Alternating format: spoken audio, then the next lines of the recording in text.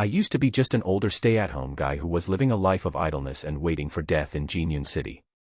My parents died early, my sister married far away, and I was the only one left to make a living by collecting rent from the store my parents left behind. Half a month ago, the zombie virus broke out without warning, and the world fell into hell in an instant. I watched people turn into zombies.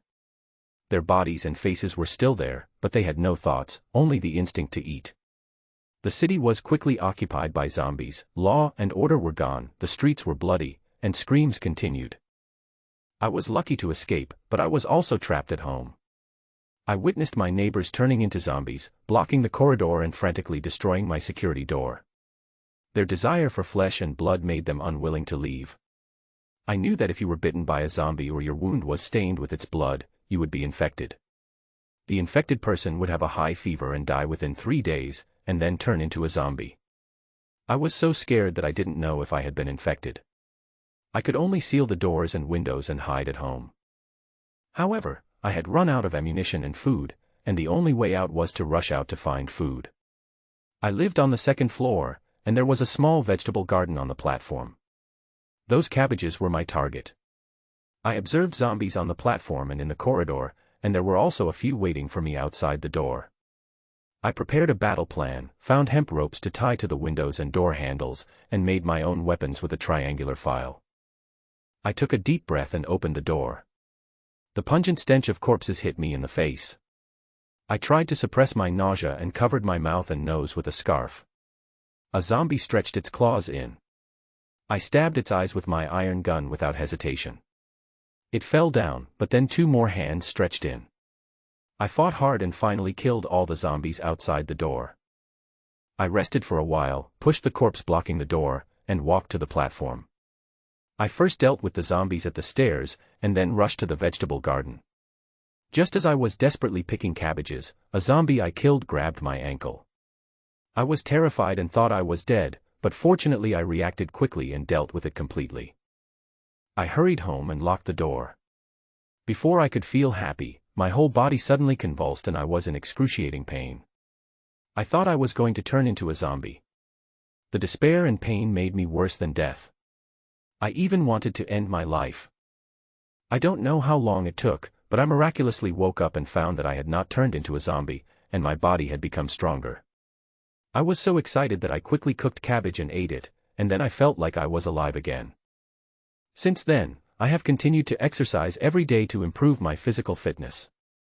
But there was less and less food at home, so I decided to go to the convenience store opposite the community to find food. I knew there were a lot of zombies out there, but I had no choice. I went out again and dealt with the zombies in the corridor like last time. I also found a crossbow and other weapons in a house. I tried shooting with the crossbow, and the power was amazing, which gave me courage. I found that zombies would stop moving when it rained, so I rushed to the convenience store while it was raining heavily. I successfully killed the zombies that blocked my way, rushed into the store, and saw food all over the floor. I was so excited that tears welled up in my eyes. I collected as much supplies as I could in the store, and even caught a cockroach to see how long it could survive. I packed the supplies and took them home, but the heavy rain on the way made me confused, and when I got home I couldn't control myself and ate like crazy, eating up several months' worth of food in an instant. I was surprised at my changes. My foot injury healed very quickly and my digestive function also changed. I began to wonder what caused all this. Could it be the rain? It rained for 3 days, and the zombies evolved in the rain. Some became taller and stronger, while others became more agile. I saw an agile zombie eating a mouse, and I guessed that the evolution of zombies might be related to flesh and rain. I continued my monotonous life, exercising, eating, watching zombies, and naming them out of boredom. Until one day, the city power grid went on strike and darkness enveloped me. I realized that I could no longer sit and wait for death, and I had to leave this dead city. I decided to fight to the death, but as soon as I went out, I found that the downstairs was full of zombies. 2 S-type zombies rushed over in an instant. I fought hard and finally dealt with them, but then D-type zombies came. I cleverly used ordinary zombies to create chaos and was able to catch my breath. But I was exhausted and had no idea what to do with the remaining zombies. Suddenly, I thought of the zombies' keen sense of smell, and maybe I could use that to my advantage. I quickly made a fake gas bomb out of dried chilies and prepared to attack again. In addition, he prepared some pepper powder separately and wrapped it in newspaper. After everything was ready, he went out. Dozens of ordinary zombies gathered downstairs again, probably attracted by the smell of flesh and blood here. Zhang Xiaoqiang ignored them. There were still a lot of corpses left, enough for them to eat for a while. He returned to the stairs. The zombies downstairs were still crowded together. A few zombies were slowly moving towards him from the edge. He threw a newspaper wrapped in pepper powder at the zombies. The newspaper spread out over the zombies, and the pepper powder inside spilled out, turning into a dark gray mist in the air, slowly covering the zombies. Soon, the horde of zombies began to become chaotic. Zhang Xiaoqiang lit the homemade gas bags and threw them at the zombies. Soon, thick smoke rose from the horde of zombies. The choking smell was so strong that even Zhang Xiaoqiang, who was standing on the platform, could smell it, let alone the zombies downstairs. These zombies were like hornets whose nest had been poked, jumping around aimlessly, pushing and shoving each other, screaming, and some were so anxious from the smoke that they started scratching and biting those around them. Some zombies were knocked to the ground, and then hundreds of big feet stepped on them, submerging them in the swarm of zombies. Zhang Xiaoqiang was standing on the platform watching this rare and wonderful sight, and he felt refreshed. The group of zombies downstairs ran away without a trace, leaving only a dozen unlucky zombies with all their bones broken by being trampled on the ground. Zhang Xiaoqiang clenched the iron gun in his hand, killed them one by one, and then walked into the convenience store. The food on the shelf was consumed quickly. After he ate the last biscuit, he scanned the empty food shelf with greedy eyes. Only 8/10 full. It was a bit regrettable. The shop was not big to begin with, and after he had ransacked the shop several times, most of the shelves were empty, leaving only some seasonings. He packed them all into his backpack with the idea of better to miss out. Thinking that there were not many cigarettes left at home, he took a red box of Yellow Crane Tower and a soft Zhonghua cigarette and went home. Zhang Xiaoqiang was going to flee the city tomorrow morning, so he prepared all kinds of supplies first. After returning home, he went back to the 2 rooms on the first floor to see if he could get anything. Unfortunately, he found little. However, he found a box of steel balls and a multifunctional folding military shovel in the bedroom of a military fan. The shovel could be used for chopping, cutting, clamping, and sawing, and was hidden under the bed by him. Unfortunately, the person had been dead for a long time, so Zhang Xiaoqiang got nothing out of it. Zhang Xiaoqiang's final reward was a large page map of the province hidden in the desk by this boy who gave away money.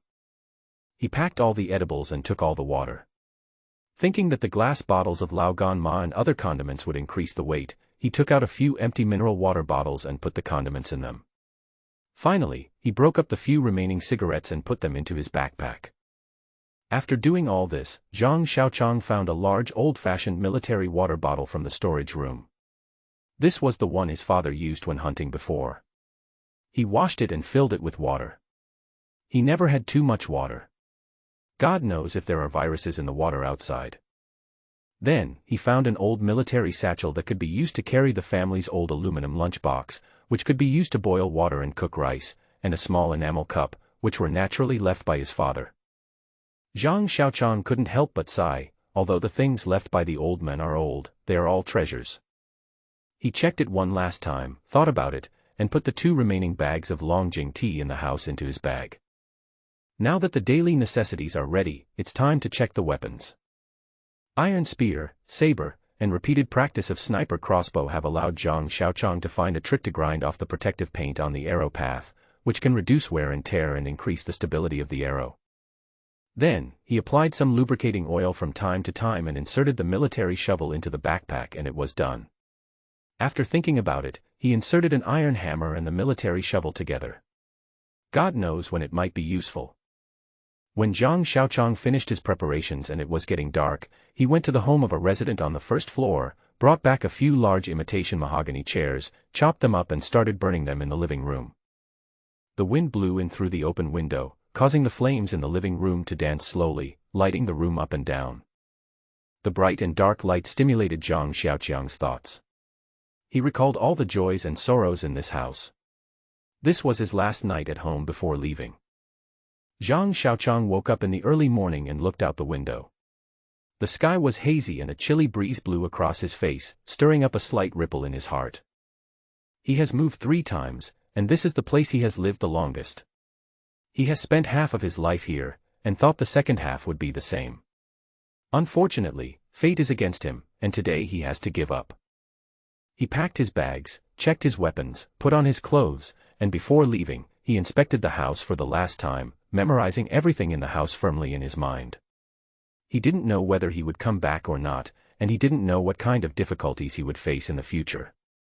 From the living room to the kitchen, and then to the bedroom, Zhang Xiaoqiang touched his computer and said with emotion, "In the future, when there is no computer and no internet, I will bid farewell to the title of otaku forever."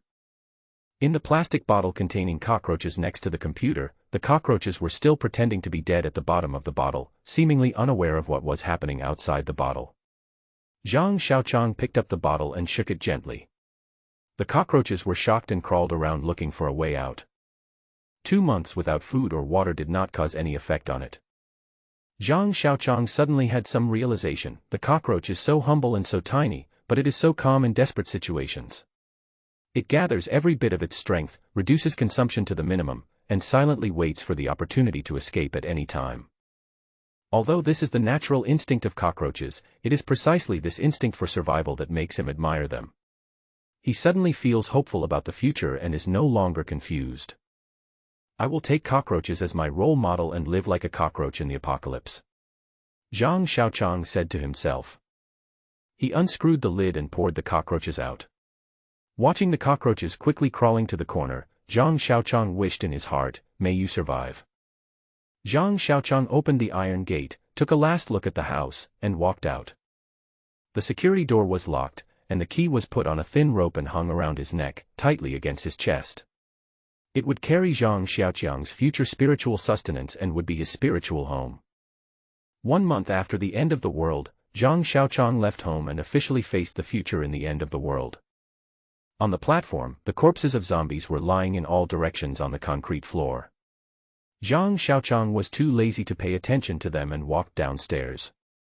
Although the group of zombies had dispersed yesterday, there were still more than 40 zombies wandering around in the garden. Zhang Xiaoqiang came downstairs, surrounded by a dozen zombies without a half-body. These zombies turned their faces towards him, opening and closing their big mouths that spewed foul smells, as if they wanted to bite him but were too weak to get up. He stepped over the zombies on the ground and walked towards the path leading to the street. He used the MP9 military sniper crossbow to eliminate the zombies blocking his way and came to the street. After counting the zombies he killed on the platform yesterday and the dozens of zombies now stranded in the garden downstairs, there were less than 100 zombies on the streets within a kilometer, with an average of 1 zombie every 10 meters. The street leading to the city center has been blocked. The end of the street leads out of the city. It may take 3 or 4 hours to walk out of the city. There must be zombies on the road. Although the population density is low, there are still tens of thousands of people. Now we can only take 1 step at a time.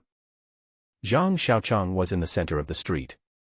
He only had to deal with less than 50 zombies on the road leading to the end of the street. Looking at the nearly 50 zombies, he felt sorry for the remaining steel balls. Although he found about 1.5 kilograms of steel balls, 1 less ball was needed for each one used. At least he could not kill 1 zombie with 1 ball.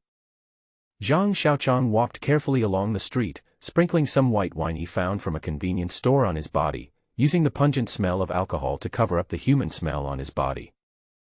Zhang Xiaoqiang held a sniper crossbow, walked on tiptoe, and carefully walked around the glass fragments on the ground from time to time.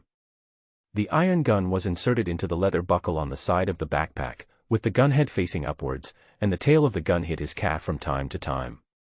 He had done a test, and the smell of white wine made the zombies unable to smell him at a distance of 30 meters, but unfortunately it was not possible within 30 meters.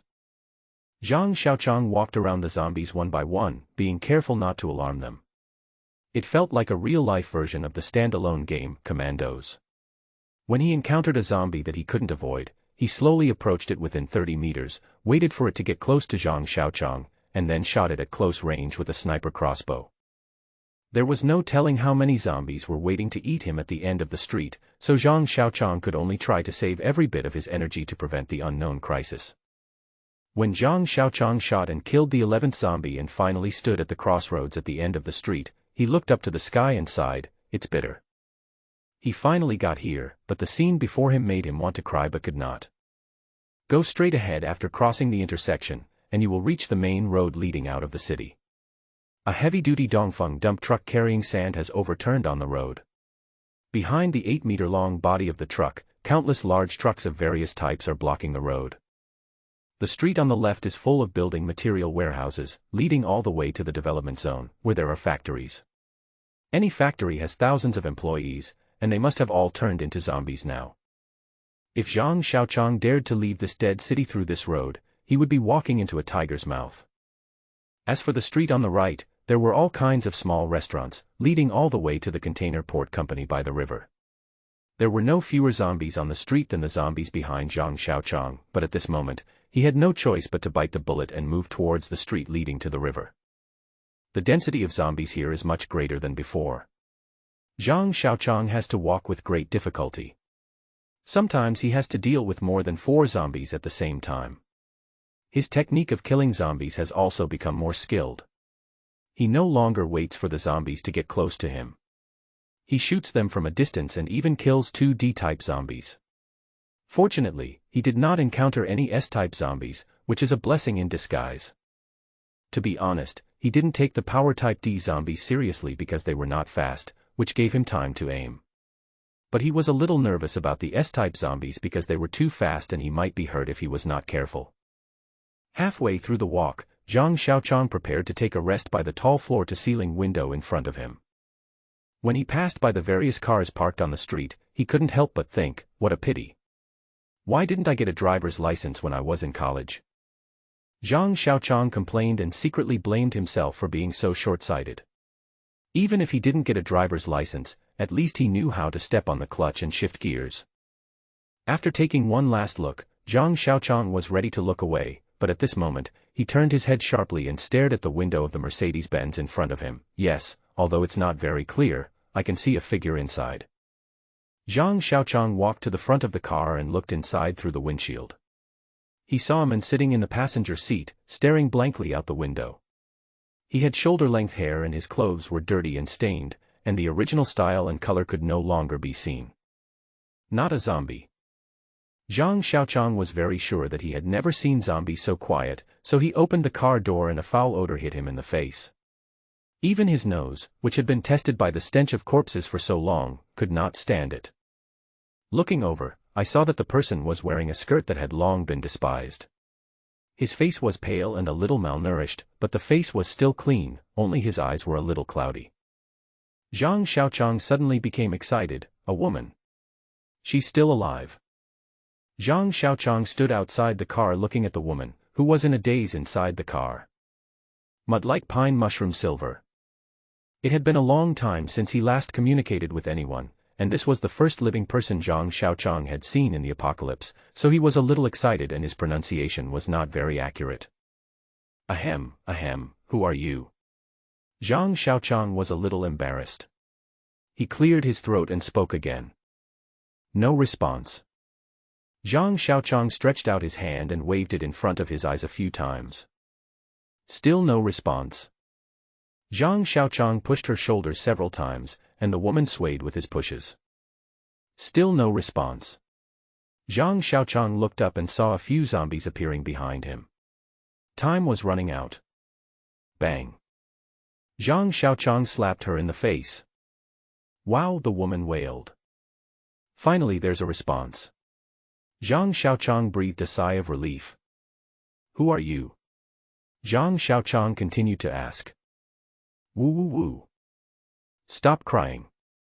Zombies kept appearing and increasing in number, and he was a little annoyed. Woo woo woo, she ignored him. Zhang Xiaoqiang became even more annoyed and slapped her on the face again. It was like a noisy tape recorder being turned off, and his ears became quiet. He opened the car door and said hurriedly, "What are you thinking about?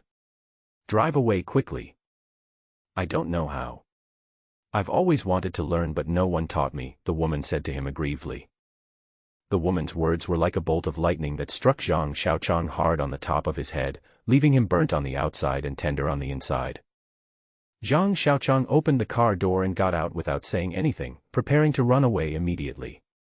When he turned around, the woman was still sitting in the car, staring at him in a daze. Go. Just sit there and wait to die. Zhang Xiaoqiang yelled at her. He really didn't know how this silly girl survived. Oh, she replied, walked up to Zhang Xiaoqiang, looked at him helplessly, with tears in her eyes, looking pitiful.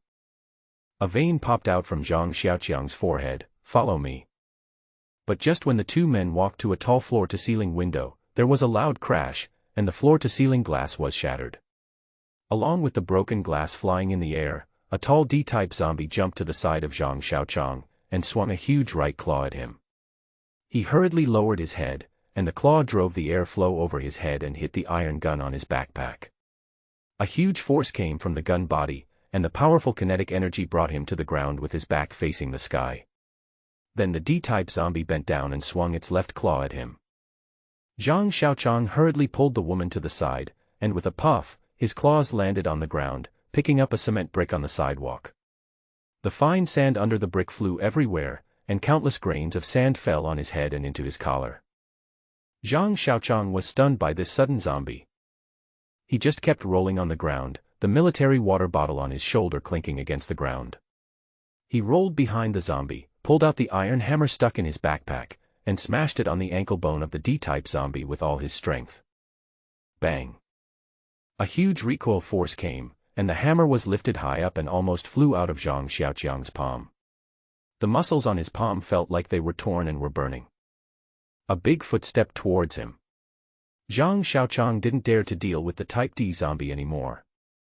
He pulled the woman and then rolled desperately towards the river bank until he hit the wheel of a car parked on the side of the road. He got up from the ground, feeling dizzy.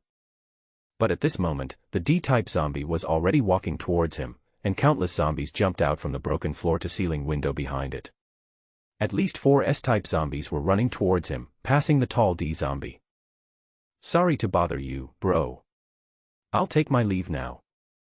Zhang Xiaoqiang only felt a strong urge to urinate.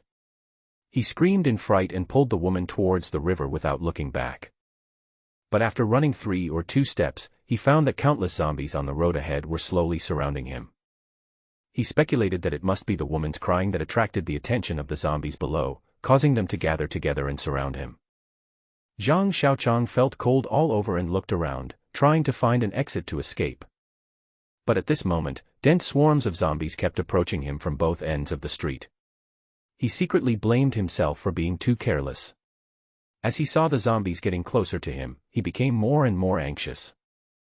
In order to avoid the S-shaped zombie behind him, Zhang Xiaoqiang could only run towards the ordinary zombies surrounding the road in front. His eyes kept scanning the group of zombies. When he saw a bus on the street, his eyes suddenly lit up. It was a luxury bus, the front of which hit the corner of the building. A pickup truck was parked at the rear of the bus. The nearly 4-meter-high body of the bus should allow him to temporarily avoid the zombies. The S-shaped zombie behind him was getting closer and closer to him. He no longer hesitated and immediately ran towards the bus with the woman. Zhang Xiaoqiang climbed into the back of the pickup truck, stepped onto the roof and jumped towards the bus. Then he pulled the woman and let her climb onto the roof first. He then lay on the edge of the top of the bus, ready to jump up, but the backpack on his back affected his judgment at this moment. He lay on the roof with his upper body and climbed up with his lower body, but the backpack on his body pulled him down. I'm going to die on my backpack sooner or later. Zhang Xiaoqiang cursed at his backpack while desperately kicking the bus. The S-shaped zombies were approaching. He kicked the window sill of the bus with all his might and used the force to climb onto the roof. Just as he pulled his legs back, he heard a loud bang and the bus body shook. Zhang Xiaoqiang turned his head and looked down, and saw an S-shaped zombie lying on the ground. It seemed that it was the one that had just hit the car body. The zombies under the car were packed so densely that they looked like sardines in a can. Zhang Xiaoqiang was eating instant noodles while looking through a telescope at the place where the D-type zombies had just emerged. On the central electronic screen, a message was still scrolling and broadcasting. Blue Sky Internet Club is having a grand opening sale. From now on, all tickets are half price. Everyone is welcome to come. Shit, this turned out to be a large internet cafe with 3 floors of usable space. All the glass on the second floor facing the street was smashed, leaving only black windows. Zhang Xiaoqiang cursed, why did they open the business when the virus broke out? Why didn't they open it earlier or later? No wonder hundreds of zombies ran out. The D-type zombie was circling around the car body, allowing Zhang Xiaoqiang to see its appearance carefully. It was more than 2 meters tall, much taller than the other D-type zombies. The other zombies did not dare to approach it. The skin on its body was like newly unearthed bronze ware, slightly dark and thick, with a faint metallic texture. The muscles all over its body were almost taller than the governor's, and the blue veins on its muscles were twisted and tangled. One could even feel the slight vibration of the car body when it walked. Could it be the legendary D2 zombie? I wonder how many people it ate to evolve into this state. Zhang Xiaoqiang raised his sniper crossbow and aimed at the D2 zombie. It posed too great a threat and he had to get rid of it first. This time he used a crossbow. He only had 6 arrows. One of the arrowheads was a little worn. It was very likely that the crossbow arrows could not be found this time. The best steel should be used on the blade, and you can't catch the wolf without sacrificing the lamb. Zhang Xiaoqiang thought silently, calming his mind. The crosshairs on the scope were on D2's head. He clicked his fingers, and with a bang, the crossbow arrow disappeared. Ah! This D2 zombie was screaming wildly, with a small hole about an inch long on its forehead, grinning and laughing at Zhang Xiaoqiang. Where's the crossbow arrow?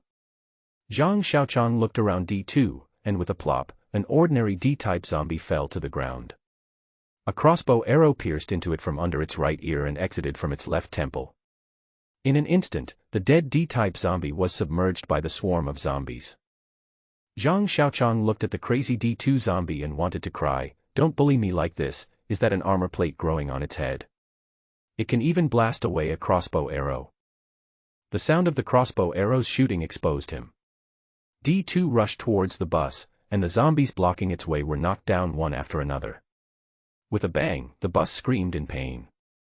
A huge dent was knocked out of the bus body, and the window glass shattered and fell to the ground. Zhang Xiaoqiang on the roof was shaken and could not stand, and the woman screamed in fear.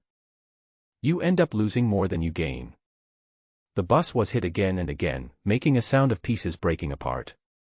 Zhang Xiaoqiang was on the roof of the bus, feeling frightened by the vibration. He looked around for a way to get off the roof of the bus.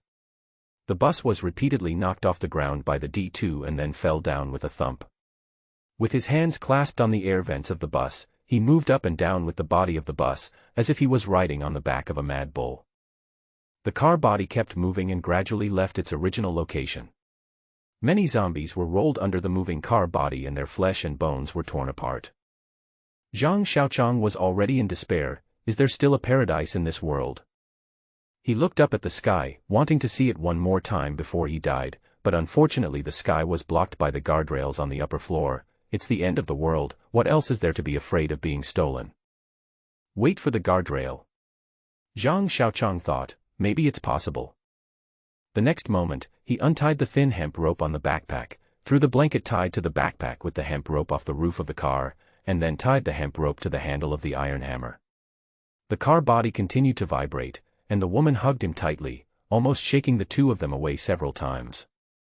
Is this the legendary Che Zhen? His hands were busy, and his mind was thinking, okay. Zhang Xiaoqiang swung the hemp rope tied to the hammer in circles in the air and threw it towards the guardrail above his head.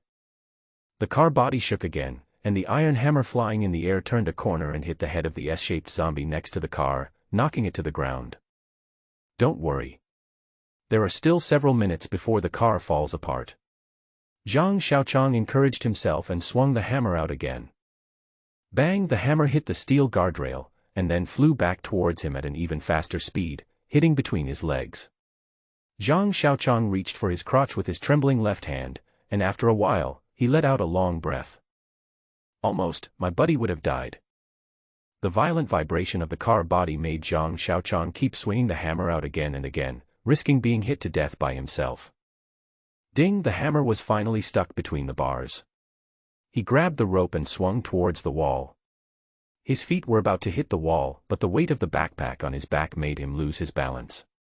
He hit the wall sideways, and his forehead was broken. Blood dripped down and kept falling on his collar. The pain from the impact almost made him let go. This backpack will kill me sooner or later. Zhang Xiaoqiang muttered in tears, and then said to the woman, "Hurry, hold me tight, don't let go." The woman was afraid that Zhang Xiaoqiang would leave her, so when she heard this, she immediately hugged his waist tightly with both hands and refused to let go no matter what, almost strangling him to death. But at this moment, Zhang Xiaoqiang didn't care about all this. He hurriedly climbed up slowly along the rope. The D2 zombies were still hitting the bus, and the bus was still hit into a V shape, but it was still stubbornly holding on. After all, it's a domestic product, so it's sturdy. If it were imported, I would have died several times ago. He sighed as he climbed. The zombies around him were attracted to his feet by the smell of blood. Looking down, he saw densely packed zombie heads. Several near-death experiences made his heart numb. He would not be scared by the zombies below anymore. There were not many crises that could scare him. Just like now.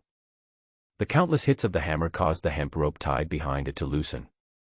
Zhang Xiaoqiang could clearly see the hemp rope slowly sliding off the handle of the hammer, and he became anxious. He tried desperately to increase his climbing speed.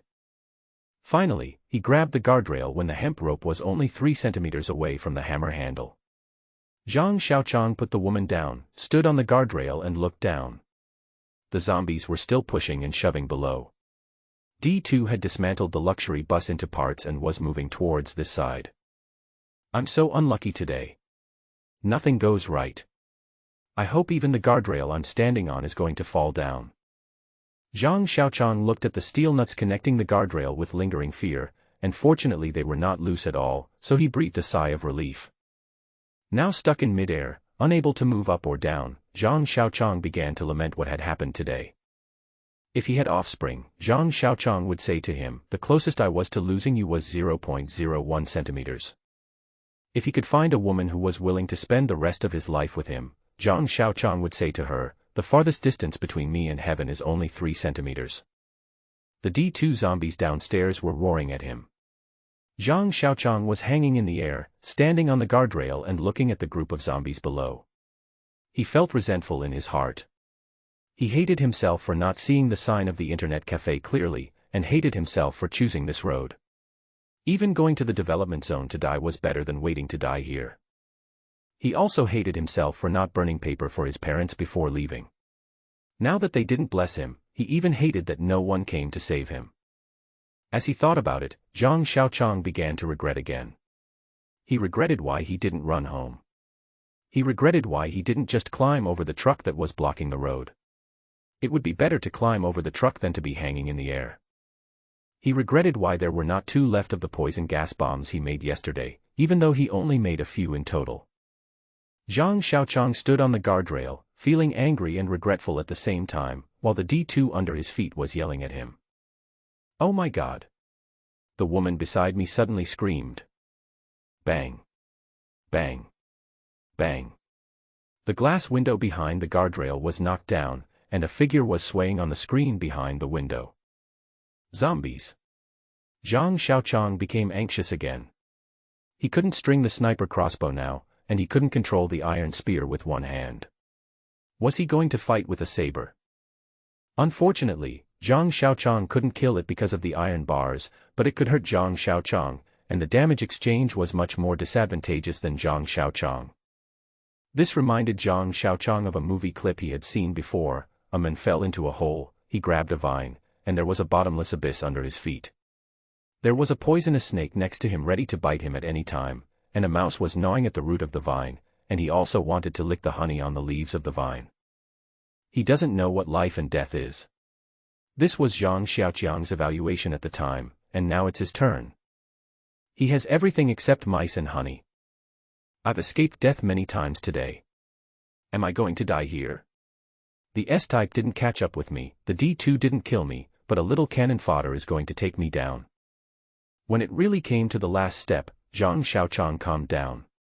Too many accidents and too many thrilling experiences today had already made him physically and mentally exhausted. It's better to end it sooner. At least I won't be alone on the road before I die, he said quietly. Bang. Bang.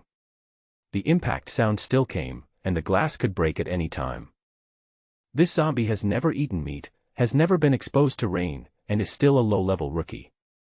Zhang Xiaoqiang sighed. If it was a zombie that had eaten human flesh, it would have been destroyed long ago and would not have been left to suffer. Oh God.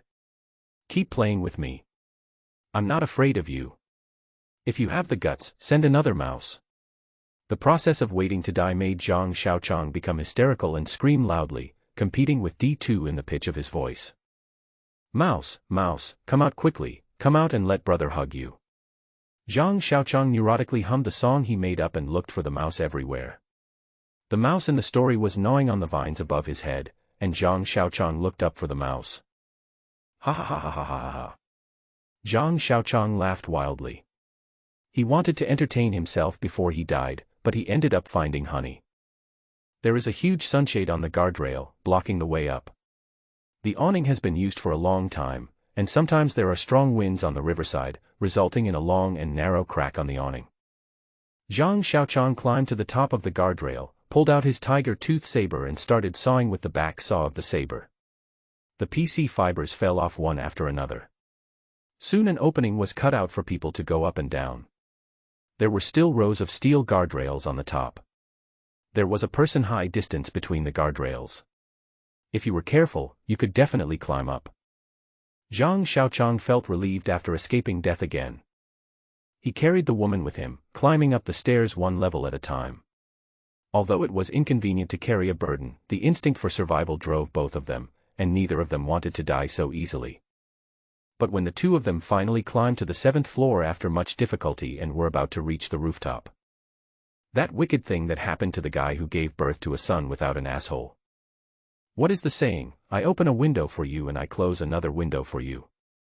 As a result, Zhang Xiaoqiang was trapped on the guardrail on the last floor away from the roof.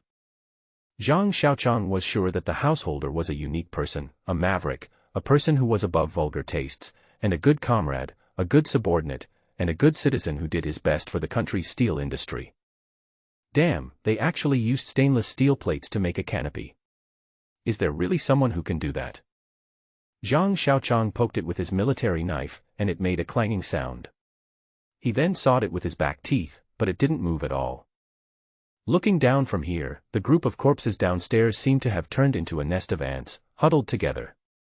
Looking up again, the cold steel plate made his teeth ache. Hanging on the 7th floor is not the same as hanging on the 2nd floor. The wind upstairs is blowing very loudly.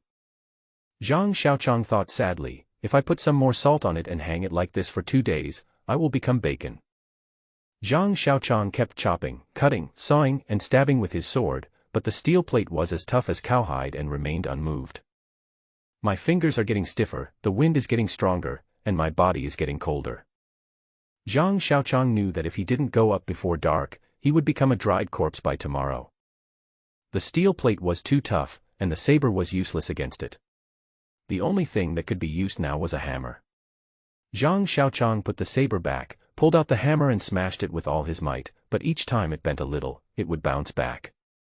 After 99, there is only one more shiver left. Am I going to die in this shiver? The sky began to darken. Although this city in central China was not too cold in winter, the temperature was below zero at night. Zhang Xiaoqiang and his companion were hanging in the air with nothing to block the wind. The only blanket they had was thrown to the zombies by him. After smashing for a while, Zhang Xiaoqiang prepared to take a break, and only then did he have time to look at the woman in front of him. And this woman was also surprisingly quiet. When Zhang Xiaoqiang didn't speak, she didn't say anything either. What's your name? Zhang Xiaoqiang broke the silence. Today, it was because she cried too loudly that the two of them ended up in this situation, but when he thought of the loneliness when he was alone, he endured it. Yang Kur.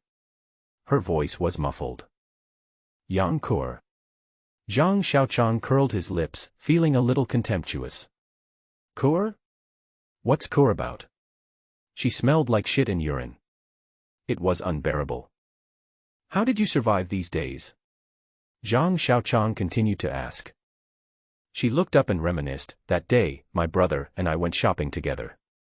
According to Yang Qiao, the day the virus broke out was her brother's birthday, and they went shopping together.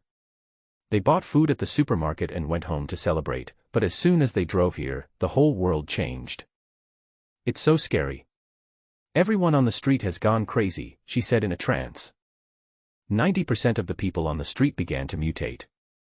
Husbands were eating their wives, mothers were tearing their children apart, and sons were chasing and biting their mothers. Looking at the chaotic streets and the crazy crowds, she was so scared that her legs and feet went weak and she knelt on the street. In order to protect her, her brother was also eaten alive by zombies. The reason why he is still alive is that he relied on the food in the car for nearly a month. He eats, drinks, defecates, urinates and sleeps in the car until today. Those monsters kept ramming the carriages. No one answered the phone. No one answered 110. No one answered my parents' phone calls. Yang Qiao said this very pitifully, but then she couldn't help but ask, "Uncle, do you have any food in your bag? I haven't eaten for 2 days." Zhang Xiaoqiang sighed, took out the few remaining instant noodles from his backpack, handed one pack to Yang Qiao, kept one pack for himself, but opened the package with his teeth, and swallowed it with water. After getting the instant noodles, Yang Qiao couldn't wait to tear open the package and started to eat it voraciously. After recovering some strength, Zhang Xiaoqiang stood up and continued to hammer away with all his strength. He had just gotten through so many crises, so he didn't believe that he couldn't get through this one today. Dang, dang, dang. The sound of hitting metal spread far away in this silent city, and turned into an echo and returned to Zhang Xiaoqiang's ears. But he seemed to feel nothing, nothing at all. In his eyes, there was only this damn piece of steel plate. Puff. He didn't hit the target and hit the cement wall. A small piece of cement residue hit his face. He squinted and looked at the small hole on the cement wall. Blast a hole in the cement wall. Zhang Xiaoqiang shook his head and thought it would be better to continue smashing the steel plate. Zhang Xiaoqiang swung the hammer and continued to smash it, but he stopped when he reached the steel plate, concrete wall. Steel plate. Steel plate nailed to the concrete wall. Huh. Zhang Xiaoqiang screamed. The hammer stopped hitting the steel plate and started hitting the joint between the steel plate and the concrete wall. An expansion screw nailed to the wall loosened. Zhang Xiaoqiang kept hitting it. His arms started to ache and his stomach started to feel hungry. He still didn't realize that he was just hitting it mechanically and numbly. The expansion screws began to loosen more and more, the sky became darker and darker, and only a little twilight remained between heaven and earth, illuminating the world. Hiss! At this time, the entire stainless steel plate finally completed its mission and floated downstairs. Zhang Xiaoqiang trembled as he put the hammer back into his backpack and kept hitting it against the concrete wall. The concrete wall then bounced the force back to his hands, and after he put the hammer back in, he could no longer open his fingers. He struggled to climb to the roof with his left hand and right elbow, and then he lay on the ground and curled up. He had been through too much today. It's good to stay at home for 1,000 days, but it's hard to go out for half a day. Today alone, he encountered more dangers than in the entire first half of his life combined. Even the last time he confronted hundreds of zombies was too much. Such ups and downs in mood also made Zhang Xiaoqiang feel extremely tired. To be honest, he was somewhat impressed with himself. He had always managed to escape from the crisis of certain death several times. Even with the zombie swarm below and the ferocious D2 like a tank, he had not received much damage. He only had a slight skin break on his forehead. Do I have the potential to be a leading actor? Zhang Xiaoqiang thought happily. Careful. Yang Qiao's scream brought him back to his senses. He saw the inspection door on the rooftop being knocked open, and a dark shadow approaching this side. It was already dark, and nothing could be seen clearly on the rooftop in pitch black. Zhang Xiaoqiang didn't know if the zombie was one of the zombies in the group downstairs. So he drew his iron spear and went forward. When he was about to get close, he was tripped by the bracket of a solar water heater under his feet and fell to the ground sideways. Haven't you teased me enough today? He thrust the iron spear at the zombie, but unfortunately he was lying on the ground and couldn't use his strength, so the spearhead stabbed the zombie's calf. He blocked the zombie's forward steps for a while, and took the opportunity to kneel on one knee, stretched the iron spear between the zombie's calves and thrust hard, and the zombie lost its balance and fell to the ground. Swoosh! Zhang Xiaoqiang pulled the gun tip out of the zombie's head. During the time he was killing zombies, no other zombie came to the roof, which made Zhang Xiaoqiang breathe a sigh of relief. It was pitch dark on the roof. He took out his lighter and wanted to light a fire to see the zombies clearly, but the wind was too strong upstairs and he couldn't light the fire. Zhang Xiaoqiang took out a hammer, hooked out the zombie's chin and dragged it into the corridor, then made a gesture to Yang Kuer, closed the wooden door leading to the roof, and kept the bone-chilling cold wind out. He took out a lighter and lit it. With the faint light he could see the face of the zombie clearly. This is a female zombie. Her face is so dry, black and skinny that her original appearance can no longer be seen. Her clothes are not torn. She is wearing a novel and bright red down jacket and a pair of frosted jeans. She looks quite young when she was alive. Afterwards, Zhang Xiaoqiang and his companion walked up to the 7th floor by feeling the wall. They hit the security door several times with a hammer, but there was no response, so they kept walking down by feeling the wall.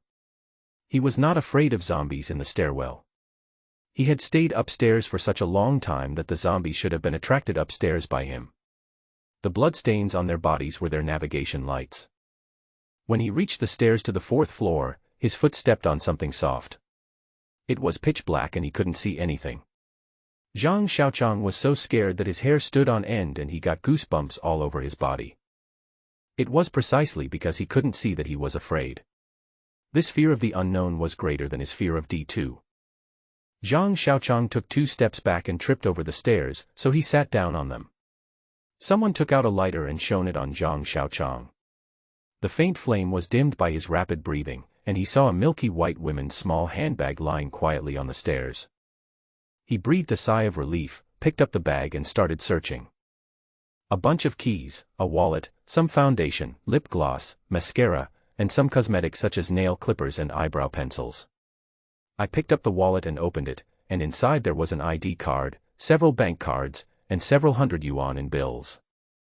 A pretty young woman smiled on the ID card, Chao Shuyun, May 12, 1994. This should have been abandoned by the zombies killed by Zhang Xiaoqiang on the rooftop. She should live here. One of the keys must be the key to the house. I felt a little relieved. At least I didn't have to spend the night on the concrete floor. Snap, he threw the lighter on the ground. It was hot because it had been burning for too long. Zhang Xiaoqiang took out a flashlight from his bag again, went down to the 4th floor to try the key, but it wasn't there. He went to the 3rd floor, but it still wasn't there. Could it be upstairs? He returned to the 5th floor again. With a click, the security door was opened, and he carefully led Yang Kuer into the living room. The living room is large and simply decorated. Zhang Xiaoqiang found a flashlight on the antique shelf at the entrance and tried it out, and it worked. Looking around with a flashlight, I saw that this family lived in a 3-bedroom, 1 living room structure, with a master bedroom, a study, and a children's room. Lying on the small bed in the children's room was the dried body of a little boy. The boy was about 5 or 6 years old. He was so thin that only skin and bones were left on his body. He lay on the bed with his body folded up, like a mummy. Zhang Xiaoqiang didn't look at it again and just walked out. There are so many tragedies in the end times. Who knows if it will happen to you tomorrow? Zhang Xiaoqiang said to Yang Kuer, please sit down for a while. I'll go to the kitchen and bathroom to check. After that, he went to the bathroom and kitchen to check the water and gas systems.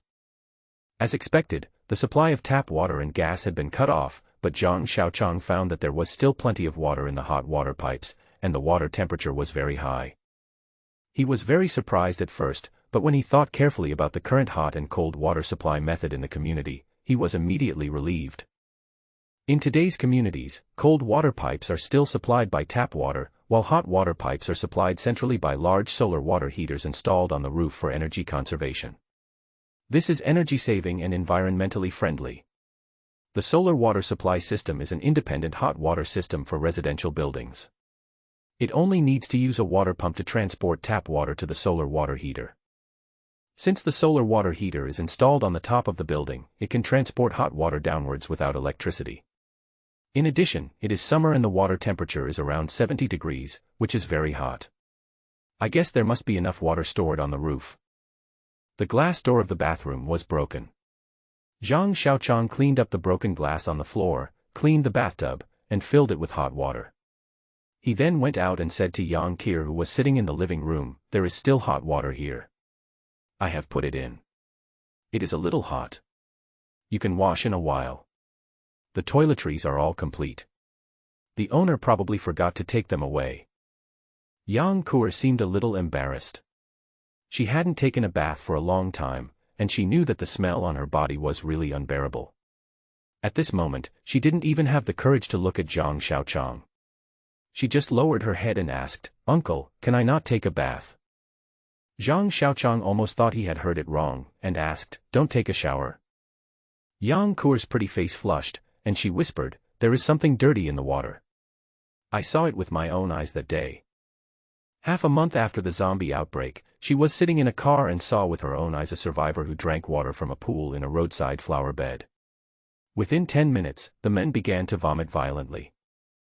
After vomiting for a while, the survivor became sick and turned into a zombie. There must be something wrong with the water. Zhang Xiaoqiang knew without guessing that the water that the unlucky survivor drank must have contained a lot of rainwater. He was tormented and almost died when just a little bit of it splashed into his mouth. But that guy drank a lot, it would be unfair if he didn't turn into a zombie. It'll be fine as long as you don't drink the water, and this is sealed hot water that is not contaminated. Zhang Xiaoqiang imparted his experience to her, thinking back to when he was drenched in the rain and it was nothing serious. Yang Qir lowered her head and looked between her legs, saying nothing, silently protesting to Zhang Xiaoqiang. "Watch." Zhang Xiaoqiang shouted at her, poured out some water to wash his hands, then stood up and shook off the water stains on his hands. Yang Qir looked at him warily and took a few steps back. Feeling unsafe, she took a few more steps back. Only when she felt safe did she stop and observe him. Seeing her looking at him with an argumentative look made him feel uncomfortable. "You're not thick-skinned enough." Zhang Xiaoqiang despised himself for not being able to stand the gaze of a little woman. 5 minutes, 10 minutes, half an hour passed, and she was still watching. "Are you done yet? If you don't wash it now, the water will get cold." Zhang Xiaoqiang became annoyed. Only then did Yang Qir move closer to him hesitantly, taking 3 steps forward and 1 step back. She stood 5 meters away and refused to get any closer. "You really didn't turn into a monster?" she asked doubtfully. "Will a monster talk to you about life and ideals? Will a monster teach you how to take a bath?" Zhang Xiaoqiang said unhappily. "Oh." Yang Qir felt relieved. "Okay, I'll go find you some clothes to change into." Zhang Xiaoqiang came back to the bedroom he had just entered, trying to see if he could find a set of replacement clothes for Yang Qir. Yang Qir had a lowly-like figure, and the dead mistress's clothes were a bit big, but she should be able to wear them. They were much better than those dirty clothes. Zhang Xiaoqiang placed a cashmere skirt suit and an undershirt whose tag the owner hadn't yet removed on the towel rack in the bathroom. He tested the water temperature and found it was just right, so he said, "Start washing." Yang Qir went into the bathroom with a red face, while Zhang Xiaoqiang sat on the sofa thinking about what to do next. The sound of water dripping from the bathroom could be heard from far away, but because the surroundings were too quiet, it could still be clearly heard. Water vapor was rising, and since the glass door of the bathroom had been damaged for a long time, fog began to slowly dissipate from inside. Zhang Xiaoqiang's eyes would always inadvertently see Yang Qir's blurry and hazy back. As time passed, he would also see her somewhat plump back, and even the beautiful and charming scenery in front of him. Zhang Xiaoqiang stared at it intently, then cursed himself in his heart as a beast, but suddenly he thought, if he didn't go to look, would that be worse than a beast? With this mentality, he would stare at the charming figure for more than 10 seconds, then look elsewhere, and then look back at her intently. He is not a gentleman, so he would naturally not miss out on taking advantage. Yang Qir was probably worried that he would suddenly leave her, so she would sometimes stick her head out to look at him. At these times, Zhang Xiaoqiang would pretend to be a gentleman.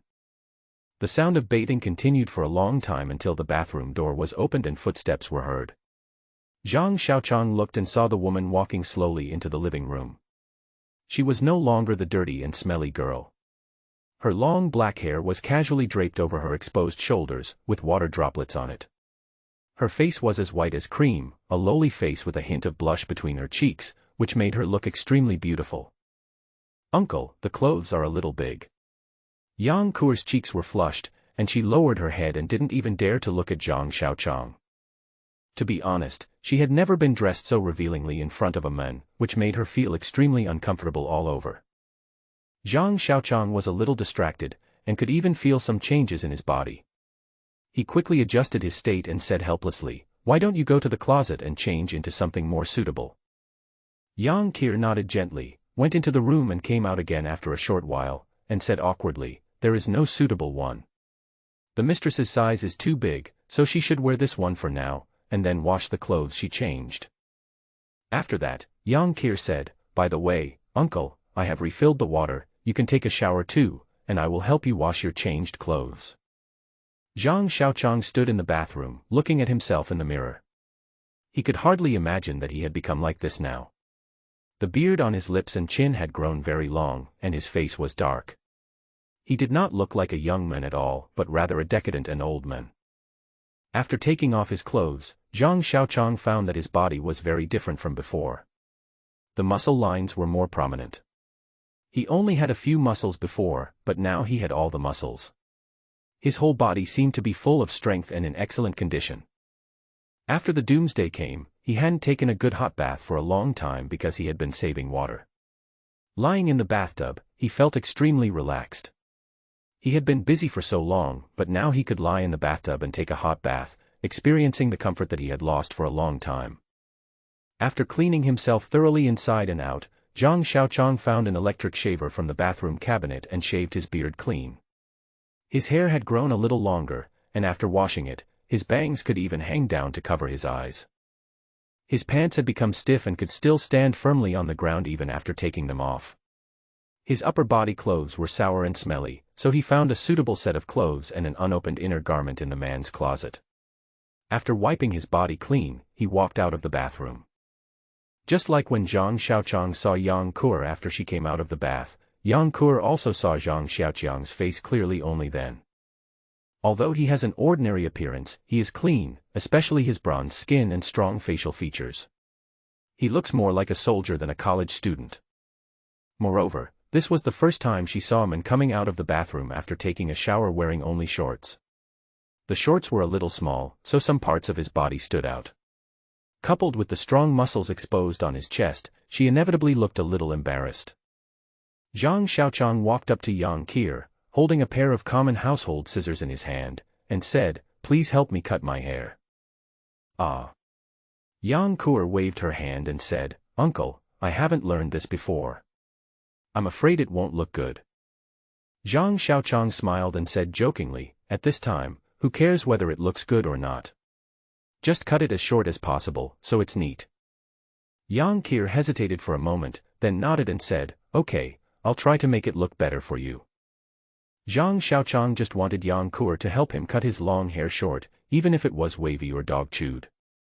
However, Yang Kuer was very serious about it. She walked back and forth beside Zhang Xiaoqiang with a pair of scissors in her hand, with a faint fragrance on her body, which made people feel intoxicated. Yang Kuer was very careful with every cut of the hair, but at that moment, Zhang Xiaoqiang's mind was distracted by her body so close to him that he didn't know where else to go. It was a long time before he realized that she had cut his hair into a perfect short length. "Go to the bathroom and take a look. Are you satisfied?" Yang Kuer put down the scissors and said to Zhang Xiaoqiang. Zhang Xiaoqiang casually touched the prickly roots of his hair with his palm and said with a smile, "Just cut it short. It's much more comfortable now." "Thank you." Yang Kuer asked, "Uncle, what are we going to do next?" Zhang Xiaoqiang thought for a moment and said, "It's getting dark. Let's rest here for tonight and find a way to leave tomorrow. The food we have now is only enough for the two of us to consume for a few days. We can't stay here for too long." Yang Kuer had no choice but to say, "Then I'll go to the bathroom and wash the clothes."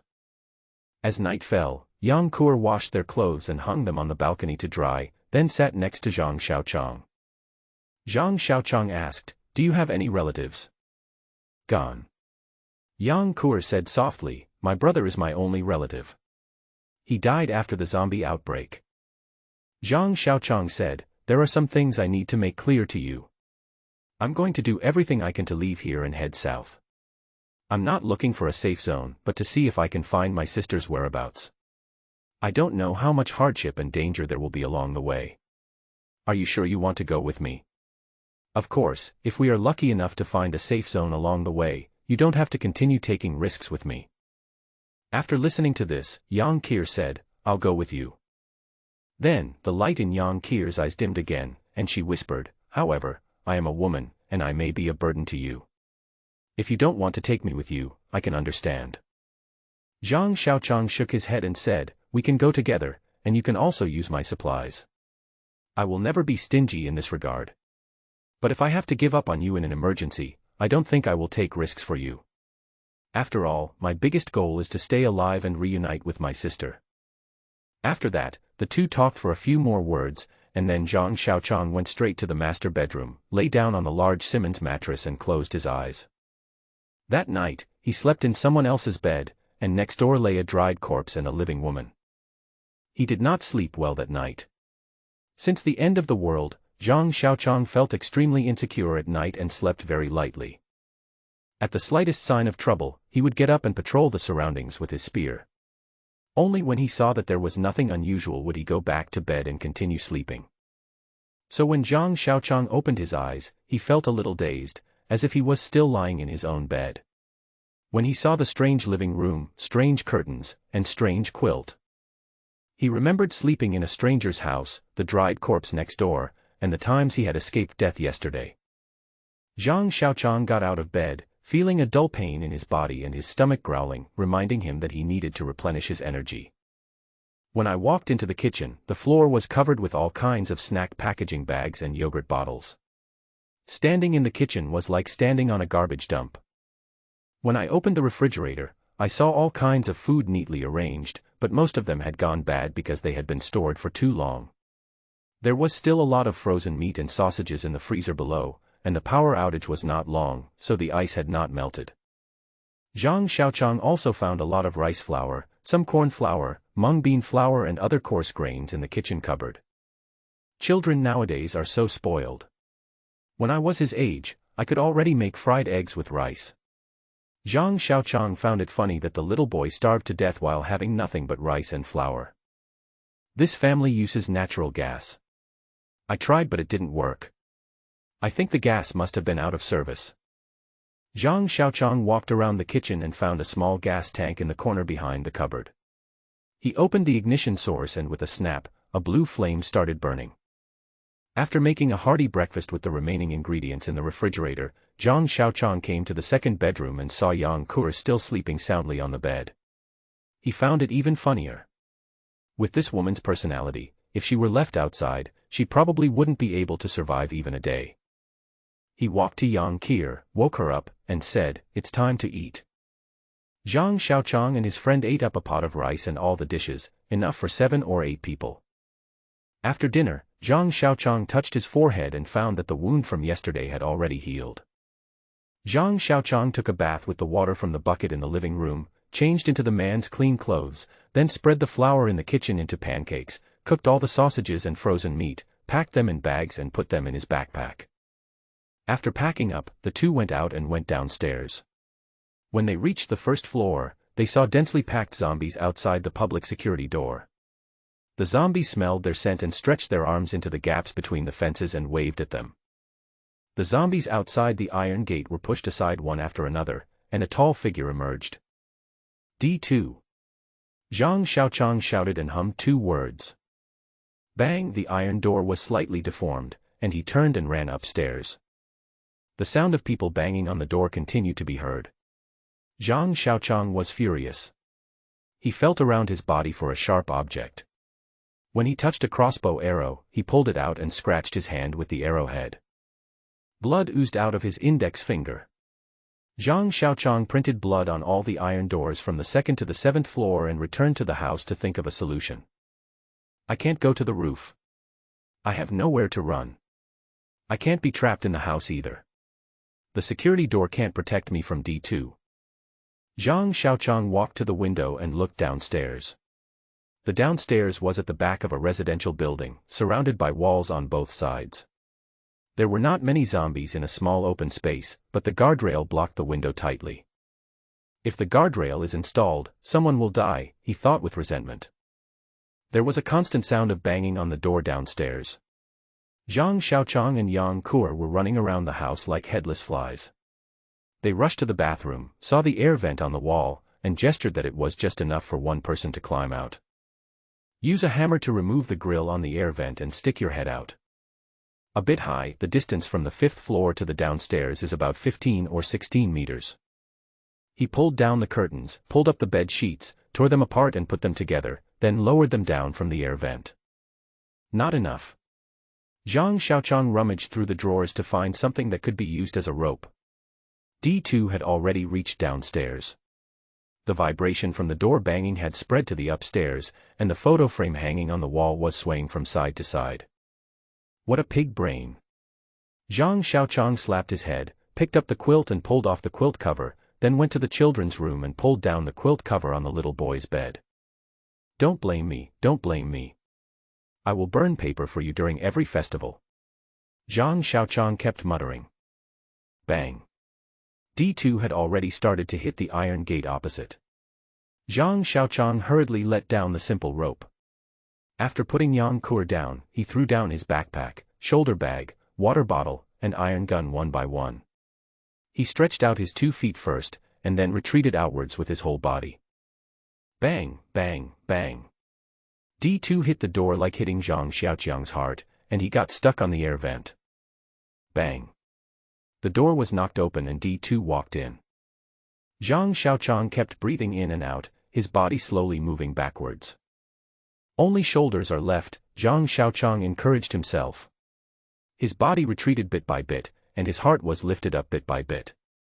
The D2 zombie walked into the living room, the bedroom, the children's room, and finally into the bathroom. Half of Zhang Xiaoqiang's head was still left outside the air vent. He was stuck on the air vent, and a zombie was standing under it.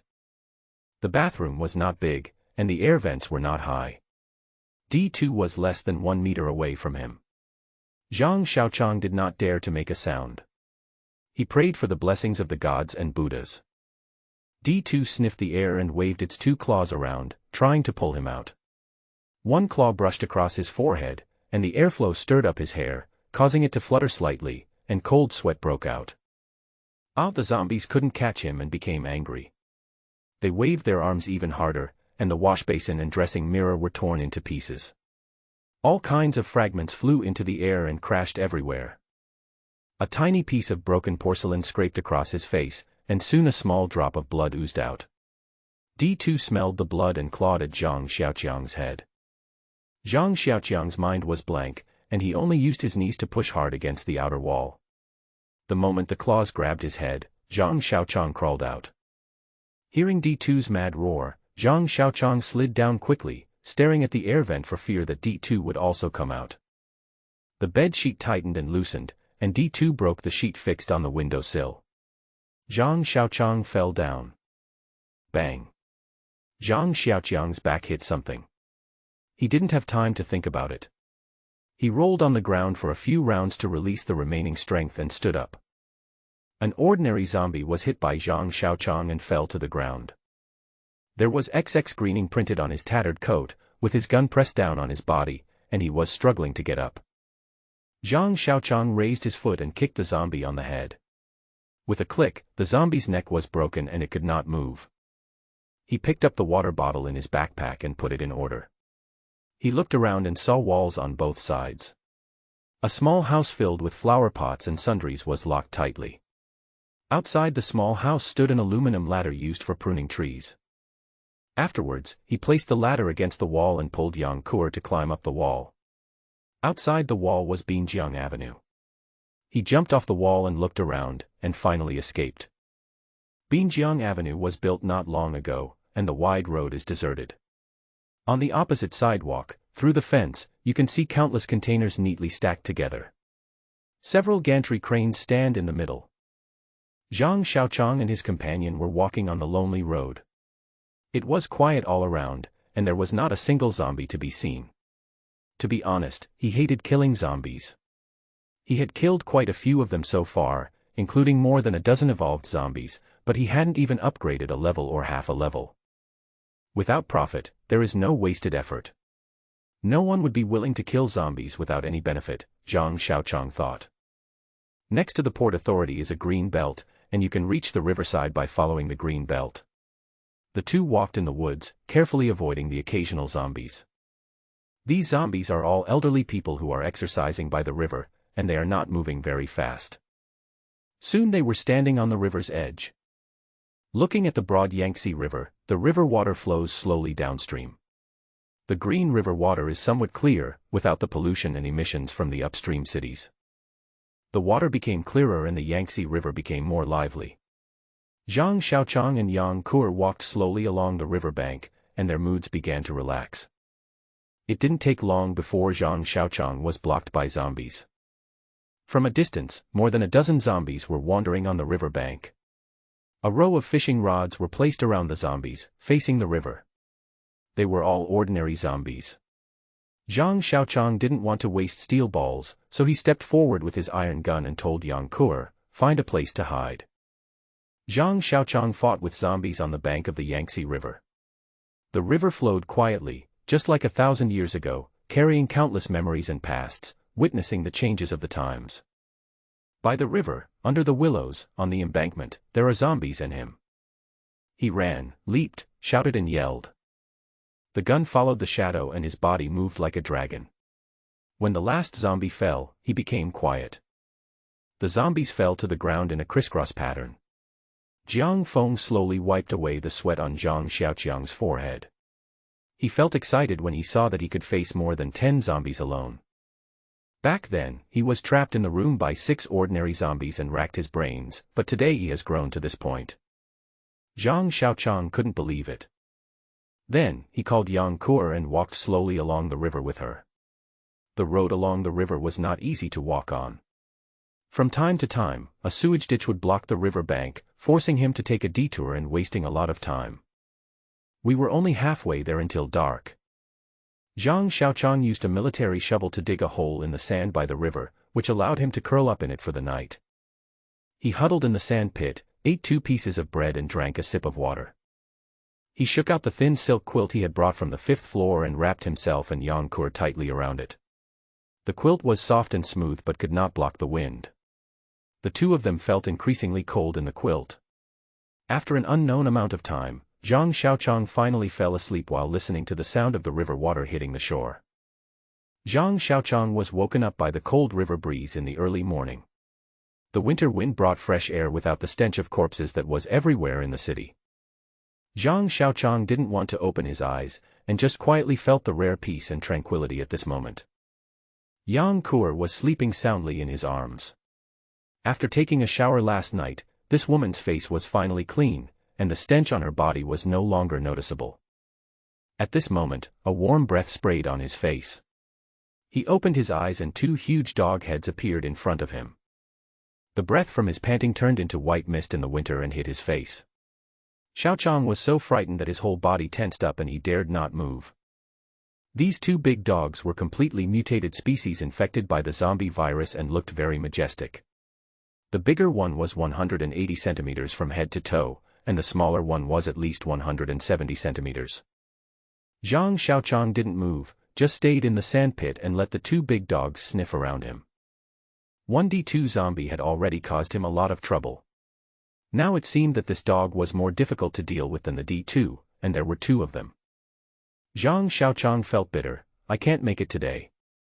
Watching myself get eaten by a dog is a creative way to die. Zhang Xiaoqiang was daydreaming, his eyes darting around and secretly looking at the 2 big dogs in front of him. Its limbs are thick and long, and its claws on the ground are wider than Zhang Xiaoqiang's palms. Its chest is broad and its waist is thin. There is a narrow white spot on the larger forehead, and a tuft of red hair on the tip of the smaller tail. Zhang Xiaoqiang was waiting for them to eat him, but they lost interest in him, took his backpack out of the sand pit, and fiddled with it in the sand, whining at him after a while. Could it be? Zhang Xiaoqiang didn't have time to think about it. He unzipped his backpack and took out a plastic bag.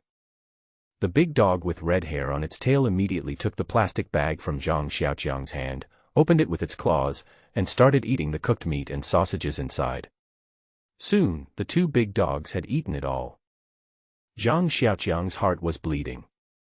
That was 7 or 8 pounds of cooked meat and more than 10 sausages. There was nothing left.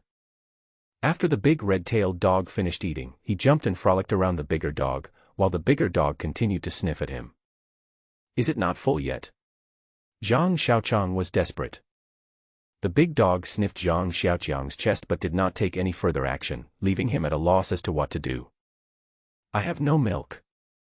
Zhang Xiaoqiang said to the big dog with a sad face. The big dog sniffed him twice, took 2 steps back and snorted, then ignored the two of them and walked towards the river with the smaller dog, playing with each other as they ran. Zhang Xiaoqiang breathed a sigh of relief. Looking at the two big dogs drinking water and playing by the river, Zhang Xiaoqiang sighed, dogs are better than cats. No wonder they say raising cats is not as good as raising dogs. He woke up Yang Kuer, and the two of them ate something casually, then put on their backpacks and set off for today's journey. Zhang Xiaoqiang was walking on the road, with 2 big dogs following him from a distance. Even when Zhang Xiaoqiang stopped, they did not approach him. This is a small square in a green belt, with several tape recorders placed on the edge of the square. 70 or 80 zombies were scattered across the square, with 1 S-type and 2 D-types. It must be the place where the aunties and grandmas who live nearby dance. Zhang Xiaoqiang concluded. Zhang Xiaoqiang put away the telescope, thinking about how to get around it. With a whoosh, 2 black shadows rushed towards the square from behind him. He hurriedly raised the telescope and looked over there. 2 big dogs ran around among the zombies, biting off a zombie's head from time to time. The zombie's sharp claws were powerless against the big dog's strong and thick fur. The zombies in the square fell to the ground one after another. Soon, there was no zombie left standing in the square. Zhang Xiaoqiang walked forward and saw 2 big dogs biting open the skulls of several evolved zombies and licking their yellow brains. After eating the brains, the big dogs tore off the strong flesh of the D-type zombies and swallowed them, ignoring the shriveled and skinny corpses of the ordinary zombies and S-type zombies next to them. The 2 big dogs were still not satisfied after eating the D-type zombies and kept licking their mouths. Zhang Xiaoqiang tightened the backpack on his shoulders and continued to move forward with Yang Kuer. When they reached the place near the urban-rural junction, the 2 big dogs barked at Zhang Xiaoqiang a few times, turned around and ran away. Zhang Xiaoqiang watched the figures of the 2 big dogs gradually disappear. What a pity for the 2 amulets. Zhang Xiaoqiang turned around and continued to move forward. On the side of a ditch leading to the Yangtze River, Zhang Xiaoqiang killed a lone zombie. The gun tip was pulled out of the zombie's head, the zombie fell to the ground, and a rusty key fell out of the zombie's trouser pocket. Did I get treasure by killing monsters?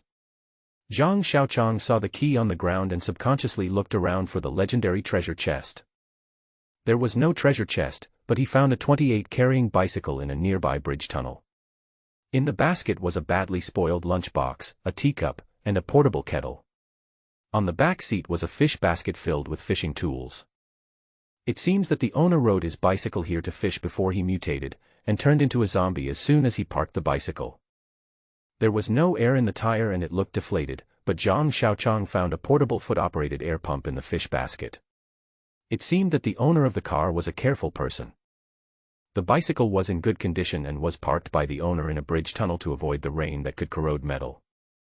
Zhang Xiaoqiang pushed out all his energy. The bridge above led to the suburban highway. Zhang Xiaoqiang climbed onto the bridge and rode his bicycle toward the suburbs. Zhang Xiaoqiang rode his clanking bicycle on the cement road in the countryside, pedaling very fast, feeling very happy. I am now a car owner. Although it is just a bicycle, it is very different from a car or a motorcycle, but it is much more powerful than walking. From time to time, scattered zombies on the road would smell his scent and surround him, and Zhang Xiaoqiang would whiz past them on his bike. Seeing the S-shaped zombies behind him chasing further and further away, he was so happy that he wanted to sing loudly. Zhang Xiaoqiang rode his bicycle along the road, with Yang Qir sitting behind him. On both sides of the road are rows of fields, with ponds scattered among them. The arrival of early spring has caused the trees in the countryside to sprout new branches one after another. Swallows have begun to fly towards the eaves in the distance, carrying spring mud in their beaks by the stream. Everywhere you look, you can see tender new green. Girls nowadays are heartless. Yang Qir behind her started to nag after she felt that she was out of danger. "Uncle. The stick on your body poked me." Yang Qir pulled the iron gun that Zhang Xiaoqiang had inserted into his backpack from behind. When Zhang Xiaoqiang heard her say something about a stick or a poke, the steering wheel of his car shook and he was almost dragged into a ditch. "Bear with it." Zhang Xiaoqiang snorted 3 words without looking back. "I feel so numb from the poking of your stick." Yang Qir was still pulling the iron spear. Zhang Xiaoqiang was riding on the bike, his nose felt hot and it seemed like blood was about to flow. Then his mind raced, and his thoughts were brought back to the scene when he saw her taking a bath in the morning, and he shuddered. Zhang Xiaoqiang ignored her and continued pedaling, but she became more lively. "Uncle, you killed all those monsters by yourself yesterday. That's awesome." She just remembered. "Uncle, where do you live? What do you do?" The job of otaku is not very glorious, so Zhang Xiaoqiang remained silent. "Uncle, are you tired of riding a bike with a bag on your back? Do you want to take a break? My butt hurts from sitting in the back seat. Didn't you see the zombies on the roadside?" Zhang Xiaoqiang muttered to himself and continued to ignore her. "Uncle, what does your mother do?" "My mother works at XX, maybe you know her." She kept talking like a chain, and Zhang Xiaoqiang felt his head buzzing.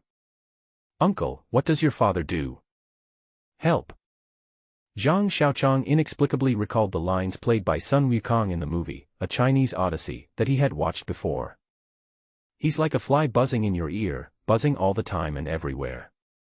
I really want to pinch his neck, pull out his intestines, and strangle him around his neck. Ah. The whole world will be quiet." At the same time, an impulse surged in Zhang Xiaoqiang's heart.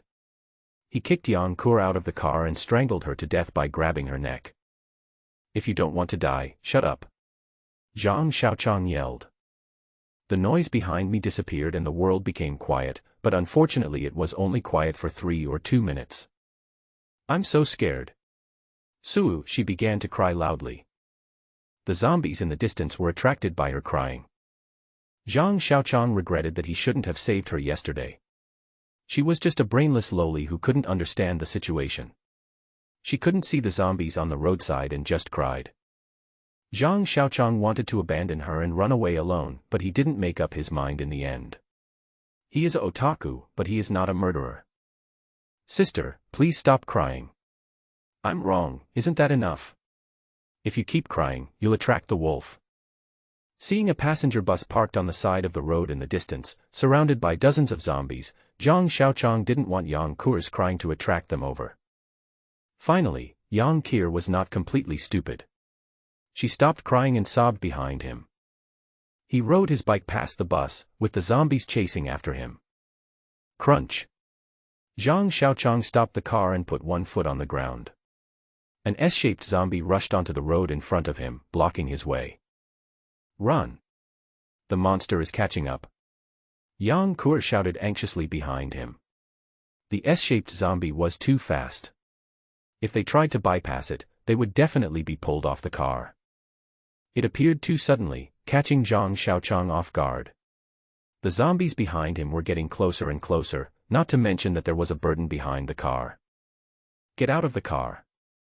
Zhang Xiaoqiang yelled, then pulled out a hammer and swung it at the S-shaped zombie. "There's a monster!" Yang Qir screamed.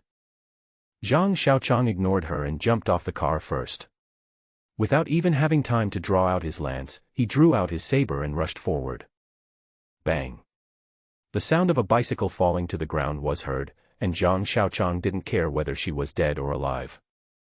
His experience of fighting zombies several times made him confident. Even though he didn't have a spear in his hand and was only facing an S-shaped zombie alone, Zhang Xiaoqiang would not be afraid. The hammer hit its chest, and it took 2 steps back. Zhang Xiaoqiang rushed to it and chopped at its neck. At the same time, it also felt that Zhang Xiaoqiang was around it, and it waved its arms to grab him. The saber hit the nails of its claws with a sharp metallic sound. Damn, what kind of claws does it have? A wolverine. Zhang Xiaoqiang was really shocked. The saber was knocked away by its claw, and the other claw swung towards him again. Zhang Xiaoqiang leaned his body back and tilted his head back, and the claws swung past Zhang Xiaoqiang's eyelids, bringing up a wind filled with the stench of corpse. Zhang Xiaoqiang raised his foot and kicked the zombie's leg, and the zombie fell back and sat on the ground. Before it struggled to get up from the ground, Zhang Xiaoqiang ran behind it, changed the knife handle to a reverse grip and stabbed it downwards. The blade stabbed into the zombie's head until it got stuck. Zhang Xiaoqiang pulled it upwards, but the blade got stuck in the skull. He pushed hard on the zombie's shoulder and pulled it out. The miserable screams coming from Yang Kuer's side made Zhang Xiaoqiang feel cold in his bones. Then Yang Kuer must have been fed to the zombies now. Zhang Xiaoqiang sighed and looked in the direction of the bicycle. Poochie. Zhang Xiaoqiang burst into laughter. The girl was running on the ridge of the field beside the road, screaming and jumping. The zombies behind her were pulled into a row and pushed and shoved, and from time to time some zombies were tripped by the ridge. Yang Kuer was like pulling a train to lure monsters in the game. Whenever the zombies could not keep up and were about to be left behind, she would run to the zombies in a daze, and after seeing the zombies, she would scream again and continue to lure them. So talented. She attracts the monsters at an even speed, just enough to prevent the zombies from hitting her, and also to prevent the zombies from falling behind. The whole process is as smooth as flowing water, and it is very enjoyable to watch.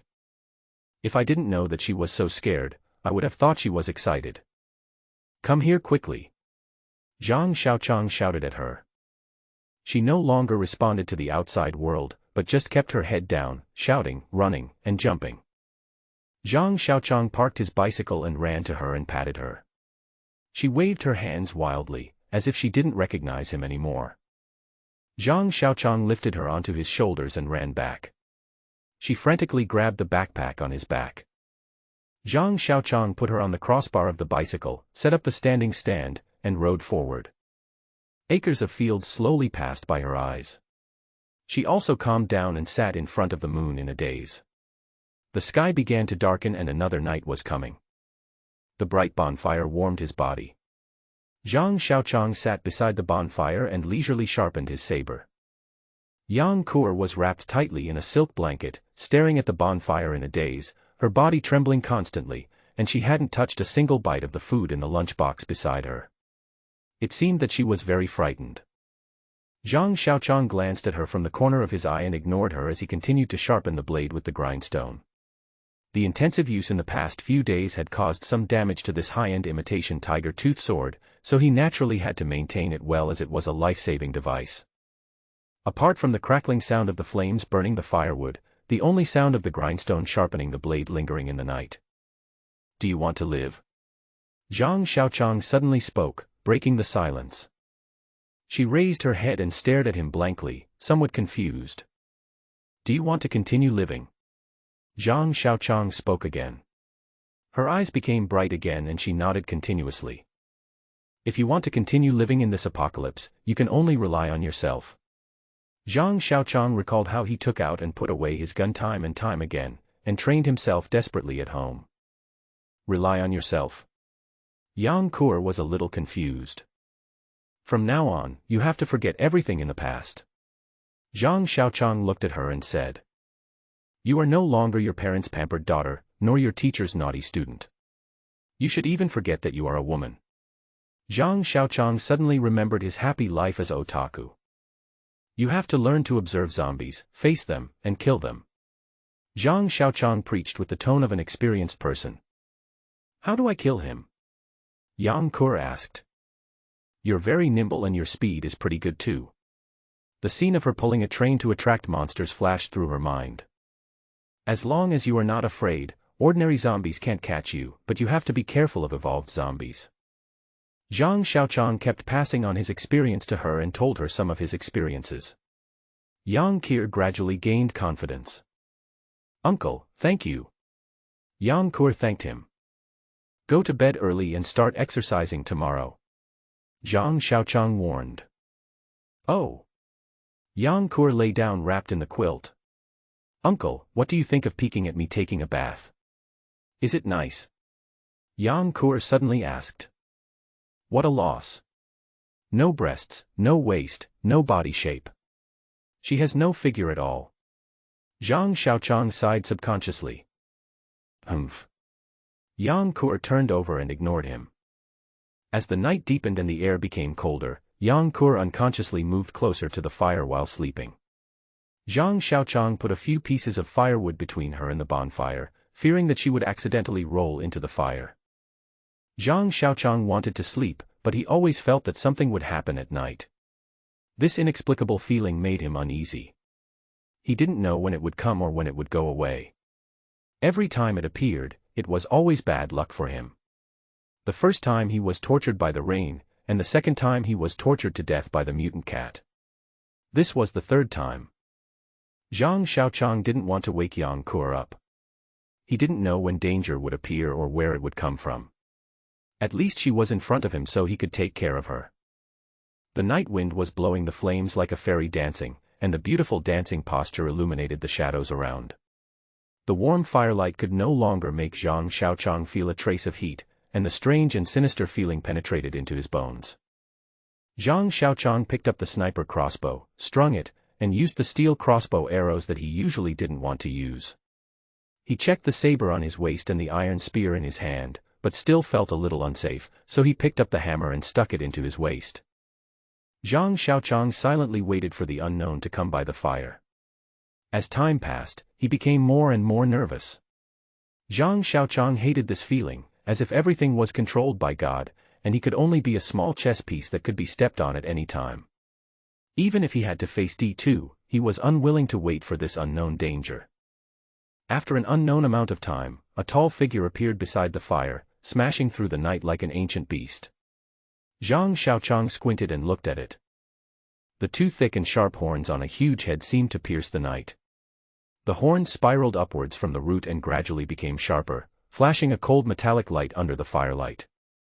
The two huge hooves were strong and sturdy, and the others were hidden in the darkness and could not be seen clearly. What kind of monster is this? Zhang Xiaoqiang didn't know what the mutant animal in front of him was, but its sharp horns and thick hooves were definitely incredibly powerful. Zhang Xiaoqiang didn't dare to move, fearing that the monster would misunderstand him as a threat to it. In his contact with the big dog, he knew that not all mutant animals were dangerous to humans. He exhaled slowly and inhaled slowly, without moving. He just prayed in his heart that the monster would go away on its own.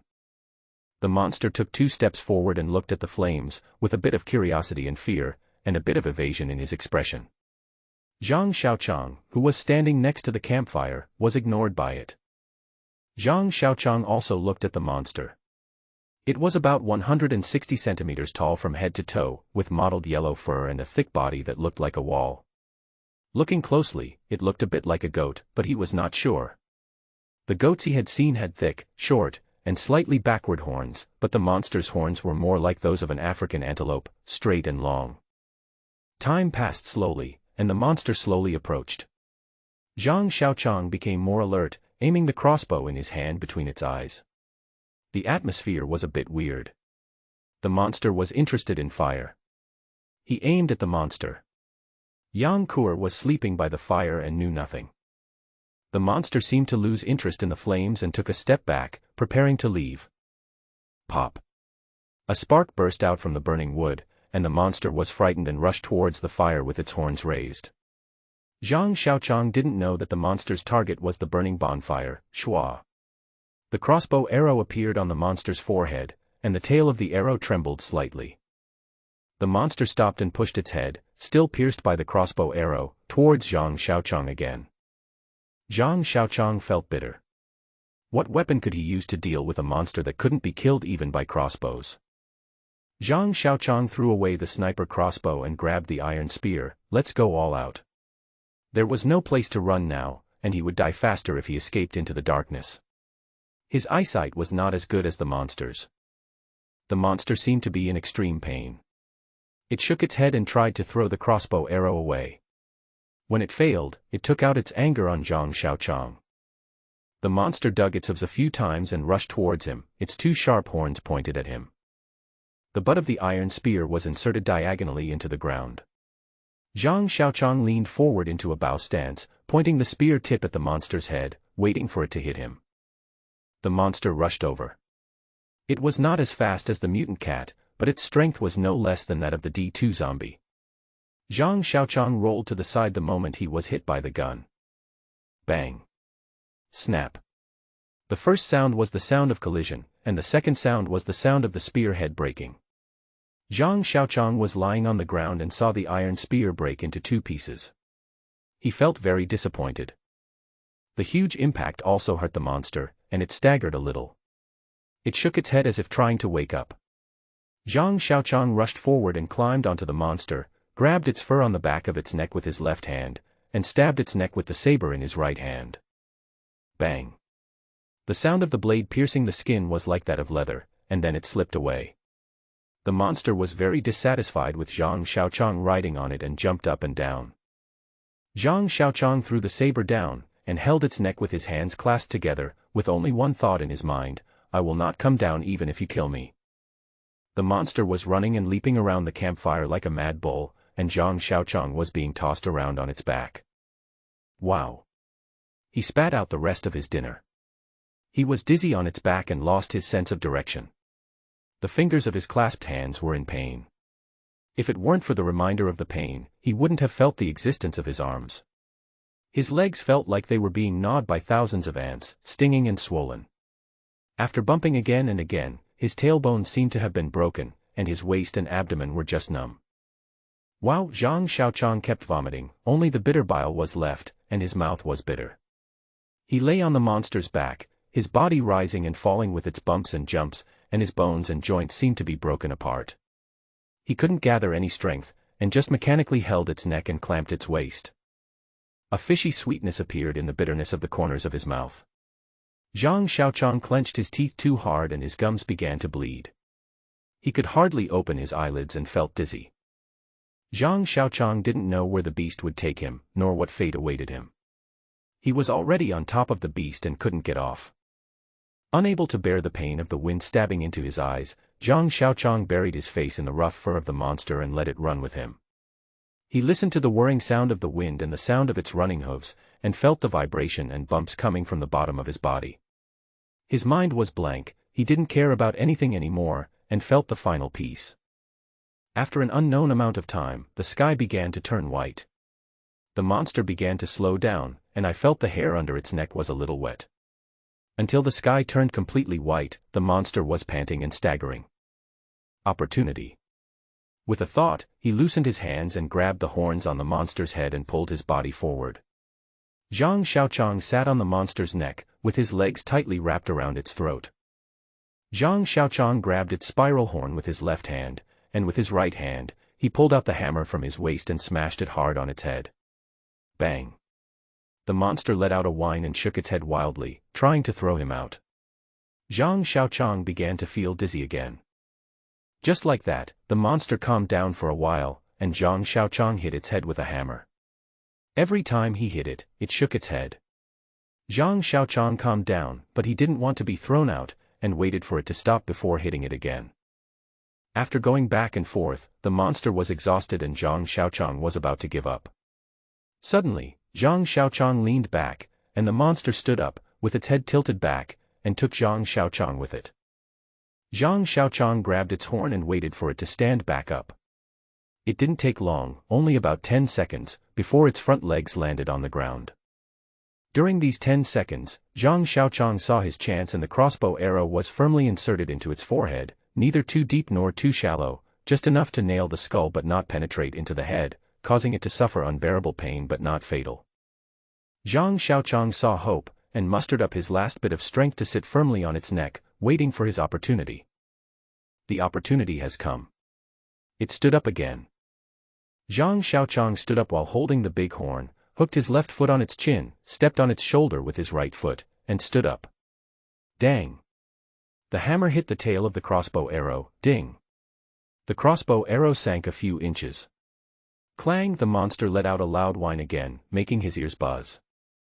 The monster bounced up and down, and he felt as if he was flying up while sitting on its back, and then fell down with a thump. The hammer flew out, and his left hand holding the bighorn was rubbed by the spiral lines, and it was bleeding. It was unknown how long it took until the monster stood up again, took a few steps back, and then fell sideways to the ground. Zhang Xiaoqiang didn't have time to jump down, so he was dragged to the ground with the monster. Zhang Xiaoqiang yelled as he pulled his left leg out from under the monster's body. He could no longer feel his left foot, and rubbing his calf made it more painful. Broken. He felt more nervous. He searched more carefully. The leg bones were intact without any breaks, and the left foot was hanging on the calf. It's dislocated. Zhang Xiaoqiang gently moved his left foot a few times and then pulled it up suddenly. He gasped in pain, then looked again and saw that it was not connected. Wu cried without tears, I haven't learned it before. After several attempts of groping and torturing, the foot was finally connected. Zhang Xiaoqiang limped and looked at the monster's corpse. Good morning, uncle. Wow. What a big sheep. Yang Kur exclaimed from behind. Zhang Xiaoqiang turned around woodenly. 10 meters away was the campsite. The extinguished campfire was slowly emitting smoke. Yang Kur stared at the corpse of the mutant beast with sleepy eyes. He had tossed around all night and returned to the starting point. Zhang Xiaoqiang stared at her blankly, then looked at the sky. It was already bright, and a strong sense of fatigue came over him. Don't mind me, I'll sleep for a while. Zhang Xiaoqiang hummed with a hoarse and dry voice, fell on the corpse, and fell asleep with the residual warmth of the mutant beast's body. The little girl was practicing frog jumps, panting all the time, while Zhang Xiaoqiang was studying the 2 horns of the mutant beast. The horns were nearly 60 to 70 centimeters long, with spiral patterns from the root to the top. They felt as warm as jade, and made a crisp sound when knocked. The horns were hollow, thick at the bottom and thin at the top, with an extremely sharp tip and a hard texture. The saber's blow did not leave any marks, but the saber's blade was bent. What a treasure! Zhang Xiaoqiang touched the big horn, looking at the smooth and delicate lines on it, which occasionally reflected an elegant and mysterious brilliance. He was still frightened when he thought about the process of taking it off. Chop with a saber. No effect. Hit with a hammer. No effect. In the end, he had no choice but to use a hammer and a steel crossbow arrow to chisel off the mutant beast's skull bit by bit. A piece of animal skin was propped up by a few bamboo strips. The animal skin was also a treasure. It could not be pierced or scratched, and it was very light. It was also very troublesome for him to peel it off. In the end, he slowly sawed it open with the saw on the single soldier shovel, and peeled it off bit by bit. Now the mutant beast was left lying there naked. Uncle, that's 2,000 times. Yang Kur reminded Zhang Xiaoqiang that she had already jumped 2,000 times. Take a break and jump another 2,000 times. Zhang Xiaoqiang said casually, wondering what to do with the 2 horns. Uncle, Yang Kur spoke again. What's wrong? Zhang Xiaoqiang looked at her. It's very tiring. Is there any meat to eat? Otherwise I won't be able to jump. Yang Kur complained. No. Zhang Xiaoqiang said very affirmatively. Isn't that a big piece of meat? Yang Kur said, pointing at the smooth mutant beast. Zhang Xiaoqiang began to think. Zombies eat flesh and blood, and mutated dogs eat zombies. The dogs eat corpses containing the virus but do not turn into zombie dogs. This means that the virus will only make it evolve but not mutate. Does that mean that there are certain substances in the animal's body that produce a benign reaction with the virus? In other words, the animal is immune to the virus. Zombies do not eat zombie corpses, which means that zombie skin and flesh are not attractive to zombies and have no effect on their continued evolution. The conclusion is that zombies are only interested in fresh flesh and blood without viruses. When the zombies besieged the big dog that day, they naturally wanted to eat the big dog's flesh and blood. That means that the big dog's flesh and blood did not contain the virus, and the virus had been purified in the animal's body. That means it will be fine if people eat it. Zhang Xiaoqiang said to himself. Uncle, please be kind. Yang Kur urged. Continue practicing first and we'll talk about it while eating. Zhang Xiaoqiang said perfunctorily. Yeah. We'll have meat to eat tonight. Yang Kur jumped and ran away. To eat or not to eat, that is the question. Zhang Xiaoqiang stared at the big piece of meat in a daze. It would be nice if I could find someone to try it on. Zhang Xiaoqiang glanced at Yang Kur, and after a moment's deliberation, he decided to give up. Let Yang Kur experiment. After all, she was still a Lolita, although she was a little brain-dead and no longer pure. But nowadays, most people are no longer pure. Having gone too far, Zhang Xiaoqiang looked back at the piece of meat. It was a little darker in color, probably because there was not enough time to drain the blood, and all the blood flowed into the meat, which weighed about 300 or 400 kilograms. He swallowed his saliva. He hadn't eaten meat for a few days, so he was a little greedy. He limped to the meat and took a look. He made up his mind and used a shovel to cut a piece of meat the size of a fingernail. He closed his eyes and stuffed it into his mouth. When he stopped at his mouth, he smelled the fishy smell of raw meat. Zhang Xiaoqiang walked to the campfire and roasted it, watching the meat slices gradually turn yellow and curl up until they emitted a faint fragrance. Relying on his body that had been tested by the strange rain, he threw the meat slices into his mouth. A bit old. Zhang Xiaoqiang commented. My teeth are grinding, he concluded. Is it ready? I can't wait any longer. A mutant beast's thigh was roasting on the fire. Yang Kur was urging him. Zhang Xiaoqiang looked at the heat and said, it's not ready yet. Zhang Xiaoqiang had no adverse reactions after eating the meat, so he tricked the little girl into trying it as well, proving his guess that the D virus is harmful to humans but beneficial to animals. I wonder if the monkey will turn into a zombie monkey. Zhang Xiaoqiang sighed while looking at the fire. It's burnt. I told you this long ago, but you didn't believe me, uncle. Humph. The meat was a little burnt, and Yang Kur complained. If you think it's burnt, don't eat it. Your kindness is taken for granted. Zhang Xiaoqiang scolded her. Okay, sorry, my teeth are so crunchy. Yang Kur said with a bitter face. No matter how hard I chew, I can't chew it. Chew it a few more times and eat it as so meat. Zhang Xiaoqiang shared his experience. Uncle, what's your name?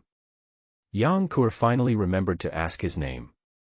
Hearing Yang Kur asking his name reminded him of the past and felt a dull pain in his heart. Xiaoqiang. Stop playing and go home for dinner. This was the call of my mother in my childhood. Now please introduce yourselves. The teacher walked down from the podium, and he walked up and looked at more than 50 pairs of eyes. My name is Zhang Xiaoqiang. He answered weakly. This was his memory from middle school. Xiaoqiang, what's wrong with you? Xiaoqiang, the old man is sending the young man away. Woo, these were the lines from a movie that his classmates were reciting beside him. Zhang Xiaoqiang. Ha, isn't that just a cockroach? Sorry, I can't laugh anymore, it's just too funny. This was his past experience when he went on a blind date. He was full of resentment towards his name, which was like a curse that tightly bound him throughout his life. A name is just a symbol, just a memory from the past, it doesn't mean anything. Zhang Xiaoqiang said to Yang Kur seriously. But how should I address you? I can't keep calling you uncle, can I? You're still complaining to me that you're not married yet, and what about the 31 flowers, you're blooming? He fell silent when he heard Yang Kur's question. Suddenly I remembered the cockroach in the bottle struggling to survive, and the countless times I had escaped death with my life hanging by a thread since leaving home. Just call me cockroach. Zhang Xiaoqiang suddenly made up his mind. Ah. Cockroach. Oh. That's disgusting. Cockroaches are the most annoying thing. Uncle, why did you give it such a name? Yang Kur made a fair comment on the name of the cockroach. Are you full? If you are, go to sleep. Continue training tomorrow. Zhang Xiaoqiang sent Yang Kur to sleep. Yang Kur muttered to herself and rolled up in the quilt and fell asleep. Zhang Xiaoqiang finished all the remaining barbecue, holding his stomach and sighing. Every time he was injured, his appetite became particularly good. Although it was gratifying that the wound healed quickly, the consumption of food was heartbreaking. The meat of the mutant beast was cut off piece by piece and roasted on the campfire, ready to be used as future rations. Although the taste was not very good, it was still filling. The meat was cut away continuously, and the mutant beast was slowly left with only the skeleton, and then a crystal was revealed, mixed with blood and emitting an inexplicable color. Kidney stones. Zhang Xiaoqiang was a little confused. All the meat was cut off and roasted. Zhang Xiaoqiang estimated in his mind, it's a big body, not much meat, only about 100 pounds, the rest is all skeleton and internal organs. After roasting it, it will only be about 40 to 50 pounds. After cleaning up the meat, they turned their attention to the hides, scraped the fascia and residual meat from the hides, and then tanned them with plant ash. They stopped when they saw that it was almost done, but how to use it? This was a problem. The main weapon was destroyed, the iron spear was broken into 2 pieces, the triangular file as the spearhead was knocked into an S shape, and the galvanized water pipe was also knocked into an arc. Zhang Xiaoqiang felt a little sorry, the iron spear accompanied him through so many fierce battles, and now it had to be discarded. After burying the remains of the iron spear, Zhang Xiaoqiang hugged the 2 animal horns and closed his eyes. Uncle Zhang, slow down, I can't run anymore. Zhang Xiaoqiang rode in front, with a pile of roasted animal meat tied to the back rack. Yang Kuo ran behind him, calling it exercise. Zhang Xiaoqiang ignored her and continued riding. Zhang Xiaoqiang, stop right there. Yang Kuo was anxious. She officially learned Zhang Xiaoqiang's name this morning. Creaky. He stopped the car. You finally stopped. Huff, huff. I'm so tired. Yang Kuo walked to Zhang Xiaoqiang, panting. Zhang Xiaoqiang ignored her and held up the telescope to observe. What's the matter? Yang Kuo was a little surprised. There was a lone zombie on the edge of the farmland ahead, surrounded by nothingness, and the nearest zombie was a mile away. What a rare opportunity. Did you see that zombie? Zhang Xiaoqiang pointed at the zombie and said to Yang Kuo. What's wrong? It looks very ordinary. Yang Kuo didn't care much and just fanned her face with her hands. Go and get rid of it. Zhang Xiaoqiang said in a tone as if you were going to step on that ant to death. Yang Kuo was stunned. But, I have no experience. Yang Kuo said blankly while looking at Zhang Xiaoqiang. No one has experience at the beginning. Now is a good opportunity. Go ahead. I'll watch you from behind. Zhang Xiaoqiang comforted Yang Kuo. Then, if I'm in danger, will you save me? Yang Kuo pleaded. No, I said. People can only rely on themselves. If you don't dare to go up today, then dig a hole and bury yourself. Otherwise you will suffer more. Zhang Xiaoqiang's expression was serious and his tone was firm. How can I kill monsters? Yang Kuo found an excuse, holding the corner of his clothes tightly with both hands, and looked at Zhang Xiaoqiang with shining eyes. Here. Zhang Xiaoqiang took out an iron hammer. Woo, uncle, you are bullying me, why don't you give that to me? Yang Kuo pointed her finger at the sniper crossbow on Zhang Xiaoqiang's backpack. You must have the courage to face the zombies directly, instead of hiding far away from them. Zhang Xiaoqiang was a little impatient. If you don't go, I will leave you alone. I don't want to carry a burden with me when I'm fighting for my life. Zhang Xiaoqiang pretended to ride away on his bike. Okay, I'll go. I didn't say I wouldn't go. Yang Kuo took the hammer and walked towards the zombies reluctantly. The zombie was only 60 or 70 meters away from them. Yang Kuo hesitated for 5 minutes but still couldn't get within the zombie's 40-meter warning range. If you don't hurry up, I'll be leaving. Zhang Xiaoqiang shouted to Yang Kuo. The sound was so loud that even the zombie was startled and slowly moved towards this side. Yang Kuo began to speed up and moved closer to the zombies. The zombie smelled Yang Kuo and pounced on her. Mom! Yang Kuo screamed loudly and turned and ran. Even Zhang Xiaoqiang, who was dozens of meters away from her, heard her crying. Puff! A steel ball flew past Yang Kuo's hair. Yang Kur was so frightened that she froze and stood there, not daring to move. If you run again, I will kill you. Zhang Xiaoqiang raised the sniper crossbow and aimed at her. Wow! Yang Kur burst into tears. Zhang Xiaoqiang knew that the 14-year-old girl was facing the cruelty of zombies alone, but he had no choice. The life-and-death stalemate with the mutant beast that night and the countless hardships and obstacles after the end of the world told him, no one is anyone's savior. If you want to survive the mouths of countless zombies and mutant beasts in this doomsday, you can only rely on yourself. If she can't kill this zombie today, let the zombie kill her. Zhang Xiaoqiang said to himself. The end of the world makes all survivors start from scratch. Zhang Xiaoqiang is just a small person and has no responsibility or obligation to save anyone. So there are no laws, no human rights, and no emotions in the end of the world.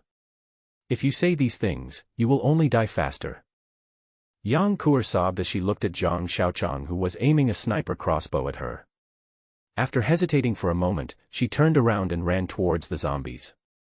Yang Kur stopped about 7 or 8 meters away from the zombie and then ran to the left and ran behind the zombie. Are you starting to use your brain? That's some progress. Zhang Xiaoqiang lit a cigarette and watched while smoking. When Yang Kur ran to the place, the zombie turned around. Yang Kur then ran to the right and tried to get behind the zombie again. When she ran past, the zombie turned to face her again. One person and one zombie played hide-and-seek back and forth. Plop. The zombie couldn't keep up with Yang Kur's pace and fell to the ground. Good opportunity. Zhang Xiaoqiang cheered. Yang Kur also knew that the opportunity was rare and ran towards the zombies. Plop. Yang Kur only saw the zombies but didn't pay attention to her feet, so she fell down like the zombies. Ahem, ahem. When Zhang Xiaoqiang saw that such a good opportunity was wasted by her, a puff of cigarette choked his throat. Looking at Zhang Xiaoqiang, he got angry. When Yang Kur stood up, the zombies also crawled up. The first round between Yang Kur and the zombies ended in a draw. After a period of adaptation, Yang Kur was no longer as afraid of zombies as she was at the beginning, and the distance between her and the zombies was getting closer and closer. Yang Kur harassed the zombies within 2 meters. Zhang Xiaoqiang was relieved to see that Yang Kur had made progress. After finishing a cigarette, Zhang Xiaoqiang looked at his watch, 1/4 of an hour. Then he looked at the sky. I hope she can do it before she gets exhausted to death. Zhang Xiaoqiang thought evilly. Yang Kur was still confronting the zombie. The zombie suddenly pounced forward. Yang Kur was not panicked at all. She lowered her head, dodged behind the zombie, and then hit the zombie's back hard with a hammer. Unfortunately, the zombie was immune to this kind of damage. It turned around and grabbed Yang Kur with its claws, and the claws brushed against the bangs in Yang Kur's eyes. In the second round between Yang Kur and the zombies, Yang Kur had a slight advantage. Looking bored, Zhang Xiaoqiang lit another cigarette and blew out smoke rings. After experiencing the thrilling experience just now, Yang Kur became more stable and courageous. She began to actively tease the zombies. The zombies were so amused by her that they could not tell east from west. Yang Kur suddenly leaned to the left, then to the right, and the zombie missed. Yang Kur dodged behind the zombie and kicked him in the knee. The zombie lost his balance and fell forward. Ah! Yang Kur screamed, took a step forward and kicked the zombie hard between his legs with a standard female anti-wolf kick. Seeing this, Zhang Xiaoqiang's anus tightened. Then Yang Kur jumped onto the zombie's back with both feet in the air, and smashed the zombie's back madly with the hammer in both hands. The zombie tried to get up several times and fell to the ground again until he could not move anymore. Yang Kur versus zombies in the third round, winning completely. Zhang Xiaoqiang walked to Yang Kur's side. Yang Kur was still smashing the things and kept mumbling something. Pa. Zhang Xiaoqiang slapped Yang Kur on the shoulder. Shua. The hammer came towards Zhang Xiaoqiang's face. Zhang Xiaoqiang dodged it by jumping back, and was sweating all over. Yang Kur continued to smash the zombies, and seemed to be somewhat insane. Zhang Xiaoqiang squatted beside Yang Kur and saw her smashing them while sobbing and muttering, "Woo-woo, dead cockroaches, woo-woo, stinky cockroaches, I'm going to use the pest control spirit, spray you to death. Woo-woo. A strong sense of resentment rushed towards Zhang Xiaoqiang. Zhang Xiaoqiang stood aside and watched, while Yang Qir squatted on the zombie's back and smashed it. Yang Qir's strength slowly disappeared, the flying hammer gradually slowed down until it stopped. Zhang Xiaoqiang helped her to sit aside. How do you feel? Zhang Xiaoqiang asked. I'm hungry. Yang Qir said while touching her stomach. It seemed that she had recovered. Uncle, you didn't see it at that time. The monster's claw was just a little bit away from my eye. Really, it was just a little bit away from grabbing my eye. Ah. I was so scared at that time. Yang Qir sat on the ground and narrated the scene with great excitement. In her right hand, she held a piece of dried meat that she had bitten off a few times, and she drew circles in the air from time to time to prove her thrilling experience. Zhang Xiaoqiang sat on the side eating dried meat and watching Yang Qir's aggressive behavior. He saw everything that had just happened clearly, so he was naturally not interested in Yang Qir's topic. Ha ha ha. If I can kill one today, I can kill two tomorrow. Ha ha, two. Then I will be ruthless and kill 10,000 of them. Ha ha, hee hee. Yang Qir became more and more excited and started to go crazy as she spoke. Seeing Yang Qir's arrogant look, Zhang Xiaoqiang didn't take it seriously. You are a Zhongshan wolf. You will become arrogant when you succeed. Here. Zhang Xiaoqiang handed the sniper crossbow to Yang Qir. Question mark. Yang Qir looked at Zhang Xiaoqiang with confusion, not daring to reach out to take it. Take it. Zhang Xiaoqiang put the crossbow in Yang Qir's hand. You are qualified to use it now. Zhang Xiaoqiang looked at Yang Qir seriously and said indifferently. Are you really giving it to me? Yang Qir fiddled with the sniper crossbow happily. She couldn't believe it, but she was clumsy and didn't know how to operate it. That's wrong. You should do it this way. Zhang Xiaoqiang taught her step by step how to string the crossbow and how to load steel balls and arrows. Ka. Yang Qir loaded the crossbow and aimed around. Zhang Xiaoqiang took a look at the first zombie that Yang Qir killed. To be honest, that zombie was quite pitiful. The most vulnerable part was the head, where the skin was not even broken. From the head down to the waist up, there was not a single intact bone. All were smashed to pieces by Yang Qir, which was even more miserable than the ancient Lingqi. Uncle. Will you leave me and run away? Yang Qir asked casually, but she occasionally aimed the sniper crossbow in her hand at Zhang Xiaoqiang. Gulp. Zhang Xiaoqiang swallowed nervously. Looking at the sharp arrowhead of the crossbow, his calves trembled slightly. This. Zhang Xiaoqiang's throat felt a little dry. Yang Qir was a little confused. As long as you can persist in training and have the courage to face the zombies alone, I will definitely not abandon you. Zhang Xiaoqiang said seriously, with only slight sweat on his forehead.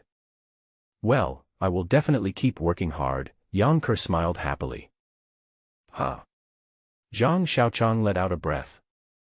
After resting for a while, the two set off again. Zhang Xiaoqiang rode on the bicycle and Yang Qir sat on the crossbeam. As I was riding, the bike started to shake. I got off and saw that the front tire had been cut and deflated at some point. Damn, what bad luck. Zhang Xiaoqiang cursed inwardly. We've changed cars, get off, he shouted at Yang Qir. What bike do you want to change to, uncle?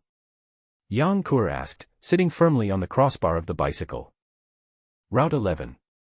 Zhang Xiaoqiang took the dried meat from the back rack and said to her.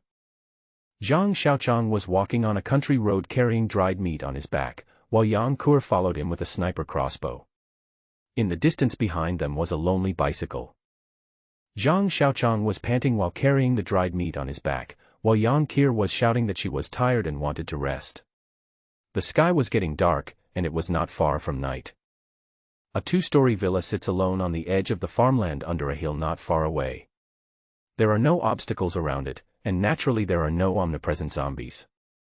Zhang Xiaoqiang decided to spend the night in the small Western-style building. Ever since he was blocked in the house by D2 last time, Zhang Xiaoqiang had a sense of aversion to staying in the house. However, after the bonfire at night attracted mutant beasts, he still felt that the house was safer than the wild. This is a typical farmhouse, which has been there for some time. The white tiles on the exterior wall are no longer bright, and the foundation under the corners is covered with withered and yellow moss. The cement floor of the threshing ground in front of the building has many narrow and fine cracks. The stainless steel doors and windows of the small building were tightly locked. Dang, dang, dang.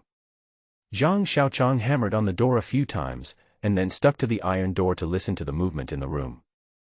The room was quiet. Zhang Xiaoqiang took a few steps back and looked around the small building, trying to find a place to climb in.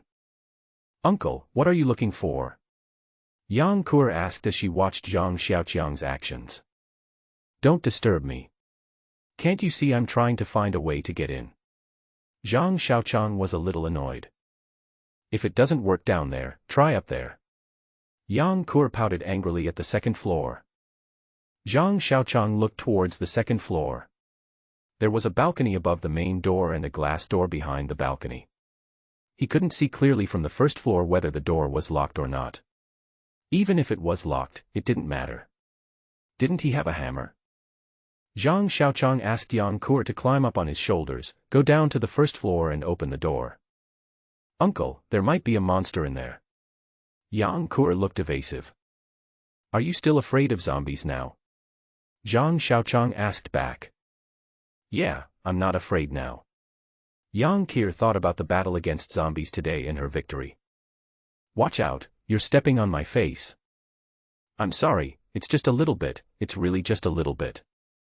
"Forget it, just step on my head, it's my bad luck." "Uncle, I can't reach it." "How about I get down and you step on me?" "Your small body can withstand my attack." "Get ready, get up." Zhang Xiaoqiang lifted Yang Kur's shoe sole upwards. Yang Kur's feet stepped in the air a few times and then disappeared. "Uncle, wait for me, I'll go open the door." Yang Kur's voice was still outside, but she had already disappeared behind the glass door. Gotcha. The iron door was opened. "Uncle, it's so dark in there. I'm so scared." Yang Kur said to Zhang Xiaoqiang with lingering fear. Zhang Xiaoqiang ignored her and went into the house. It had been a long time since anyone had come in, and the house seemed a little gloomy. Inside was a main room. On the wall facing the door hung a portrait of the birthday god, and on the cabinet next to the portrait was a porcelain statue.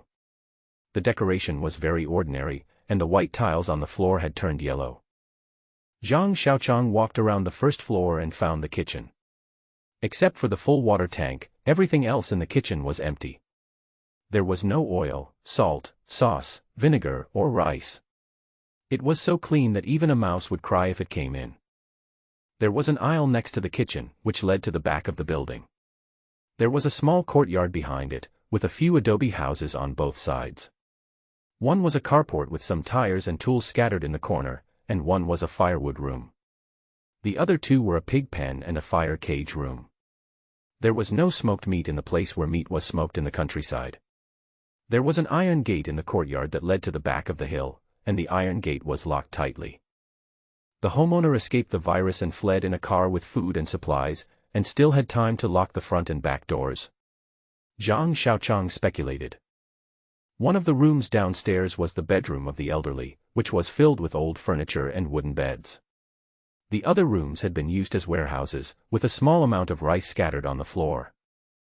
The second floor is the living room, a living room and 3 bedrooms. The living room is covered with wooden floors, a large sofa, and a high-end home theater. The quilts and bed covers of the 3 bedrooms are all there, so you can go to sleep right away. After dinner, Zhang Xiaoqiang and Yang Kur used the big pot in the kitchen to boil water for bath and took a nice bath. "You sleep inside and I'll sleep in the living room. Pay attention to any noise at night and don't sleep too deeply." Zhang Xiaoqiang instructed Yang Kur before going to bed. "Now you know it, you're so long-winded." "Oh, I haven't slept in bed for a long time." Yang Kur walked into the bedroom with joy. Zhang Xiaoqiang lay on the sofa, covered himself with a quilt and closed his eyes, with his saber at his side. The soft and comfortable sofa made Zhang Xiaoqiang relax his whole body and he soon fell asleep. An iron pipe poked Zhang Xiaoqiang's stomach, but Zhang Xiaoqiang was unconscious. He scratched it with his hands and continued to sleep. The iron pipe then patted Zhang Xiaoqiang's face, and Zhang Xiaoqiang suddenly opened his eyes. A dazzling flashlight beam shone from the opposite side, blinding Zhang Xiaoqiang. A figure was vaguely visible behind the flashlight. It took Zhang Xiaoqiang a while to get used to squinting his eyes to look at the situation in front of him. A homemade shotgun was pointed at him and the flashlight was scanning his body to find hidden weapons. "Who are you?" asked the figure opposite. Judging from the voice, he should not be very old. "I am a survivor. Taking shelter here temporarily," Zhang Xiaoqiang said honestly. "I don't care if you're some damn survivor, why are you in my house? Speak." The figure was a little angry. "Put down your gun and listen to my explanation. I'm not a bad person," Zhang Xiaoqiang persuaded. "You are in my house and you ask me to put down the gun. Ah. You deserve to die." The man exploded, and the butt of the gun hit Zhang Xiaoqiang in the face with a bang. Zhang Xiaoqiang covered his face and tried to continue persuading him. "Don't move, or I'll kill you." Yang Kuer also came out with a sniper crossbow to join in the fun. The men turned the gun towards Yang Kuer and prepared to pull the trigger. Zhang Xiaoqiang pounced at her the moment he turned the gun. Bang! Gunshots rang out, bullets hit the ceiling, plaster powder and cement residues fell one after another. The living room was filled with a strong smell of gunpowder. Zhang Xiaoqiang and the men rolled on the floor and tangled together. The two people kept rolling on the floor. One moment they hit the sofa leg with a bang sound, the next moment they hit the coffee table, crash. The glass shattered, and the wooden floor was covered with glass fragments. The two people, with wounds on their faces and hands, seemed to be unaware. His hand loosened and the hunting rifle was snatched away by Zhang Xiaoqiang. Then a huge force hit Zhang Xiaoqiang's nose. The men took advantage of Zhang Xiaoqiang's snatch of the hunting rifle and hit Zhang Xiaoqiang's nose. Zhang Xiaoqiang felt like a spice shop opened on his face, and sour, salty, bitter and spicy taste surged up at the same time. Zhang Xiaoqiang's tears and snot came out at the same time. Before he could react further, a pair of big hands tightly grasped his neck, and the calloused hands gradually exerted force. The breath was stuck in his chest and couldn't be released. Zhang Xiaoqiang's cheeks turned from red to blue. The lack of oxygen made his mind gradually chaotic. He tried to pry open the big hand on his throat but couldn't. His tongue slowly came out of his mouth. The flashlight rolled in the corner, and the light shone on the wooden floor. Yang Kuer stood at the door of the bedroom and couldn't see the movements of the two people clearly, so she could only worry.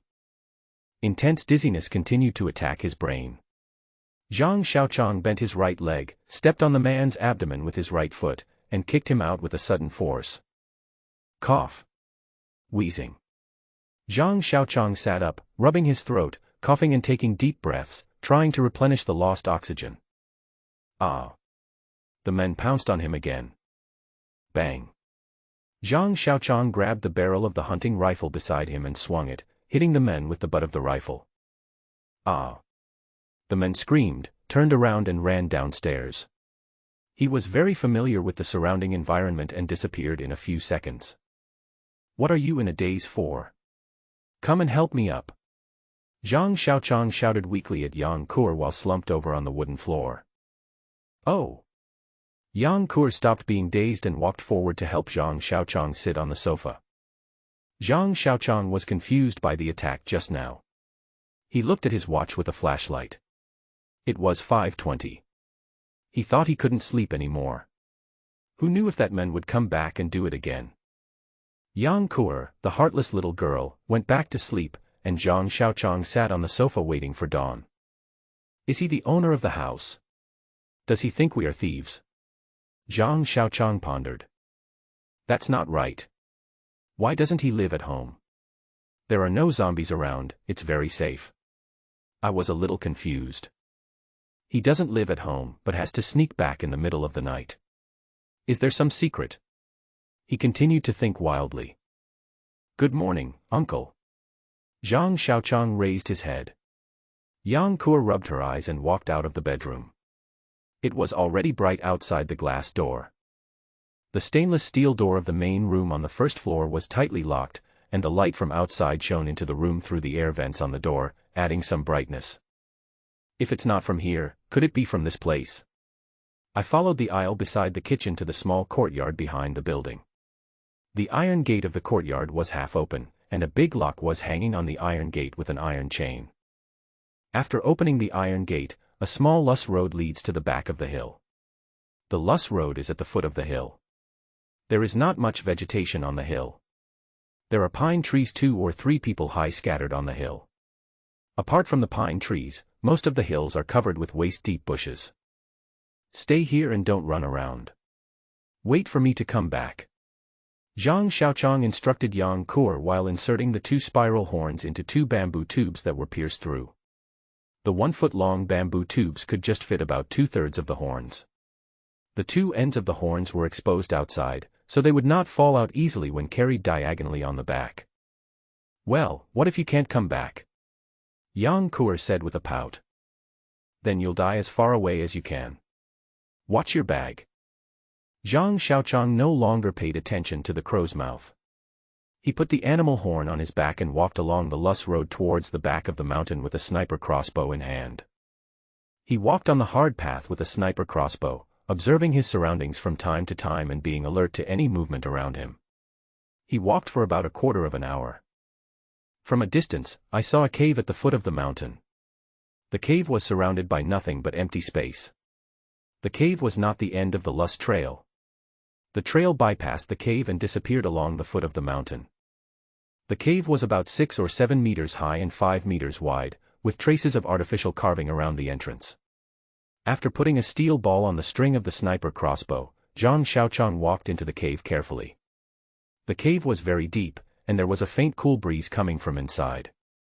There were a few incomplete large characters on the wall not far from the entrance: "Prepare for famine and war." After walking for more than 10 meters, I saw a 3-wheeled agricultural vehicle parked under the rock wall. It was a red-painted motorcycle 3-wheeled agricultural vehicle with 2 large white characters, "Double Guns," printed on the vehicle.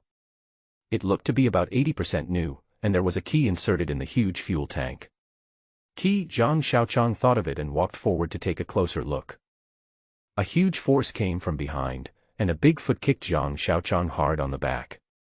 Zhang Xiaoqiang staggered forward a few steps and fell on the uneven ground.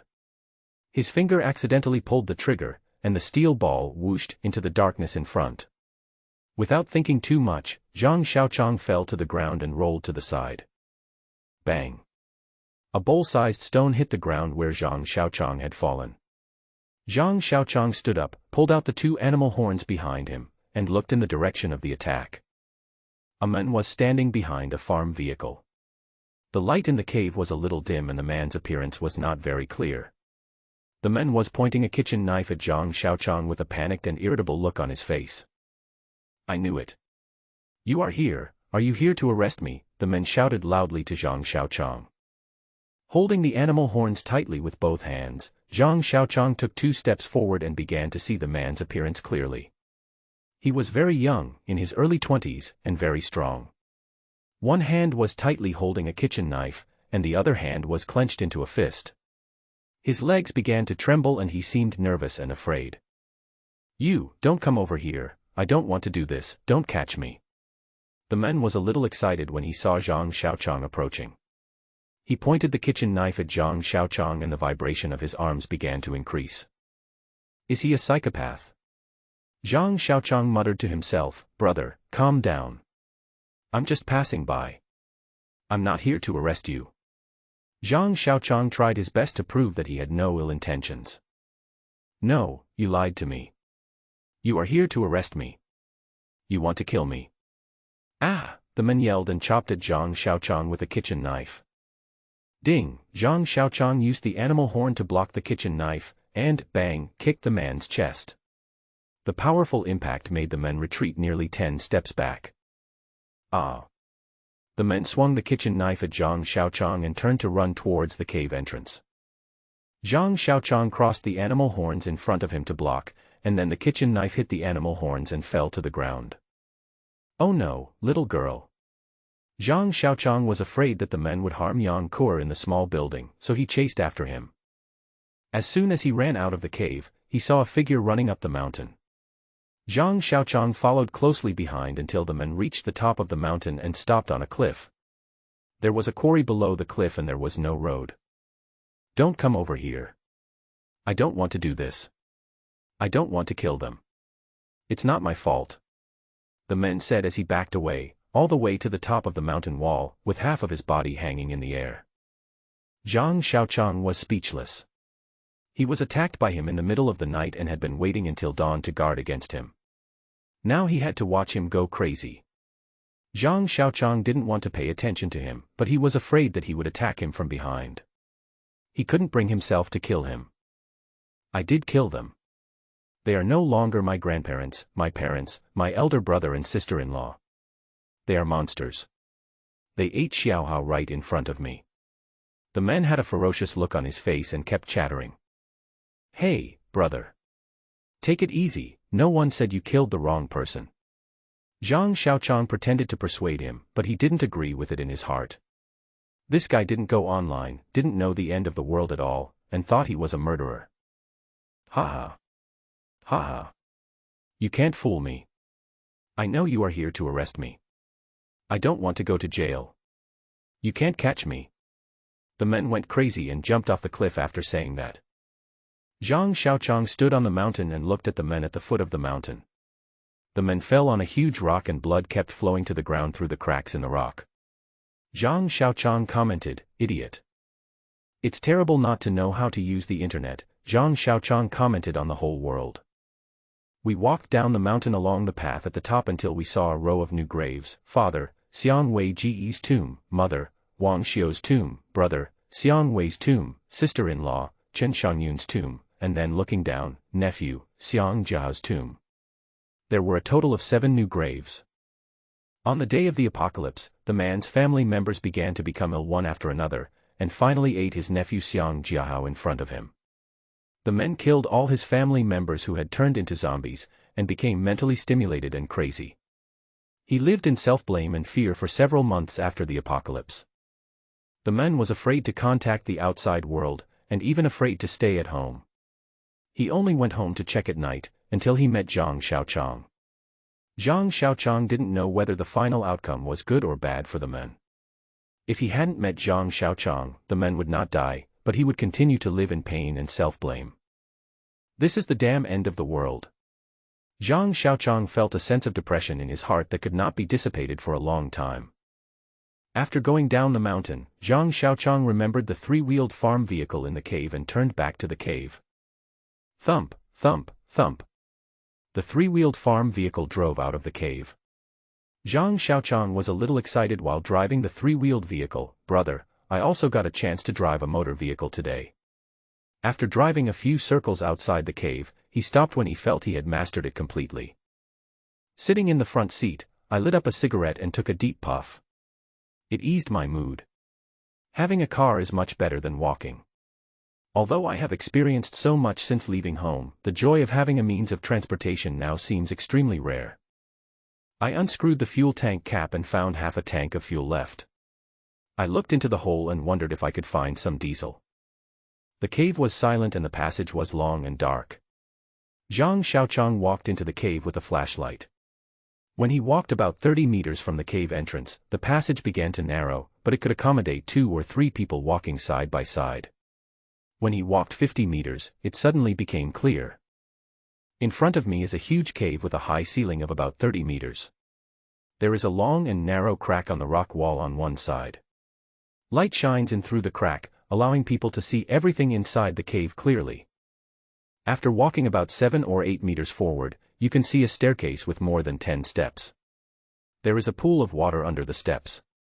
It is not very big, about 5 or 6 square meters. The pool is bottomless and the water is clear and sweet. The spring water in the pool should be fine. The men drank the spring water for several months and did not get sick. We walked up the steps to a platform, which was very large, with an area of nearly 500 to 600 square meters, dry and ventilated.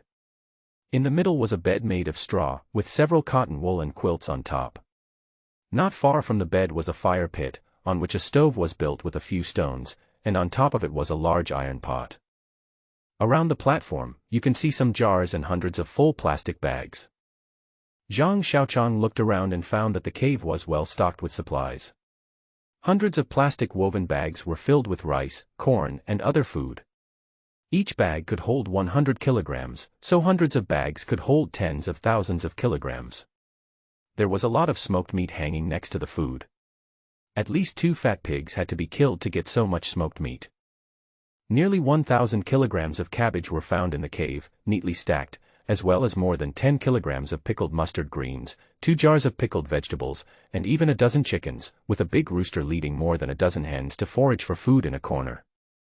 It's so powerful, it's just like a small base. Zhang Xiaoqiang exclaimed. Do you want to continue living here until you die? Zhang Xiaoqiang was reluctant to leave the supplies here. But when he thought about living with Yang Kur for the rest of his life, Zhang Xiaoqiang couldn't help but shudder. That little girl was too powerful. If he really wanted her, it wouldn't be like finding himself a wife. It would be like finding himself an ancestor.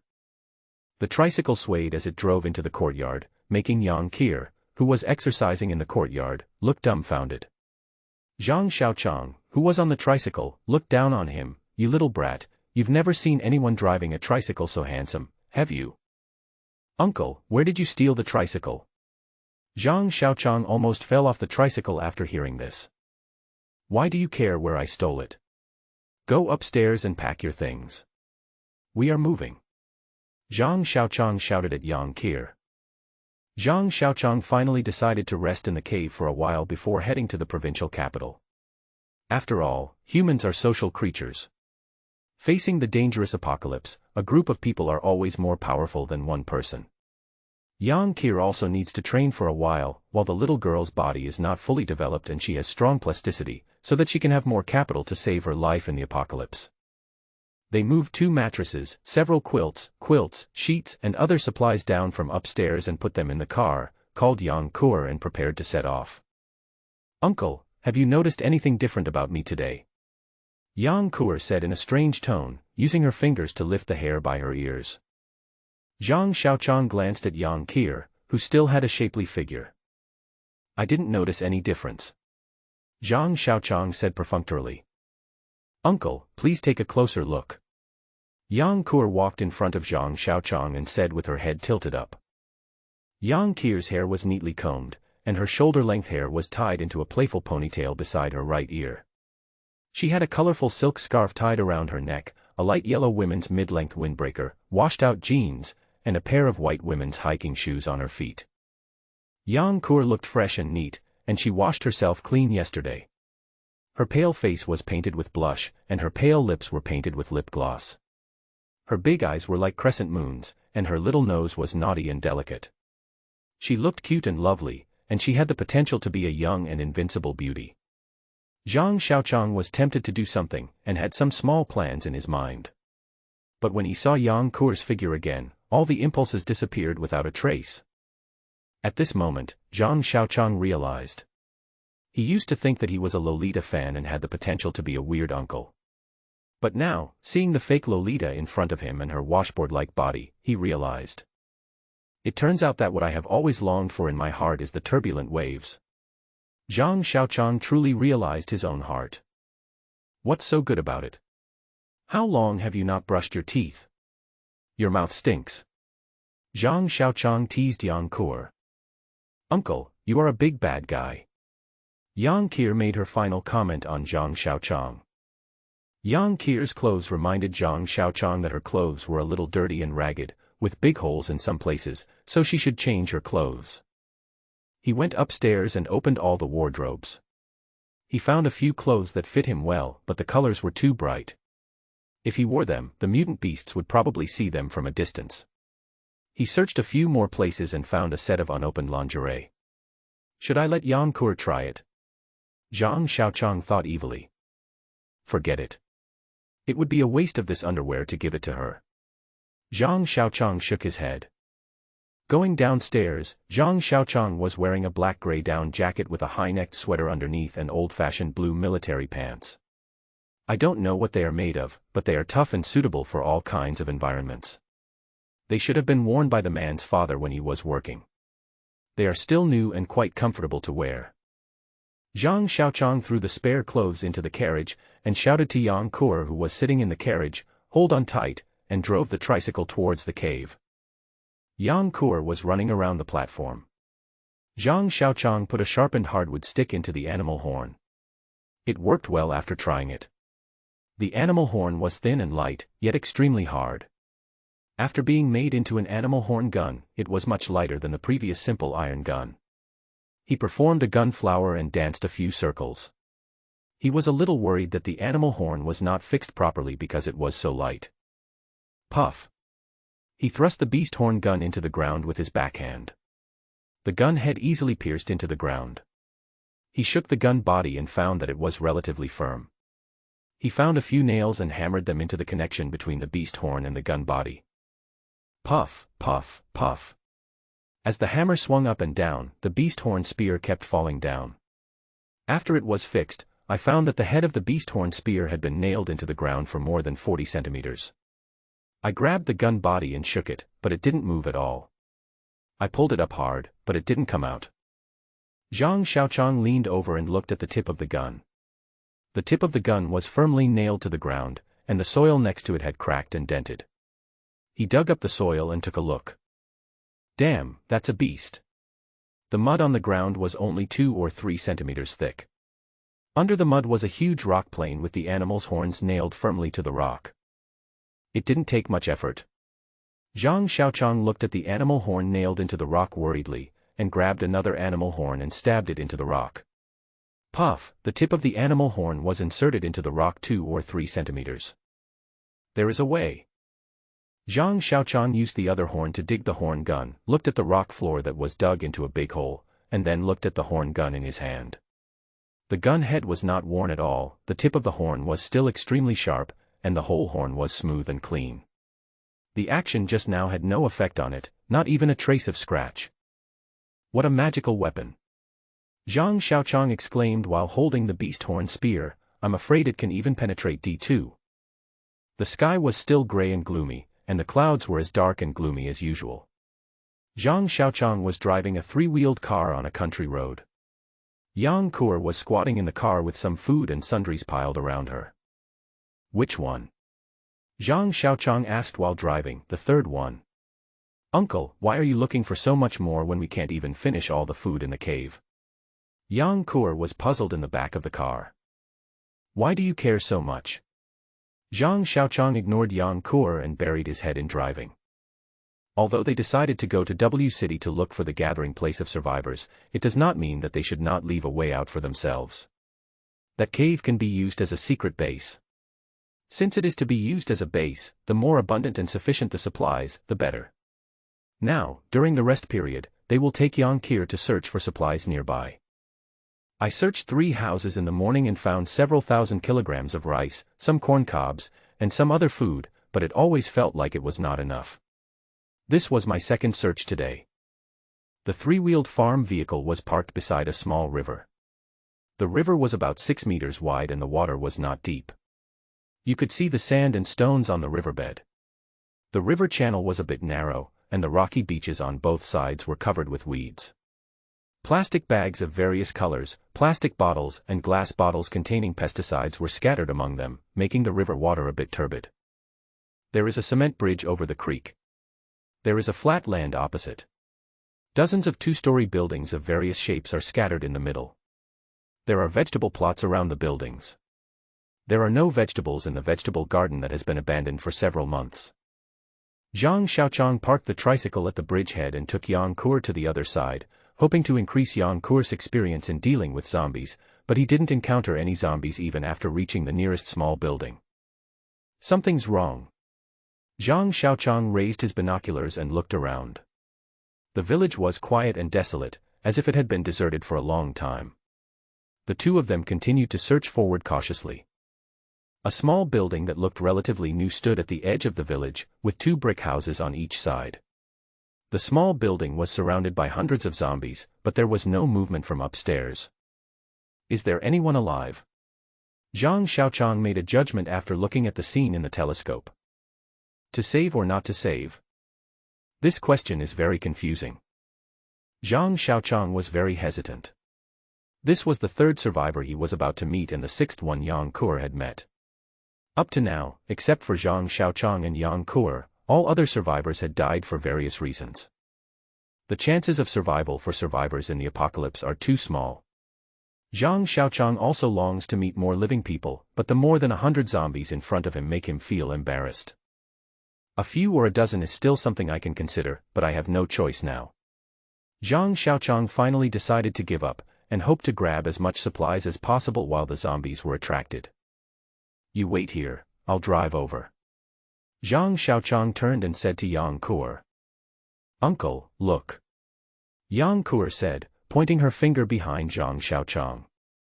The zombie horde became agitated and moved towards Zhang Xiaoqiang, with two S-type zombies leading the way, followed by D-type zombies and ordinary zombies. Run! Zhang Xiaoqiang pulled Yang Kur and ran to the other side. Are you injured anywhere? Zhang Xiaoqiang asked Yang Kur while running. No. What's the matter, uncle? Yang Kur had a strange expression on her face. Then did you get any blood on you? Zhang Xiaoqiang asked again. Blood? Uncle, does that thing count? Yang Kur looked a little embarrassed. As they were talking, the two of them arrived at the bridge. The S-shaped zombies were getting closer and closer, leaving the ordinary zombies a large distance behind. Let's talk about it later. Zhang Xiaoqiang clenched the beast horn gun and rushed towards the S-type zombies, wanting to get rid of the most threatening S-type zombies first. Two S-shaped zombies rushed towards Zhang Xiaoqiang one after another. Zhang Xiaoqiang took a deep breath and thrust his gun forward. The S-shaped zombie in the front suddenly froze, and a spiral horn popped out from the back of the zombie's head. Then the gun turned, and half of the zombie's skull flew out. Just as he retracted the gun, the second S-shaped zombie pounced in front of him and waved its claws at Zhang Xiaoqiang. Zhang Xiaoqiang held up the gun to block the claws and was about to raise the gun to stab. Bang! The sound of a bowstring from a sniper crossbow shot from behind him rang out, and puff! A hole appeared in the white eye socket of the S-shaped zombie, and then the zombie fell forward to the ground. Uncle, how did I do? Yang Kur looked as if she was asking for a compliment. Type D zombies were still far away from ordinary zombies. Zhang Xiaoqiang and Yang Kur slowly walked towards the tricycle. What do you say that thing is? Zhang Xiaoqiang was a little confused. Uncle, you are so mean. This is what women have every month. Yang Kur rolled her eyes, looking like you are ignorant. Oh. It's really a big wound. Zhang Xiaoqiang nodded silently, but felt something was wrong. Zhang Xiaoqiang glanced at the small building on the other side and felt a little sorry. How much supplies must be inside? He retracted his gaze and prepared to go back, but inadvertently saw the guardrail of the concrete bridge. The guardrail was built vertically with red bricks, and it was very simple in order to save materials as much as possible. He kicked it hard with his foot, and the bricks were a little loose. Zhang Xiaoqiang's mind moved. There is a way. They kicked open a gap in the guardrail near the opposite bank that was big enough for 2 or 3 people to pass through, and then placed the tricycle across the middle of the bridge, blocking the bridge deck. Give me your thing. Zhang Xiaoqiang said to Yang Kur. What the hell? Yang Kur was very surprised. The scientific name is sanitary napkin, and the flower name is jelly. Zhang Xiaoqiang said with a serious face. After trying every possible means and using all sorts of persuasion, he finally got that thing from Yang Kur. It was still warm in his hand, so he asked Yang Kur to run far away to avoid confusing the zombie's sense of smell. Zhang Xiaoqiang shuddered, pinched that thing with 2 fingers, and carefully hung it on the tip of the beast horn gun.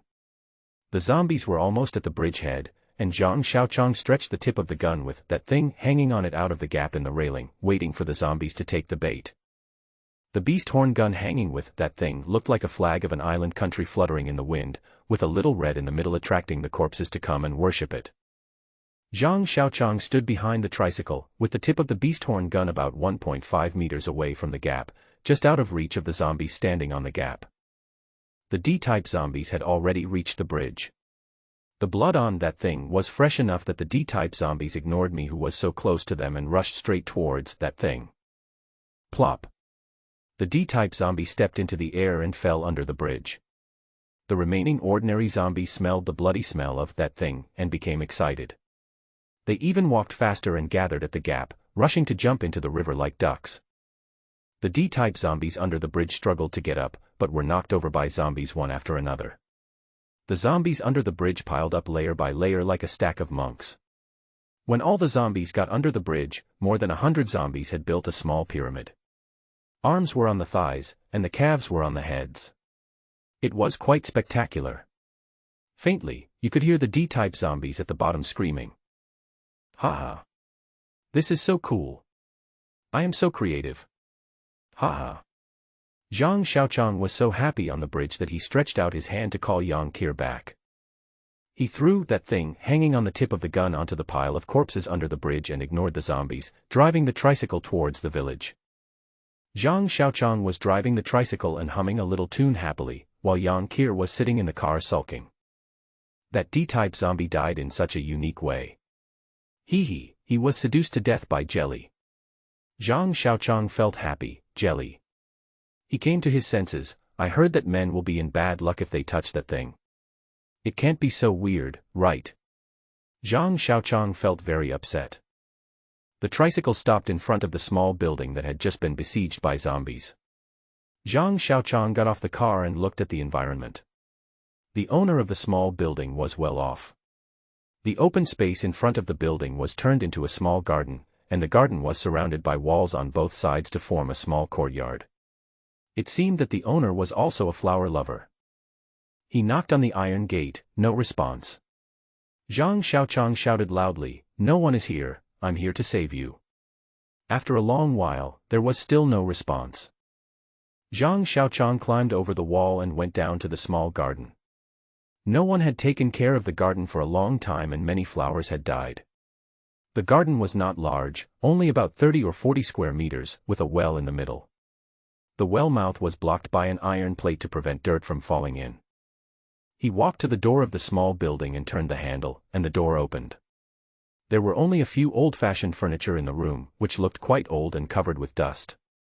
There was no modern decoration in the main room, which looked retro, making Zhang Xiaoqiang feel like he was walking in the 1920s or 1930s. Go up the wooden stairs to the second floor.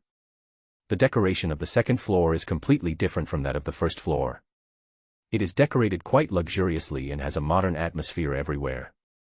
The light is not very good and the space is a bit gloomy. Click, click sounds came from the corner, and Zhang Xiaoqiang squinted his eyes to look over. There were 2 leather sofas in the corner, and in the middle of the sofas was a high-legged glass coffee table with several plates and soup bowls on it. A man was sitting on the sofa in the corner. He looked quite old and his hair was beginning to turn gray.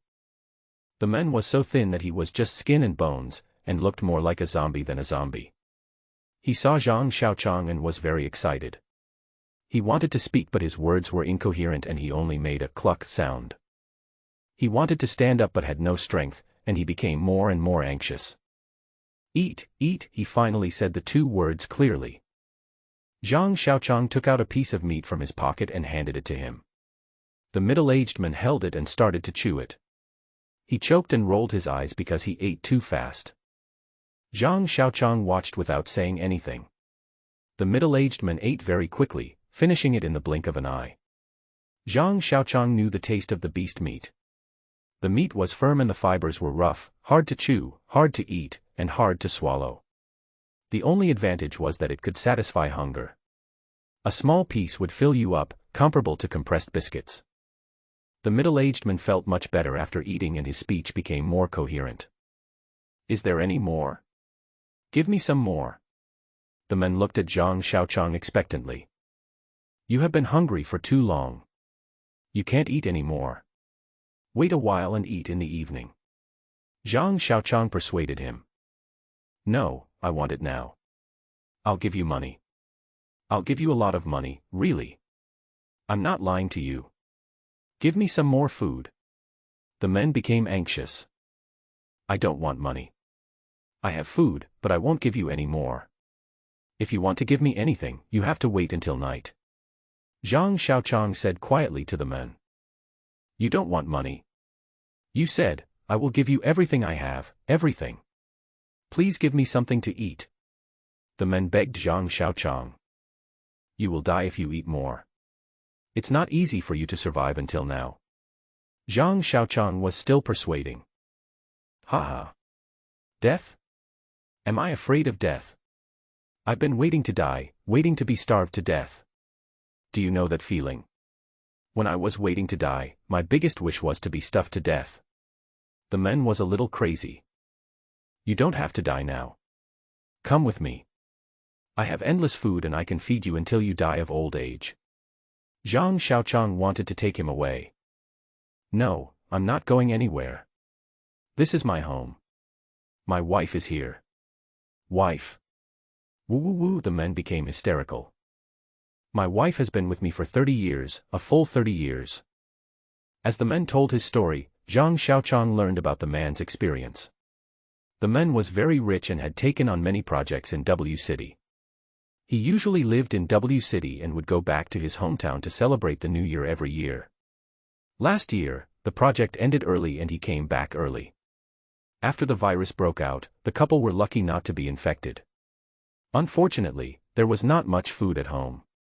After being besieged for more than 2 months, the food was eaten up.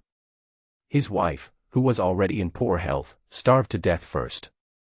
The man was afraid of starvation and began to eat his wife's body. He has lived until now. I ate her, I deserve to die. I should have been with her a long time ago. Give me food and let me die of overeating. After saying this, the men started asking for food again. Zhang Xiaoqiang felt disgusted with the middle-aged men, and felt nauseous at the thought of cannibalism. However, Zhang Xiaoqiang did not blame him, because if he were in the man's position, he would not know whether he would eat people.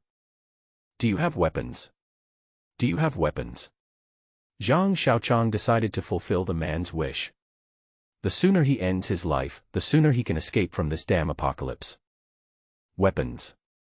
Haha, yes, just wait for me to get them. The men stood up with the help of the sofa, walked unsteadily into the study, and soon came out holding a wooden box and handed it to Zhang Xiaoqiang. When I opened it, I saw a pistol and 3 magazines inside, with bullets filling the bottom. Why don't you just kill those monsters? Zhang Xiaoqiang was puzzled.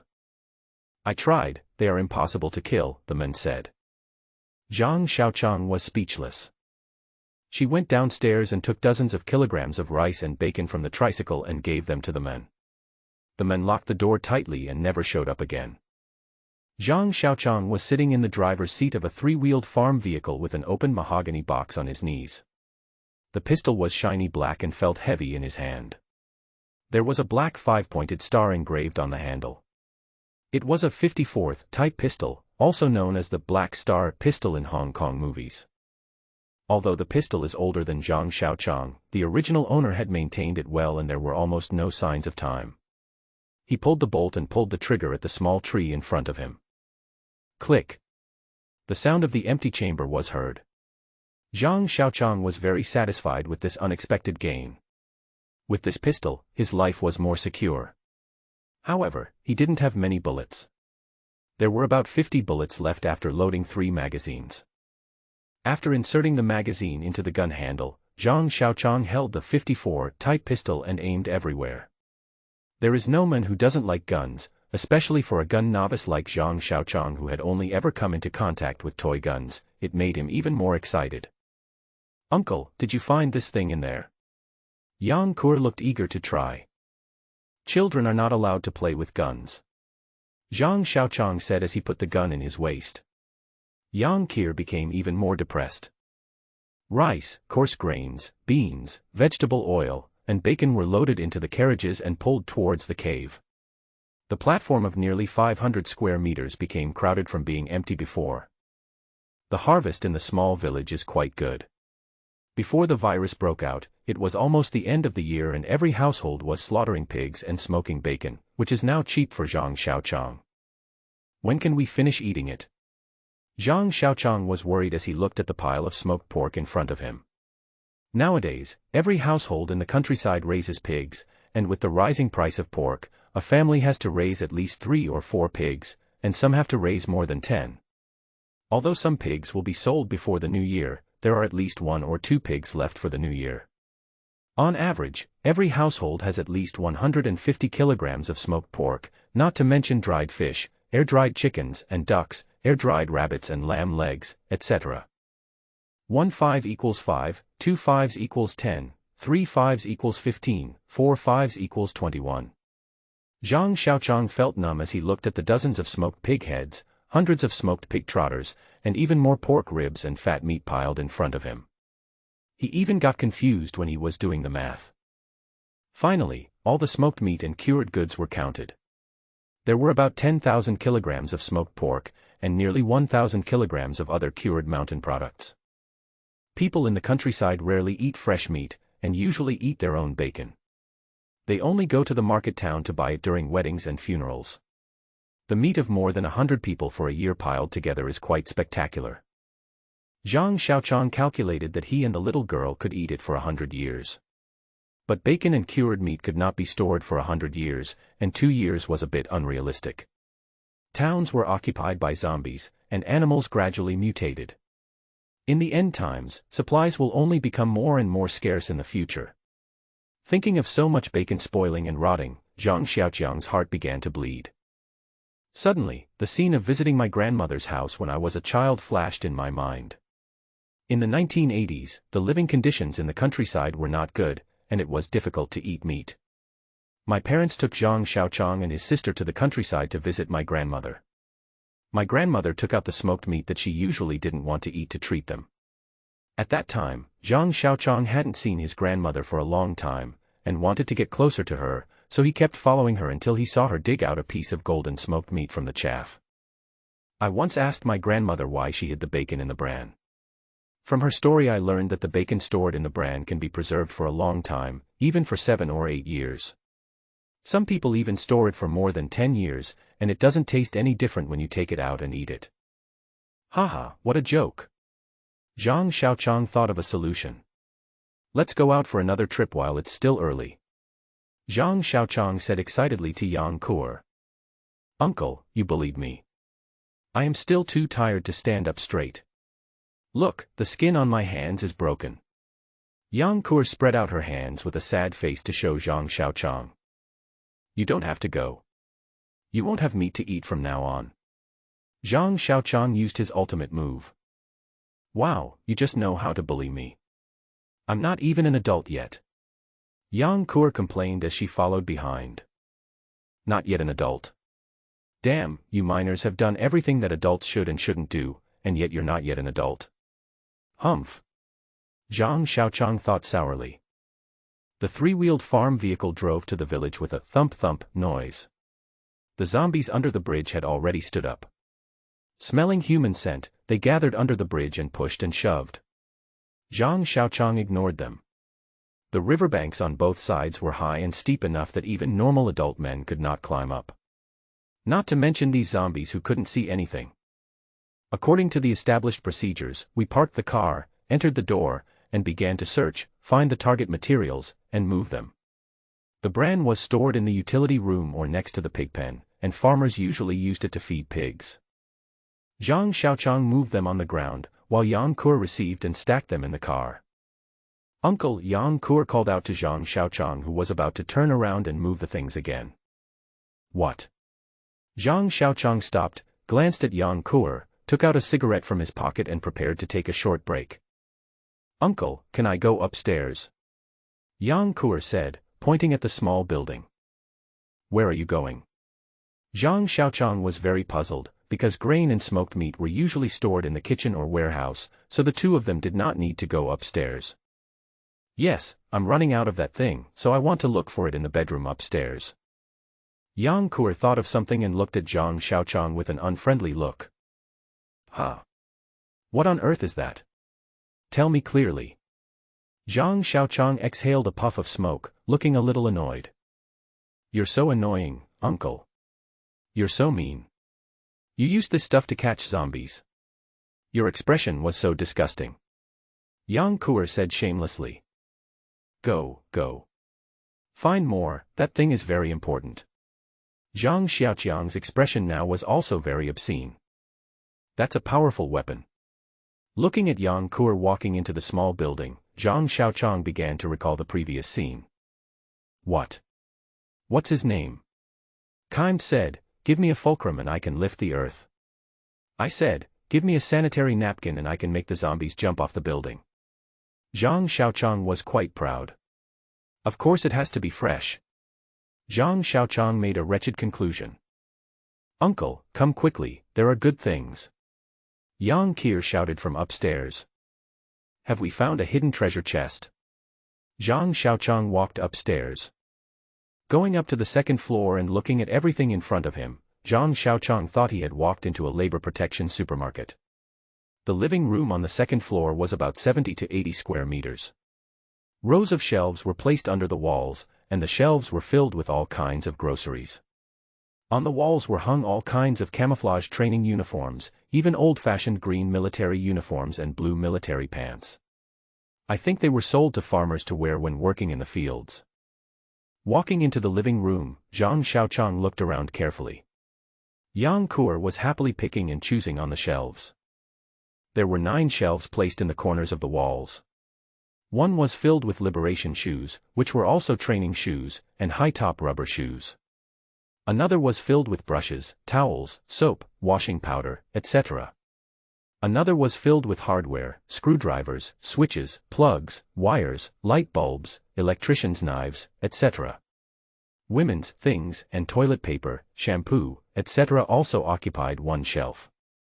Zhang Xiaoqiang even saw a shelf filled with men's underwear, long johns, women's underwear, and various socks. How many days have I not changed my underwear? Zhang Xiaoqiang recalled. Although he had changed 2 sets of clothes at other people's homes, he could not wear other people's underwear. When Zhang Xiaoqiang saw the clean underwear, he felt a little itchy in his crotch. Some other shelves were filled with farm tools, snacks that children liked, school supplies, school bags, etc. Finally, I saw a glass counter for cigarettes. There were not many varieties, some cost 3 or 4 yuan, some cost 5 or 6 yuan, and the good ones cost 10 yuan. However, I found 10 packs of yellow Crane Tower cigarettes under the counter, which cost 18 yuan a pack. It seemed that they were preparing to sell cigarettes to welcome guests during the Chinese New Year. The little girl Yang Kur took out a backpack from somewhere and started picking out supplies. Zhang Xiaoqiang shouted at Yang Kir, stop picking, move everything back. Ha ha. Hee hee. Ha ha ha. Zhang Xiaoqiang looked at the dazzling array of supplies in front of him and felt a strong sense of satisfaction filling every corner of his body. More than a week of intense moving, more than a week of body aches and fatigue in his limbs, in exchange for a pile of supplies in front of him. Thinking of this, Zhang Xiaoqiang burst into tears. Not only did he lose a lot of weight, but even Yang Kir's plump chin had become pointed again. Zhang Xiaoqiang looked at the supplies in front of him with great pride. Not far away, Yang Kur was squatting on the ground brushing her teeth, as if she wanted to make up for all the toothpaste she had saved in the past 3 months. It seemed that the little girl was very resentful of what Zhang Xiaoqiang had said before. Not to mention rice and other food, nearly 200,000 kilograms of food are piled up to the limit. In addition to a year's worth of food, farmers also prepare an extra year's worth of food, probably because of the aftereffects of famine in their past lives. In addition, some of the food that was not sold in time is now piled up here. All the quilts, mattresses, and clothes in the wardrobes of various fabrics were brought back to Zhang Xiaoqiang, not to mention the goods in the small shop, even the shelves were moved back, and there were also 10 white plastic jugs filled with bulk corn liquor. Each jug was more than half a person tall and could hold dozens of kilograms of water. Yang Kur disapproved of Zhang Xiaoqiang's money-grubbing mentality, especially why Zhang Xiaoqiang insisted on taking away all the white plastic jugs. Zhang Xiaoqiang knew that drinking water was very important when he was outside in the future, and the water in 2 jugs could be used by 2 people for more than a month. If I hadn't found a few barrels of diesel, I would never have gotten these. Zhang Xiaoqiang sighed, thinking of the diesel. Zhang Xiaoqiang looked down the steps, where 5 waist-high iron oil barrels were neatly stacked in a row, 4 of which were full of diesel, 1 was half full, and next to the barrels was a Yamaha single-phase diesel generator. Zhang Xiaoqiang was still a little scared when he saw the diesel generator. The diesel generator was found in a red brick house behind a small shop. The doors and windows were locked at the time. Zhang Xiaoqiang pried open the wooden door and saw the blue-painted diesel generator. The generator oil was 80% new. There were 6 large oil barrels next to it, 5 of which were filled with diesel. After Zhang Xiaoqiang pushed the generator out. The single-phase generator is not heavy, only 2 kilograms short of 100 kilograms. Zhang Xiaoqiang can jog while carrying a 100-kilogram rice bag, but he cannot lift a 200-kilogram generator. Yang Kuer is not strong enough and cannot lift it onto the car after fiddling with it for a long time. Zhang Xiaoqiang was at a loss at that time and could only sigh in despair. Finally, Yang Kuer found a rusty pulley from somewhere and solved Zhang Xiaoqiang's problem. It took a lot of effort to lift the diesel generator onto the 3-wheeled farm vehicle with the clumsy pulley. Looking at the 300-kilogram barrel of oil on the ground, Zhang Xiaoqiang wanted to cry. "Uncle, can you smell it and see if there is any smell?" After saying that, Yang Kuer opened her mouth and exhaled towards Zhang Xiaoqiang. "Just brush your teeth for another week and it should be almost done," Zhang Xiaoqiang said absent-mindedly. "I hate it so much, you stinky uncle." "Really?" Yang Kuer was a little skeptical and blew into her palm to smell her own breath. After sorting out his thoughts that were disrupted by Yang Kuer, Zhang Xiaoqiang continued to sigh. The pulley, which had been there for who knows how many years, fell apart when the oil drum was being hoisted. Zhang Xiaoqiang was dumbfounded when he saw the broken pulley. Without the pulley, the oil drum could not be hoisted. Without the oil drum, there would be no diesel. Without diesel, what would be the use of the diesel generator that he had taken so much trouble to put on the car? Finally, the original diesel was pumped into the empty barrel on the car using the siphon principle. Thinking of this, Zhang Xiaoqiang still felt the taste of diesel in his mouth. Life without a computer and the internet is so boring. The older otaku began to express new feelings. After going out, Zhang Xiaoqiang was always worried.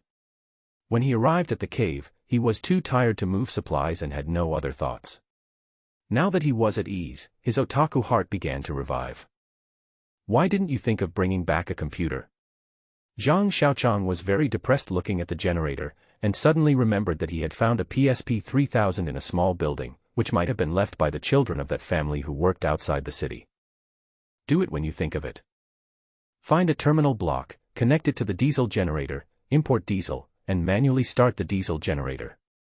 Buzz buzz buzz, the diesel generator in the distance kept making noise. Next to the 2 simple beds stood a bamboo pole with an incandescent bulb hanging on the bamboo pole, emitting a warm orange-red light. Zhang Xiaoqiang was sitting on the bed playing his PSP. Looking at the long-lost lights, he felt like he had returned to civilized society. "Is there electricity?" Yang Kuer stood under the light, tilted her head and wiped her wet hair with a towel while asking Zhang Xiaoqiang. "Yeah." Zhang Xiaoqiang nodded proudly. "Yeah, then I can use the water heater to take a shower." Yang Kuer jumped up happily. "Little sister, even if you carry the water heater back, you won't be able to press it," Zhang Xiaoqiang replied seriously. After putting 2 quilts into the carriage, Zhang Xiaoqiang breathed a sigh of relief. Everything was almost ready. A barrel filled with diesel was firmly fixed in the carriage, and beside it were 3 large barrels of spring water, 2 bags of rice, some smoked meat, chicken, duck, etc., and a large red plastic barrel containing more than a dozen beggar chickens. All the chickens raised in the cave were here. Finally, a large waterproof tarpaulin was stuffed in and used as a tent. "It's all ready." Zhang Xiaoqiang nodded. "Uncle, are we really leaving?"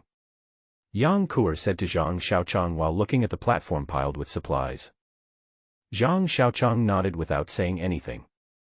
"Can I not leave?" Yang Kuer was reluctant to give up her current comfortable life. "You can stay here alone." Zhang Xiaoqiang looked at Yang Kuer seriously and said. Yang Kuer looked at the platform full of supplies, then at the dark path leading to the cave entrance, and shuddered. "Uncle, I've made up my mind. I'll go wherever you go. If we're going to die, we'd rather die together as a pair of lovebirds with the same fate." Yang Kuer said to Zhang Xiaoqiang as if she didn't care. "Who is willing to die with you? If you want to die, die far away so that I won't be upset when you see me." Zhang Xiaoqiang cursed, but he was still a little touched in his heart. "Oh, so that's it. Then it's a fight to the death, and I'll find another handsome boy to live together here. Yang Kur said with a pout. Damn it, you're already thinking about dividing the inheritance before I die. Zhang Xiaoqiang yelled at Yang Kur angrily. The little bit of emotion in his heart had long since vanished. Okay. I won't say any more. Go to bed early today, uncle, so you can be on the road tomorrow.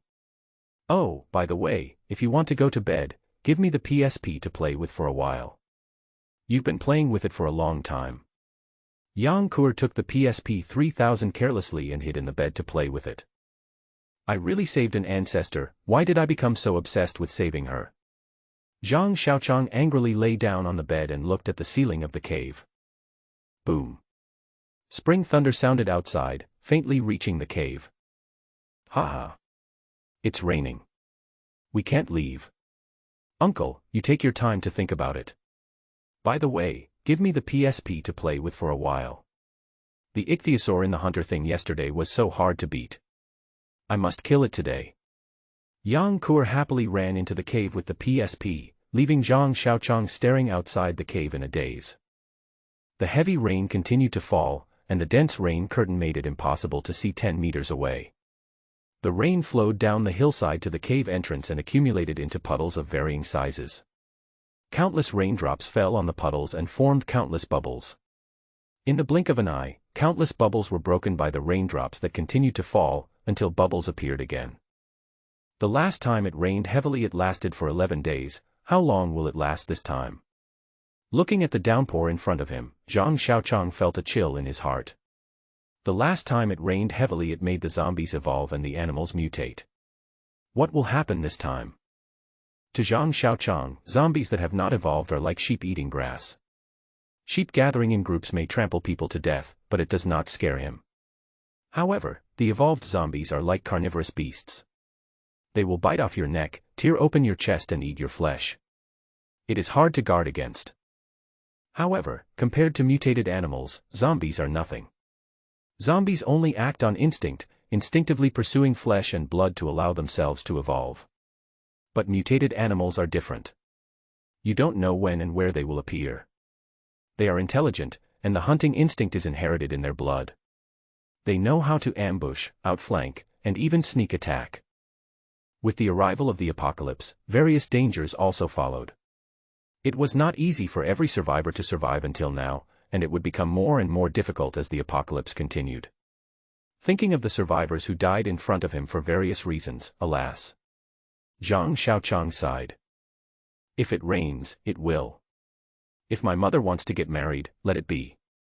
Zhang Xiaoqiang walked into the cave, but his steps became heavy as he walked. The electric lights that dispelled the darkness and brought light flickered, and the light in the cave was sometimes dim and sometimes bright. The grinding wheel on the squeak cutting machine was turning rapidly, and the air was filled with the smell of burning fur. Zhang Xiaoqiang lowered his head and carefully used the cutting machine to cut the mutant animal's skin. Last time, Zhang Xiaoqiang took great pains to skin the mutant beast but couldn't find a way to use it.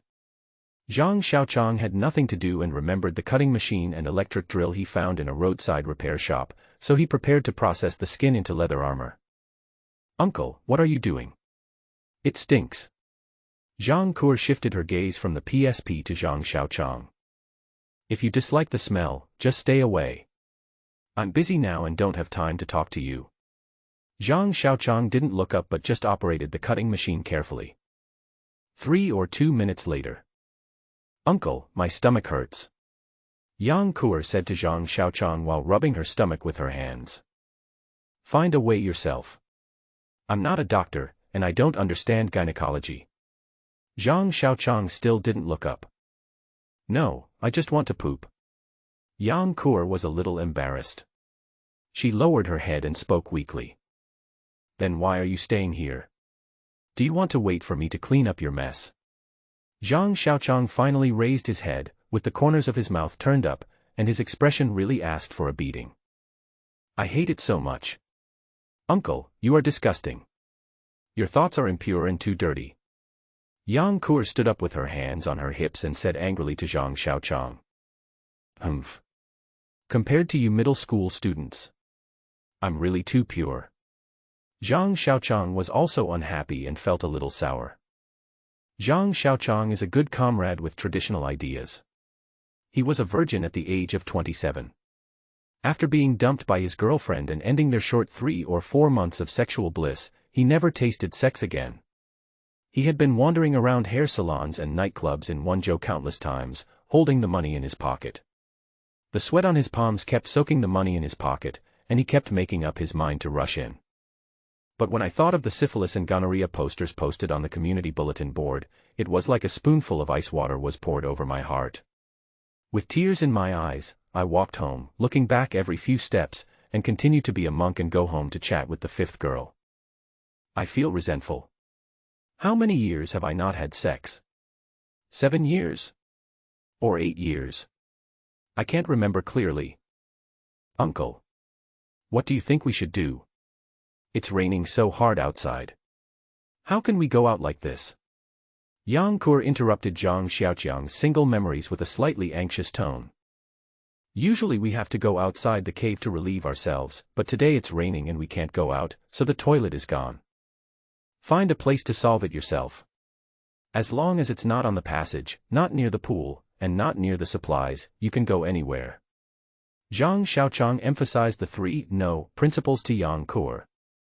So it can only be in the innermost corner. But it's so dark in there.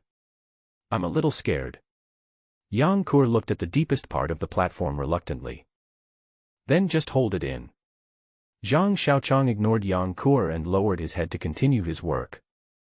Yang Kur stood there hesitating for a while, and finally decided to go inside to solve her personal problems.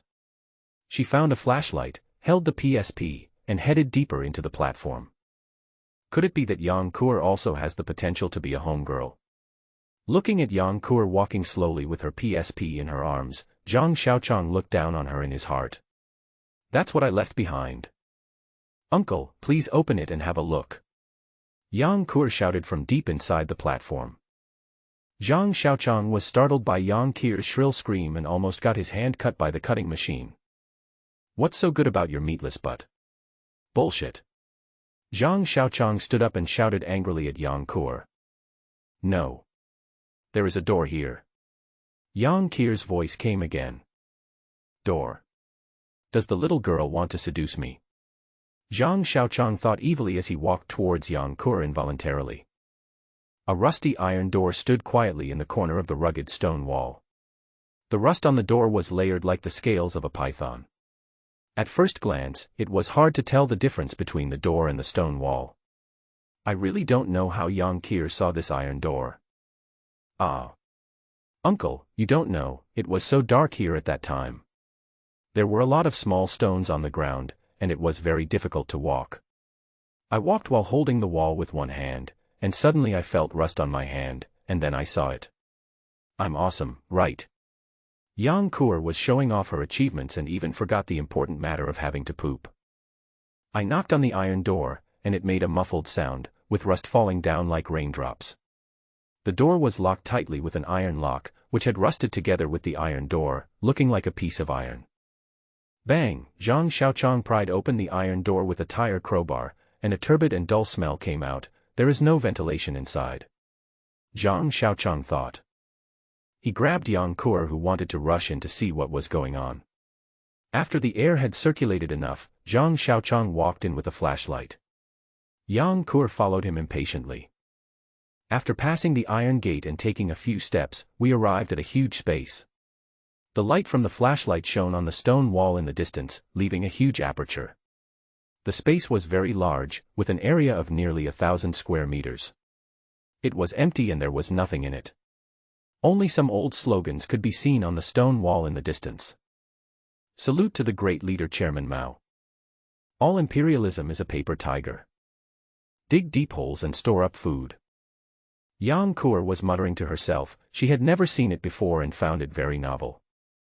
Uncle, what does it mean to dig deep holes and store up food? Yang Kur asked curiously.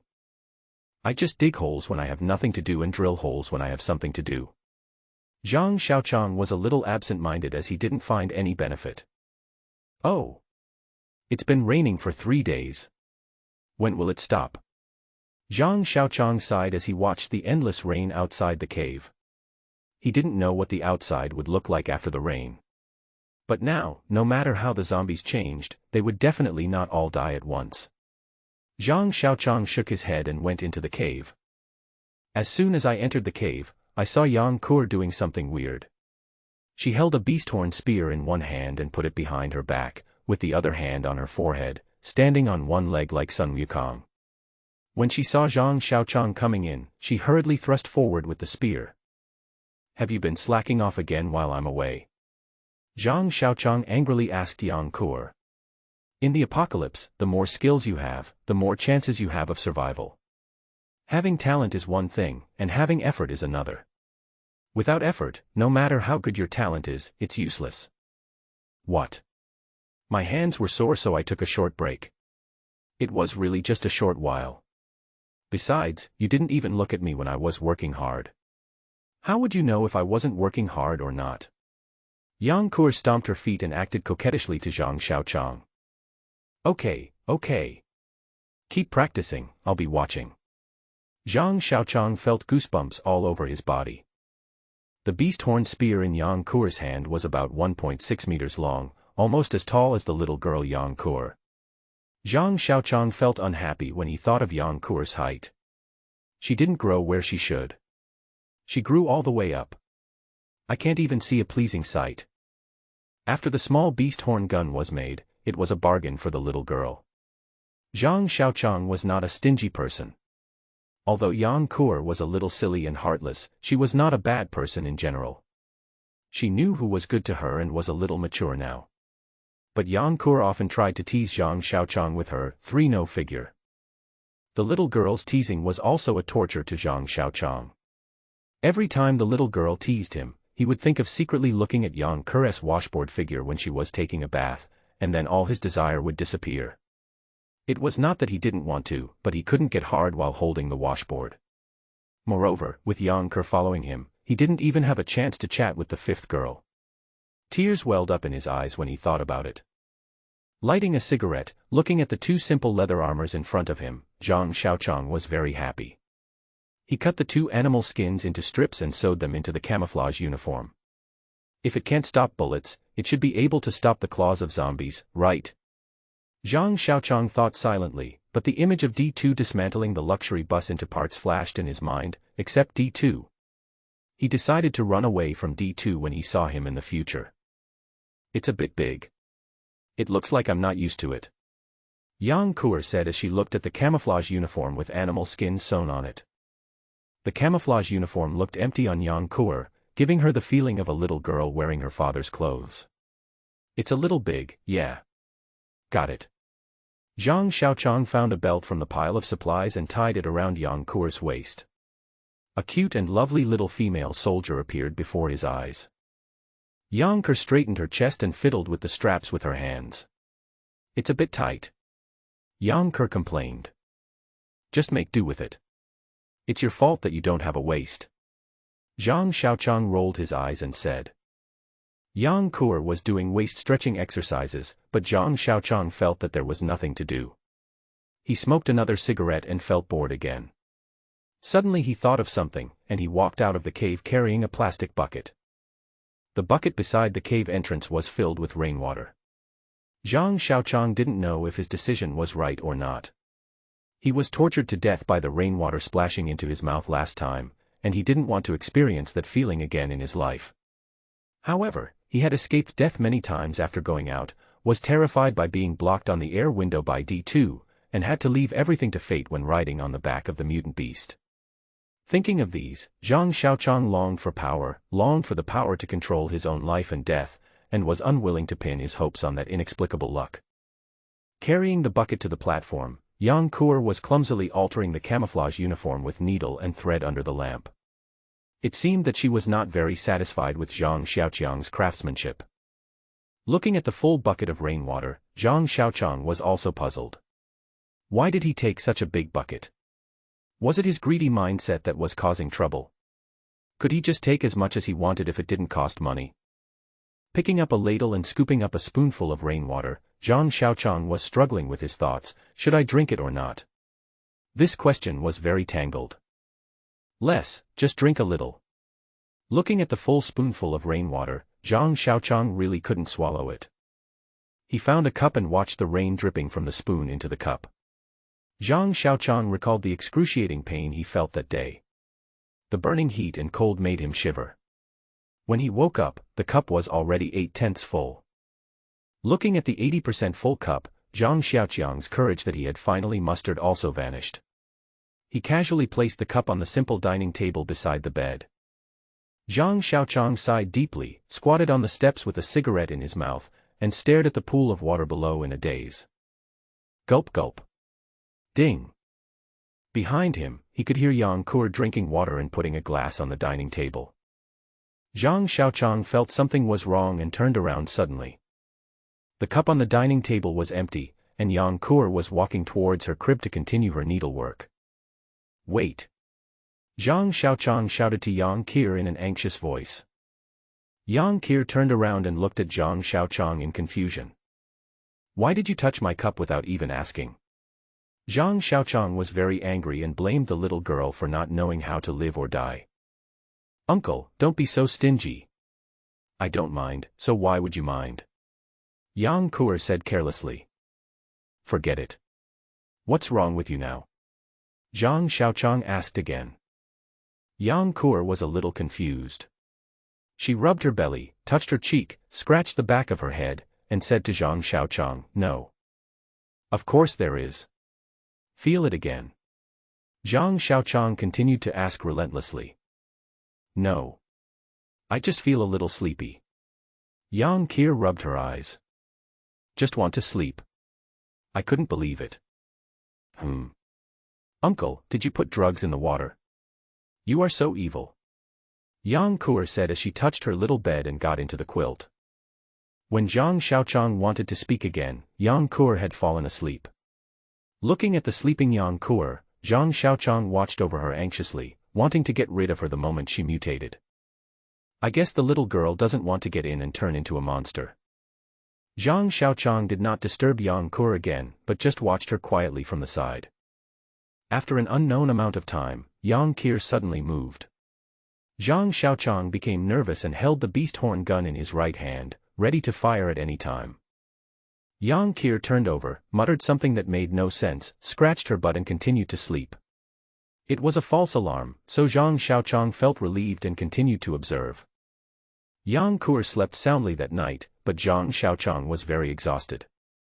The little girl was young but had many problems, such as grinding her teeth, snoring, smacking her lips and drooling. She had all the problems she should have, and every time she made a sound, Zhang Xiaoqiang would be on guard. The funniest thing was that when Yang Kur was sleeping, an unknown object came out of her nose, which made Zhang Xiaoqiang think that she was getting sick. As a result, as Yang Kur exhaled, the unknown object turned into a snot bubble. Watching Yang Kur's snot bubble grow and shrink as she exhaled and inhaled, Zhang Xiaoqiang felt like he had traveled to a cartoon and watched the cartoon characters sleeping. Looking at the watch, 8 hours had passed. Zhang Xiaoqiang, with dark circles under his eyes, could no longer hold on and accidentally fell asleep. Zhang Xiaoqiang was half asleep when he suddenly felt something tickling his nose. He wanted to sneeze but couldn't. When he opened his eyes, he saw a pair of big eyes like crescent moons. The big eyes flickered, and a healthy and fresh breath blew from the mouth of the owner of the big eyes to his cheeks, bringing a touch of warmth in this early spring season. Uncle, you're so funny. You have a bed but you sleep on the floor instead. Yang Kur said with a smile as she looked at Zhang Xiaoqiang, who was sitting on the floor and a little confused about the situation. When did you wake up? Zhang Xiaoqiang asked Yang Kur stutteringly after he woke up. I just woke up. I slept so comfortably yesterday. Oh, by the way, Uncle, why did you sleep sitting on the floor? The floor is very cold. Yang Kur asked persistently. Oh, that, ahem. This is what happened. Yesterday I was sleeping in bed, and halfway through I rolled onto the floor. That's what happened. Zhang Xiaoqiang didn't want to tell Yang Kur that she almost turned into a zombie yesterday, so he played it lightly.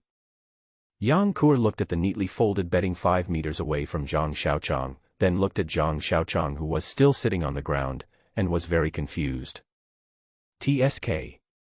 Uncle, do you think I'm a rookie? Do you think I would believe that you rolled all the way from such a far place, rolled here and then sat up to sleep? Yang Kuer said to Zhang Xiaoqiang with disdain, with a very smart look on her face. Forget it. Stop talking about these useless things. Tell me if you feel anything different from usual.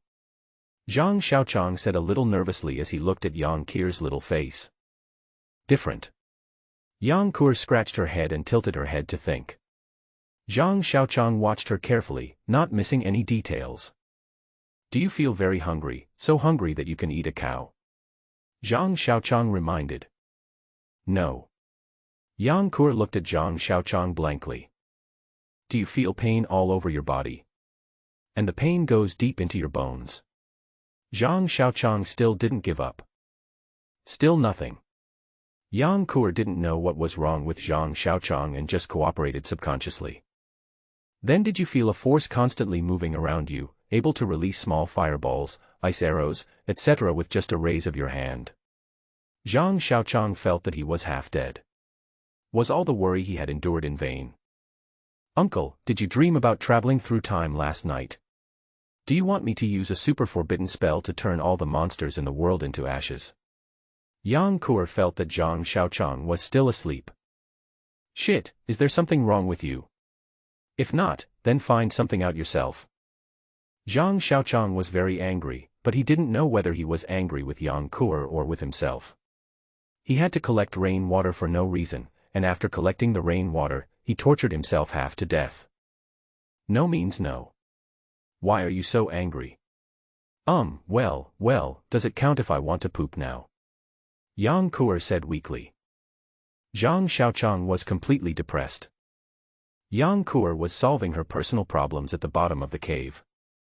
Zhang Xiaoqiang was looking at the cup in his hand. There was half a cup of clear and transparent rainwater in the quilt.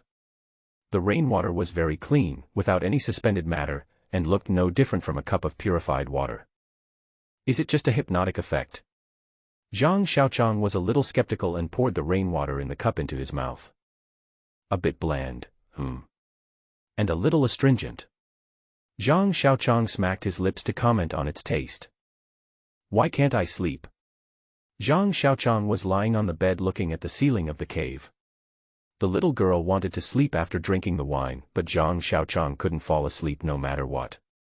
Could it be that they were the same but had different fates? Oh my! It hurts so much. Uncle, did you give me a laxative yesterday? Yang Kuer came out rubbing her stomach with a bitter look on her face. During this time, the little girl went to the bottom of the cave 3 times. Gurgle gurgle, Yang Kuer's stomach made another sound. Ah! Here it comes again. My intestines will be pulled out if I continue like this, woo-woo. Yang Kuer ran to the bottom of the cave crying. Zhang Xiaoqiang was lying on the bed, looking at it in bewilderment, when he heard a rumbling sound from his stomach.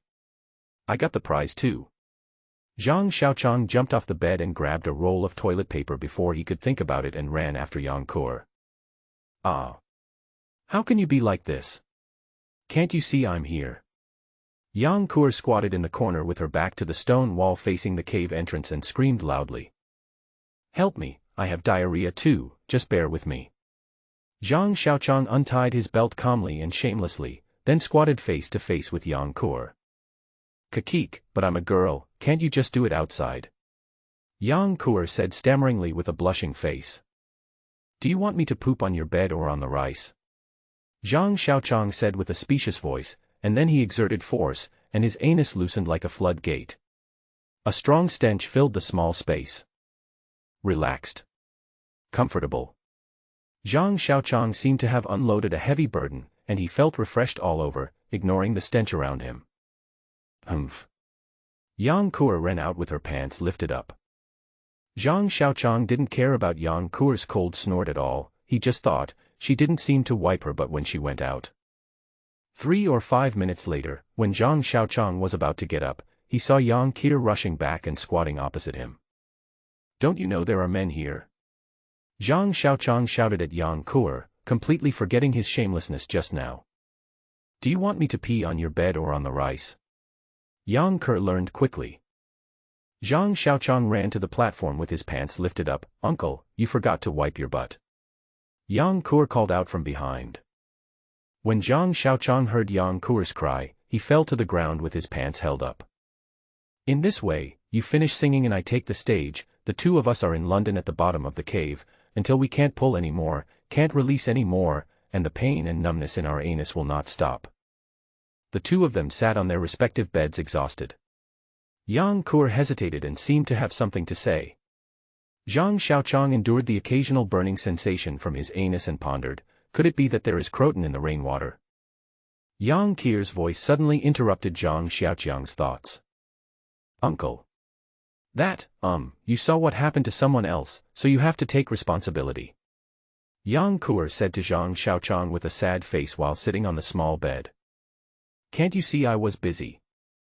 Who has time to look at you? Zhang Xiaoqiang looked at him with disdain, thinking, let me be responsible for you. Who is responsible for me? No, that's not it. I didn't even let my husband see it. Yang Ke clarified to Zhang Xiaoqiang. You haven't watched it yet. You've already done it, but you still haven't watched it. Zhang Xiaoqiang obviously didn't believe it.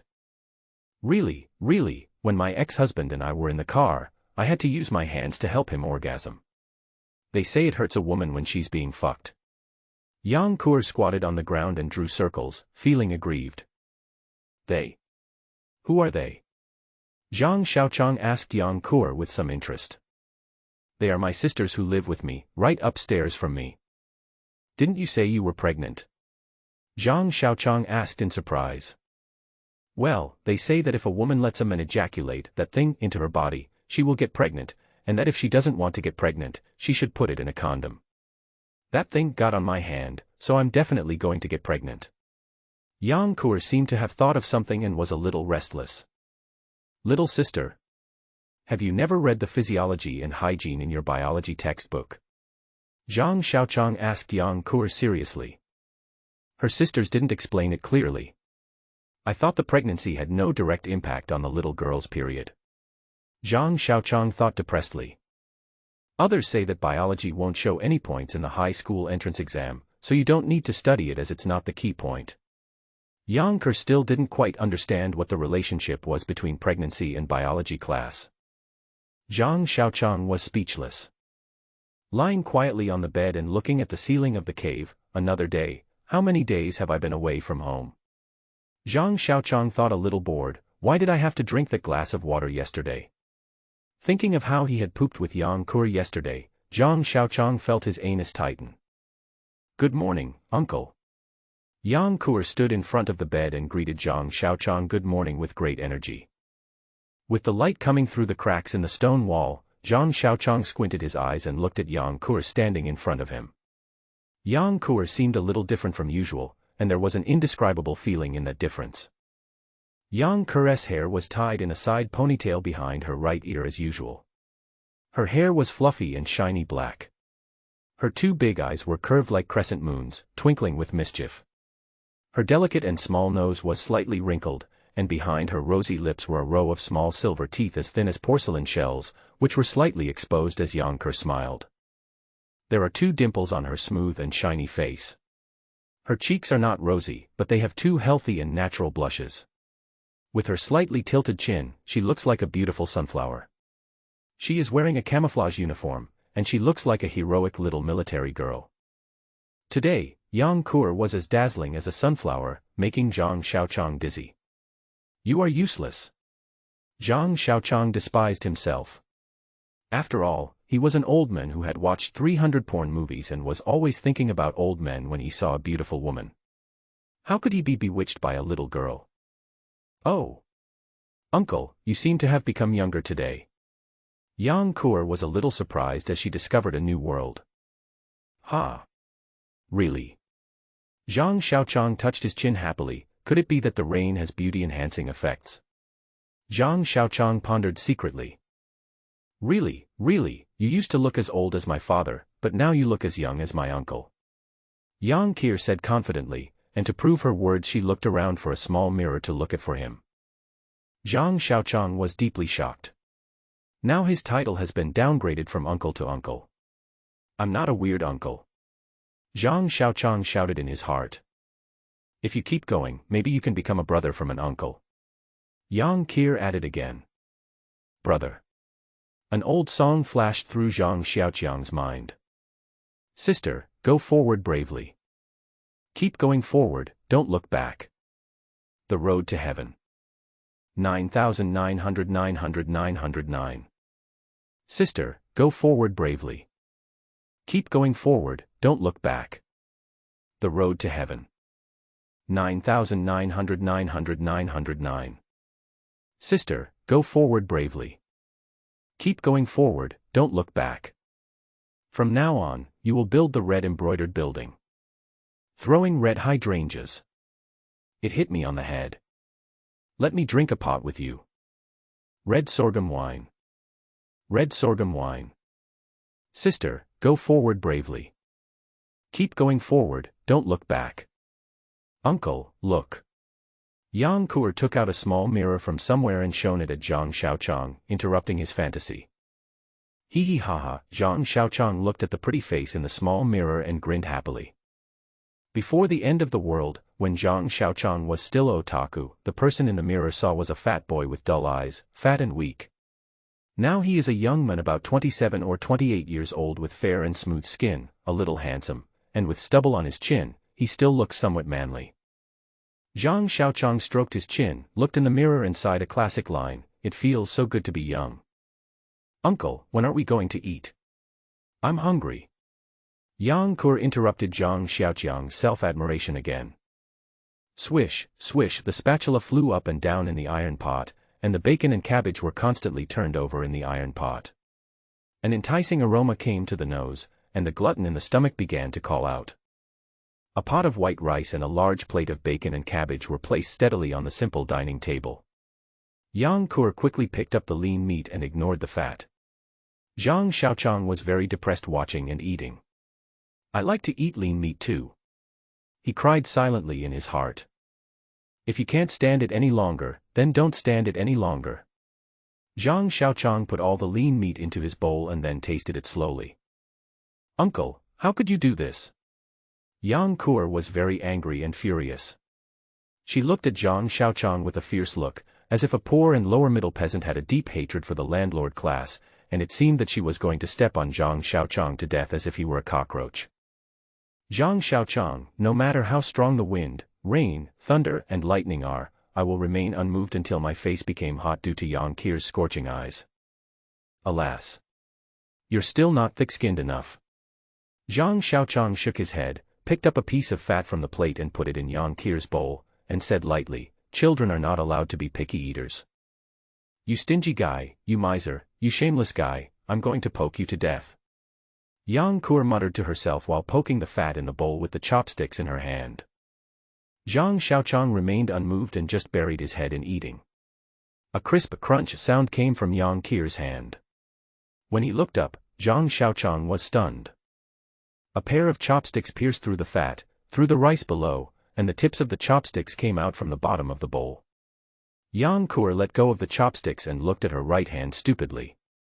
Zhang Xiaoqiang stared blankly at the chopsticks passing through the bowl with his big mouth, and the rice grains in his mouth fell from the corners of his mouth. There's something wrong with the bowl. Yang Qir said to Zhang Xiaoqiang aggrievedly. Uncle, look. This stick is too fragile. Yang Qir held up the animal horn gun that was broken into 2 pieces in her hand and showed it to Zhang Xiaoqiang. Nonsense. You must have broken it on purpose. Don't I know what I did? Zhang Xiaoqiang thought that this was Yang Qir's revenge for making her eat fatty meat just now. Oh. Really, if you don't believe me, just look. Yang Qir raised the gun with 3 fingers in her right hand and flicked it. Click. The gun broke again. Zhang Xiaoqiang took a breath. Go and lift the bag of rice and take a look. The 2 of them stood next to the pile of grain, and Zhang Xiaoqiang looked at Yang Qir and said, Uncle, you are bullying me again. How can I lift something so heavy? Yang Qir complained as she walked to the grain pile and picked up a rice bag with both hands. The bag of rice weighing more than 100 kilograms was held lightly in front of Yang Kuer's chest like a balloon. Yang Kuer weighed the bag and seemed confused. She held the corner of the bag with one hand and turned it several times in the air. "Uncle. Is it filled with cotton?" Yang Kuer asked doubtfully. "That's not right. Throw it over here and let me see." Afterwards, Zhang Xiaoqiang deeply regretted the decision he had made. The rice bag, carried with it the wind, hit Zhang Xiaoqiang hard, and the huge force knocked him to the ground. "Ouch! My waist!" Zhang Xiaoqiang screamed while being pressed under the rice bag. "Ha ha! Uncle, do you think I have become a Superman?" "Hee hee! Superwoman, I am Ultraman, ha ha ha ha!" Yang Kuer said with great pride and increased the strength in her hands. "Hiss! Be gentle, do you want to crush me to death?" Zhang Xiaoqiang shouted at Yang Kuer, who was giving him a waist massage while lying on the bed. "Why? Why? Why is it like this?" Zhang Xiaoqiang wanted to cry but had no tears. Looking at Yang Kuer, who was having fun on the platform, he felt depressed and conflicted. Yesterday's waist injury has healed now, but the strength and agility have not improved much. After trying, I can barely improve it by 20% to 30%. In other words, the strength can be compared with that of a D-type zombie, and the agility can be compared with that of an S-type zombie. But what's the use? Killing D-type and S-type before is no different from killing cockroaches. Isn't it a piece of cake when encountering D2? Even if you encounter a mutant beast, it's the same. Do you have to be a crazy cowboy again? Zhang Xiaoqiang was still complaining to himself. Why did Yang Kuer, the little girl, turn into Popeye and he became an indestructible cockroach?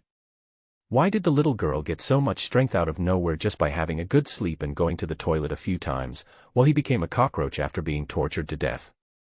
And there was also the side effect of becoming a starving ghost when he was injured. Is it because my name is unlucky? Zhang Xiaoqiang was puzzled. It's all because of that So-and-So movie, A Chinese Odyssey, Part 1. Several invisible dark clouds were hovering around him, full of resentment. Ah. Zhang Xiaoqiang sighed deeply. He had no choice but to do this. No matter how bad the name was, it was still given by his parents. After all, it had been with him for more than 30 years. Although he was teased by his classmates in school and was discouraged by the girl during the blind date, he couldn't hold his head up for more than 10 years. But he was still alive today. Those old classmates and girls must have turned into zombies now. "Uncle, stop sighing. Don't worry, I will protect you." Yang Kuer came over and said proudly. The little girl raised her head high, her eyes seemed to be looking at the top of the cave, her little chest was also straightened up, and the little quail egg was also stretched tightly by the camouflage uniform. Zhang Xiaoqiang became even more depressed when he saw Yang Kuer, who was as proud as a little peacock. "Don't worry, uncle. From now on, I will beat up anyone who wants to bully you. If you want to bully someone, I will bully him together with you." Yang Kuer patted the quail egg on her chest and assured Zhang Xiaoqiang. "That's interesting. At least I didn't raise him in vain, I have some conscience." Zhang Xiaoqiang felt better, but then he thought something was wrong. Am I not a gigolo? The man's self-esteem gave up the idea of relying on a little girl in the future. Give me a smile and you think it's love. Give me a little sunshine and you think it's brilliance. Look at what you look like now. Have you done today's practice? Zhang Xiaoqiang acted like an elder and taught the ignorant little girl a lesson. What? Now that I'm stronger, I can slow down on the exercises a bit. Yang Kuer was unhappy and said timidly.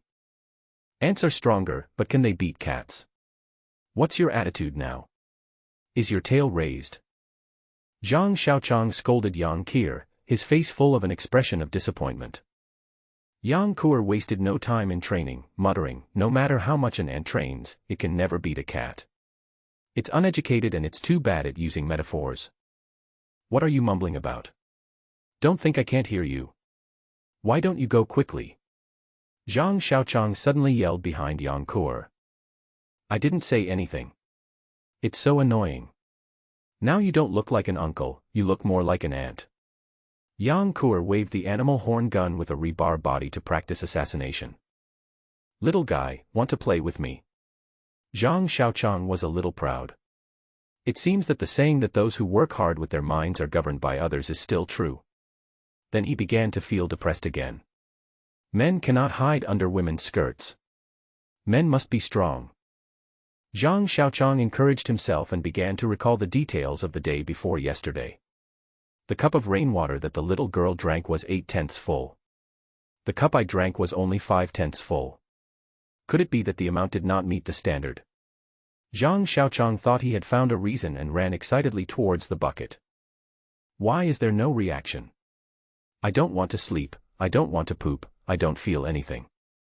Zhang Xiaoqiang sat on the bed with a roll of toilet paper waiting for a reaction, but the reality was cruel, there was no reaction at all. Is it only effective on women? Zhang Xiaoqiang was in pain. This was the pain of seeing that he was not even as good as a woman. Is it only effective the first time? Zhang Xiaoqiang was very annoyed, a kind of annoyance that came from being overwhelmed by a woman. Male chauvinism is the only idea Zhang Xiaoqiang believes in, and he has fought for it all his life. He didn't have the chance before, but now he finally gets to taste the pleasure of being a male chauvinist with Yang Kur. But he is hit by the reality now. It's not easy to be a man, especially to be a man of steel. Zhang Xiaoqiang kept sighing. He, ha. Yang Kur practiced assassination seriously on the platform. Sweat kept oozing out from her forehead, sliding down her cheeks to her little chin, sparkling, and then dripping down with her movements. Zhang Xiaoqiang stared blankly at Yang Kur's practice. He gave up hope on the strange rain. It was certain that the effect of rain on the human body was only effective the first time. Yang Kur gained tremendous strength and beauty treatments, but Zhang Xiaoqiang only gained beauty treatments. Although his strength and speed were also improved, they were negligible compared to Yang Kur. You can't make a living by relying on your looks in the apocalypse. Zhang Xiaoqiang doesn't care about how he has become younger. Even if he has plastic surgery, he can't reach the standard of a pretty boy. Besides, there are no rich women in the apocalypse. Rain is a good thing. The first rain was completely different from this time. The first rain made Zhang Xiaoqiang feel like an 8th Route Army soldier being tortured by the Japanese army. Just that little bit of rain almost made him confess. The second rain felt more like a slimming tea. Except for the uncomfortable chrysanthemum, everything else was pretty good. It was fine to drink a big cup of it. It seemed to be a good medicine specifically for humans. Baby. After Zhang Xiaoqiang figured it out, he felt secretly happy when he saw that there was still half a bucket of rainwater. No matter what, he would collect it first. Looking at the rainwater that fills most of the plastic jug, I always feel it is not enough. If I don't need it, I can save it for my son. Thinking of his son, Zhang Xiaoqiang sighed again. I don't know where his mother is yet. Little girl. Just her white figure. Not for the time being. Good things are never too much. Zhang Xiaoqiang was carrying a large bucket and was ready to go for more. When he saw Yang Kur sweating profusely, the god of otaku descended upon him again. The otaku's motto is, if you can sit, don't stand. If you can lie down, don't sit. If you can avoid exerting effort, then resolutely don't exert effort. She's strong anyway, so why not use her? Zhang Xiaoqiang had no idea that he was using child labor. He asked Yang Kur to carry 2 large plastic pots and walked towards the cave entrance. Bang! The plastic bucket fell to the ground, spun a few times, and rolled to one side. Oh! The sun is out. I haven't seen the sun for a long time. Yang Kur cheered while standing in the sun. For nearly 4 months after the end of the world, the sky was gloomy, and the obscure clouds were reluctant to give even a little light, making the world even more desolate. Now the rain has stopped, the sun has come out, and the golden light has spread across the earth, making it shine golden. The warm sunlight shone on Zhang Xiaoqiang, but he felt a little cold in his heart. Is it true that men will be unlucky if they touch that thing? Why is everything going wrong? Watching Yang Kur jumping for joy in the sunshine, Zhang Xiaoqiang recalled a children's book he had read somewhere. The sun is out, and the little girl is smiling in the sun. The air was filled with suffocating heat waves and the sun was scorching. The April sky was filled with the sun of July and August. The abnormal climate dealt a fatal blow to the vegetation of this season. The new buds on the branches on both sides of the road drooped their heads lifelessly. The young grass in the wilderness that was still fresh and tender a few days ago turned yellow again and fell to the ground, silently protesting to the scorching sun in the sky.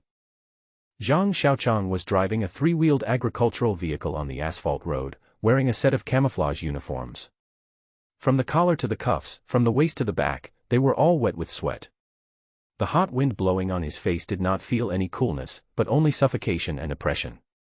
The clothes on his body were wet and dry and wet, with large flakes of salt on them. Yang Kur was sitting in the back of the car, breathing loudly. She had taken off her camouflage uniform and was wearing a bra. She was fanning herself with a piece of cardboard she had found from somewhere, and her bare feet were stepping on a bag of rice. She was surrounded by food, water, cooking utensils, tableware, clothes, and blankets. Today is the third day after the rain stopped, and the second day that Zhang Xiaoqiang and his companions set out from the cave. Before setting off, Yang Kur was pulled by Zhang Xiaoqiang to block the passage leading to the supply platform with rubble. Unless the locals were familiar with the situation, they would never find the supplies behind the rubble. The remaining half-pot of rainwater was also carefully hidden by Zhang Xiaoqiang in the deepest part of the cave. When they were about to set out to continue exploring the apocalypse, Yang Kur was reluctant to leave. Although the cave was very simple and the light was not good, it was safe and comfortable. The supplies in the cave were moved back by the two of them bit by bit, just like a small nest built bit by bit out of thin air with their own hands. "I will come back," Zhang Xiaoqiang assured Yang Kur. Before getting in the car, Zhang Xiaoqiang thought again, without a computer, without the internet, and without a big-breasted girl, no one would be willing to come back. "It's so hot. So hot. So hot. So hot. So hot. So hot. So hot." Yang Kur howled in the back of the car, as if this could drive away all the heat from her body. The massive loss of water made Zhang Xiaoqiang feel dizzy. The clothes that were covered with salt and half-dry were tight and uncomfortable to wear.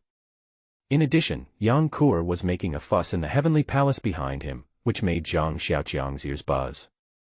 Crunch. Zhang Xiaoqiang stopped his tricycle and shouted at Yang Kur, "Stop making noise. It's annoying." Yang Kur fell silent and shook the cardboard in her hand even more violently to vent her dissatisfaction. Zhang Xiaoqiang picked up the empty plastic bottle in the cab and handed it to Yang Kur. "Fill me with some water and put some salt in it. My throat is very dry and feels like it is burning, and my voice is very hoarse." "Uncle. It's so hot now, why don't you find a place to rest?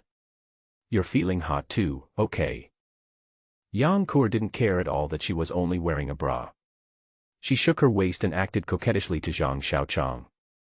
Her fair and smooth skin was steamed red by the heat, and she looked like a big apple. Zhang Xiaoqiang turned a blind eye to the beautiful scenery before him. When Yang Kur handed him the bottle of water, he started drinking madly until the bottle was turned upside down and no more water could be poured out. "Uncle, please help me. I'm about to get a heat stroke. Look, I have red spots all over my skin." Zhang Kur continued to persuade Zhang Xiaoqiang relentlessly. "I'm the driver and I don't even shout, but you're the passenger and you're complaining." Zhang Xiaoqiang looked down on Yang Kur. Girls nowadays just can't endure hardship. When she was looking for a job before, she rode a bicycle in hot weather and rode all day long. She had no money to buy water, so she drank tap water on the roadside. "Humph. After all, I am your future wife. Do you love your wife so much? Otherwise, I will strip naked and stand on the roof of the car to enjoy the breeze, without even wearing underwear, and see who will suffer." Yang Kur started to throw a tantrum, shaking her fists at Zhang Xiaoqiang in a threatening manner. Although she was the one who added the title of fiancé, Yang Kur's threat was very effective. Zhang Xiaoqiang also thought, this little girl is really capable of doing such a thing. If others really see it, it will be a big loss. Although Yang Kur's figure isn't great now, she looks pretty good if she dresses up. She's still young, but she has endless possibilities in the future. I've been patient and careful with her for so long. If she really gets seduced by a pretty boy, I won't be able to cry. Zhang Xiaoqiang completely forgot how he bullied Yang Qir every day. Okay. I'm afraid of you. Let's find a place to rest. Zhang Xiaoqiang also felt that the temperature was not right and wanted to find a place to relax. Oh! Victory! All imperial ideas are paper tigers. Yang Qir was so proud of herself that she started shouting the slogan in the cave. Then, she noticed that Zhang Xiaoqiang's face looked strange, so she stuck out her tongue and behaved herself. There is an evergreen tree not far from the roadside. The trunk is so thick that 3 people can't hug it together. The huge crown provides a cool shade, which makes you feel cool just by looking at it. Zhang Xiaoqiang slowly drove the car under the tree. Before he stopped, the little girl jumped out of the car with a beast horn gun in her hand. The coolness under the shade of the tree dispelled a lot of the heat from his body. Zhang Xiaoqiang exhaled a breath of hot air and prepared to get out of the car. A slender figure suddenly jumped down from the treetops and rushed towards Zhang Xiaoqiang.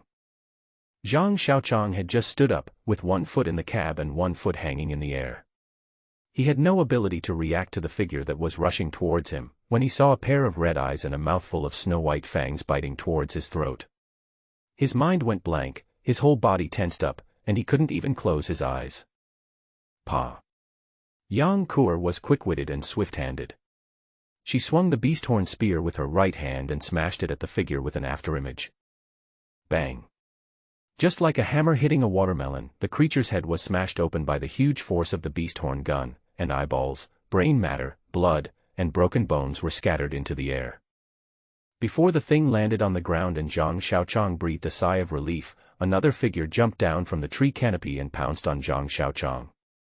Yang Qir had used up all her gun techniques and could only sweep the thing horizontally with the gun, but unfortunately the gun was too old and had no power.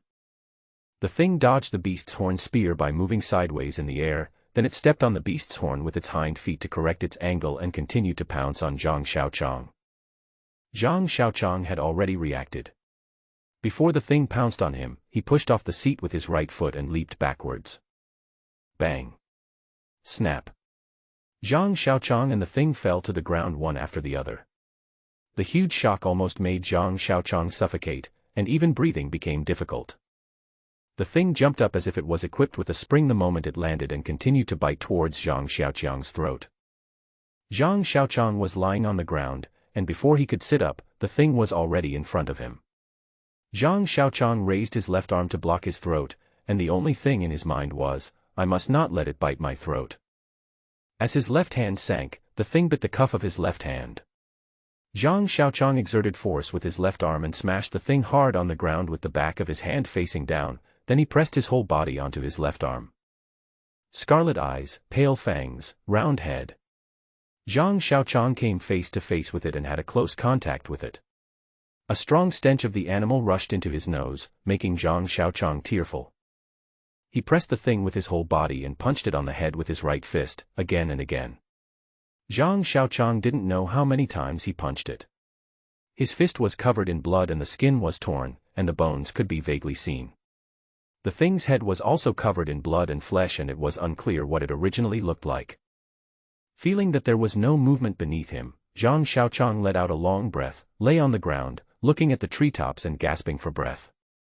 Zhang Xiaoqiang lay quietly under the shade of the tree, looking at the sky, his rapid breath coming out of his nostrils as his chest rose and fell. His right hand was sore, numb, swollen, and painful, and the numbness and pain came like waves, as if his right hand was being fried in a hot oil pan. Zhang Xiaoqiang ignored the pain in his right hand and just looked up at the sky, as if he had not yet recovered from the fight. The short and fierce fight also consumed most of his physical strength. Now he was lying on the ground and was too lazy to move his fingers. Until a little girl's cute and smiling face appeared in his eyes. Uncle, you are so lame. I killed it in one swipe. Why did you have to roll over and over for so long before killing it? And the one you killed seems to be even smaller than the one I killed. Yang Qir squatted beside Zhang Xiaoqiang's face and looked into his eyes, with a mischievous and narrow smile on her face. Zhang Xiaoqiang rolled his eyes at her. It's easy to talk without any pain in the waist. Is it possible that the little girl has the aura of a pig's foot? Why do these two things only pick on me and not her? Yang Kur squatted beside Zhang Xiaoqiang and bandaged his right hand. Zhang Xiaoqiang lay on the ground pretending to be dead, looking at the dense tree canopy above his head and thinking, my luck is really bad. I didn't talk about it before I met Yang Kur, but after I met her, I was unlucky one after another. I was almost killed by a mutant beast when I was camping at night, and I was almost strangled to death when I stayed overnight in the small building. I was almost pulled to death when I drank rainwater, and now I almost got bitten to death by that thing when I wanted to cool off. Is this little girl Yang Kur destined to be unlucky? Following her will bring bad luck. Zhang Xiaoqiang pondered as he carefully looked at the busy little girl in front of him. Yang Kur looked up and saw Zhang Xiaoqiang looking at her, so she smiled brightly at him. Her fair cheeks were reddened by the heat around her, like a delicious red apple. Her big eyes, bent into crescents by her smile, were filled with a pool of clear spring water, and then opened up by her smile to scatter starlight. With 2 dimples and 2 small canine teeth, Yang Kur looked super cute at the moment. In an instant, Zhang Xiaoqiang's otaku heart was ignited by the cuteness on Yang Kur's face, and he was filled with passion from head to toe. The little girl is mine, and no one can take her away. Zhang Xiaoqiang swore to the god of otaku. Hiss! Be gentle, you are bandaging me, not removing the hair from a pig's trotter. Zhang Xiaoqiang was interrupted by the pain in his right hand and complained to Yang Kur. Okay, I get it. It's not my fault. I've never done this before. Besides, who told you to make yourself so miserable? You don't even know how to take care of yourself. Yang Kur slowed down her movements and complained, feeling a bit like a young wife blaming her husband. Zhang Xiaoqiang actually enjoyed Yang Kur's little complaints. Having lived alone for many years, he became lonely, but now he became more lively with the little girl's play. Yang Kur squatted beside him, clumsily but carefully cleaning the wound, applying medicine, and packing it with gauze. Zhang Xiaoqiang lay under the shade of the tree, feeling the cool air on the ground. He seemed to no longer feel the pain in his right hand. His mind was empty and he didn't think of anything. He just quietly felt this moment of comfort. Uncle, it's done. See if you are satisfied or not. Yang Kur's voice startled the rare peace and quiet. Huh? So fast. Zhang Xiaoqiang opened his eyes and was a little slow to react. Well. Uncle, please take a look at my cooking skills. Yang Kur urged as if hoping to get Zhang Xiaoqiang's praise. How should I put it? Zhang Xiaoqiang's right hand now looks very old, really old. The entire right hand was wrapped like a stunted wild pear, with a dent here and a bulge there. There were 3 joints of gauze. I think Yang Kur herself found that the parts that should be wrapped were not wrapped, and the parts that should not be wrapped were all wrapped. She patched it with gauze again. Looking at the layers of gauze, Zhang Xiaoqiang felt that his right hand seemed to be half a pound heavier. There was no bow, no lipstick marks, but the little girl had used a red marker pen that she had found somewhere to write, produced by Kur, in a crooked way. There was also a heart-shaped logo underneath, which looked like an anti-counterfeiting trademark. It's just barely enough. Don't be proud and keep working hard. Zhang Xiaoqiang suppressed his smile and pretended to be serious as he praised Yang Kur. Yeah. I understand. Yang Kur was also very satisfied. But uncle. It seems that the gauze is gone. Yang Kur turned around and looked at the zongzi on Zhang Xiaoqiang's right arm and said. Okay. Got it, I'll find a way.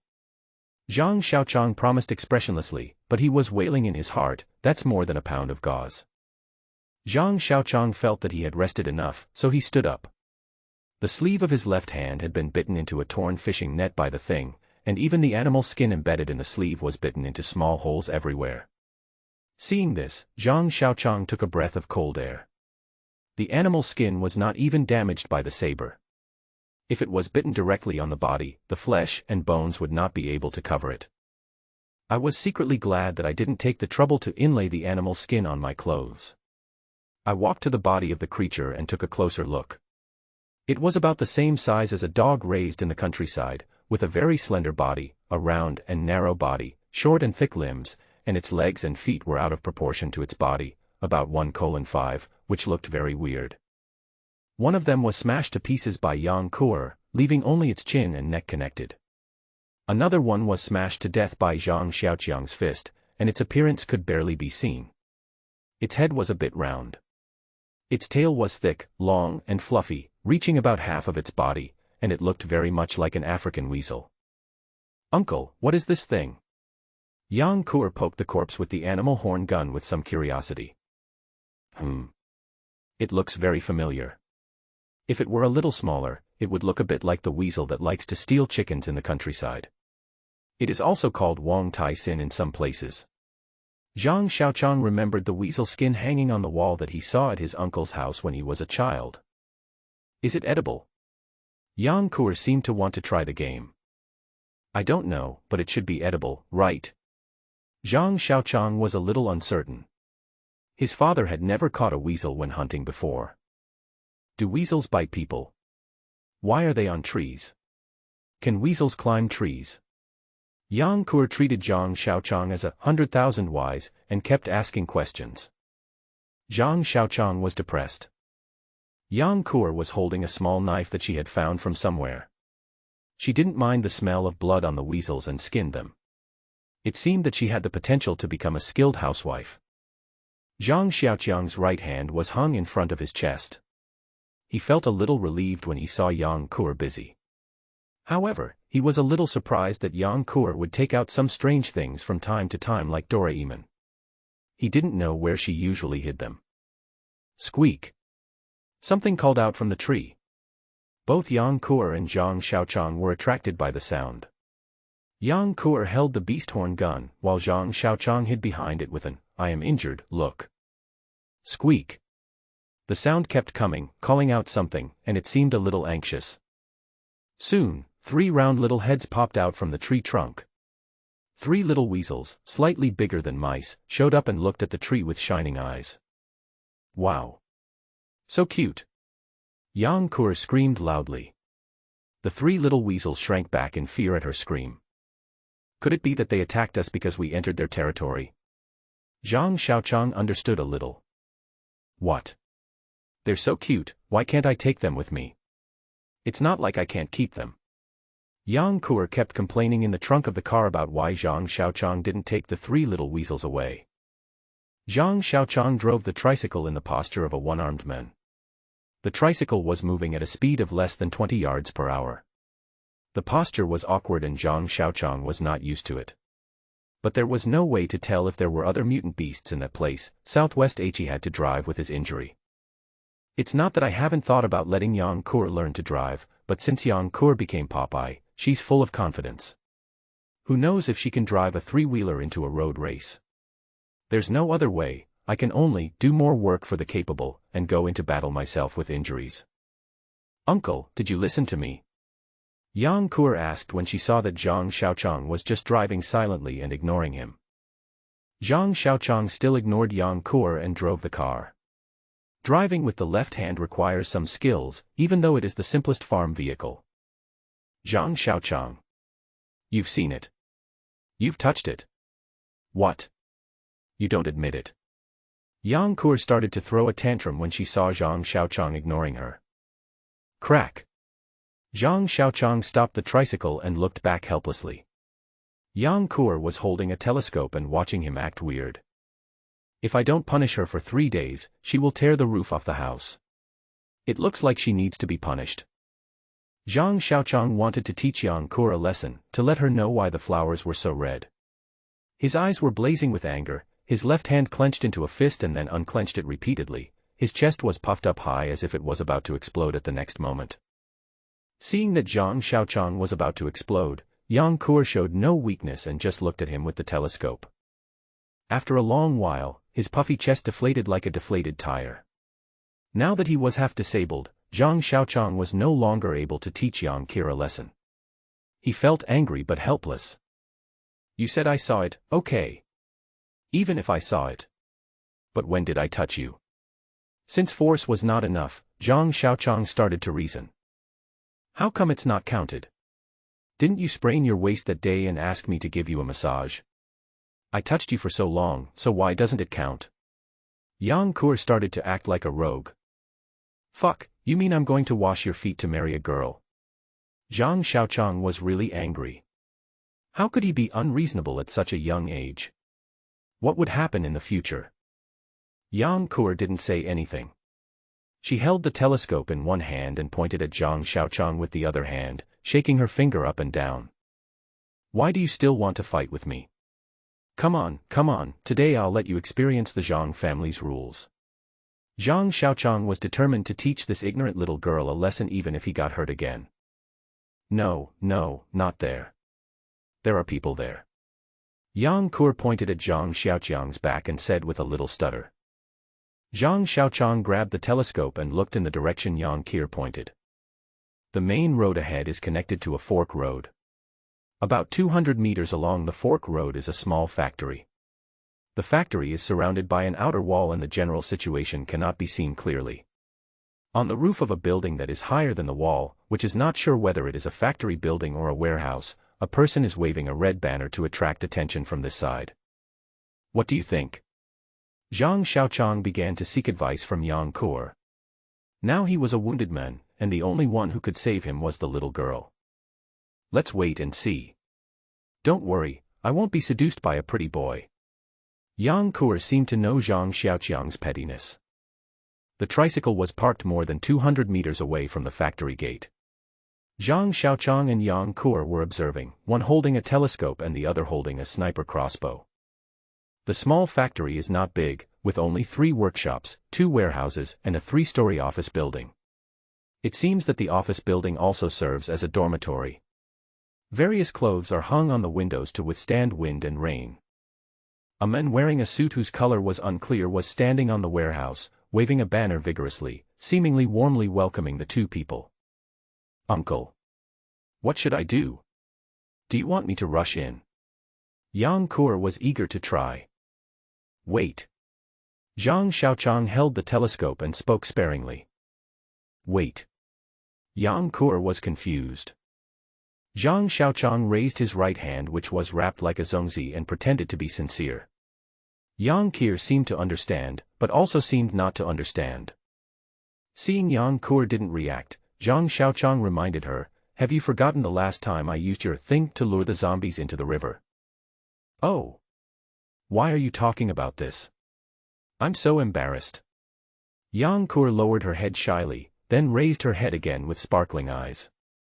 She asked in surprise, I thought only women would have that, I didn't expect that you men would have it too.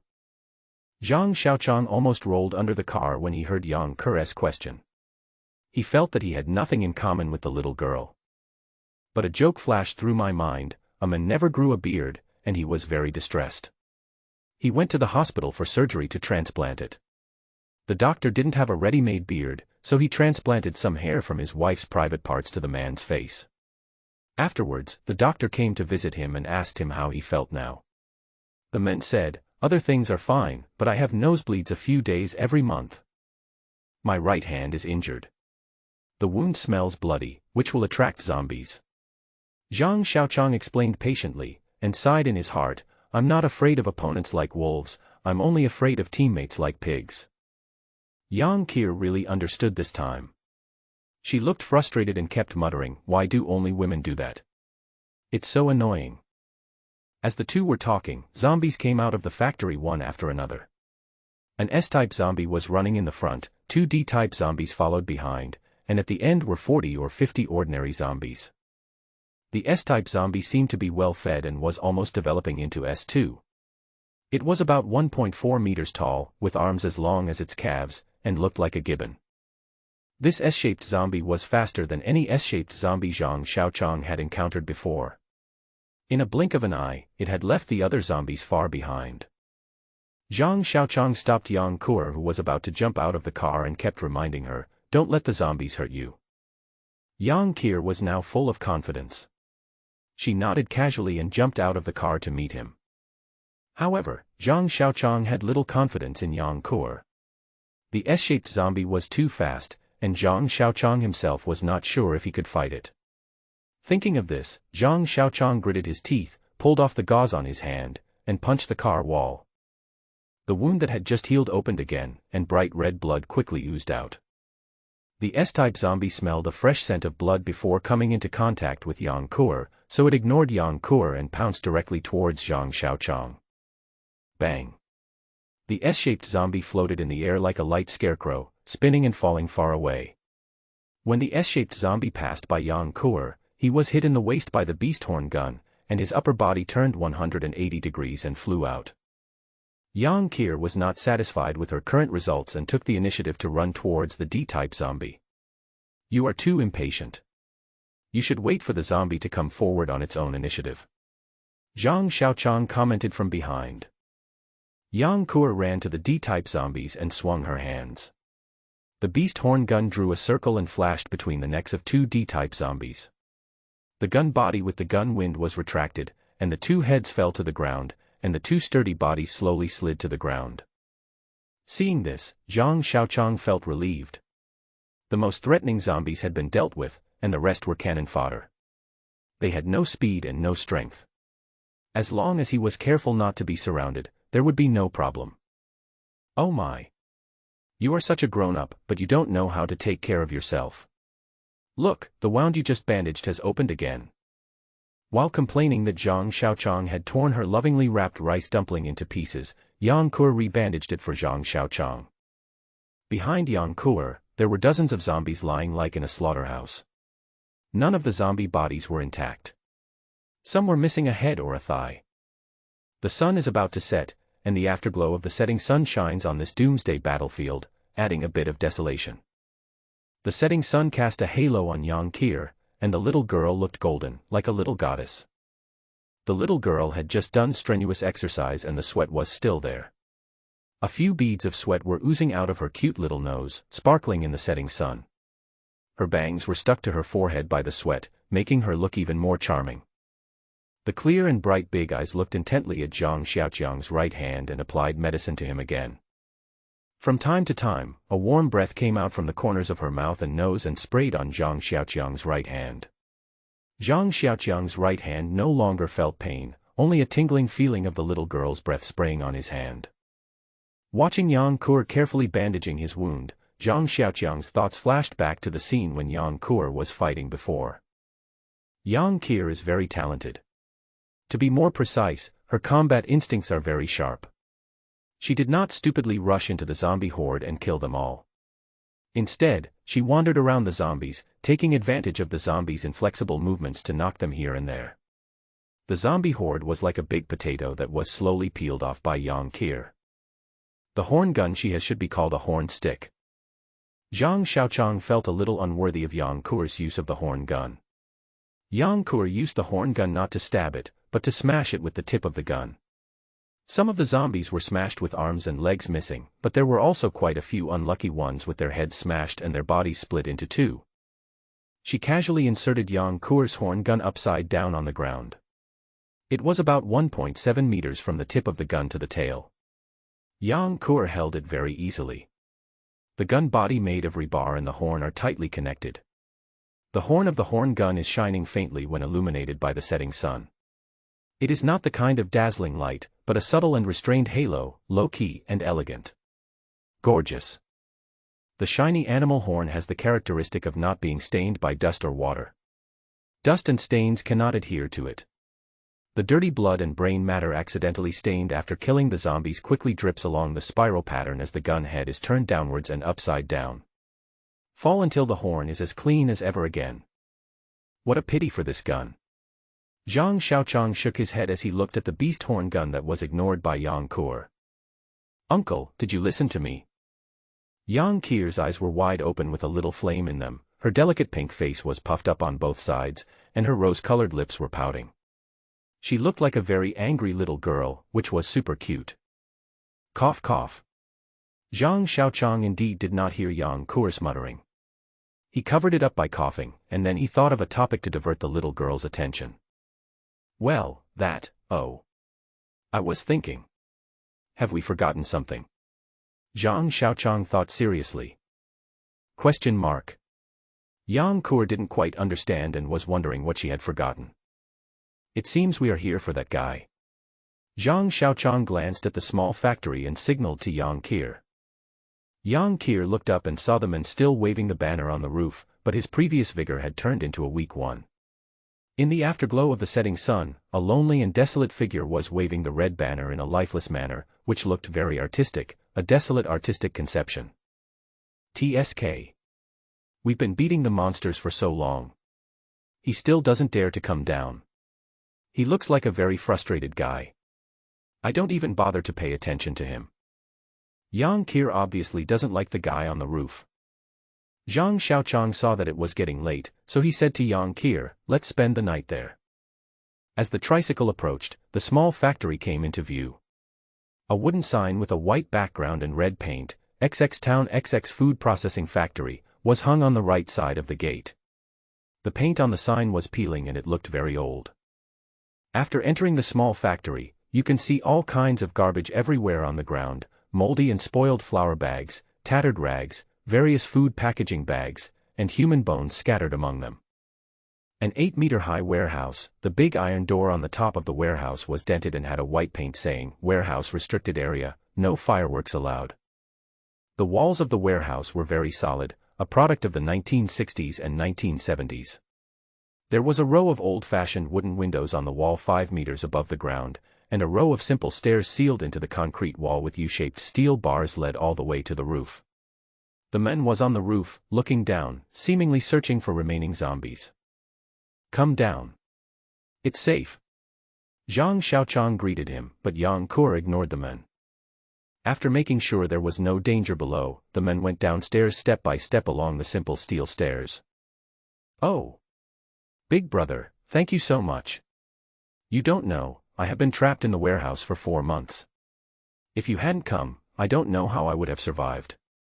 The man was very excited and looked like he wanted to kneel down to thank Zhang Xiaoqiang. Zhang Xiaoqiang looked at the man carefully.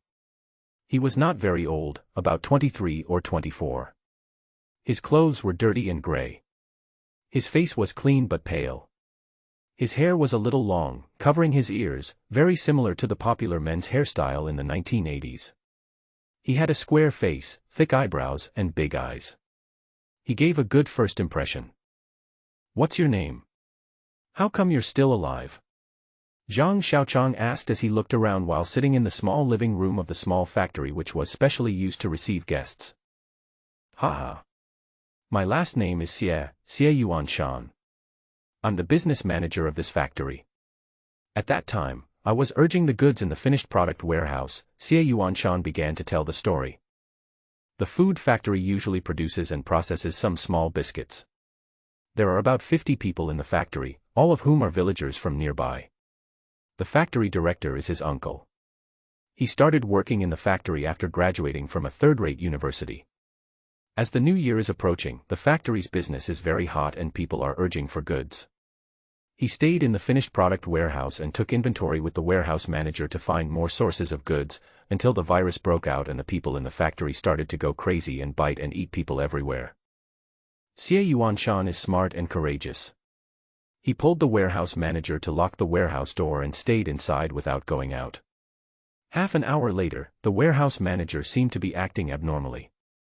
Xie Yuanshan became more cautious and stayed away from him until the warehouse manager also mutated. After killing the warehouse manager who turned into a zombie, Xie Yuanshan stayed in the warehouse for several months. Every day at dawn, he would climb to the roof through the window to see if anyone was passing by. "Xie Yuanshan, how do you solve the problem of drinking water?" Zhang Xiaoqiang asked the question in his mind. "Brother, you are too polite. Just call me Xiaoshan. It's like this. The finished product warehouse must be kept clean and tidy at all times, so a water platform is specially built behind the gate. It is usually used for mopping the floor and washing hands of people entering and leaving to avoid dirtying the goods. The water pipe is groundwater drawn by the factory, and most of the surrounding farmers also draw groundwater for domestic use. Brother, you saved my life. If you have any instructions in the future, just tell me and I will do my best." Xie Yuanshan promised solemnly, but his eyes could not help but glance at Yang Qir. Ahem, Zhang Xiaoqiang pretended to cough to remind him not to glance at her casually. "I saw this girl on the rooftop. She's so awesome. Xie Yuanshan looked a little embarrassed. Zhang Xiaoqiang didn't say anything, just nodded. Is she your sister? Xie Yuanshan asked carefully. No. I'm his wife. Yang Kur was feeling bored, but when she heard Xie Yuanshan's question, she immediately stood up and declared her sovereignty. Oh.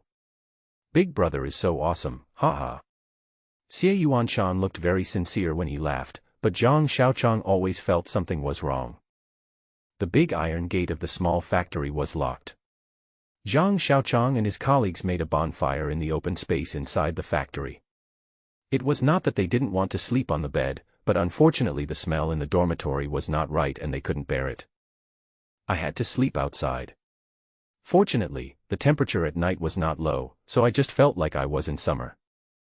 Zhang Xiaoqiang and Yang Kur discussed that one of them would guard the room for half the night, and they had to be as careful as possible because there was an outsider with unknown background. Put that thing down, or I'll kill him. Zhang Xiaoqiang was suddenly awakened from his sleep, and before he could open his eyes, someone kicked him hard in the stomach. The kick landed right on his stomach, and Zhang Xiaoqiang rolled up and vomited.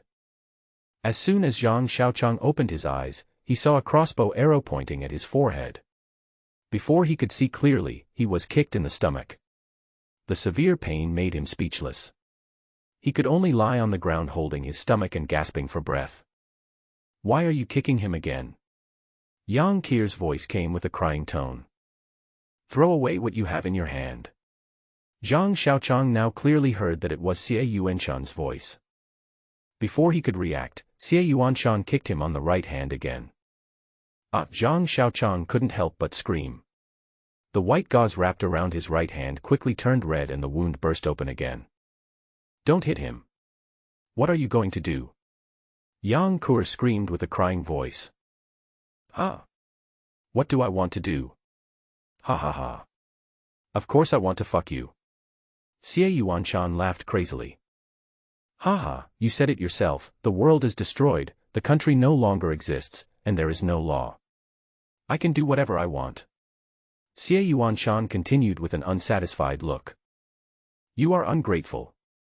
Don't forget that it was us who saved you. If I had known, I would have let you be eaten by the monster. Yang Kur was very angry, but unfortunately Zhang Xiaoqiang was curled up in a ball and couldn't see anything. Ha ha ha. Ungrateful. Well said. I am ungrateful. Do you know what happened to the last person who said that to me? Ha ha. I slowly strangled her to death. Ha ha, you have no idea how wonderful that feeling is. Xie Yuanshan seemed to enjoy sharing his feelings with others and became more and more excited as he spoke. Ha ha ha. This woman is 40 years old and still pretending to be pure. Xie Yuanshan was recalling something, and when he saw Zhang Xiaoqiang trying to move, he kicked him a few more times. Don't hit him, woo-woo, Yang Kir burst into tears. Ha ha ha, this is how it feels, ha ha, you enjoy it, right? Xie Yuanshan looked at the crying Yang Kur with a playful look on his face. Ahem. I get it. The warehouse manager didn't mutate. She was raped and killed by you. Zhang Xiaoqiang said while coughing. Dang, another kick for the correct answer. Xie Yuanshan looked at Zhang Xiaoqiang curled up on the ground with a satisfied look on his face. Wu Yang Kur saw Zhang Xiaoqiang crying after being beaten, and she gripped the beast horn gun in her hand even tighter. Oh yeah, where was I? Ha! That warehouse manager, I remember it was she who pulled me away from the door and closed it, ha ha ha ha. Xie Yuanshan swallowed his saliva happily and continued speaking. By the way, I strangled her to death. Ha ha ha. Who told her to kill me? How can a 40-year-old woman be chaste? Ha ha ha. Xie Yuanshan became more and more excited as he spoke, his face full of madness. His square face with thick eyebrows and big eyes was severely distorted, making people feel sick. His eyes showed the madness that only a mental patient could have, and his body trembled slightly, as if he was getting excited as he recalled the scene at that time. Zhang Xiaoqiang saw that Yang Kur was still more than 10 meters away from him, so it was impossible for her to attack him suddenly. He could only save himself, and while Xie Yuanshan was a little mentally unstable, he slowly reached behind him with his left hand. Xie Yuanshan saw from the corner of his eye that Zhang Xiaoqiang had changed his position. Puff. Zhang Xiaoqiang spat out a large mouthful of blood from his throat. He felt as if all his internal organs were moved after being kicked more than 10 times. Cough, cough, ha-ha, cough, cough. Zhang Xiaoqiang coughed and exhaled heavily, feeling as if his internal organs were on fire. Ah. Yang Kur couldn't stand Zhang Xiaoqiang being abused, so she screamed and tried to rush over with her beast horn spear. Don't come over. I will kill him, I will really kill him. Xie Yuanshan was a little flustered when he saw Yang Kur's actions.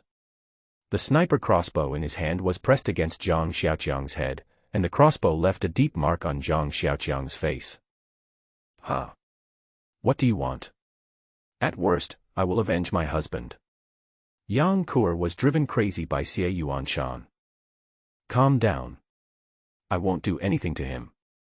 As long as you throw away that thing in your hand, I'll let you go tomorrow. I promise. Xie Yuanshan pretended to be serious when speaking to Yang Kur, his expression wavering. Yang Kur looked at Zhang Xiaoqiang with tearful eyes, her little silver teeth biting her lower lip tightly, a drop of blood slowly sliding down from her lips, and her hands holding the beast horn gun trembled slightly. No, he lied.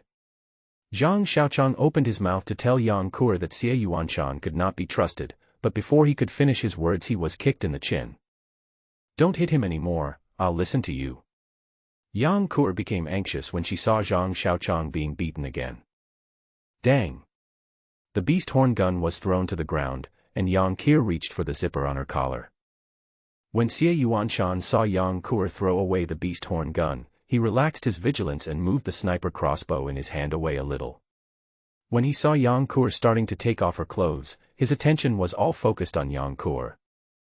While Xie Yuanshan's attention was not on him, Zhang Xiaoqiang took his right hand, which was wrapped like a dumpling, off the bandage and punched Xie Yuanshan in the crotch with a bang. Oh! Xie Yuanshan covered his crotch and screamed, seeming to be in great pain. Zhang Xiaoqiang pulled out the .54 pistol from his waist with his left hand, aimed at Xie Yuanshan and pulled the trigger. There was no gunshot and the .54 didn't make any movement. Damn it! Zhang Xiaoqiang cursed inwardly. The .54 pistol is prone to accidental discharge when loaded, and it won't fire if it's not loaded, which can make people anxious to death at critical moments. Without time to think, he raised his left hand and swung it down, and the handle of the pistol hit Xie Yuanshan's knee hard. Ka! A sound that sounded like a bone breaking was heard. Ah! Xie Yuanshan threw away the sniper crossbow, hugged his calves and rolled on the ground. Zhang Xiaoqiang looked at Yang Kur. Yang Kur was staring at this side in a daze, with her left hand pressing down on her right hand and pinching her collar. It was obvious that she had not reacted yet. What are you looking at? Come over and help me. The last few blows had exhausted all of Zhang Xiaoqiang's strength. Lying on the ground, it seemed like there was no place that didn't hurt. Why is it always me who gets hurt? Zhang Xiaoqiang was very confused. Oh! Yang Kur woke up as if from a dream, ran over, picked up the sniper crossbow, and then stepped hard on Xie Yuanshan's right leg. The sound of broken bones was heard again, and Xie Yuanshan screamed again. Yang Kur stepped on Xie Yuanshan's other 4 legs, including the middle one, before running to Zhang Xiaoqiang. Xie Yuanshan was lying on the ground, breathing heavily. How are you? Does it hurt? Is it serious? Yang Kur helped Zhang Xiaoqiang up from the ground and let him sit against her chest. Zhang Xiaoqiang took a breath of cold air as Yang Kur moved, and there was no place on his body that didn't hurt. Yang Kur quickly slowed down her movements to relieve Zhang Xiaoqiang's pain. Do you know how the bad guys in the movies died? Zhang Xiaoqiang leaned on Yang Kur and looked at the campfire in front of him and said. Yang Kur didn't say anything, but tears dripped onto Zhang Xiaoqiang's cheeks from time to time, and the tears flowed on Zhang Xiaoqiang's face with warmth. Because bad guys always talk too much nonsense. Zhang Xiaoqiang said to himself. Do you know why the heroine in the movie ends up in tragedy? Zhang Xiaoqiang turned his head with difficulty and looked at Yang Kur behind him. Because those brain-dead heroines are always willing to believe what the bad guys say. Zhang Xiaoqiang rested his head on the quail egg on Yang Qir's chest and spoke with a wooden expression. Do you think that if we satisfy that pervert, he will really let us go? When Zhang Xiaoqiang said this, he felt a bit disappointed. I'm just worried when I see you getting beaten. I'm concerned about you. Yang Qir's voice became smaller and smaller, and there was a sour sense of grievance in her words. Zhang Xiaoqiang was speechless. He always felt that he had nothing in common with her. What else could this pervert Xie Yuanshan not do? He even dared to violate and kill his savior. Would he give up just because of a semi-disabled and underage person? Thinking of this, Zhang Xiaoqiang didn't dare to think any further. A layer of cold sweat broke out on his spine. Too careless. Zhang Xiaoqiang was secretly shocked. Looking at the flames burning on his chest, he began to reflect on himself. When did he become so careless? Was it the comfortable life in the cave for nearly half a month that wiped out his vigilance? Was it Yang Qir who turned into Popeye? Was it him who put on the simple leather armor inlaid with animal skins? He should have been aware of the mutant weasel's sudden attack under the big tree. He did not conduct any prior reconnaissance or be vigilant afterwards. He did not even have a weapon in his hand at the time. If Yang Qir had not been quick-eyed and quick-handed, his throat would have been bitten through. What's funny is that after a life-and-death fight, he still arrogantly thought that he was attacked because he had accidentally invaded the mutant weasel's territory. Why didn't he use a telescope to check carefully beforehand? Did he really think he was invincible after changing his vest? What's even more ridiculous is that he still failed to raise his vigilance after being injured. He knew that the apocalypse was very dangerous and Xie Yuanshan was unreliable, but he still trusted Yang Qir to keep watch. Yang Qir was carefree by nature. Zhang Xiaoqiang was actually sleeping soundly. Think about it, every time I left home, I was very careful, every step was like walking on thin ice. When I stayed in the wild at night, I would get up and check if there was any movement. How come I have become so careless now? The more Zhang Xiaoqiang reflected on himself, the more frightened he felt. The ethics and rules before the end of the world were destroyed to pieces with the coming of the doomsday. All the ambitions, desires, and madness that people had suppressed in the past broke out with the coming of the virus. I remember a book I read before, which seemed to be Freud's personality theory, which said that personality is composed of the ID, ego, and superego. When needs arise in the ID, the individual demands immediate satisfaction. Therefore, from the perspective of the principles that govern human nature, the principle that governs the ID is the pleasure principle. The ego is differentiated and developed from the ID in the real environment after the individual is born. If the various needs of the ID cannot be met immediately in reality, he must accommodate the limitations of reality and learn how to meet his needs in reality. From the perspective of the principles that govern human nature, the principle that governs the ego is the reality principle. As for Chao, I don't need to say anything. He is not an ordinary person, he is a saint. In general, people who have to pay party dues before death in movies are like this. People before the end of the world abide by various rules, laws, and order. People after the end of the world trample on various rules, laws, and order for their own survival and desires. People before the end of the world live in their ego, while people after the end of the world live in their ego. You can't go on like before. You are not a savior, and don't always think about being a good person. Zhang Xiaoqiang finished his self-examination and wondered whether he should be a bad guy. Hey yo! Xie Yuanshan was lying in the distance like a dead dog, groaning in agony. The bones of his limbs were broken into pieces by Yang Qir, and connected to his body in various weird and even unexpected postures. For example, he was lying on his back, with his toes pointing upwards. But now his heels were pointing upwards. The pants he was wearing were wet and had a faint smell of feces and urine. It seemed that Yang Qir had caused him to become incontinent. Yang Qir also smelled the stench coming from his side. She frowned and gently laid Zhang Xiaoqiang flat. She walked to Xie Yuanshan, grabbed his collar and shook him away. Then she saw Xie Yuanshan spinning and flying into the darkness where the firelight could not reach. Plop, the sound of a heavy object falling to the ground was heard. Xie Yuanshan's scream was heard. Yang Qir came back and hugged Zhang Xiaoqiang again. Her movements were as gentle as possible, completely unlike her usual careless self. Zhang Xiaoqiang leaned in Yang Kuer's arms, enjoying the tenderness, and could faintly hear intermittent groans of pain in his ears. Zhang Xiaoqiang made a decision, neither to be a good guy nor a bad guy. Being a good guy is too tragic, and being a bad guy is even more tragic than being a good guy. How did he get the sniper crossbow? Zhang Xiaoqiang suddenly asked, breaking the warmth of the moment. Maybe he took it when I was on my trumpet. Yang Kuer lowered her head as she spoke, and her chin rested on her chest when she finished speaking. Why didn't you wake me up when you went to the toilet? Zhang Xiaoqiang said indifferently while looking at the campfire. You seem to be sleeping soundly. Do you want me to let you sleep a little longer? Yang Kuer found a reason and raised her head again. Sigh. Zhang Xiaoqiang let out a long sigh. No matter how you look at it, Yang Kuer had good intentions, although her good intentions led to bad results. Do you know what to do next time? Zhang Xiaoqiang always felt that he was teaching his disobedient little daughter a lesson. Okay. Got it. Even if I need to pee, I have to report to you. Yang Kuer's expression was very obedient, just like a kindergarten kid who promised his teacher that he would not act naughty anymore. Oh, right. What about that Xie thing? Do you want me to kill him?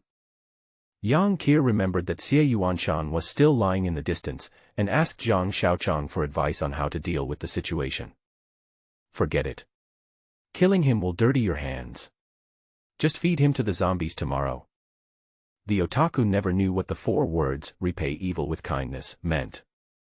Don't you feel scared when you kill him? Do you feel like vomiting after killing someone?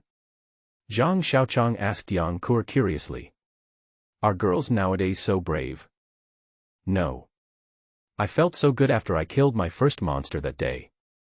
It was much more fun than playing games and killing monsters at home. Yang Kuer seemed not to be interested in this kind of question, and acted as if she was a bit ignorant. Does it mean that if you play games too much, you won't feel the disgust after killing someone? Zhang Xiaoqiang grew up under the red flag and simply cannot understand what today's kids understand. No way. There was a generation gap between my dad and me before, and now there is also a generation gap between me and the little girl. Zhang Xiaoqiang finally felt that he was no longer young. In this desolate night, the campfire warmed his chest. His whole body was warm, and with this warmth, Zhang Xiaoqiang leaned on Yang Kuer and wondered whether he should sleep a little longer. Yang Kuer was hugging Zhang Xiaoqiang and leaning against the wall and had fallen asleep. Zhang Xiaoqiang could hear Yang Kuer's steady and long breathing, and traces of warm air were spraying on his neck, making him feel very comfortable and at ease. The sky was beginning to turn pale and the night was about to pass. Zhang Xiaoqiang suddenly felt that something was wrong with his body, very wrong. The meridians and acupuncture points of the whole body seemed to be acupunctured by countless needles, and there was no place on the body that was not sore, numb, swollen, and painful. Then it was as if millions of ants were crawling on the body, drilling into the skin, drilling into the flesh, drilling into the bones and reaching the bone marrow. Itch everywhere. From the top of the head to the soles of the feet, from the skin to the bone marrow, there is no place that is not itchy. The feeling of being surrounded by thousands of ants was just like that. Along with the annoying itchiness, there seemed to be currents running around between the bones, causing waves of numbness, as if I was holding a copper coil in my arms that was discharging electricity everywhere. Compared to the naked pain, this indescribable soreness and swelling was even more torturous. Zhang Xiaoqiang wanted to shout out loud to vent this torturous strange feeling. But he couldn't shout out. There was no part of his body that he could control. Even blinking his eyelids was difficult. Yang Kuer was awakened by Zhang Xiaoqiang in her arms. Zhang Xiaoqiang was shaking uncontrollably, as if he had the hiccups. What's wrong? Yang Kuer looked a little sleepy. Zhang Xiaoqiang was speechless, but he knew that this was his strange ability to heal quickly. He had been injured lightly before, so the feeling was not strong. He would be back to normal after a good night's sleep, but his appetite would become very large. What's wrong with you? Wu. Zhang Xiaoqiang was speechless. Yang Kuer was very anxious and cried out in despair. Zhang Xiaoqiang closed his eyes and trembled, looking very painful. Yang Kuer hugged him tightly in her arms, and put her little face against his forehead to feel his body temperature. Zhang Xiaoqiang was completely unaware of the outside world and just silently endured the feeling of soreness, itching, numbness and swelling. As time passed, he began to feel a little better and at least he could breathe a sigh of relief. Go. Zhang Xiaoqiang opened his eyes and uttered a word. What? Yang Kuer saw Zhang Xiaoqiang's reaction and quickly put her ear close to him. We need to cook for at least 10 people, Zhang Xiaoqiang said intermittently. Question mark. Yang Kuer really couldn't understand why Zhang Xiaoqiang wanted her to cook even though he was in such a state. Go quickly, don't worry about me. Zhang Xiaoqiang urged. His body had slowly recovered and speaking was no longer difficult. Oh. Yang Kuer saw that Zhang Xiaoqiang had begun to calm down and speak coherently. She let him lie flat on the ground and began to work clumsily. Zhang Xiaoqiang lay quietly. The sky had begun to brighten. The blue sky was clear and cloudless, like a pure and huge sapphire hanging above his head. The numbness, swelling and itching gradually subsided, and a burning hunger came from his stomach again. Zhang Xiaoqiang felt his strength coming back, and he got up from the ground in an instant. The bonfire was burning brightly after Yang Kuer added a few pieces of firewood. A pot of rice was cooking on a simple stove made of triangular iron. Yang Kuer was stirring the rice with a spoon, her face covered in soot. Zhang Xiaoqiang couldn't wait and climbed into the car to find some cooked food to eat first. Comfortable. He sighed while touching his stomach. 7 previously cooked beggar chickens and a large pot of half-cooked and half-burnt rice were all eaten. Zhang Xiaoqiang regained his former vigor and vitality. You didn't sleep much last night, go to bed first. I'm going to do something. Zhang Xiaoqiang rarely took the initiative to show concern for Yang Kuer. Oh, Yang Kuer also felt very sleepy, so she climbed into the carriage and fell asleep hugging the quilt. It's time to settle the accounts. Zhang Xiaoqiang muttered as he walked towards Xie Yuanshan. Xie Yuanshan lay on the ground like a dead dog, motionless. Zhang Xiaoqiang stood aside and watched quietly. The clothes on his limbs were already stained with blood, and he exuded a foul odor that made people want to vomit. Xie Yuanshan was already somewhat unconscious, and he was groaning in pain intermittently. When I tore off the gauze on my hand, I found that the wound had completely healed, leaving only a dark brown scar. Zhang Xiaoqiang grabbed Xie Yuanshan by the collar with his right hand and dragged him towards the gate of the food factory. Xie Yuanshan's mind began to clear up after being shocked, and his howls became more powerful. When he opened the door, he saw a few zombies with broken legs lying by the door. They must have been attracted by the smell of blood at night. Zhang Xiaoqiang ignored the zombies. Dragging Xie Yuanshan around the zombies all the way to the open space beside the wall, he threw Xie Yuanshan onto the open space, and Zhang Xiaoqiang stood by waiting. Xie Yuanshan no longer cared about how Zhang Xiaoqiang treated him. He probably just wanted to die. He hummed to himself, trying to relieve some of the pain.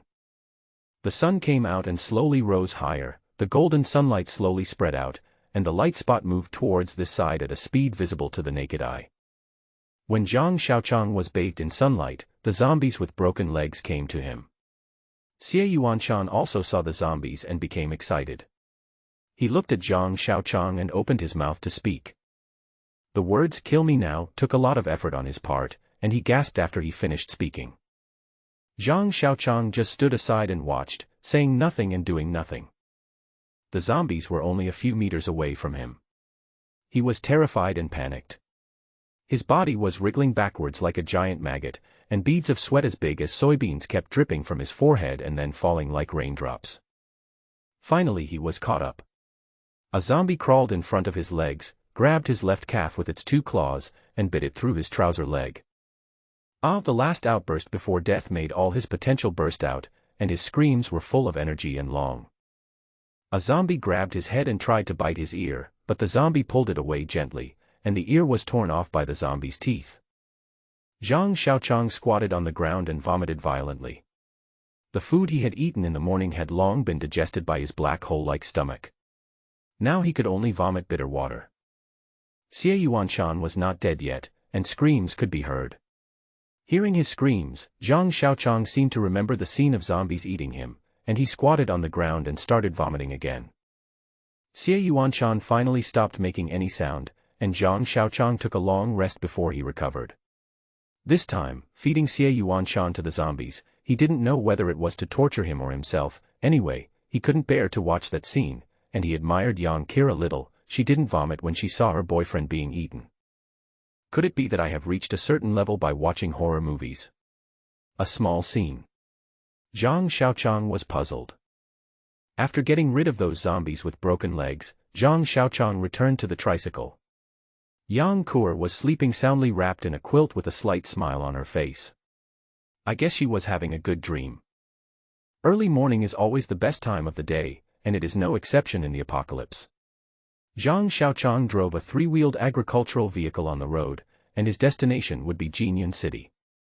After all, Jinyun City is the provincial capital, and the central government must pay more attention to the provincial capital than the prefecture-level city where he is located. In addition, with the local armed police force stationed in the provincial capital, there will definitely be a lot of survivors. In the end of the world, the chance of survival is too small. Although the otaku does not need too many interpersonal relationships, he is not a monk practicing in an ancient temple in the mountains. He needs society and popularity. To be precise, he needs something to kill time.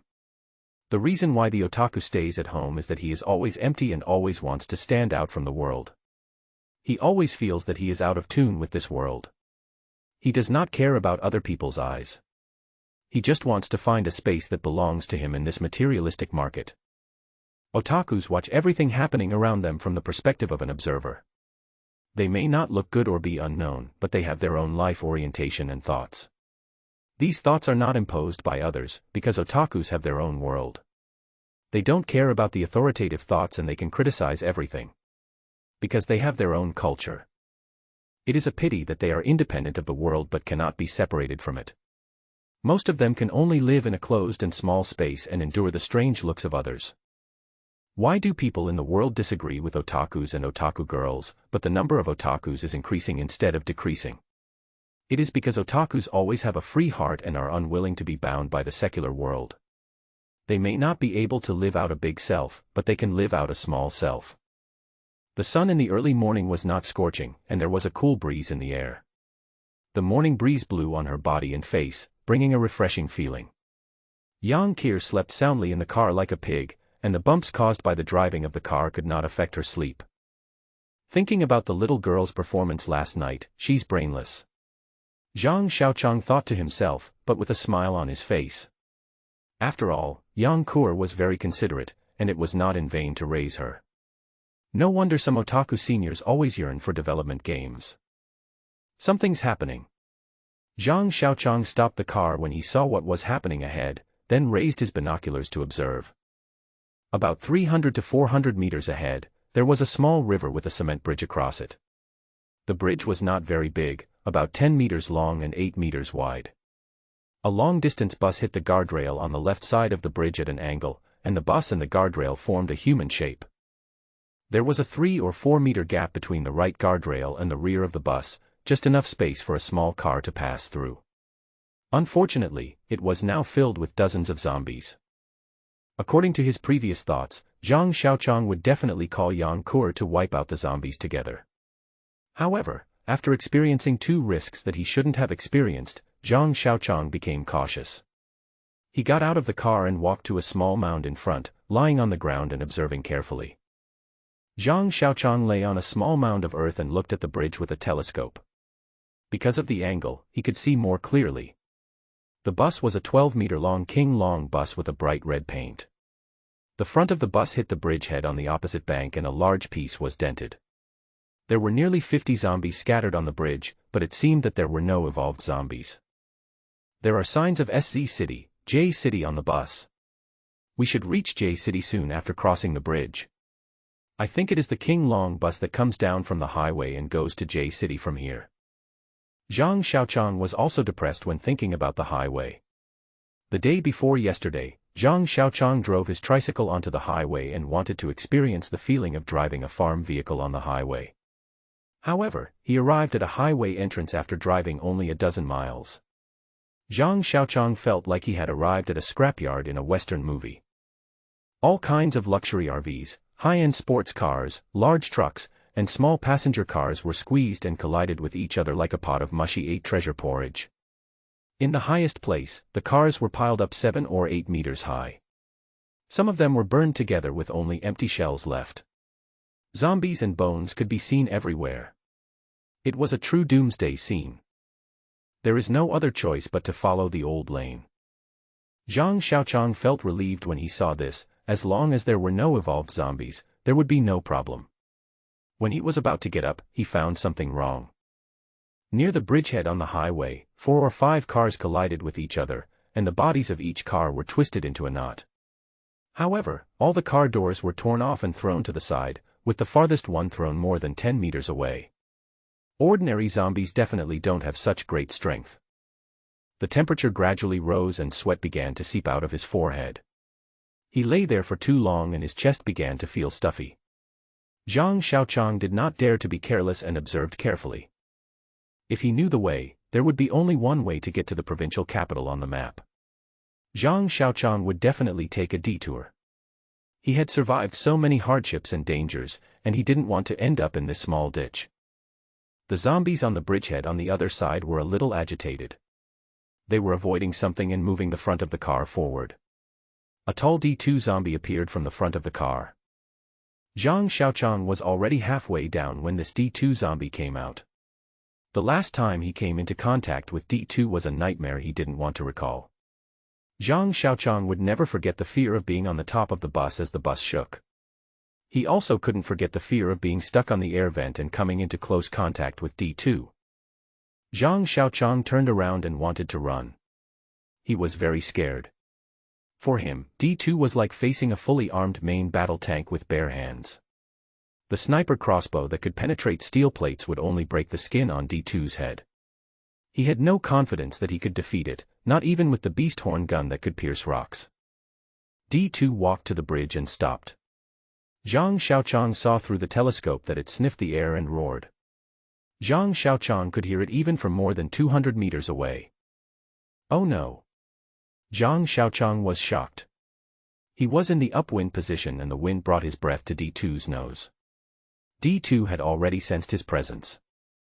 Zhang Xiaoqiang suddenly jumped up from the ground, turned around and ran to the tricycle, jumped on it, started the engine, and the front of the car made a big turn and drove back the way it came. Zhang Xiaoqiang was trying his best to speed up the vehicle, but the 3-wheeled farm vehicle broke down at the most critical moment, and the speed became slower and slower until it stopped and refused to move. Damn it!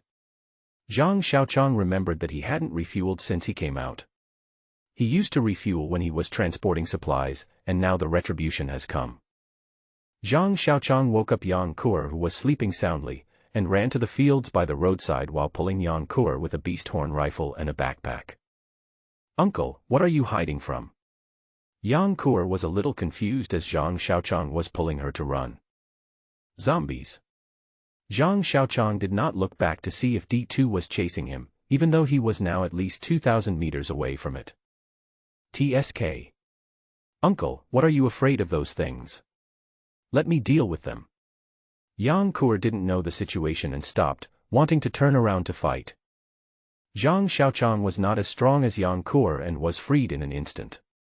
He was anxious. Is it evolved, or is it secondary evolution? Zhang Xiaoqiang had to spend a lot of time explaining to Yang Kur. A lot of them. Yang Kur stopped and asked. 1. Zhang Xiaoqiang also felt embarrassed. After all, he had killed many people in the past, but now he was like a mouse being chased and hiding everywhere. He's very powerful. Even a crossbow can't kill him. Zhang Xiaoqiang explained to Yang Kur, hiding his cowardice. Very fast. Yang Kur understood a little. According to her gaming experience, she had encountered a big boss. She couldn't afford to offend the boss with thick skin and fast speed. Not very fast. Probably about the same speed as an average person's jogging speed. Zhang Xiaoqiang recalled the scene when he first encountered D2. Then don't be afraid. According to my experience in playing games, as long as I don't get hit by it, I can slowly kill it. Yang Kur was very proud of her gaming experience and turned to walk towards the bridge. Damn it, just die. You can avoid it today but not tomorrow. The sooner you die, the sooner you will be reborn. Zhang Xiaoqiang watched Yang Kur fighting D2 alone, his male chauvinism completely erupted. He forgot his previous fear of facing D2, surpassed Yang Kur and walked ahead of her. I'm a homeboy, but I'm also a man, and a man should be strong.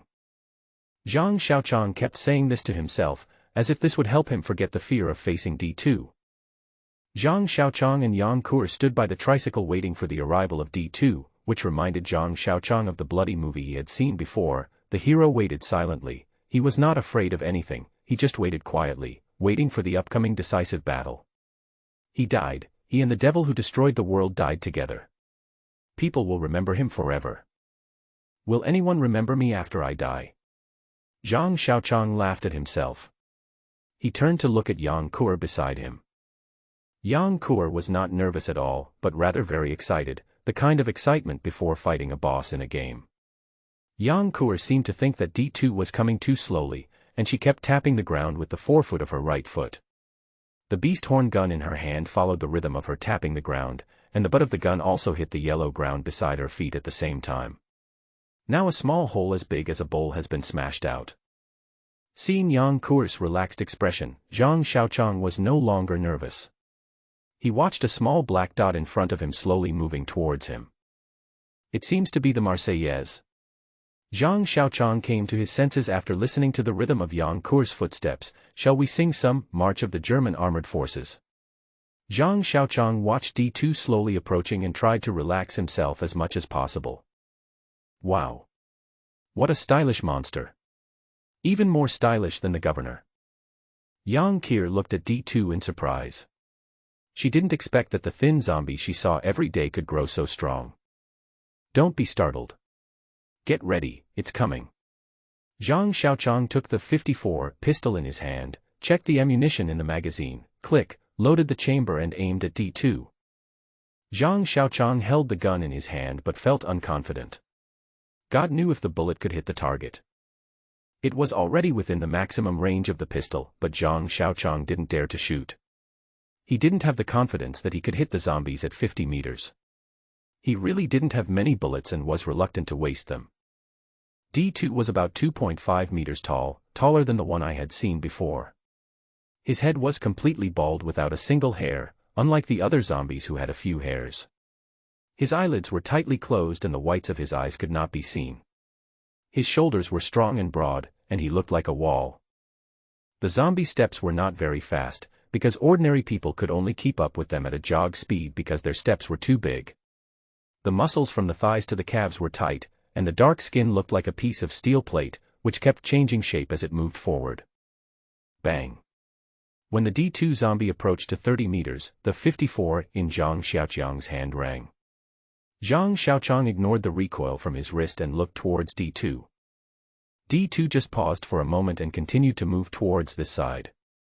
The bullet had no effect on it at all. Bang bang, Zhang Xiaoqiang fired continuously. The recoil force from the gun made him unable to feel the area below his wrist. 5 of the 6 bullets hit D2. D2 seemed to be hurt. He roared angrily and rushed towards this side at a faster speed. Seeing D2 rushing towards him, Zhang Xiaoqiang hurriedly changed the magazine in a panic. His yearning for guns since childhood made him too superstitious about the power of pistols, so he was caught off guard when the pistol did not work. He just wanted to change the magazine and try again. Ah! Yang Kur shouted and took the initiative to meet D2 with the beast horn spear in hand. After all, she is a newborn calf that is not afraid of a tiger. Just as he changed the magazine, he saw Yang Kur coming forward. Zhang Xiaoqiang cursed inwardly, put his pistol back, picked up the beast horn gun and chased after her. Standing next to the 2-meter-5 tall D2, Yang Kur looked like a little girl. She could only see the zombie's waist, and would have to look up if it was taller. Yang Kur swung the gun in a semicircle with both hands without caring about anything, and the beast horn gun hit D2's thigh fiercely, bang. It made a dull sound like hitting a cowhide drum with a hole in it. D2 stumbled forward a little before steadying himself, raising his left arm as if shooing away a fly. Yang Kur's palms were numb from the recoil of the beast horn spear. Then D2 swung his left arm and hit the beast horn spear. The beast horn spear bounced back violently due to the huge force. The rebounding beast horn and the threaded steel gun body hit Yang Kur in front of her. The huge impact force sent Yang Kur flying several meters and falling on the yellow ground. Yang Kur could no longer hold onto the beast horn gun and fainted. The beast horn gun also fell to the side. D2 had no consciousness of bullying the little girl and turned to walk towards Yang Kur, who had fainted on the ground. Seeing Yang Kur in danger, Zhang Xiaoqiang completely forgot his fear, sped up again and rushed behind D2. After weathering the storm and the ravages of time, D2 was left with only a belt tied tightly around his waist, on which hung half a pair of tattered trousers. The trousers could no longer cover D2's buttocks, and the shorts inside had disappeared. Through the tattered pants, D2's anus can be vaguely seen. There is no time to think about it. The more than 100,000 times of assassination practice are put to use again today. Puff. The beast horn spear stabbed into D2's anus fiercely, and D2's step stopped and his body paused. Zhang Xiaoqiang's brain was already overwhelmed by the blood, and he was so stiff that he didn't even know that he had exploded D2's anus. He just turned the gun body according to his habit of killing zombies in the past. The horn on the head of the horn gun originally had spiral patterns. As Zhang Xiaoqiang turned the horn gun vigorously, the horn drilled into D2's anus like a red wine bottle opener. The higher the level of zombie evolution, the more sensitive the senses become. For example, ordinary zombies cannot smell Zhang Xiaoqiang's scent even if they are standing downwind, but D2 can. So anal sex may not be a big deal for ordinary zombies, but for D2, it touched his nerves and made him even angrier. It was the same thing when he encountered D2 last time.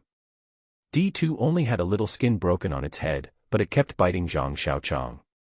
It ignored the smell of fresh blood nearby and did not stop until it had dismantled the luxury bus into parts. And this time. Roar, roar, roar. D2 let out an angry roar, turned around suddenly and grabbed backwards. Zhang Xiaoqiang was completely oblivious to D2's anger and just tried his best to spin the gun. The only thought in his mind now was, we can't let the little girl die. D2 is very powerful. We should spin it a few more times. Zhang Xiaoqiang was concentrating on drilling D2's anus, as if he was back in the days when he was working in a restaurant and opening red wine for customers. The animal horn gun in Zhang Xiaoqiang's hand was about 2 meters long, of which about 80 centimeters were the animal horn. He had drilled about 40 centimeters in. When he was drilling vigorously, the animal horn gun suddenly pulled to the side with a strong force. Zhang Xiaoqiang was holding the gun tightly and was naturally pulled to the side by this force. D2 turned around and grabbed nothing, but could feel the thing still hanging on his anus. D2 became even more angry and kept turning around to grab behind him, but he always grabbed nothing. Zhang Xiaoqiang held the beast horn gun tightly in both hands and ran with D2 turning around, feeling like riding a pirate ship when he was a child, sometimes this way, sometimes that way. Zhang Xiaoqiang had long since woken up, but he didn't dare to let go. Once D2 caught him, his bones would definitely be torn off one by one. If Yang Kur wakes up, she will definitely find that the scene in front of her is familiar, very much like the children in kindergarten playing the game of eagle catches chicken. D2 is the eagle, Zhang Xiaoqiang is the chicken, and D2's chrysanthemum is the hen. Zhang Xiaoqiang is now in tears. Why is it always like this? He can't go up or down, and is stuck half dead.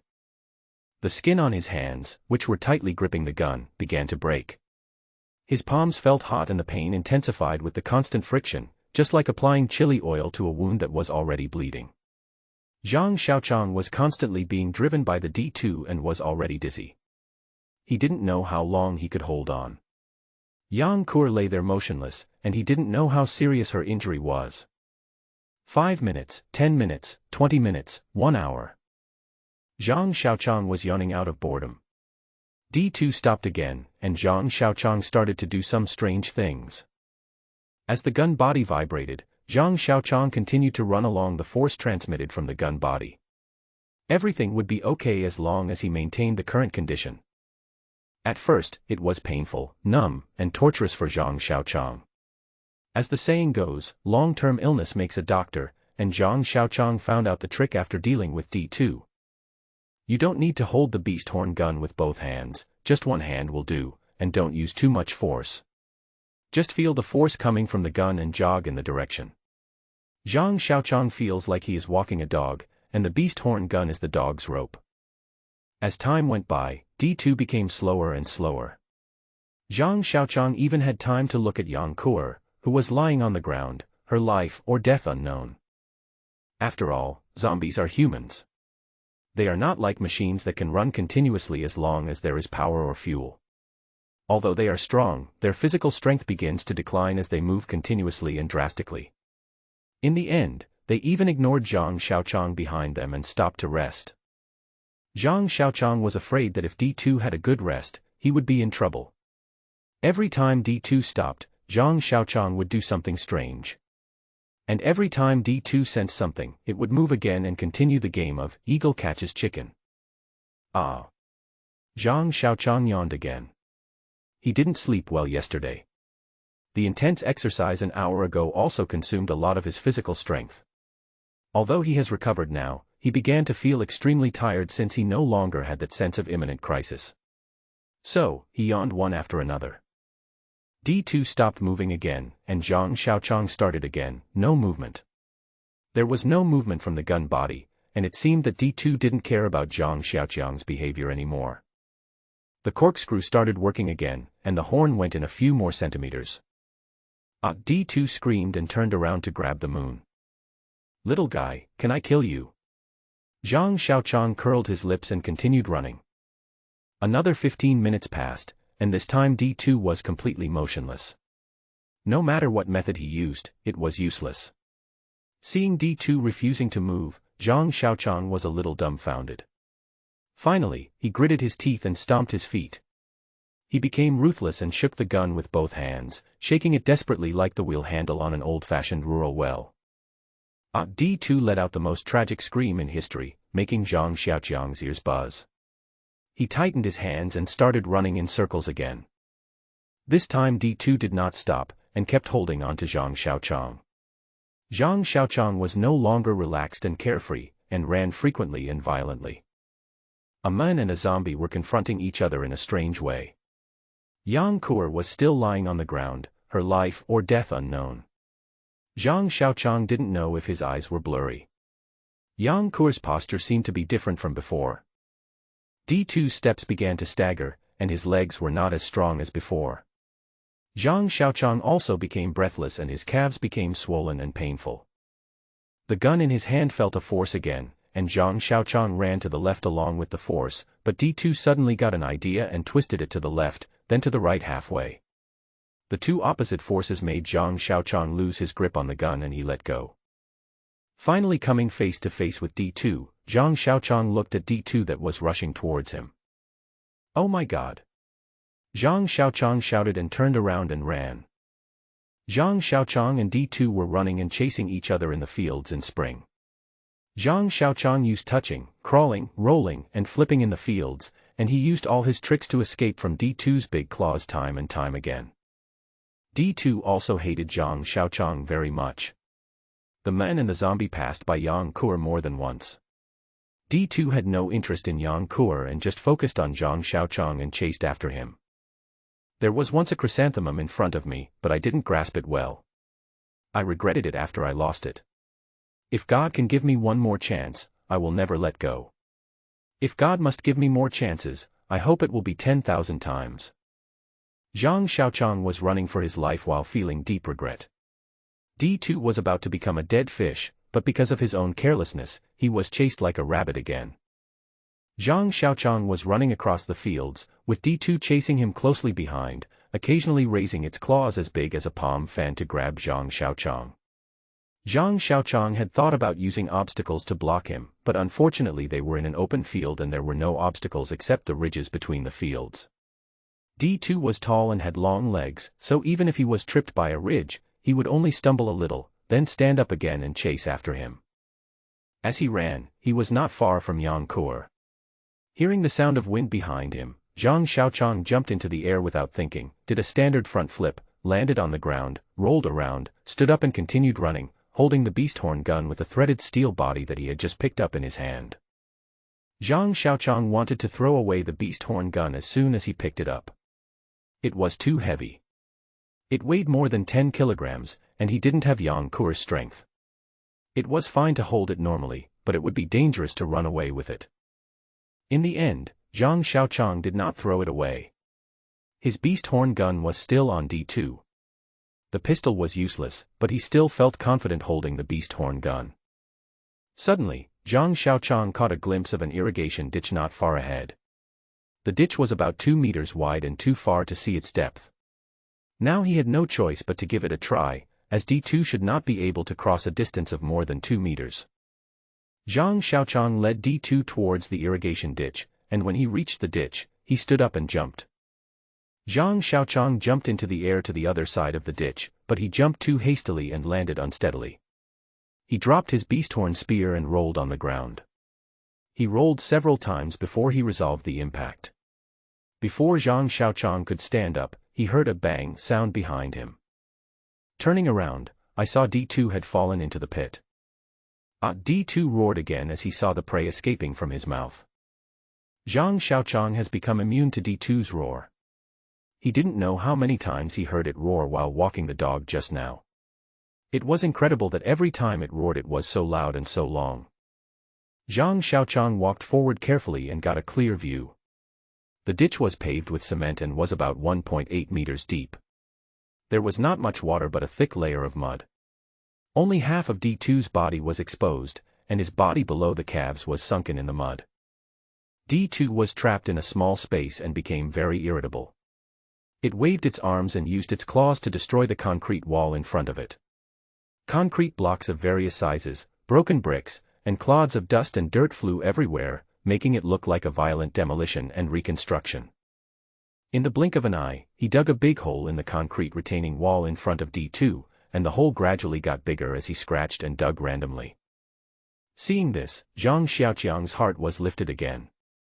It wouldn't take long for D2 to crawl out. Thinking of this, Zhang Xiaoqiang pulled out his Type 54 pistol and walked to 1 meter in front of it. Zhang Xiaoqiang raised the pistol, aimed at its head and pulled the trigger again. Bang bang, the bullets could not penetrate D2's skull, but they made it howl in pain. It raised its arms in front of its head and retreated violently. A louder howl was heard, and Zhang Xiaoqiang looked and saw that the beasthorn spear was pushed against the concrete wall behind it. The beasthorn spear was pushed against the concrete wall, and coupled with the force of its own backward movement, it completely changed. D2 howled miserably and swung his right claw backwards. The concrete wall behind him was covered with dust and bricks, but he could not get the gun hanging on the back door. D2 remembered the culprit and pounced on Zhang Xiaoqiang again. Zhang Xiaoqiang took the opportunity to aim the horn spear at D2's throat. He had thought about aiming at its head, but he was afraid that it would slip away because it had a round head. He could only aim at its throat. Puff! The horn pierced through D2's throat and into his cervical vertebrae. A huge force was transmitted through the gun body to the end of the gun, and disappeared on a stone the size of a computer monitor that was holding up the end of the gun. D2 wanted to roar again, but unfortunately it never had the chance. The animal horns on its throat took away its right to speak. Now D2 was in complete tragedy.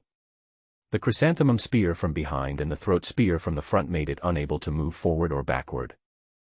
Seeing that D2 was trapped between two large guns in front and behind and unable to move forward or backward, Zhang Xiaoqiang felt relieved. He calmly replaced the third magazine, loaded the gun and aimed. Bang! 7 bullets were fired at D2's mouth one after another, but unfortunately the target was too small and Zhang Xiaoqiang's skill was too poor. The bullets were fired around the corners of D2's mouth, making D2 anxious. Puff! D2 opened his mouth and spit out an unknown object, which quickly hit the rock at Zhang Xiaoqiang's feet. Bang! A yellow front tooth hit the rock and fell to the ground.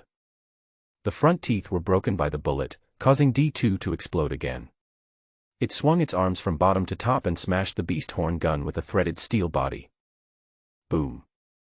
A U-shaped threaded steel beast horn gun flew into the sky, and Zhang Xiaoqiang looked at the beast horn gun flying in the sky.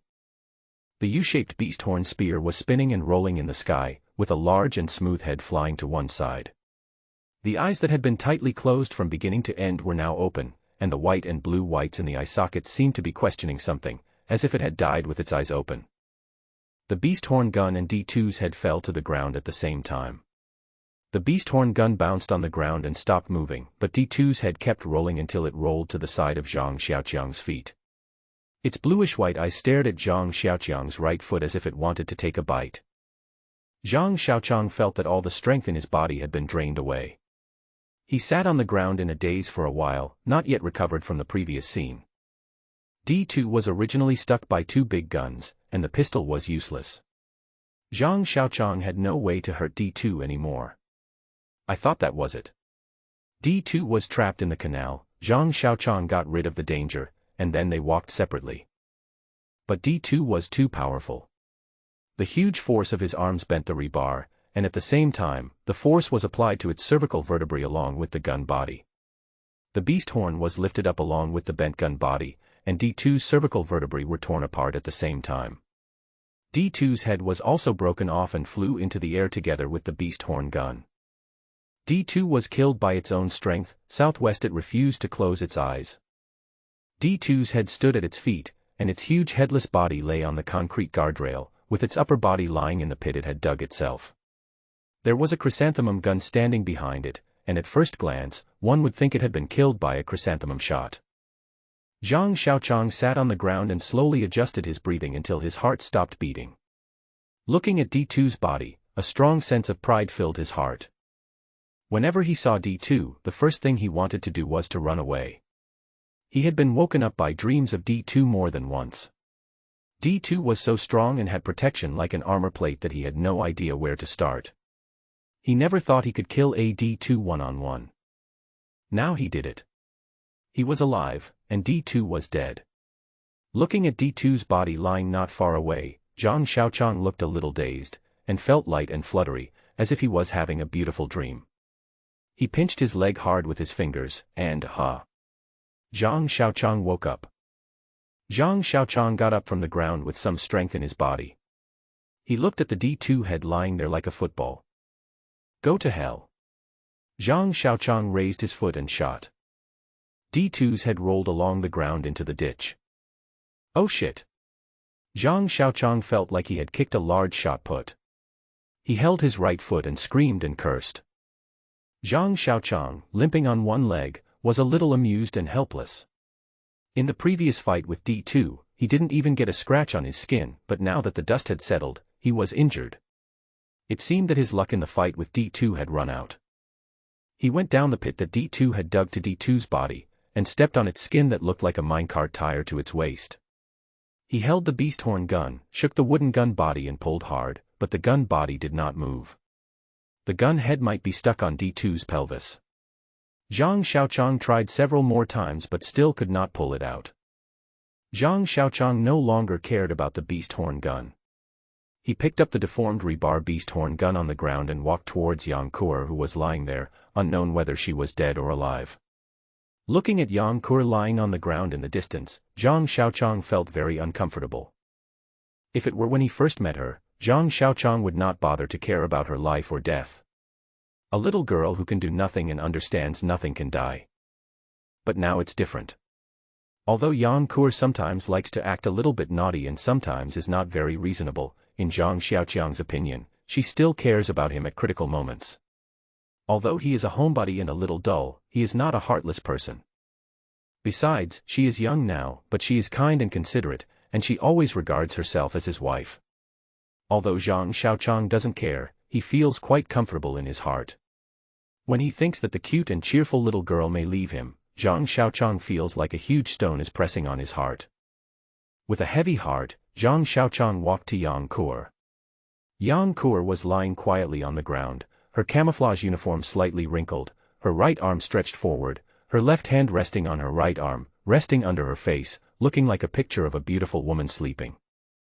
Looking at Yang Kur in front of him, the huge stone in Zhang Xiaoqiang's heart had long disappeared without a trace. Yang Kur had completely forgotten the previous danger and was sleeping soundly. If you listen carefully, you can even hear her snoring. Seeing Yang Kur sleeping like a pig in front of him, Zhang Xiaoqiang wanted to cry but had no tears. He took the initiative to ask the guy who wanted to fight the boss to lie on the ground and take a nap, while the guy who wanted to escape fought with the boss to the death. A surge of nameless anger surged in Zhang Xiaoqiang's heart. He raised his foot and wanted to kick her, but he couldn't bear to do it. Looking at the little girl who was still sleeping with a smile on her face, Zhang Xiaoqiang sighed to the sky, "Why did I save such an ancestor? Wake up. Don't sleep anymore." Zhang Xiaoqiang shook Yang Kuer. Yang Kuer turned over and continued to sleep, muttering a few unclear syllables. To be honest, Zhang Xiaoqiang also admired her. The fight with D2 just now did not affect her sleep. D2 roared more than once, and the sound of Zhang Xiaoqiang's gunfire was all immune to her. "It's daybreak. Get up quickly." Zhang Xiaoqiang changed his words and continued to wake her up.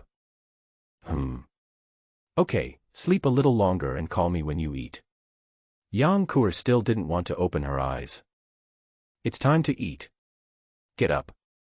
Yang Kuer got up all of a sudden, saying as she got up, "I'm so hungry. I'm so hungry that I can't sleep. Hey, where's the food? Where is it?" It's rare that she still remembers to eat. Yang Kuer couldn't find the food and looked at Zhang Xiaoqiang. Zhang Xiaoqiang looked at her with a sullen face, and the veins on his forehead were throbbing. "Ah. Boss." Yang Kuer finally reacted and looked around for her weapon. Bang. The rebar beast horn gun bent into a U-shape was thrown at Yang Kuer's feet. Yang Kuer shrank her head timidly, looking around to find D2. Zhang Xiaoqiang ignored her and walked to his backpack on the ground. He picked up the military water bottle and drank from it all at once until the bottle was empty. Where is the boss?" Yang Kuer asked softly behind him, her voice as soft as a kitten's cry. Zhang Xiaoqiang rolled his eyes at her unhappily, lit up the cigarette, and took a deep breath. He stared at the curling white smoke in a daze, summing up the gains and losses of facing D2 this time. "Well, uncle, you are so awesome. You beat the big boss away." Yang Kuer tried to please Zhang Xiaoqiang, observing his expression carefully. Male chauvinism had the upper hand now. "Aren't you very powerful? Aren't you a beautiful girl transformed? Aren't you going to punish it on behalf of the moon? Why are you lying there sleeping?" Zhang Xiaoqiang questioned Yang Kuer, feeling more and more depressed. Yang Kuer refused to leave and insisted on having a duel with D2, but she was defeated as soon as she went up. If Zhang Xiaoqiang hadn't stabbed D2's anus, Yang Kuer would have been in D2's stomach by now. If Yang Kuer did her best, it would be enough, and Zhang Xiaoqiang was not unreasonable. But the key point was that she actually fell asleep in front of D2. I've seen people seeking death in newspapers and magazines before, but I didn't expect to see him happen today. That. I don't know. At that time, I felt a tightness in my chest, and my eyes went dark, and I knew nothing. Until you woke me up. Yang Kuer was also tilting her head and thinking about the situation at that time, but she couldn't understand why she fell asleep. Seeing Yang Kuer still confused, Zhang Xiaoqiang sighed, "How do teachers educate little girls nowadays?" She found two huge rocks close together and inserted the rebar into the cracks. Yang Kuer used all her strength to straighten the rebar beast horn gun. Seeing the gun in Yang Kuer's hand being straightened, Zhang Xiaoqiang spoke. "What do you have in your hand?" "Uncle, didn't you tell me what it's called?" "Beast horn spear." Yang Kuer looked at the spear in her hand and then at Zhang Xiaoqiang, somewhat confused as to why he said that. "You also know that thing is called a gun. Is a gun used for smashing things?"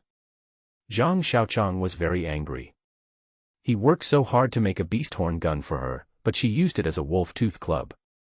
Yang Kuer lowered her head and said nothing. She felt very aggrieved. As long as the monster could be defeated, wouldn't it be fine even if she had to smash it? Zhang Xiaoqiang got a little angry when he saw Yang Kuer lowering her head and refusing to admit her mistake. He took a few deep breaths and patted his cheeks to calm himself down. "Can you smash it open with a gun?"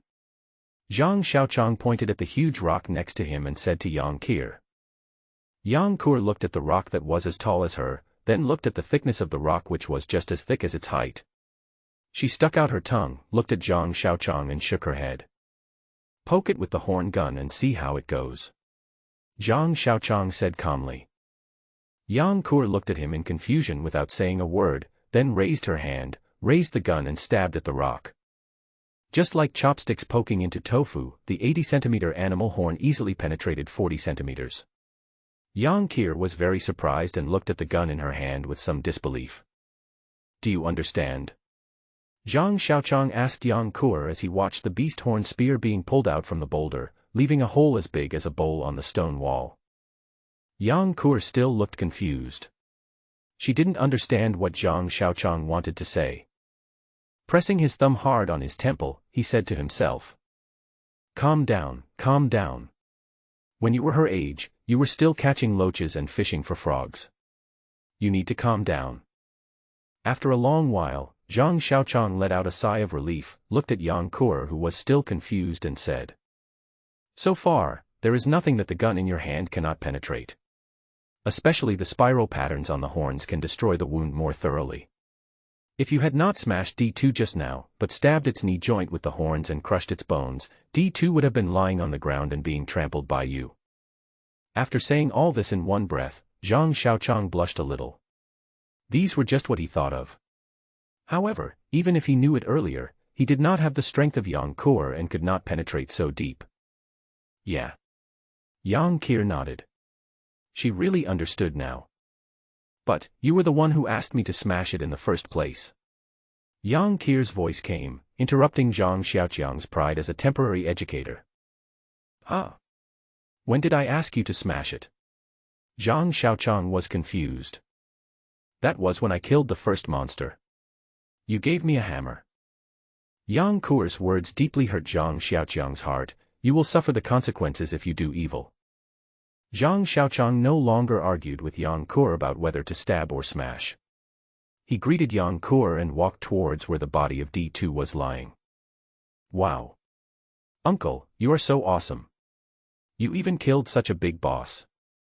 Yang Qir was surprised to see D2 lying in the ditch. She couldn't understand why she fell to the ground as soon as she went up, but Zhang Xiaoqiang was able to eliminate him. "Go and pull out the beast horn gun for me."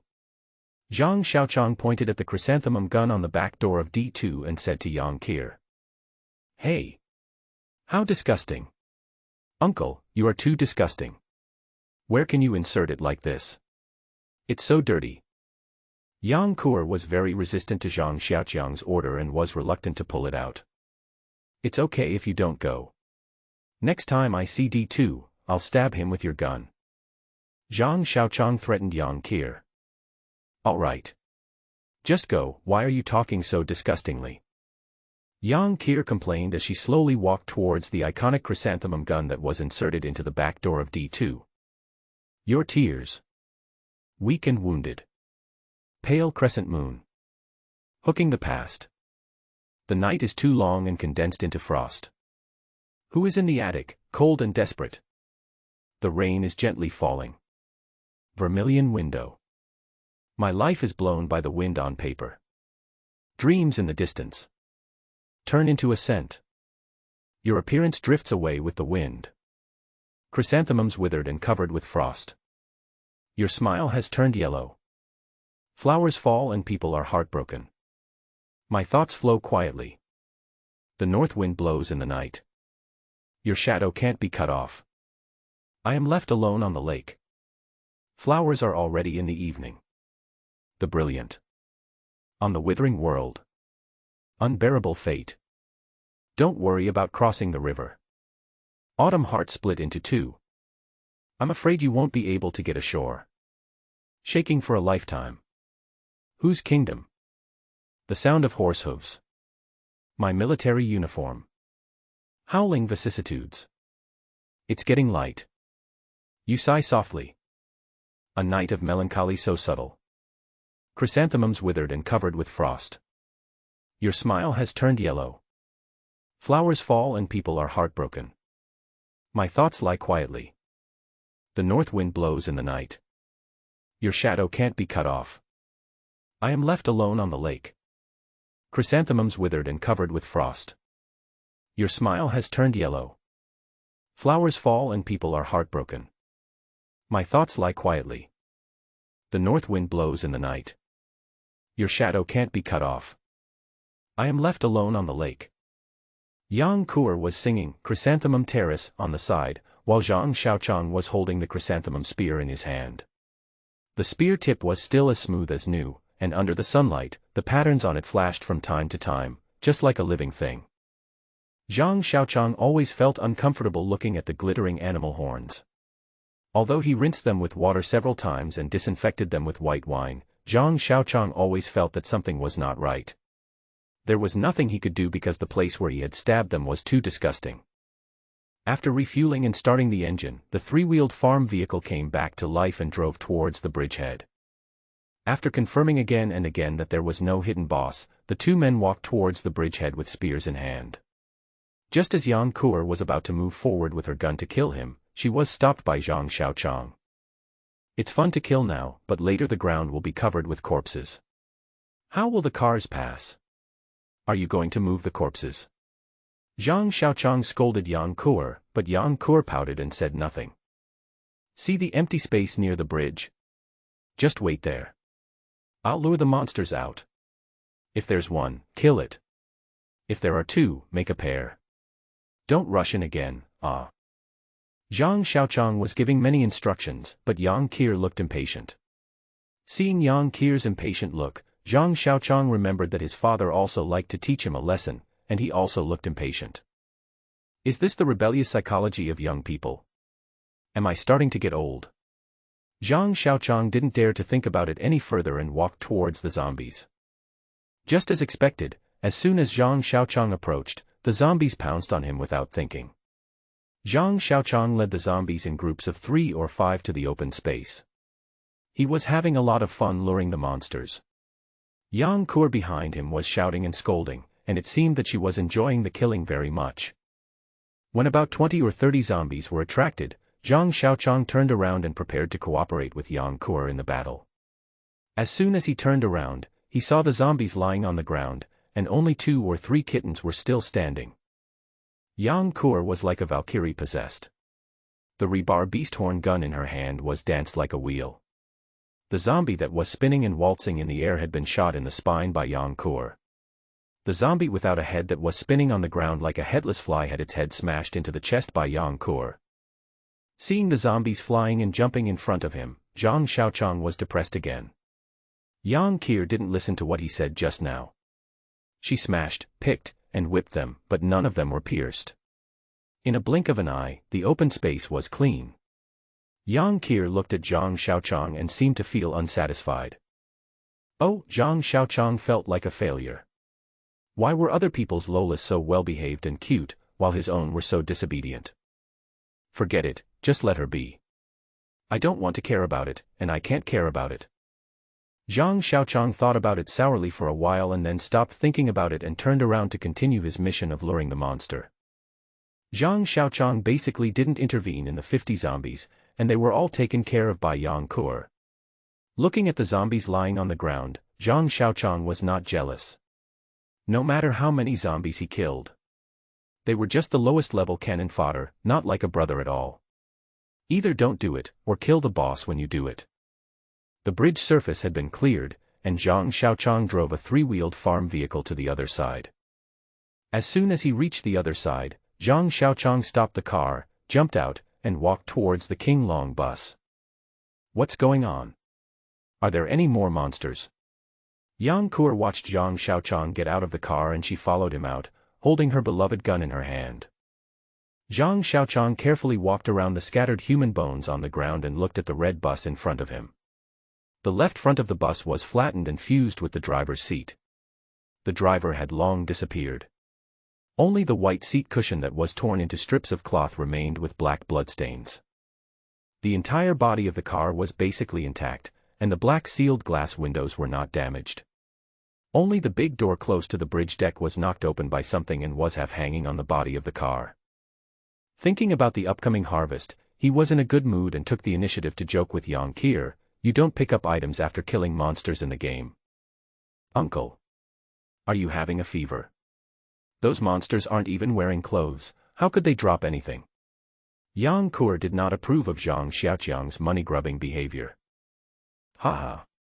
There's no treasure dropped, but there is a treasure chest. Zhang Xiaoqiang said as he climbed onto the Golden Dragon bus. The bus was in a mess like a garbage dump, with human bones, rags, and luggage bags of various colors and sizes scattered inside. Zhang Xiaoqiang's target was these luggages. He would always bring some good things home for the holidays.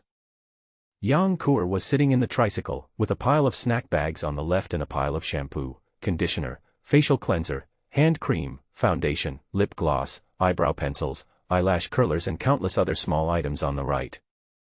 She was chewing snacks while admiring the Bon Marché bag in her hand.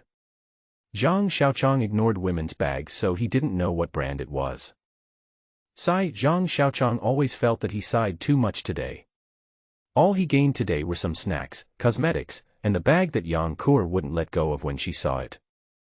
He found a Nokia mobile phone, which he placed in a leather handbag with a spare battery. Zhang Xiaoqiang liked this phone very much when he saw it.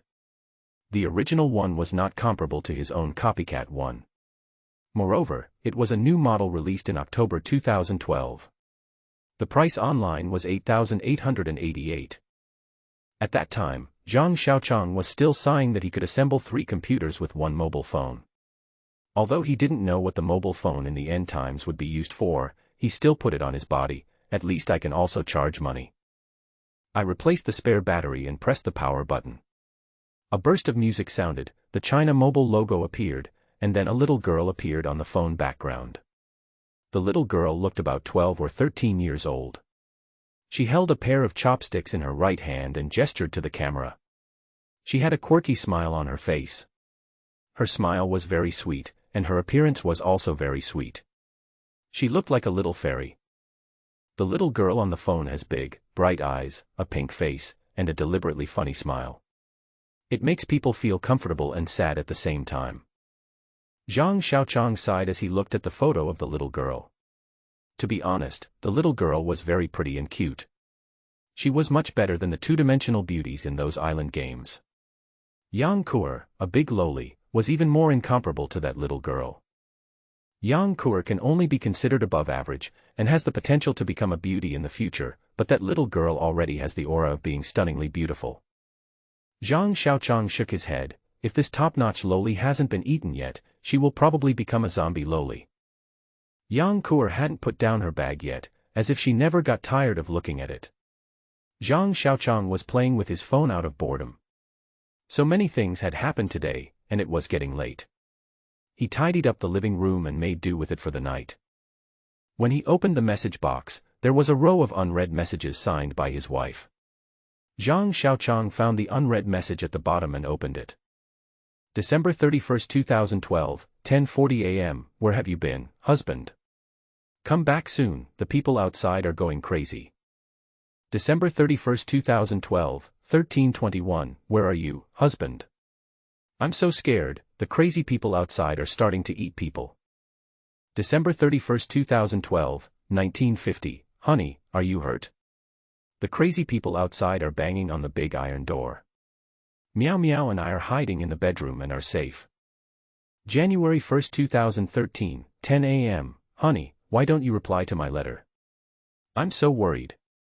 January 1, 2013, 2:47 p.m. Hubby, did you receive the letter? No one answered my phone call. I miss you, and Meow Meow misses you too. January 7, 2013 at 8:02, I don't know where you are. I don't know if you are still alive. Yesterday I saw Mr. Zhang, who lives next to our house, driving his car and trying to rush out.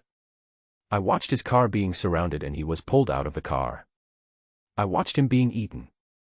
I love you, husband. After reading all the text messages, Zhang Xiaoqiang breathed a sigh of relief, but he still felt depressed. The cell phone owner's wife and a cat named Meow Meow are hiding at home, while the cell phone owner is either eaten or turned into a zombie.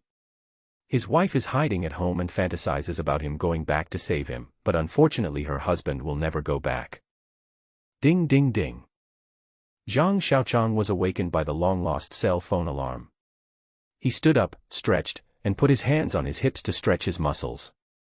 The alarm on the cell phone beside him kept ringing. Zhang Xiaoqiang listened to the familiar electronic sound and was reluctant to turn it off. Now he felt like he had returned to the past. Yang Qiao was still sleeping soundly, but her sleeping posture was very dishonest.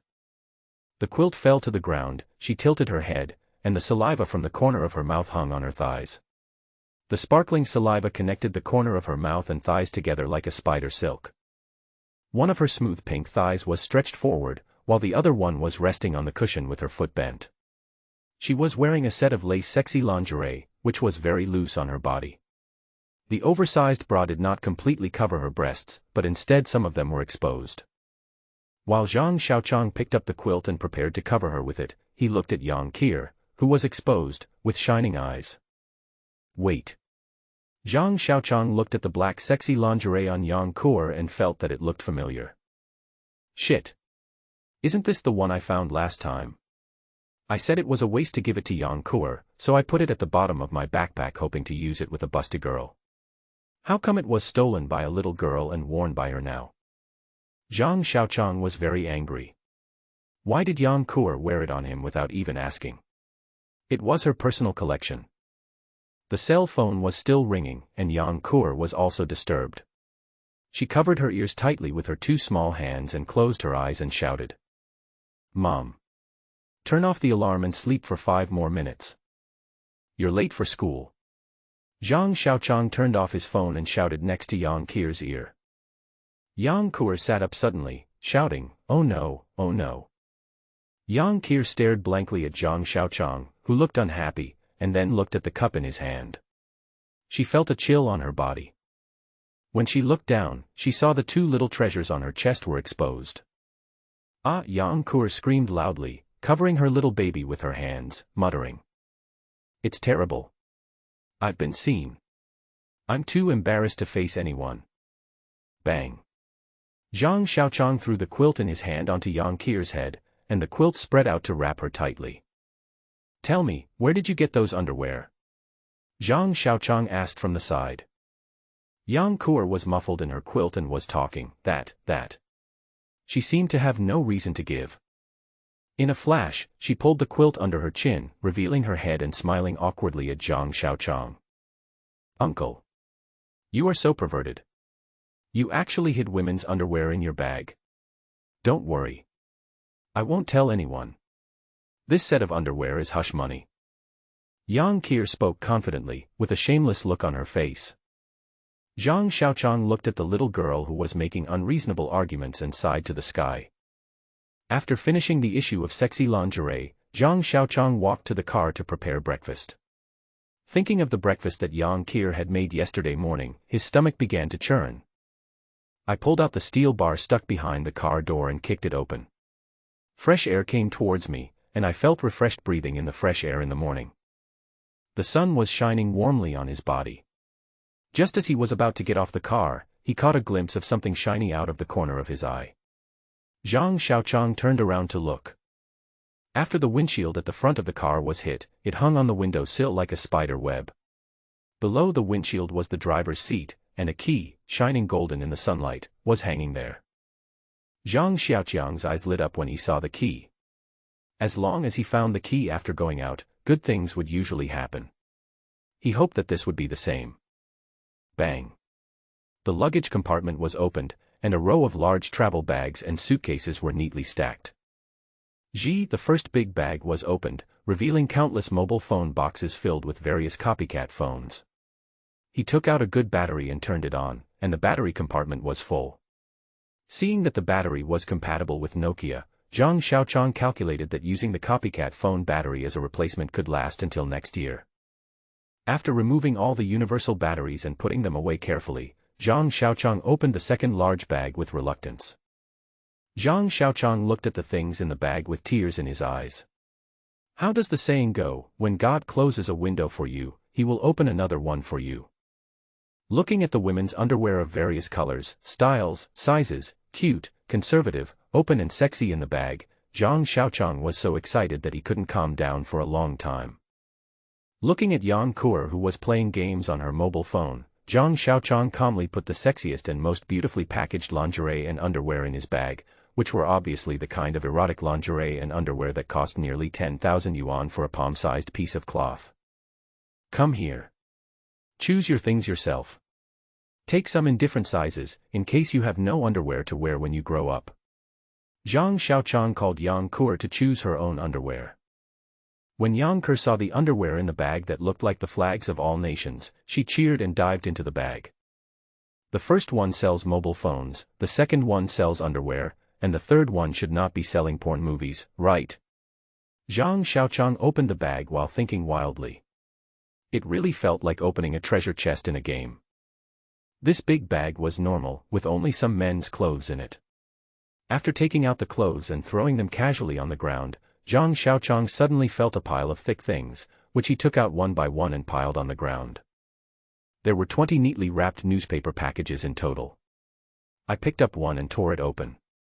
I saw a neatly wrapped stack of 100 yuan bills. One package contained 10,000 yuan, and 20 packages contained 200,000 yuan. Zhang Xiaoqiang tore open all the newspapers and threw the big bills inside into the sky. The 200,000 bills scattered in the air and slowly fell. Watching the countless red portraits of great men floating in the air, floating onto the top of the bus, floating onto the two people, floating onto the bridge, and some floating under the bridge and drifting downstream with the river. Zhang Xiaoqiang felt an indescribable feeling in his heart as he stood in the rain of banknotes. Yang Kur was disturbed by the rain of banknotes while playing games, and complained that Zhang Xiaoqiang shouldn't litter. Garbage. Zhang Xiaoqiang silently recited Yang Kur's comment. Yes. People work hard all their lives, only to find out in the end that they have earned nothing but a pile of paper. When the end of the world comes, the paper will become garbage. Why are you still feeling sentimental about a pile of garbage? What a crazy brain. Zhang Xiaoqiang calmed down and opened the fourth bag. The owner of the fourth large bag should be a young couple. There were some men's and women's clothes, as well as 2 sets of TNF jackets, one blue-gray and the other light blue. The blue-gray ones are for men, and the light blue ones are for women. Zhang Xiaoqiang smelled them and found no odor. It seemed that these were new clothes that had never been in water. He threw the women's jacket to Yang Kur and continued to search. Ha! Zhang Xiaoqiang screamed as he looked at the notebooks in his hands. There were 2 notebooks, one was clean without any decorations, and the other was covered with various photo stickers and some cartoon kitten stickers, with a mini cartoon cat doll tied on it. This notebook is an outdoor-specific notebook released by Asus in April 2012. Its silver-black titanium alloy matte shell can withstand all kinds of shocks. The notebook can run smoothly in various high and low temperature environments, whether in the desert or rainforest, on the plateau or underwater, it will not affect the notebook. Zhang Xiaoqiang was very tempted when he saw the introduction online, but the price of tens of thousands of yuan made him hesitate. Now he has a chance to get it. Carefully putting the laptop into the computer bag, Zhang Xiaoqiang saw 2 folded bags. He picked up one and opened it. There were 6 things like small mirrors arranged in 2 rows on the bag. Zhang Xiaoqiang didn't recognize them. When he saw the wiring port on the bag, he was excited. Is this the legendary must-have for time travel, the solar laptop charging bag? The tricycle was driving on the road to J-City. Yang Kur sat in the back listening to songs. The melodious music sounded in Zhang Xiaoqiang's ears, but he didn't feel happy while listening to the song. In the morning, apart from 2 laptops, I also found some dried seafood. The most depressing thing was that there were only some incomprehensible surveying and mapping data and some songs in the laptops. There were no games, and even the art films of AV actresses that are a must for men were missing. At that time, Zhang Xiaoqiang wanted to curse, saying, if you can't even download porn movies, can you still be considered a man? Creaky. The car stopped. Zhang Xiaoqiang looked at the map in his hand in frustration. The provincial map showed that J-City was just a small circle. The old national highway to Jinyun City had to pass through J-City. Looking at the sesame-sized circles on the map, Zhang Xiaoqiang became worried. He didn't know the roads in J-City. Who knew if he drove in, he would end up in a circle again. Besides, although J-City is not big, it still has a population of several 100,000. If there are 1 or 2 D3 or S3 people, wouldn't that be feeding the zombies? Zhang Xiaoqiang hesitated on the outskirts of the city, wanting to talk it over with Yang Kur, but Yang Kur rejected his words with one sentence, "That's your business." He was speechless at the time, go in or retreat. Zhang Xiaoqiang was very conflicted. Bang, bang, bang. The sound of short bursts of gunfire from an assault rifle woke Zhang Xiaoqiang up. The sound of gunfire was nearby. Be on guard. Zhang Xiaoqiang shouted at Yang Kuer, pulling out a pistol from his waist and loading it. Yang Kuer also loaded the sniper crossbow with arrows and aimed at the place where the gunshot came from. The music on the laptop had been turned off. The two of them were carefully observing any movement around them. The atmosphere was tense and depressing. Zhang Xiaoqiang could even hear Yang Kuer's heavy breathing. Pa, pa, pa. There were 3 more sounds, but they were closer. Ah. A man's scream came from the front left. The short bursts of fire from the assault rifle turned into long bursts. It seemed that the situation was very critical. Zhang Xiaoqiang did not move. The best option in an unclear situation was to wait. He was not a special forces soldier or a secret agent. He was just an ordinary citizen. He would be relieved as long as he could save his life. He chose to be cautious when facing unknown dangers. The left front was completely blocked by waist-high weeds, and the situation over there could not be seen. Zhang Xiaoqiang looked cautious, but Yang Kuer didn't care much. She held a sniper crossbow, chewed gum, and had a look of contempt on her face. The weeds were shaking, and Zhang Xiaoqiang felt relieved. Crash! 4 or 5 figures rushed out from the weeds, without even looking at Zhang Xiaoqiang and the others, and ran forward with their heads down. Zhang Xiaoqiang was confused. There were 4 strong men. 2 of them were holding sharpened steel bars, one was holding the Longquan sword that the old lady used for morning exercises, and the other was holding a large bow that looked like an English longbow. However, there was no arrow to be seen. The 4 men swarmed to one side, just like the fleeing soldiers in a movie. Did we run into D2? Zhang Xiaoqiang was startled and hurriedly started the tricycle, trying to run away. The last time he encountered D2, he was able to kill it by luck rather than ability. It was too unsafe to rely on the little girl. As for whether it was S2, he hadn't thought about it. With the speed of S2, they couldn't escape at all. Just then a man holding an August 1st rifle jumped out, raised the gun and started firing behind him. Unfortunately, he didn't have many bullets, and after 3 or 5 shots, the rifle completely misfired. The man reached into his waistband and found nothing. He cursed, threw away his rifle, and ran after the men who had come before him. Before the men had taken a few steps, 3 S-shaped zombies jumped out from the bushes and chased after the men, roaring. Zhang Xiaoqiang and Yang Kuer watched stupidly from the side. Those people and zombies ignored them. Uncle. Are they filming a police and gangster movie? Why are those monsters ignoring us?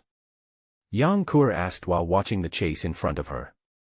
Before Zhang Xiaoqiang could even open his mouth, 2 more S-shaped zombies jumped out of the bushes. These 2 zombies looked miserable, with one of their thighs full of bullet holes, and they walked like zombies. The other one was like a moving honeycomb briquette, with holes all over its chest and abdomen. No one knew where it was hurt, but it couldn't run.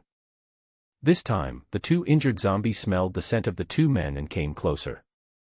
Zhang Xiaoqiang didn't let Yang Kuer take any action, but just watched the 2 S-shaped zombies approach. One was dancing the zombie dance, and the other was moonwalking slowly towards the car. 2 gunshots rang out, and 2 S-shaped zombies fell to the ground one after another. Zhang Xiaoqiang blew away the smoke from the muzzle of the gun and felt very happy. Within a 1-meter range, I can still hit the target every time. So far, the pistol can finally kill zombies.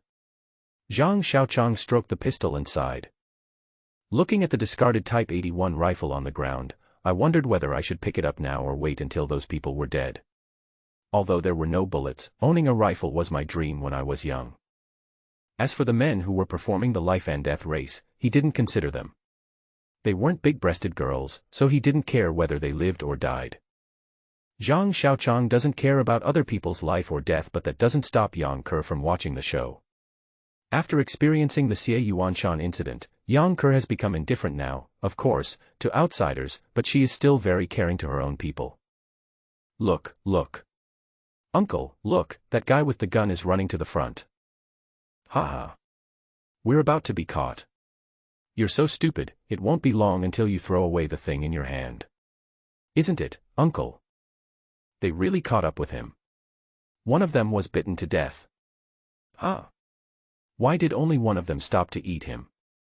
Why did the other two continue to chase? Are they full?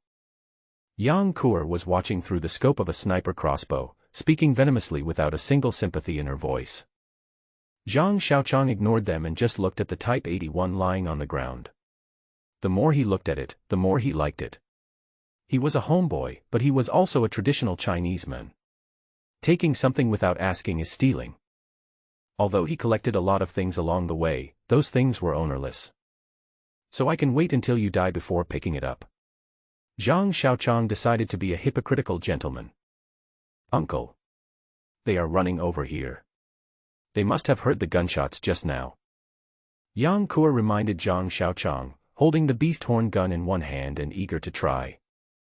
Wait until they get closer. Don't use the beast horn gun. Don't show off your wealth. Zhang Xiaoqiang didn't want to save people, but that didn't mean he wouldn't kill zombies. Besides, it would be a good idea to ask a local for directions. The remaining 4 people ran desperately towards the tricycle. Zhang Xiaoqiang stood under the tricycle and watched them run quietly. There was no encouragement, nor any action to ask them to speed up. Huff huff. Even from a distance, one could hear their heavy breathing, their faces flushed, and their faces distorted in order to unleash their last bit of strength.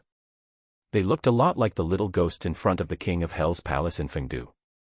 The guy holding the Longquan sword was almost at his limit. He was breathing in and out desperately, his eyes were wide open, and there was a little white foam at the corners of his mouth. Hearing the footsteps behind him getting closer and closer, he couldn't help but look back. He saw a short S-shaped zombie chasing after him, waving its claws at him, and it seemed that the black and smelly claws were about to grab his face. Ah!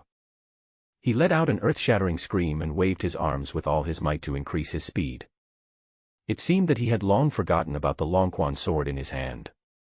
The Longquan sword swayed as he waved his right hand up and down, shining brightly in the reflection of the sunlight. Shwa! A gust of wind brushed past his ear and went through the back of his head, followed by a thump. Something fell to the ground. He still didn't care and just ran forward, and only when he ran past Zhang Xiaoqiang, who was standing on the side, did he slowly breathe. At least there was someone to support him. While thinking, he prepared to continue running. There were 2 monsters behind him. An S-shaped zombie was eating in the distance, and was shot through the head by Yang Kur's crossbow arrow. Only one was left and pounced on him. He pulled out the saber from his waist and raised his hand, and the saber flew towards the head of the S-shaped zombie. Puff! The tumbling saber firmly nailed the zombie's forehead, and the zombie ran forward a few steps and fell to the ground. The men ran to the front of the car and wanted to get in, but were targeted by Yang Kur with a sniper crossbow and dared not move. Then they looked back. Stunned. The 4 grown men had dull faces. One zombie was lying on its back with a crossbow arrow nailed to its forehead. Another zombie was lying on the ground, and Zhang Xiaoqiang was pulling out a saber from its forehead. The 4 men didn't make a sound or move, but just stared blankly at Zhang Xiaoqiang walking up to the S-shaped zombie that was eating people. The S-type zombie stopped eating and stood up towards Zhang Xiaoqiang. It seemed very angry, the kind of animal that would be angry when its feeding was interrupted. It roared and pounced towards Zhang Xiaoqiang, but Zhang Xiaoqiang did not show any nervousness when facing the S-shaped zombie. He took a small step to the right as if strolling in the garden, and moved his body slightly to the side to push the S-shaped zombie behind him. When the S-shaped zombie missed, Zhang Xiaoqiang held the saber in reverse and nailed it into the back of its head. Zhang Xiaoqiang pulled out his saber and wiped the blood on the S-shaped zombie's shoulder. The S-shaped zombie collapsed to the ground like a ball of dough. By the time Zhang Xiaoqiang came back, they hadn't come to their senses yet. Gulp. The man holding the Longquan sword swallowed his saliva. Gulp gulp.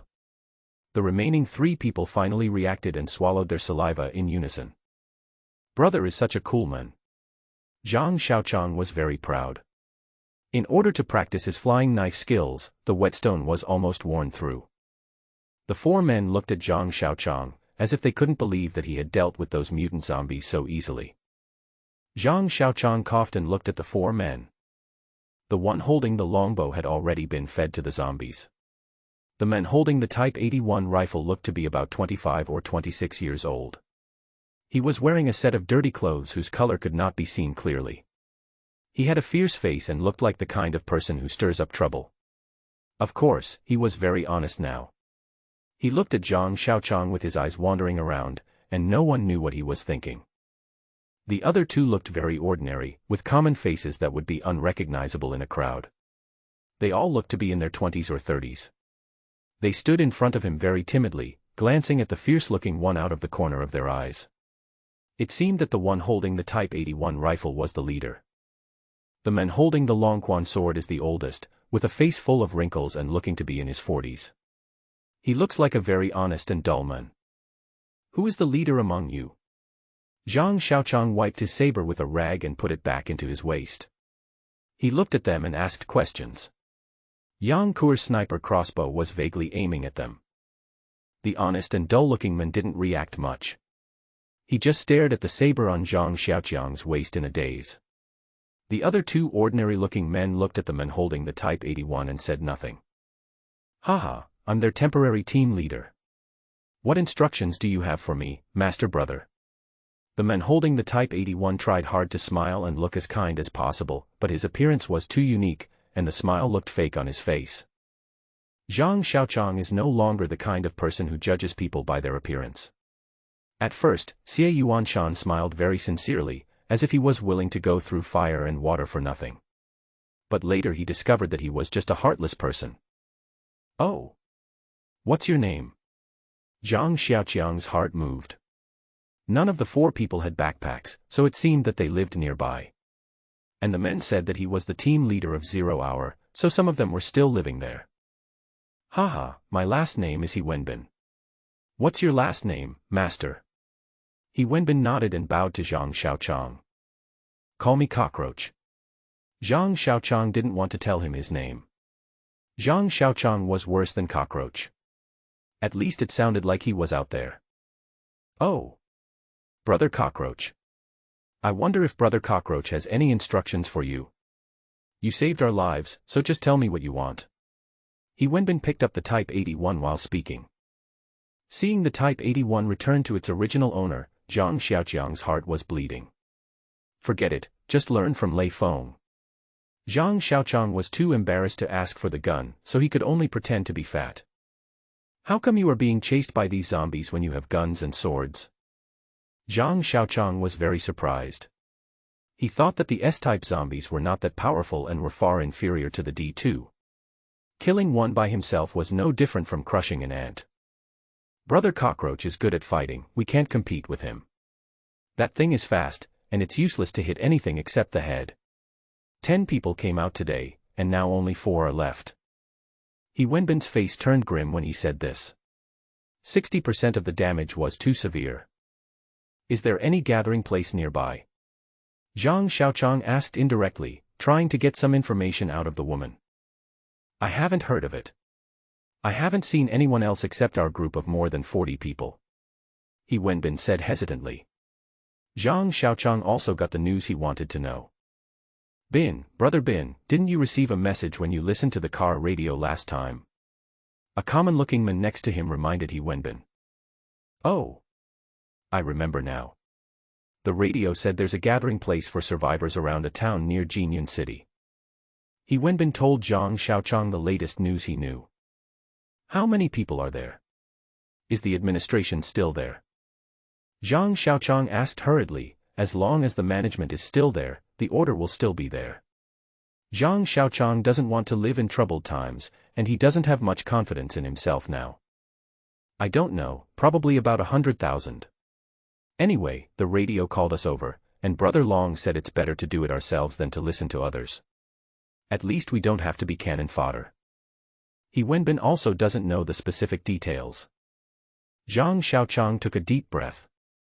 Jinyun City has a population of nearly 9 million, but now only a few 100,000 people are left.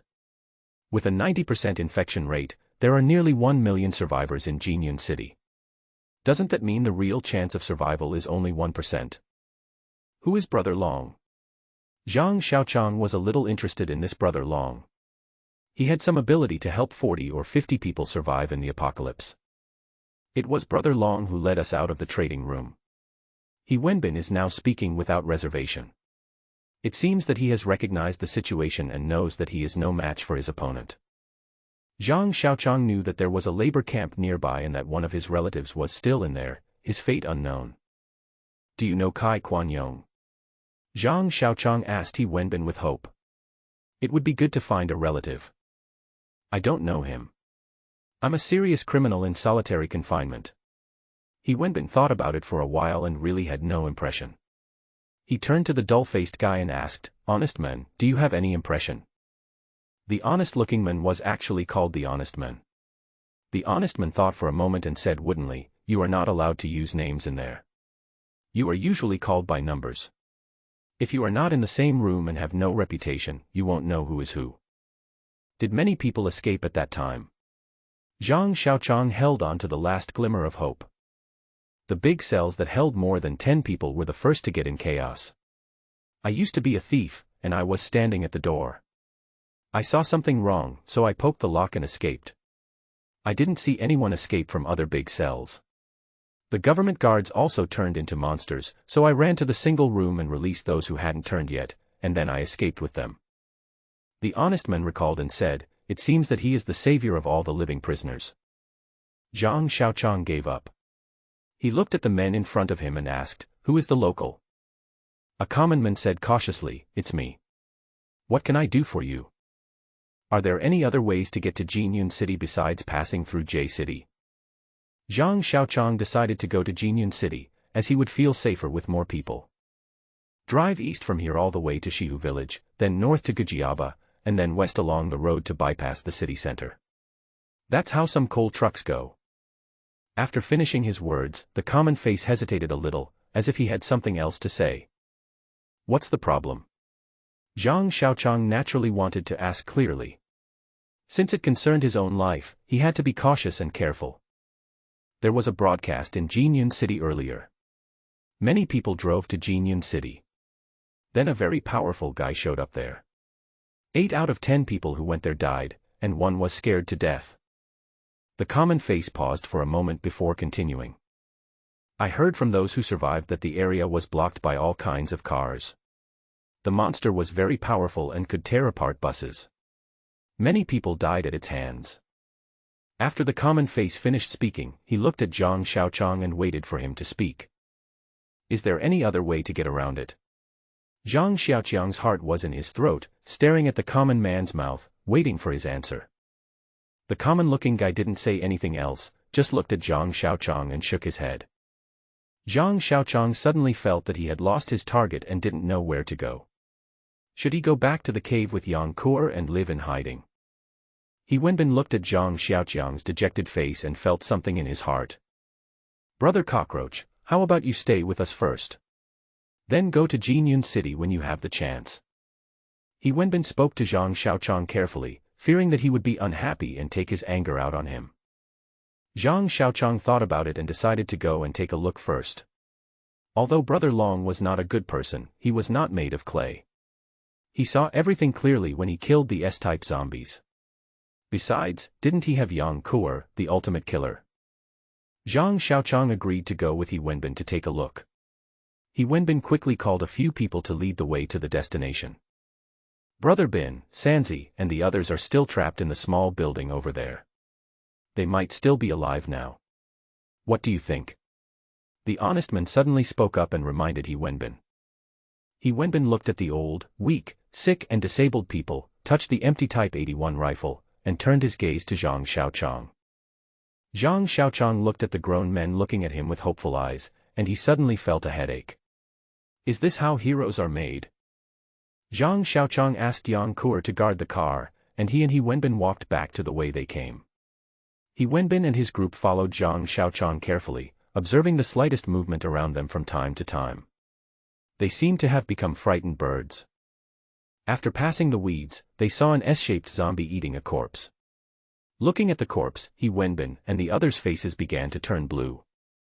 He took a sharpened steel bar from an ordinary-looking man, weighed it in his hand, and said, "It's not as convenient as the beast horn gun." The group of people were still far away from the S-type zombies. The S-type zombies were only focused on eating flesh and blood, and were completely unaware of Zhang Xiaoqiang and the others. Zhang Xiaoqiang raised his hand and threw the steel bar gun like a javelin at the S-shaped zombie. The steel bar drew an arc in the air and pierced the S-shaped zombie's thigh, nailing it to the ground. Great! He Wenbin cheered loudly when he saw Zhang Xiaoqiang succeed in his attack. Zhang Xiaoqiang looked expressionless, but his face was a little hot. He had originally intended to throw the bullet at the head of the S-shaped zombie, but accidentally hit its thigh. He Wenbin and the others didn't know what was going on and just thought Zhang Xiaoqiang's throw was accurate. The S-shaped zombie roared and struggled to stand up. Zhang Xiaoqiang walked up to it with a relaxed look on his face and raised his hand. Bang! The pistol bullet blew off the S-shaped zombie's skull. Holding the gun in his left hand, he pulled out the steel bar with his right hand to embarrass himself. Seeing him fumble with the steel bar, Zhang Xiaoqiang carefully looked at the expressions of He Wenbin and the others. Zhang Xiaoqiang took out the pistol to show his authority and tell them that he also had a gun. He Wenbin and his group were not surprised that Zhang Xiaoqiang had a gun. They thought it was too common for Zhang Xiaoqiang to use a gun, and even thought that Zhang Xiaoqiang used the gun because he was afraid of dirtying his saber. He Wenbin took the Longquan sword from the honest men and handed it to Zhang Xiaoqiang. "Brother Cockroach, use this. One bullet less is one less." He felt sorry for Zhang Xiaoqiang's bullets. Zhang Xiaoqiang was speechless. He put on a show for the blind men. Zhang Xiaoqiang casually took the Longquan sword and found that there was something wrong with the sword. This Longquan sword is not like the light fitness equipment used by old ladies. It is very heavy, not just ordinary heavy. Zhang Xiaoqiang's strength now is different from before.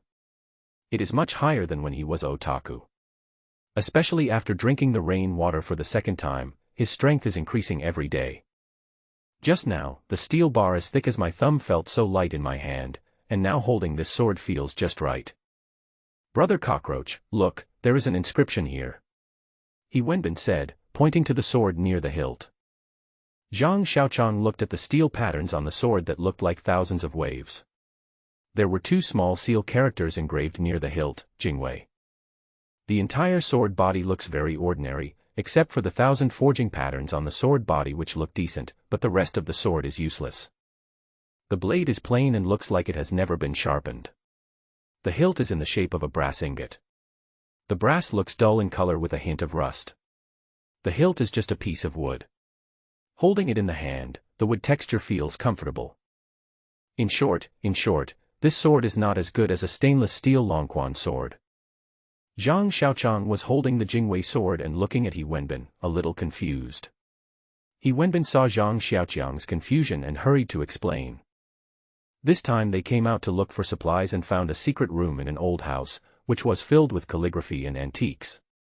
They were probably heirlooms from some family. Originally, the calligraphy and antiques were useless now, so they didn't care about them. But the honest man was a thief, and he found a mechanism to hide something. There was a wooden box inside, and the sword was placed in the box. This inconspicuous sword is the best treasure in the secret room. The honest man held it in his hand and did not lose it even when he escaped. Zhang Xiaoqiang looked at the honest man with an indifferent attitude. If he was reluctant to give it up, he could just return it to him. He still had the beast horn gun, which was the real treasure. The honest man became a little excited when he saw Zhang Xiaoqiang actually asking for his opinion, and his expression was not so dull anymore. "It's useless. You can take it. I don't need it." It seems that honest people still enjoy the respect from others. In this way, Zhang Xiaoqiang held the sword in his left hand and the wuxi in his right hand and walked towards the place where He Wenbin's companions were trapped. Zhang Xiaoqiang's scalp tingled as he looked at the group of corpses in front of him. They are so densely packed, not just dozens, not hundreds, but thousands of them. Zhang Xiaoqiang turned his head to look at He Wenbin, and He Wenbin and the others also looked pale. "Why are you pinching me like this? Why are you pinching me like this? You shouldn't do that." The honest man looked at the thousands of zombies gathered together, his face turned blue, his lips turned white. The corners of his eyes were wide open, as if he couldn't believe what he saw. This scale of corpses was the first time Zhang Xiaoqiang had seen one. On the way to escape, there were only about 200 or 300 of them at most. It was said that 10,000 people were boundless, but a scale of over 1,000 was also very shocking. This place is close to the urban-rural junction of J City. Zhang Xiaoqiang and his friends are on a small hill. There are more than a dozen old-style blue brick and tile houses at the foot of the hill. Looking at the several large trees in front of and behind the houses, the whole small village is quite old. Small bridges, flowing water, blue bricks, and ancient trees. If there were no residential area built by the developer nearby, it would be a paradise. The community was only half built, the floors had not yet been topped off, and the scaffolding was densely packed. Two figures stood on the scaffolding, looking at the zombies below. Through the telescope, you can see despair on their faces. From time to time, one or two S-shaped zombies will jump up and climb the scaffolding. What's funny is that after they turned into zombies, they had forgotten their human habits and fell on other zombies' heads after just a few tries. What do you think? Zhang Xiaoqiang turned and looked at He Wenbin and his group. How about we go back first? We can think of a solution later. He Wenbin began to back out, and the two ordinary people agreed. Even the honest man wanted to go back, but he was a little embarrassed to say it out loud. Zhang Xiaoqiang glanced at them and continued to look at the surrounding environment. Two people were trapped in a building halfway up the mountain. The zombies were downstairs. A medium-sized truck was parked not far away. Bags of rice could be seen in the open compartment. The straight line distance from the top of the hill to where the two men were trapped was only 100 meters. Looking at the group of zombies 100 meters away, the legs of the four big men were trembling, not to mention the two people trapped on top of the zombies. Is that car yours? Zhang Xiaoqiang said to them, pointing at the truck. He Wenbin nodded, and the two ordinary-looking people said, we usually drive, we are familiar with the road. Where is the nearest gas station? Zhang Xiaoqiang thought of using fire attack. The last zombie fell to the ground. Zhang Xiaoqiang looked at the Jingwei sword in his hand and felt very satisfied. Cutting bones was as easy as cutting tofu. He easily cut the zombie in two. It looked like it was not sharpened, but it was actually a hair-breaking sword. After cutting more than a dozen zombies, there was no sign of curling. The entire gas station was emptied, and looking at the tanker truck parked on the side, Zhang Xiaoqiang asked them to look for the key separately. When looking for the key again, Zhang Xiaoqiang saw the auto repair shop opposite the gas station. The area around the shop was filled with layers of old tires, some of which were taller than Zhang Xiaoqiang. Finally, the key was found on a zombie. Zhang Xiaoqiang directed them to load the old tires onto a truck waiting for repairs, and towed the truck behind the tanker with a chain, driving towards where the two were trapped. Old tires were stood up and stuck on the hillside. Gasoline was pumped from a tanker truck and poured on the tires. Thousands of zombies were huddled together at the bottom of the hillside without even a gap. Ignite. The two tires were set on fire. When the gasoline on the tires began to burn, Zhang Xiaoqiang directed He Wenbin and others to push the tires down the hillside. Two huge burning fire circles were seen jumping and rolling on the hillside, and they kept hitting the zombies. The zombies immediately became chaotic, the burned zombies tried to squeeze out, and the zombies on the periphery pushed in. Standing on the hillside, you could hear the zombies' miserable howls. When the rubber of the tires began to burn, the flames became more difficult to extinguish. One by one, the zombies were lit into human-shaped torches.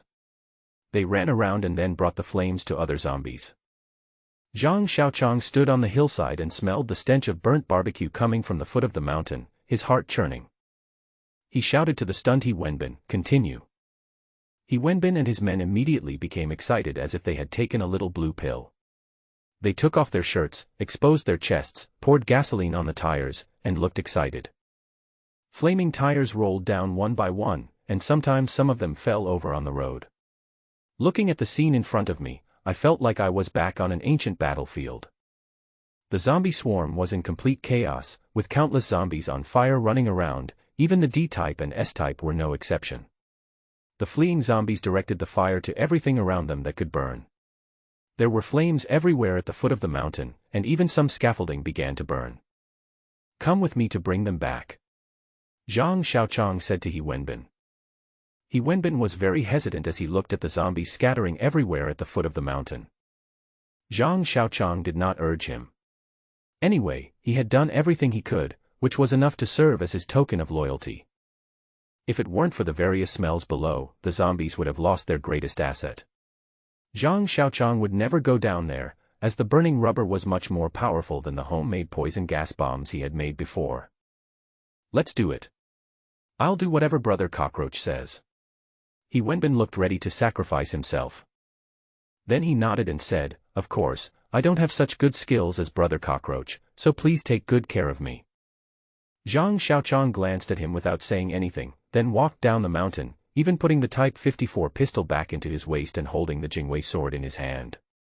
100 meters is not a long distance, and it was there in the blink of an eye. Zhang Xiaoqiang avoided some burning tires, chopped down some zombies running around, and just stood in the group of zombies and shouted to He Wenbin, Tell them to come down, I'll support them here. He Wenbin saw hundreds of zombies hanging around him and his crotch was soaked with urine. He cried out to the scaffolding, Sanzi, come down quickly. You're still going to have a baby up there. Brother Bin. Oh my God. My brother Bin, I thought it was all over. Come down, come down.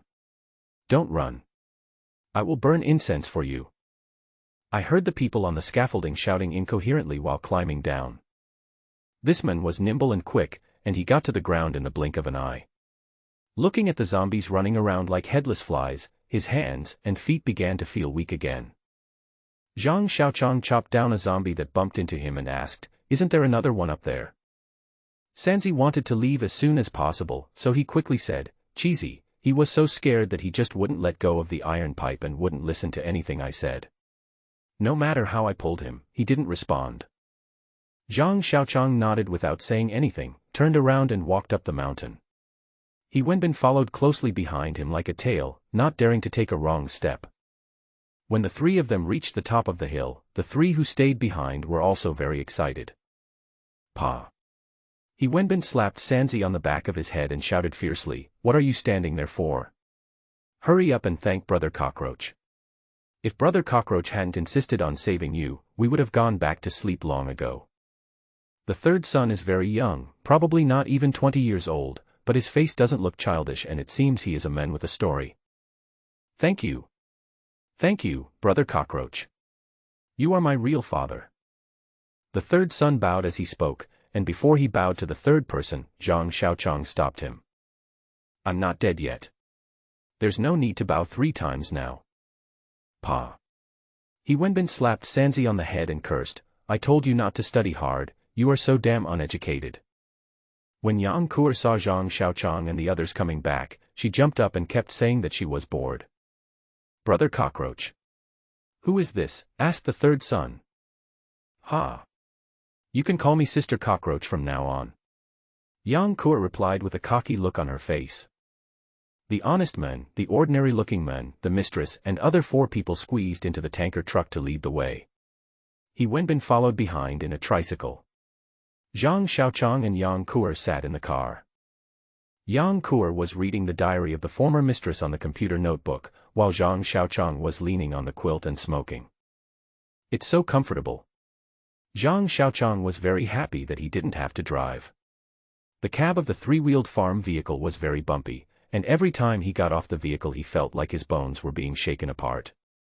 As the saying goes, if you don't drive, you don't know the pain of driving, if you don't ride in a car, you don't know the blessing of riding in a car. He Wenbin has been through life and death with Zhang Xiaoqiang, and he admires Zhang Xiaoqiang very much. Now he is trying to curry favor with him. No matter what questions Zhang Xiaoqiang asks, he will answer them. How did you escape? Are there any survivors from the armed police force? Zhang Xiaoqiang asked He Wenbin from behind about their strengths and weaknesses. Oh my! It was such a mess back then. Most of the thousands of people inside went crazy, and the armed police went in to suppress them but also lost their lives. I happened to be in solitary confinement for fighting a few days ago, until an honest man released me. I still get scared when I think about it. He Wenbin doesn't look like a good person either. He is usually domineering and overbearing. Now he is scared by the zombies. If it weren't for his savagery, he wouldn't dare to run into the zombie group with Zhang Xiaoqiang.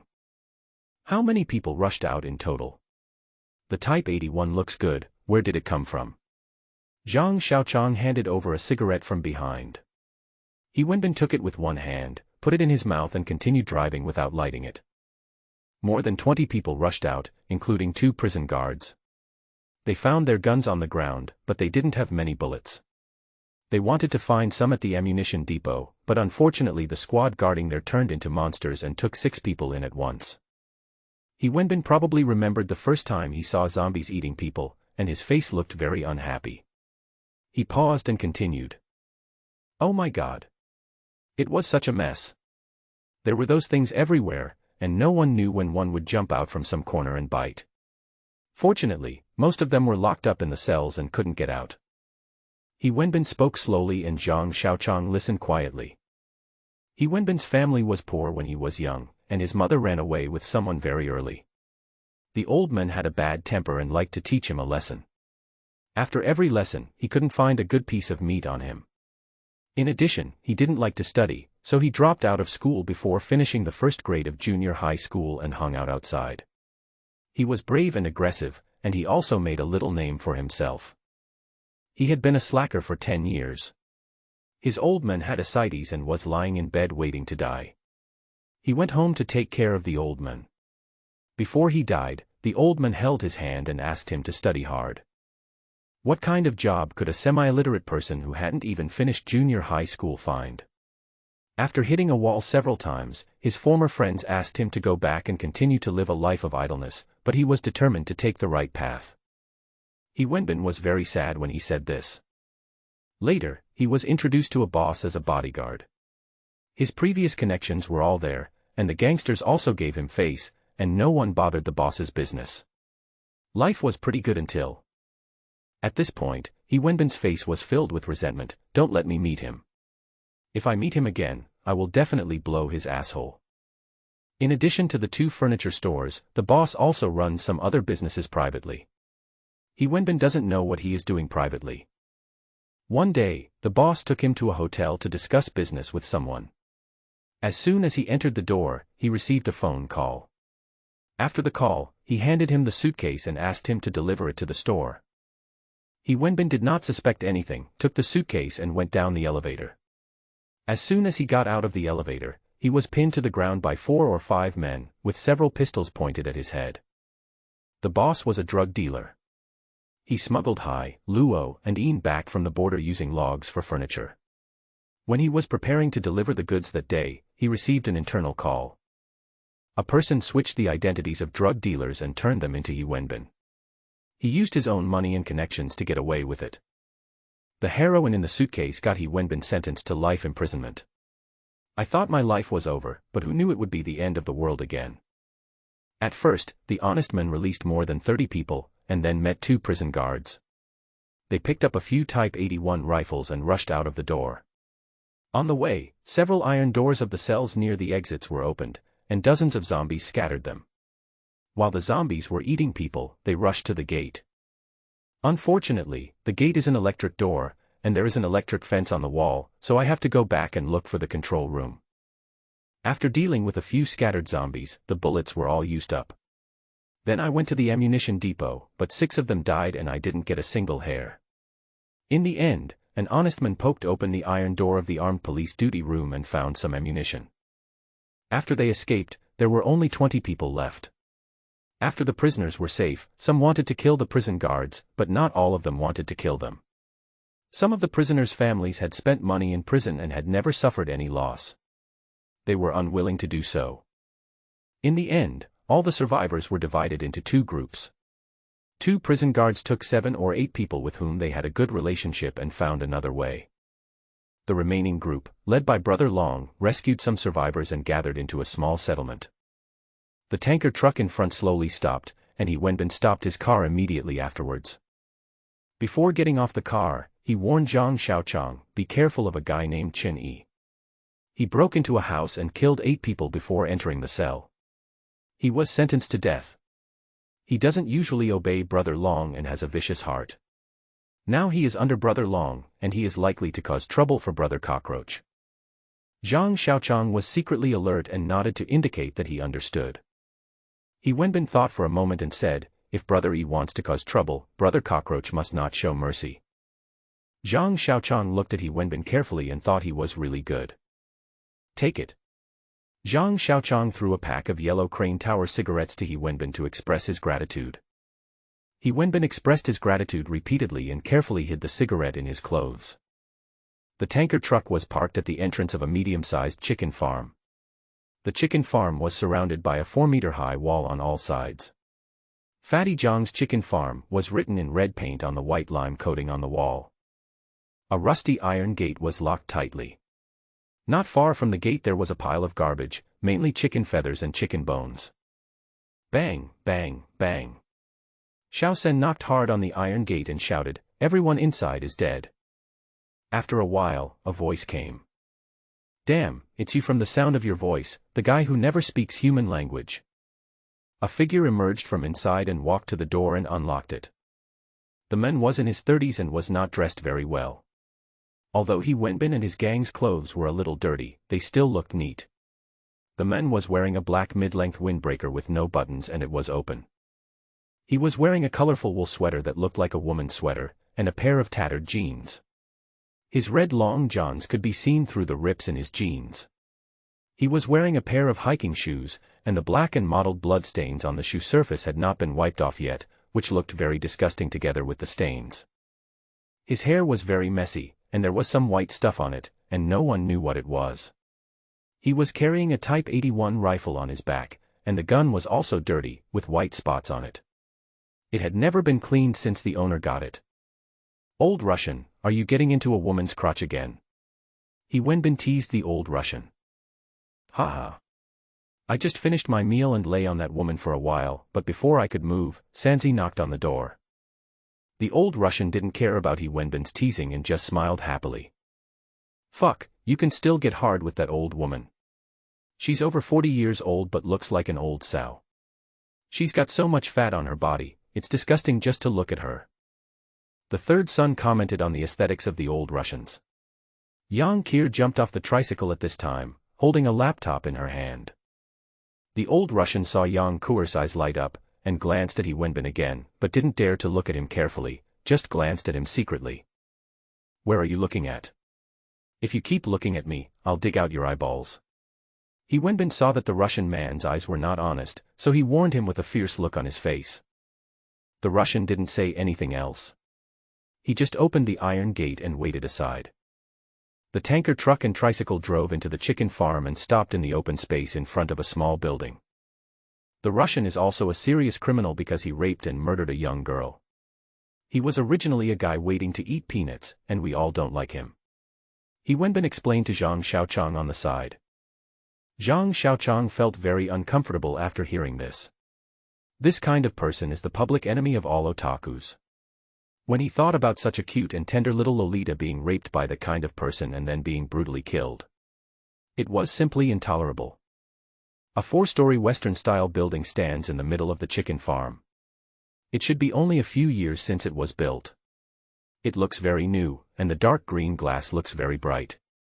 Standing tall in the chicken farm, it feels like a crane standing out among chickens. There are several rows of red brick houses to the west of the building, which should be the breeding room and warehouse of the chicken farm. There were a few pale-faced, ragged men coming in and out of the red brick house. No women were seen, not even one. "Why don't I see any women here?" Zhang Xiaoqiang was a little curious. Women would not become extinct in the apocalypse, right? Ha ha. Brother Cockroach wants women. The women are all in the small building and won't come out. But some of them you can't touch, they belong to Brother Long and Brother E, you can fuck the others as you like. When He Wenbin saw Yang Kur looking at him with such irreconcilable hatred, he shut up in embarrassment.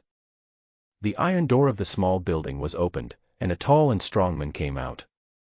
He had a face full of flesh and short hair standing upright. His eyes flashed with ferocity from time to time, as if he was ready to bite anyone at any time. He Wenbin looked like a troublemaker. He looked like a vicious guy. "Ha ha ha. Binzi, you guys are back. You actually got a tanker truck. Have you become more capable?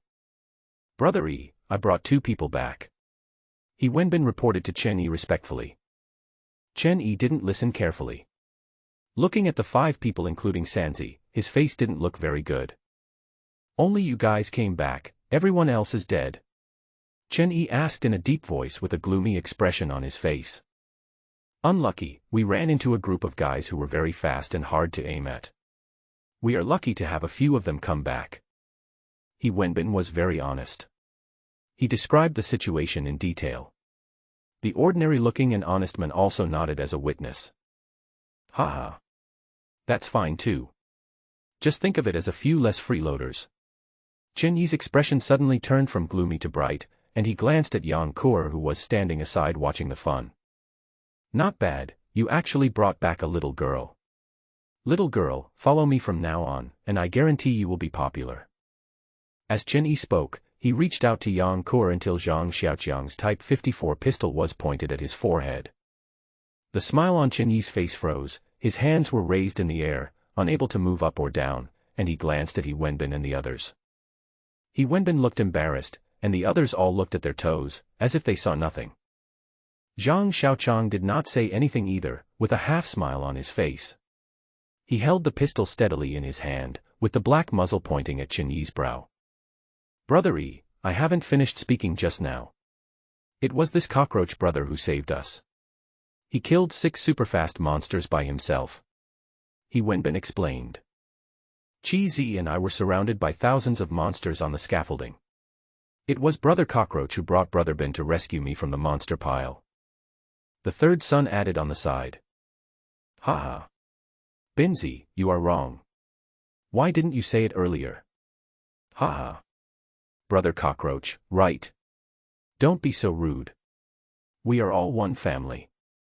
Chen Yi pretended not to see the pistol in Zhang Xiaoqiang's hand and greeted him enthusiastically. Zhang Xiaoqiang put away the pistol and clasped his fists to Chen Yi. I'm new here, so please forgive me for my imperfect etiquette. Okay, my last name is Chen, you can just call me Chen Yi. Brother, you are so good at fighting. I have practiced before. Chen Yi began to figure out Zhang Xiaoqiang's background. Zhang Xiaoqiang felt that Chen Yi was not simple and could take it or leave it.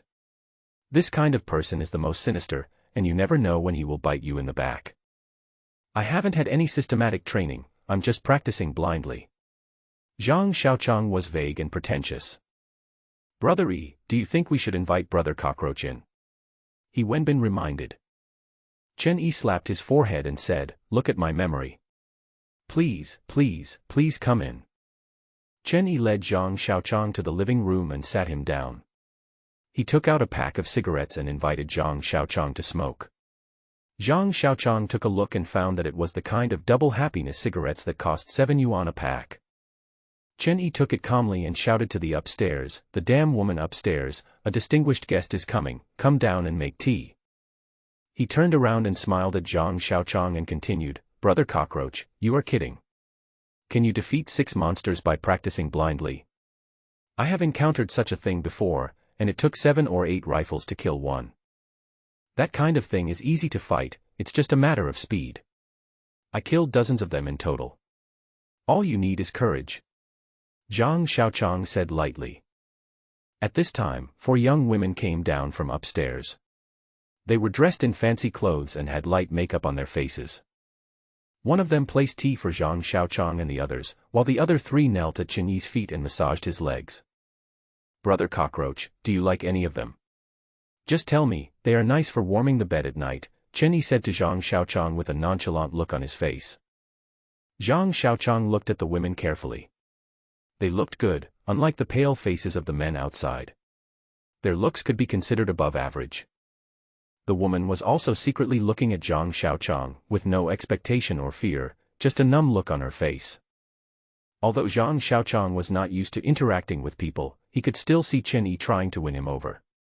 Yang Kir looked at the women kneeling on the side and curled her lips, but said nothing. Brother E, you're joking. A gentleman doesn't take away what other people like. I'm not worthy of it. Zhang Xiaoqiang shook his head as he looked at the women on the ground. It would be a lie to say that I'm not tempted, especially since some of the women are very mature and have great figures. Yang Kure's 3-nothingness can never compare to that. But the situation is still unclear, and He Wenbin has mentioned Chen Yi's character, so it's better to be cautious. And it seems that Chen Yi is not the kind of person who is willing to be the second.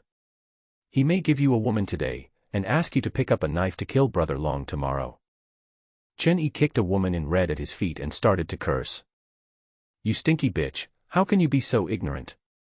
Go and serve Brother Cockroach well, or I will peel off your skin and feed it to those things. The woman somersaulted on the ground, then knelt down obediently and kowtowed to Chen Yi. Then he wiped his hands on his clothes and massaged Zhang Xiaoqiang's thighs. The woman was in her 20s, with delicate features, red lips, white teeth, and good skin, only slightly worse than Yang Kure's. She had never dyed her hair, and it was black and shiny. The red coat with a wide open collar revealed a clean interior. She was not wearing anything at all. Her 2 proudly erect peaks were shyly half exposed. The woman looked at Zhang Xiaoqiang with a face full of fear and expectation, and a hint of despair in her eyes. Zhang Xiaoqiang hesitated for a moment and didn't let the woman leave. He had to give Chen Yi face when they met for the first time. The woman breathed a sigh of relief and gently pinched Zhang Xiaoqiang's thighs with her 10 fingers. Zhang Xiaoqiang called Yang Kur over and whispered something in her ear. Yang Kur pouted and walked out with an unhappy look on her face. Seeing Zhang Xiaoqiang receiving a massage from the woman, Chen Yi was very happy. How does it feel, brother? Now he addressed Zhang Xiaoqiang in a more intimate way, as if he was one of her own. That woman's name is Susie. She used to be the lobby manager of some big hotel. She was reluctant to be with me at first, but now I beat her like a dog. Ha ha ha. Chen Yi was very proud, and he kept teaching Zhang Xiaoqiang how to tame a woman. Yang Kur came in, holding 4 packs of blue softpack premium, yellow crane tower, cigarettes in her arms. Zhang Xiaoqiang motioned Yang Kur to hand the cigarettes to Chen Yi.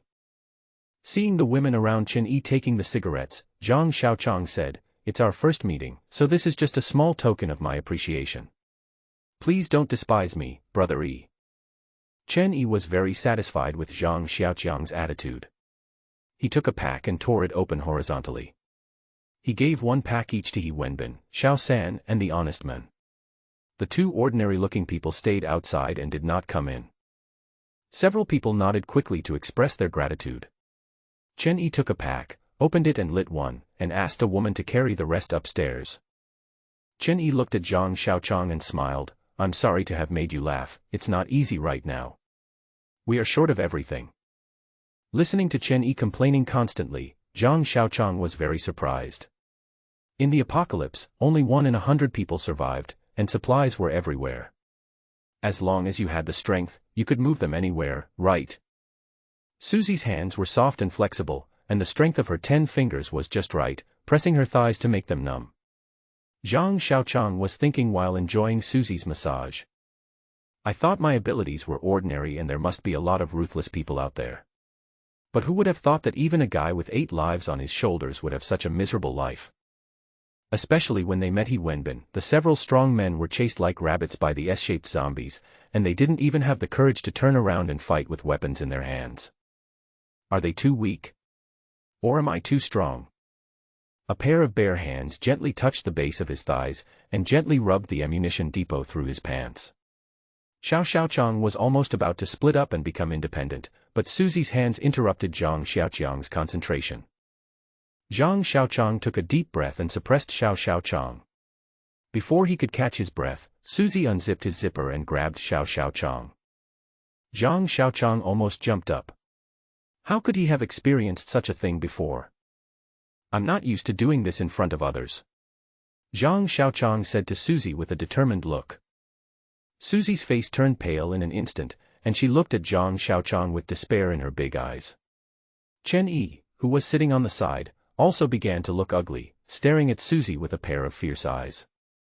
Zhang Xiaoqiang saw something was wrong and said, "Please massage my legs and feet. You are quite skilled." Chen Yi's complexion improved again. Susie looked at Zhang Xiaoqiang gratefully, lifted Zhang Xiaoqiang's calves, took off his shoes and socks, and regardless of Zhang Xiaoqiang's smelly feet, she placed her big feet between her breasts and helped massage his calves. The soles of his feet, which were full of sour smell, felt the tenderness on Susie's chest. Too corrupt.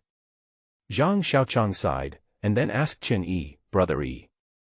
There are so many dead people outside. There is nothing left. As long as you have the strength, move it." "Ah. You don't know, brother. Supplies are everywhere, but they cost us our lives.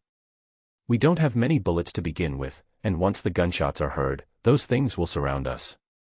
If we run a little slower, we'll die." Chen Yi sighed, paused for a moment and continued, "Originally we had 70 or 80 people here, and most of those who dared to go out to rob supplies died. I also saw that only 5 of Binzi's 10 men came back. If they hadn't met you, they would have all died." Zhang Xiaoqiang understood a little bit. They were not going to rob supplies, but to steal them. As long as they alerted the zombies, they would run as fast as possible. "I heard from He Wenbin that Brother Yi has dozens of people here. Is there enough food?" Zhang Xiaoqiang remembered that their truck loaded with rice was still among the zombies. "Haha, don't worry, brother. The rule here is that as long as you dare to go out and rob, you will have rice and noodles to eat. If you stay at home and pretend to be a dead dog, you can only eat chicken feed. We don't have much else here, but we have plenty of chicken feed." Now Zhang Xiaoqiang understood why the women in the small building in He Wenbin looked so healthy, while the men in the red brick house looked so pale. It turned out that it was because they ate too much chicken feed. Hiss! Zhang Xiaoqiang felt a tingling sensation on the soles of his feet and took a deep breath. Susie, who was massaging Zhang Xiaoqiang's feet, looked at him anxiously, with a worried look on her face. Her hands did not stop, but changed from massaging to touching. "Ha! So cool." Zhang Xiaoqiang felt a slight electric current passing from the soles of his feet to his whole body, and he suddenly felt warm all over. Susie felt relieved and continued to massage. Chen Yi was very happy to see that Susie's expression softened a little. "Brother, you don't know, that woman's massage is pretty good. I heard that she used to work in a foot massage parlor before she became a lobby manager. Damn, she's still a bitch. If you like her, I'll give her to you." Before Zhang Xiaoqiang could answer, Yang Kur became anxious and kept giving him looks. Zhang Xiaoqiang couldn't help but roll his eyes when he saw Yang Kur winking at him. When it comes to men's affairs, women should step aside. Zhang Xiaoqiang conveyed this message to Yang Kur. Yang Kur stopped looking at Zhang Xiaoqiang and sulked with her head down. "Haha. Brother Yi, you're joking. There's a saying that a brother's wife should not be bullied." Zhang Xiaoqiang still rejected Chen Yi. He decided to wait and see until the situation became clear. This was Zhang Xiaoqiang's experience in copying stocks. Chen Yi was satisfied with what Zhang Xiaoqiang said. He thought that Zhang Xiaoqiang was ready to join him and was about to persuade him again. "Binzi, I heard from Lao Mao that a distinguished guest has arrived. Why don't you let me meet him? Aren't you afraid that others will say we don't know etiquette?" A loud and penetrating voice came from outside the door, and a bald man with a burly figure and steady steps walked in. The man was about 30 years old. His eyes were as solid as substance. A deep scar ran from the right corner of his eye across the bridge of his nose to his left chin, like a poisonous snake coiled on his face. His chin was slightly protruding outward, and he held his head high, making him look quite domineering. At this moment, he stared at Chen Yi and said, "Brother Yi, do you think what I said is right?" "Brother Long. Brother Long. Brother Long." He Wenbin, Sanzi, and the honest man stood up and greeted the newcomer. Brother Long ignored him and just stared at Chen Yi. Chen Yi's face turned pale, then red, and finally gray. He lowered his head and said to Brother Long is right." Zhang Xiaoqiang was watching from the side, and now he couldn't get a word in. The 3 women around Chen Yi knelt with their heads down, not daring to make any sound. Su Qian was still holding Zhang Xiaoqiang's stinky feet and massaging them, turning a deaf ear to everything around her. It seemed that the only thing she could see was Zhang Xiaoqiang's stinky feet. Yang Kur behaved very strangely. She wanted to speak but didn't know what to say. She looked anxious and kept winking at Zhang Xiaoqiang. Unfortunately, Zhang Xiaoqiang was watching a show and didn't pay any attention to Yang Kur at all, so naturally he didn't notice anything unusual about Yang Kur. Brother Long seemed very satisfied with Qin Yi's performance and looked at Zhang Xiaoqiang with a smile. "My fellow countrymen. Are you from Y City too?" Zhang Xiaoqiang asked when he heard Brother Long speaking in his hometown accent. Brother Long did not answer. He looked at Yang Kur with a stupid face. The atmosphere in the living room was very strange at this time. Brother Long looked at Yang Kur with a dull expression. Chen Yi sat aside with a gloomy face, not knowing what he was thinking. He Wenbin and others were studying their palm lines honestly, as if they were calculating their own destinies. Several women knelt on the ground with their heads down, like ostriches. Zhang Xiaoqiang sat on a chair with one bare foot, and Susie held Zhang Xiaoqiang's stinky foot with a focused look on her face. Yang Kur was a little nervous. It wasn't a good idea to cross her arms in front of her chest, nor was it a good idea to put them behind her back. In the end, she let them hang on both sides and pinched the corners of her clothes. The living room seemed very dull. There were so many people crowded together but there was no sound at all. However, the air quality was not very good. The air was filled with the smell of Zhang Xiaoqiang's stinky feet. "Little cousin. You're out." Finally, Yang Kur broke the silence and greeted Brother Long.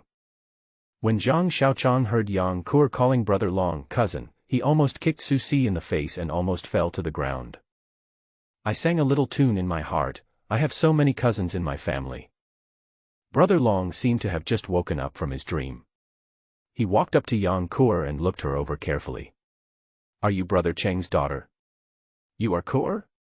Damn, how did you grow so big all of a sudden?" Brother Long still couldn't seem to believe it. "Congratulations, Brother Long." "Great, Brother Long has found his relatives." He Wenbin and others congratulated Brother Long. "My little cousin, I'm almost 15. You've been in prison for 6 years. Yang Kur reminded him. "Haha. No wonder. The last time I saw you, you were pestering your dad for money to buy yogurt. When your dad refused to give you, you sat on the ground and threw a tantrum. You didn't stop until I gave you 100 yuan. Brother Long sighed as he recalled the past. It seems that Yang Kur's habit of throwing tantrums has been a habit she developed since she was a child. Zhang Xiaoqiang began to understand why Yang Kur liked to throw tantrums. What? I was still in primary school at that time. Yang Kur was embarrassed when she heard Brother Long mention her embarrassing story. Where are your parents? And my mom? How are they now? Brother Long was a little excited. Although he was a prisoner, he still missed his relatives. When Yang Kur heard Brother Long mention his parents, she became depressed and her eyes started to turn red. I don't know either. I was shopping with my classmates that day and we were trapped in a truck for 3 months. We finally escaped from the city, but my classmate was eaten by a monster. Woo woo woo woo. Yang Kur cried for a long time before continuing. My parents and my great-aunt live in the city center, where there are the most monsters.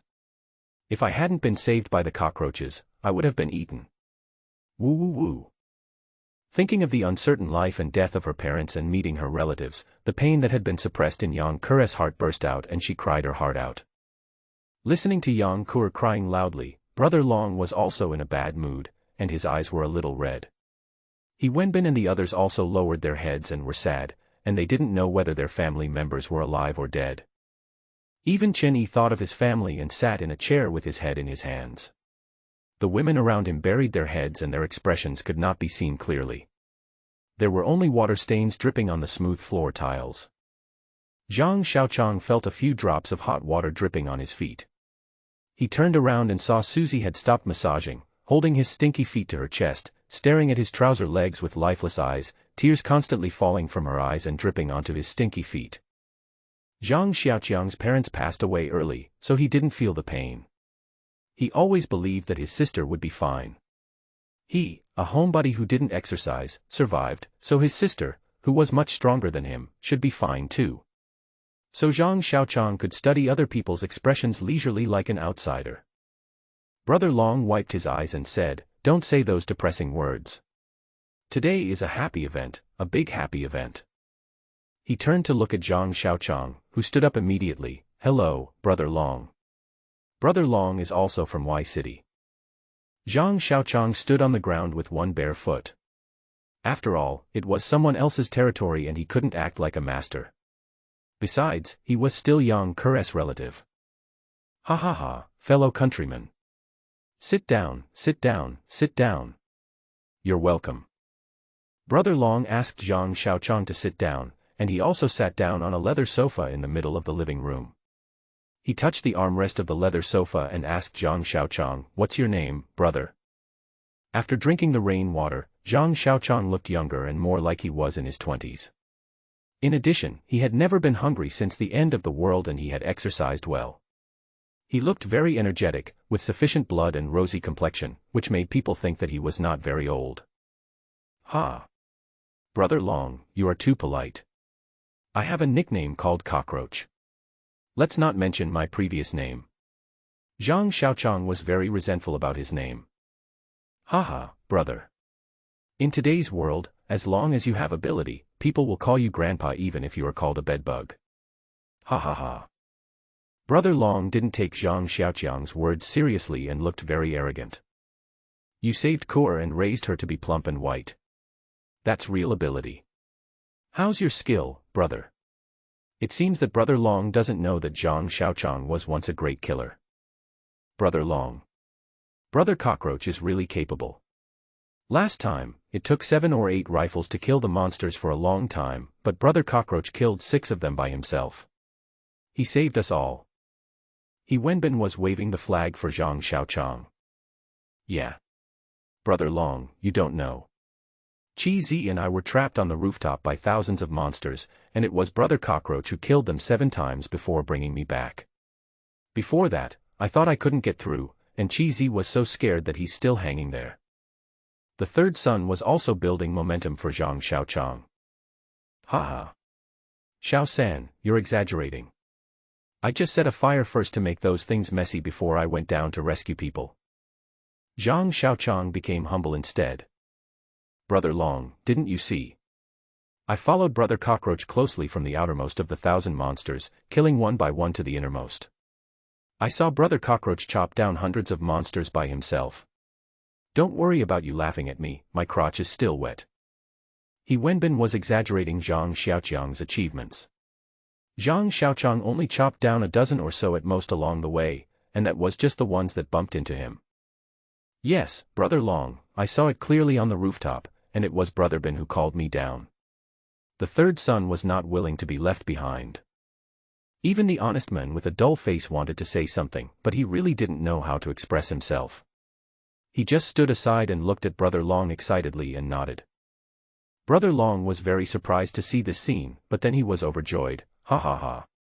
A fierce general, absolutely a fierce general, today is a double happiness. Binzi. Brother Long was very happy. He compared Zhang Xiaoqiang to a fierce general, which meant he positioned himself as the head coach. "Brother Long, what do you want me to do?" He Wenbin, with a fierce look on his face, was as honest as a sheep. He stood up straight and waited for Brother Long to speak. Go to the chicken coop, pick up 2 fat chickens and kill them. It's our first meal today. And tell the old drunkard to keep a close eye on the chickens.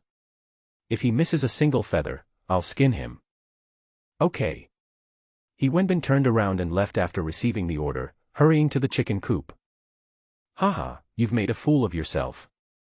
As soon as we got here, more than half of the chickens had starved to death, and the gang of hooligans down below ate too much.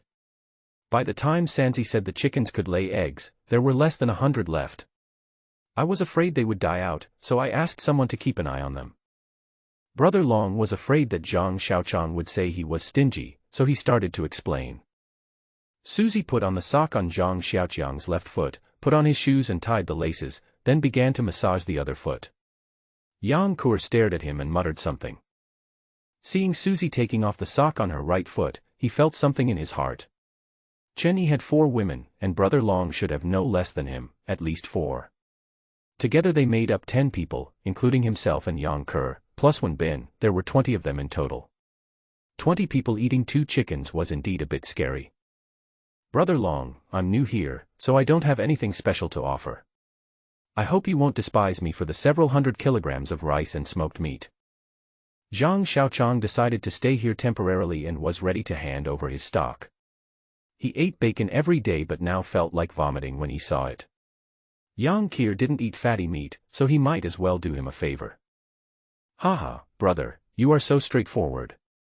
You know, I just want to eat meat now. I am tired of eating rice with pickles every day. It is not even as good as the food in the cell. Brother Long was very grateful and asked the honest man and Sansi to go to Zhang Xiaoqiang's tricycle to load and unload supplies. Yang Qiao also followed them out to monitor them and make sure they did not touch the treasures he had hidden everywhere. The three women were driven upstairs by Chen Yi, but he did not touch Susie and let her give Zhang Xiaoqiang a massage. It was obvious that she had not given up yet.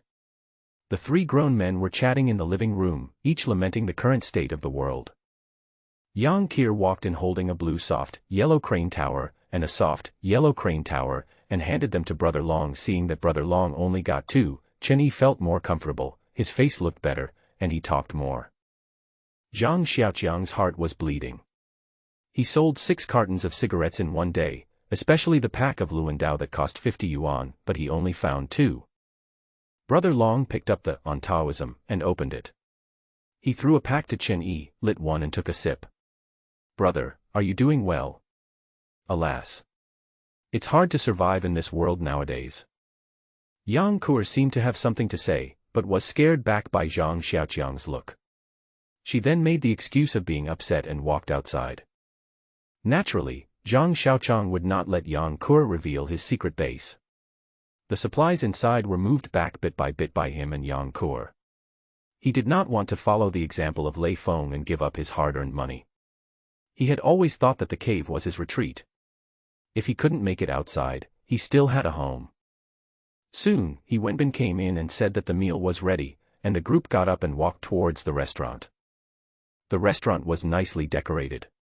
There was a glass turntable on the large round table, 12 high-backed wooden chairs had been laid out, the surrounding walls were covered with golden wallpaper, and there were many calligraphy and paintings hanging on the walls, but the original owner didn't have much taste. Chinese landscape paintings and Western oil paintings were placed in a mess, and a bronze statue of Guangong was placed on a table against the wall. To the left of the Guangong statue was a vertical freezer, and to the right was a wine cabinet, both of which were now empty. The dishes on the glass turntable were simple: a large pot of egg drop soup, a large bowl of fried bacon and cabbage, a plate of kung pao chicken with no side dishes, a plate of stir-fried pickled mustard greens, a plate of stir-fried potato chips, and a chicken hot pot. Zhang Xiaoqiang and his friends just sat down when 2 people came in from the door. One of them was about 1.65 meters tall, very strong, with a big beard, a bit like a dwarf in the game. He was wearing a leather jacket, and his muscles seemed to be about to burst the jacket. He didn't look like a good guy either. The other person was the opposite. He was very tall, about 1.8 meters tall, and very thin. If it weren't for his pupils, you could say he was a zombie. He had a Mediterranean hairstyle and a greasy bald head. His face was ordinary, but his eyes were sinister, which made him unpleasant to look at. Haha. You're back. Come on, sit down and eat. Brother Cockroach, let me introduce you to this. This is called a cannon barrel. Brother Long said, pointing at the short man. Cannon has a hot temper. He can fight but can also be beaten. He once defeated more than 10 people by himself and killed 5 of them. It's incredible. Pao Chong nodded without saying anything, his eyes fixed on the bacon on the table. Brother Long pointed at another tall man and said, this one is called Vulture. He used to be the boss of S City and killed many people. Vulture didn't say anything. He just nodded and looked at the faces of everyone at the table. No one knew what he was thinking. Damn, we've walked into a wolf's den. Zhang Xiaoqiang cursed in his heart and greeted with a smile on his face. There were 9 people sitting at the table, including Zhang Xiaoqiang and Yang Qiao, Wenbin and the other 2, plus Brother Long, Chen Yi, and the 2 who came later. There was no woman. It seemed that not everyone was qualified to eat at the table, not even the old Russian was there. After Brother Long introduced Zhang Xiaoqiang and Yang Qiao to the 2 of them, he ordered the meal to begin. At this time, 4 women of average appearance walked in from outside, holding ready-made bowls of rice and white wine in their hands. These women did not look very well, and they walked a little unsteadily. Their clothes were not tidy, but they were clean. The 4 women poured wine and served food to everyone, and Brother Long listened to the reports from Vulture and Cannon. "Brother Long, we have robbed all the places we can. Other places are too dangerous, we dare not get too close." Vulture said about today's harvest. "Yeah, Brother Long, today I led some people to a small grocery store. We brought 2 people in and only stole some cigarettes and alcohol, and a few boxes of instant noodles. It was such a loss." Xiaoqiang was also complaining. "Today, 10 of us went out and only 5 came back. If it weren't for Brother Cockroach, no one would have come back." He Wenbin also said. Everyone at the table looked unhappy, except for the little girl who was eating kung pao chicken and drinking egg drop soup. "How much food is left?" Brother Long asked in a deep voice. "Including what Brother Cockroach brought, there are a total of more than 700 kilograms. The 15 women need to eat more than 20 kilograms a day, and the men who go out to forage need to eat more than 50 kilograms a day. This food can only last for about 10 days. After 10 days, we can only eat chicken feed." He Wenbin reported the incident to Brother Long. The faces of the grown men all looked unhappy. Zhang Xiaoqiang also began to worry whether he had come to the wrong place. Only Yang Kur didn't care at all and continued to eat and drink. She always planned to hide back in the cave if something went wrong. After all, she had a way out and felt confident. "Should we control our food intake and reduce it by half for each person every day?" Chen Yi suggested. Brother Long thought about it and shook his head. "If you don't have enough to eat, you won't have the strength. Even if you find food, you won't be able to move it. How about eating half grain and half chicken feed?" The third son suggested. Before Brother Long even spoke, He Wenbin rejected the idea. Now those people are willing to fight for their lives just to get enough rice. Who would be willing to fight for their lives if they can only eat chicken feed? "Don't talk about these bad things, eat and eat," Brother Long said and stuffed a big piece of fat meat into his mouth and started to chew. Everyone also ate and drank. "Today is a welcome for Brother Cockroach, come on, let's have one." Brother Long picked up the wine glass and drank it in one gulp. Zhang Xiaoqiang gritted his teeth and poured the liquor into his mouth and swallowed it hard. "Great! Great!" A group of people started to cheer at the table. After the first cup, there was a second cup, and after the second cup, there were countless cups. Zhang Xiaoqiang didn't know how he ended up lying on this strange big bed. He only knew that he vomited several times and couldn't touch Xiaoqiang when he urinated. He couldn't sleep in the dark room. His scalp ached from time to time, but his mind was very clear. He thought about what he had seen and heard today. He knew that the end of the world was cruel and that survival was not easy, but he couldn't understand why people in the end of the world would be so miserable. Thinking about how Susie thanked him even after being beaten, thinking about those women who lay like dogs at Chen Yi's feet, thinking about those men who were pale and skinny from hunger, he even thought about the ungrateful Xie Yuanshan, the contractor who ate his beloved wife, and the men who committed suicide because he thought he had killed his entire family. Zhang Xiaoqiang always thought that he was not a good person, but compared to Brother Chen Yilong, he was like a saint who had to pay party dues before he died. He was not a big shot to begin with, and he knew that he could not do big things. He just wanted to find a place where the government could still control him to continue to survive. After learning that the passage was blocked by D2, he lost his goal. He gave up on himself and mixed with a group of prisoners. He watched those women being abused and he was indifferent. He didn't know what his future goals were, nor did he know where his future would lead. He looked at the photo of a super cute and beautiful little girl on his Nokia phone. He watched very intently, and suddenly he was overwhelmed by a desire to find a beautiful girl, have a bunch of children, and pass on his family name. After putting down the phone, my heart no longer feels so empty. I have a goal again. I want to survive, have offspring, and have people visit me during festivals. The headache is still severe, but Zhang Xiaoqiang feels very comfortable now. He doesn't need to care about how others live, as long as he lives well. He doesn't need to pretend to be a god or a hero. Just like Chen Yi said, if you have no ability and dare not fight, you are only worthy of eating chicken feed. Zhang Xiaoqiang lay quietly on the bed waiting for the alcohol to wear off. As long as the headache was slightly relieved, he would be able to have a good sleep. The door opened, then a figure flashed in and the door closed again. Zhang Xiaoqiang took out the Type 54 pistol hidden under his pillow, loaded it in his bed, and waited for the figure to approach. The figure was not used to the darkness and walked very slowly. The room was very quiet, and the humming sound of the diesel generator could be heard in the distance. Zhang Xiaoqiang sat up slowly, pointed the pistol out from under the quilt at the shadow, and turned the Nokia phone in his left hand to illuminate the shadow. He did not alarm the shadow, but waited slowly. He didn't know if it was Yang Qiao, nor did he know if the person was hostile. He was cautious and alert until the figure reached the bedside. The figure came to the bed, touched the corner and stopped. Zhang Xiaoqiang heard a rustling sound on the bed, as if someone was taking off clothes. Did I sleep in the wrong room? Zhang Xiaoqiang became more and more afraid to move. He himself didn't know how he got to this bedroom. The last impression he had was that he couldn't find Xiaoqiang, and when he lowered his head to look for him, he rolled to the ground and lost consciousness. When he woke up, he was lying neatly on the soft Simmons bed. His cell phone and pistol were placed under the pillow, and his clothes and saber were neatly placed on the bedside table.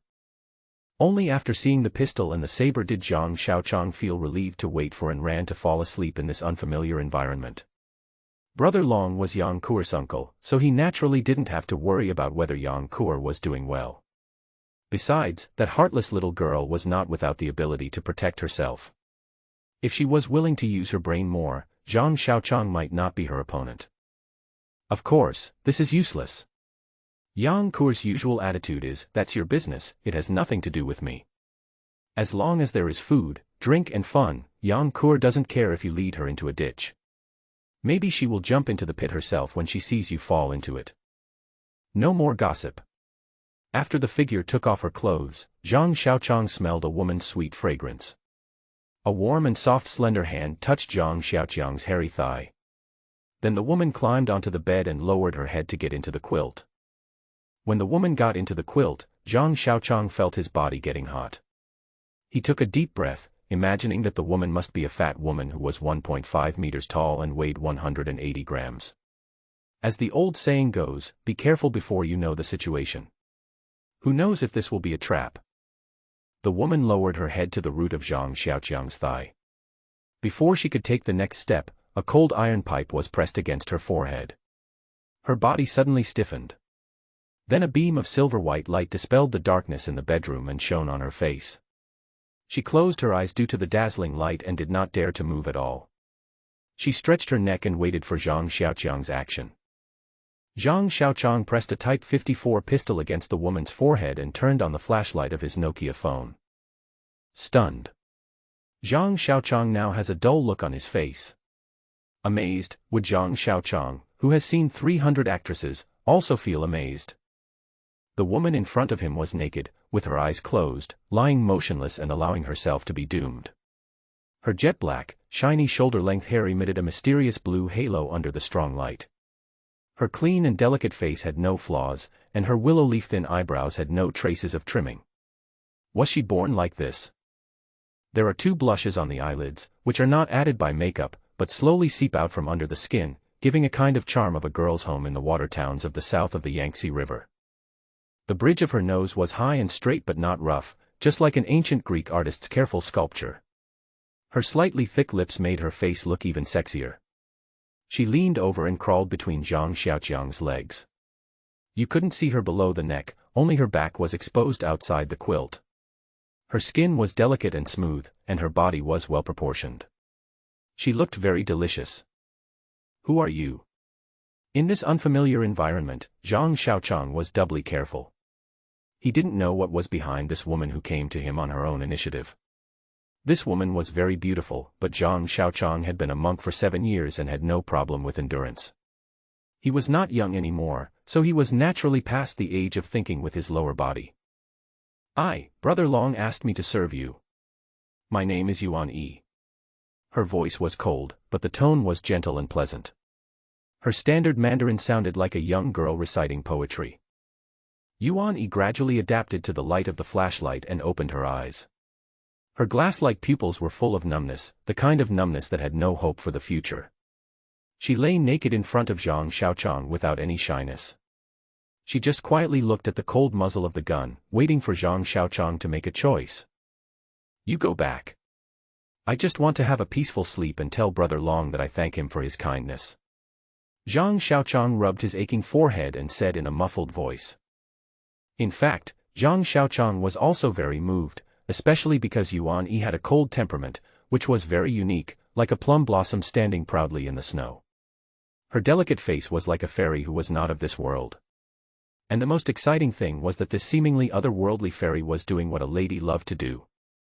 The huge contrast almost made Zhang Xiaoqiang unable to hold back.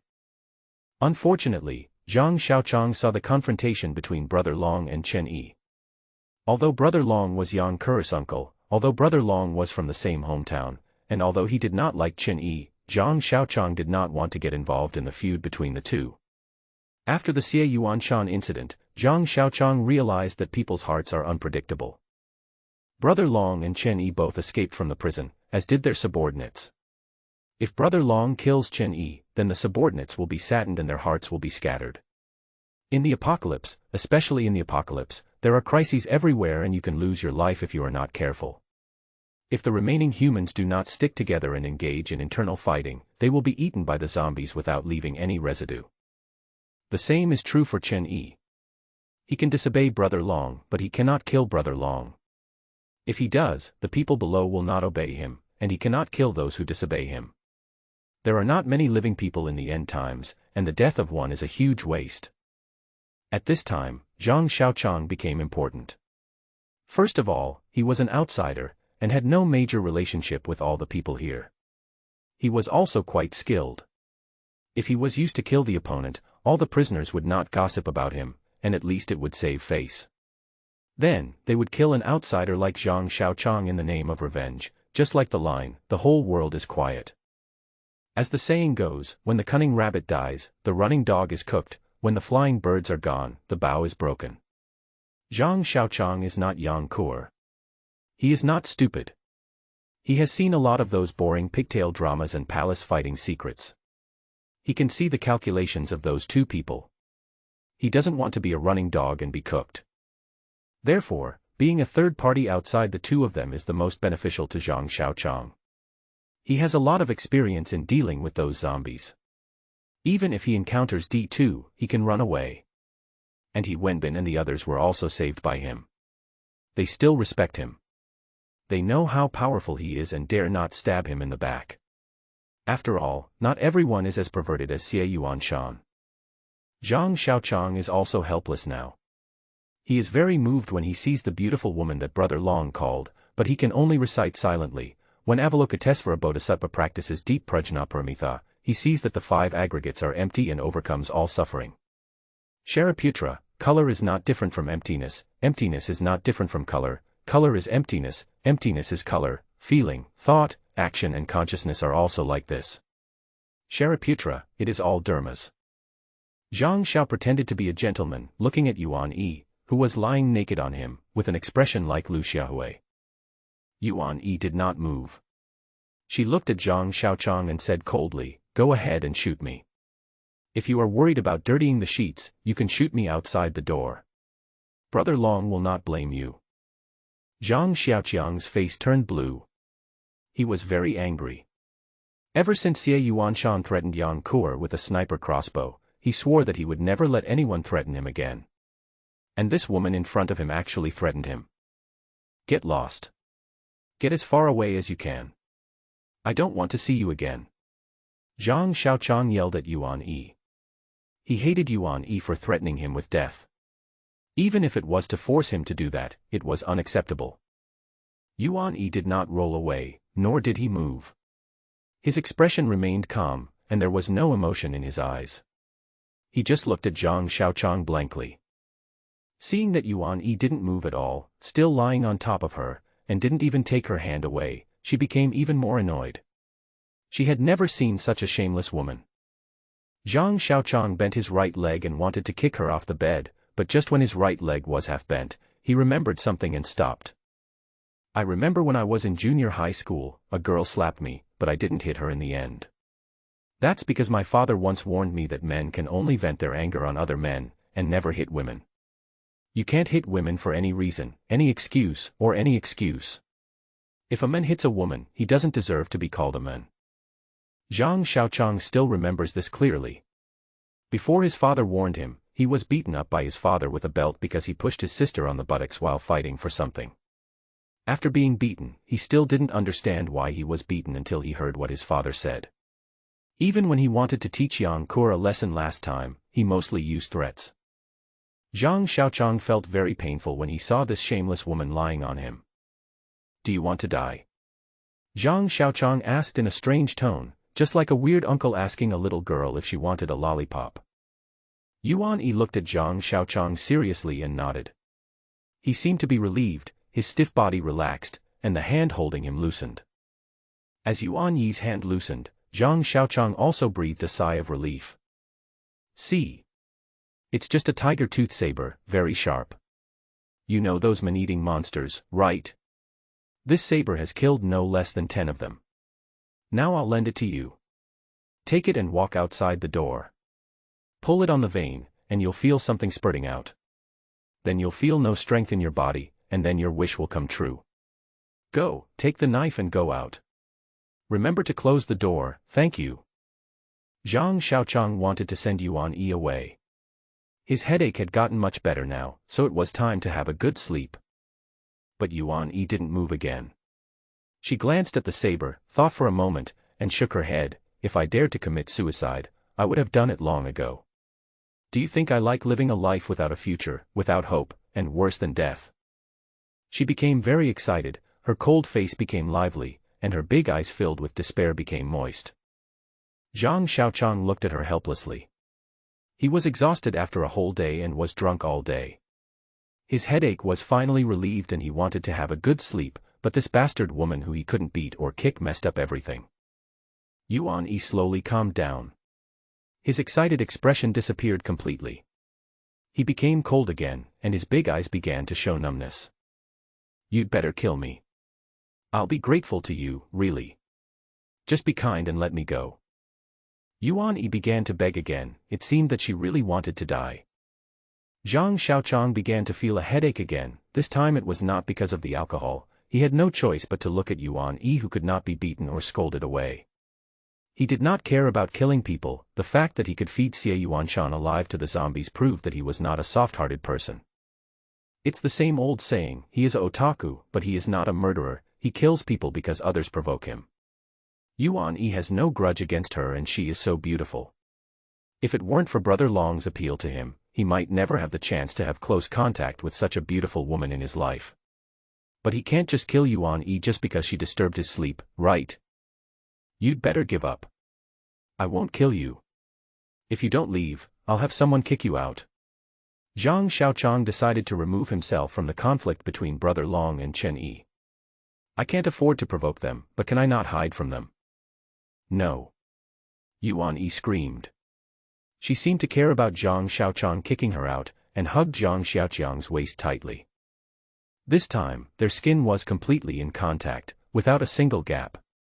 His already weak will became even weaker. Yuan Yi's body was very cold, and the cold stimulation sobered up Zhang Xiaoqiang's brain, which was beginning to be congested.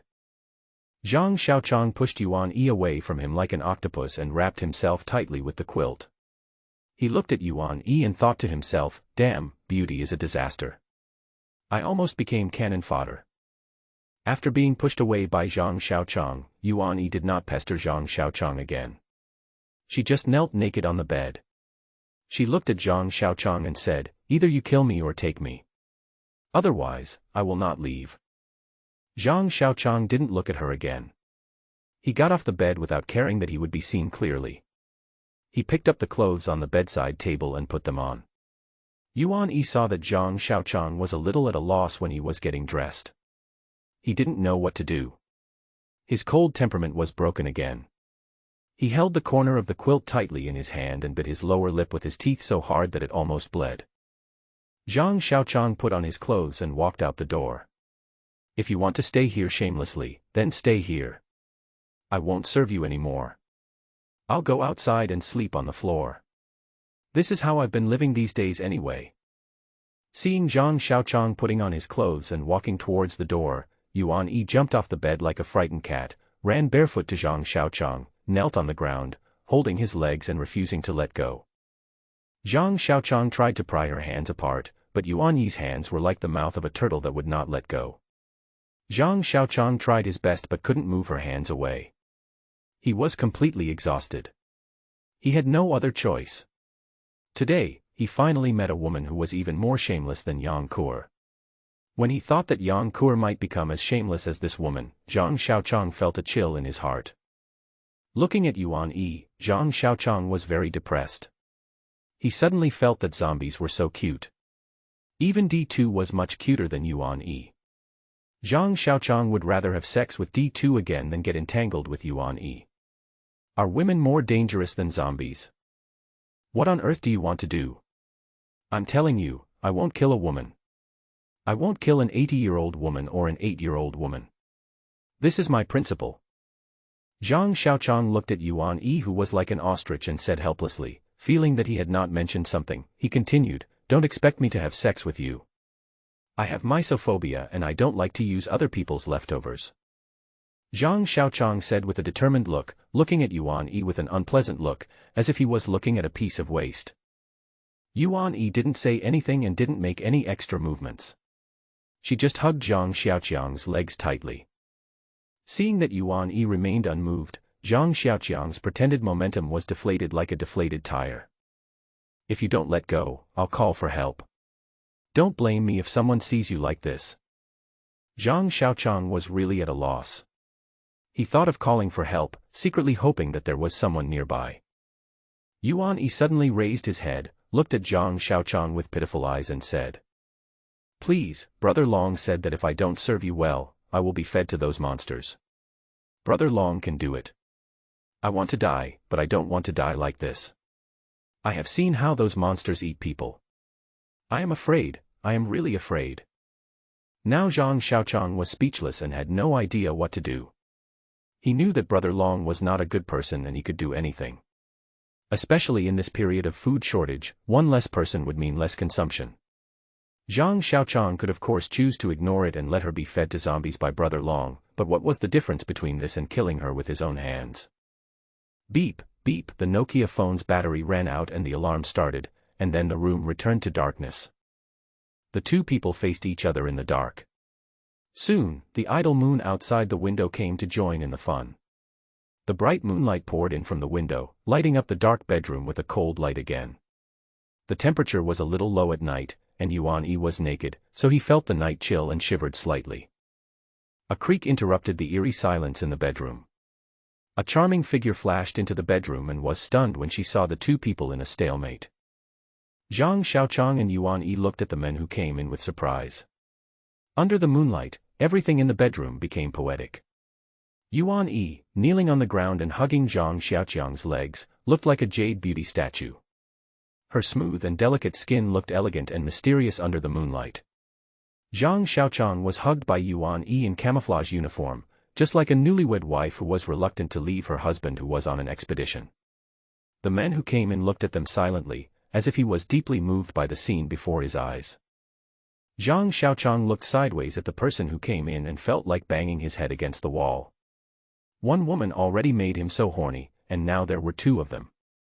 Wouldn't he be in ecstasy? That's right, it was Susie who came in.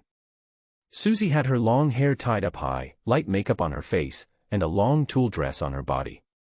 Under the moonlight, you can see that she is not wearing anything underneath. Susie is not ugly to begin with, and now she is more mature and charming, noble and coquettish. Although she is not as pretty as Yuan Yi, she also has the hotness and temptation that Yuan Yi does not have. It seems that Qin Yi is not willing to be lonely either, so he sent Su Qian to him to show his goodwill. Is it really that my brother's wife is rude? Susie stood there for a while, then walked forward, hugged Zhang Xiaoqiang from behind, and rubbed her chest gently against his back. Susie, get out. I won't touch you today. I'm very tired and I want to rest. Zhang Xiaoqiang endured the strange feeling coming from behind and wanted to send Susie out first. Susie's body froze, and she stopped moving. She then knelt on the ground and kept knocking her head. Her forehead made a bang sound on the white porcelain tiles. In the silent night, Zhang Xiaoqiang could hear it very clearly. Zhang Xiaoqiang felt better about Su Si than Yuan Yi. He knew his own stinky feet. Su Si held his stinky feet without any pretense and massaged them very attentively. She also looked more timid than Yuan Yi, which could arouse a man's desire to protect her. In addition, she did not bargain with him like Yuan Yi, but just begged silently. "Get up." Seeing Susie's forehead turning purple, Zhang Xiaoqiang couldn't help but speak. Susie was very obedient. After Zhang Xiaoqiang gave the order, she stopped, stood up straight, and did not continue to hug Zhang Xiaoqiang. She just stood aside with her head down, waiting for Zhang Xiaoqiang to decide her fate. "You won't also be fed those things as long as you can't do it with me, right?" Zhang Xiaoqiang teased Su Si. He didn't believe that Chen Yi could do it at all. Su Si's appearance ranked at least second among Chen Yi's 4 women. For men, beautiful women are also a great fortune. Susie nodded and looked up at Zhang Xiaoqiang. Seeing that he didn't seem to believe it, she felt very scared and anxious.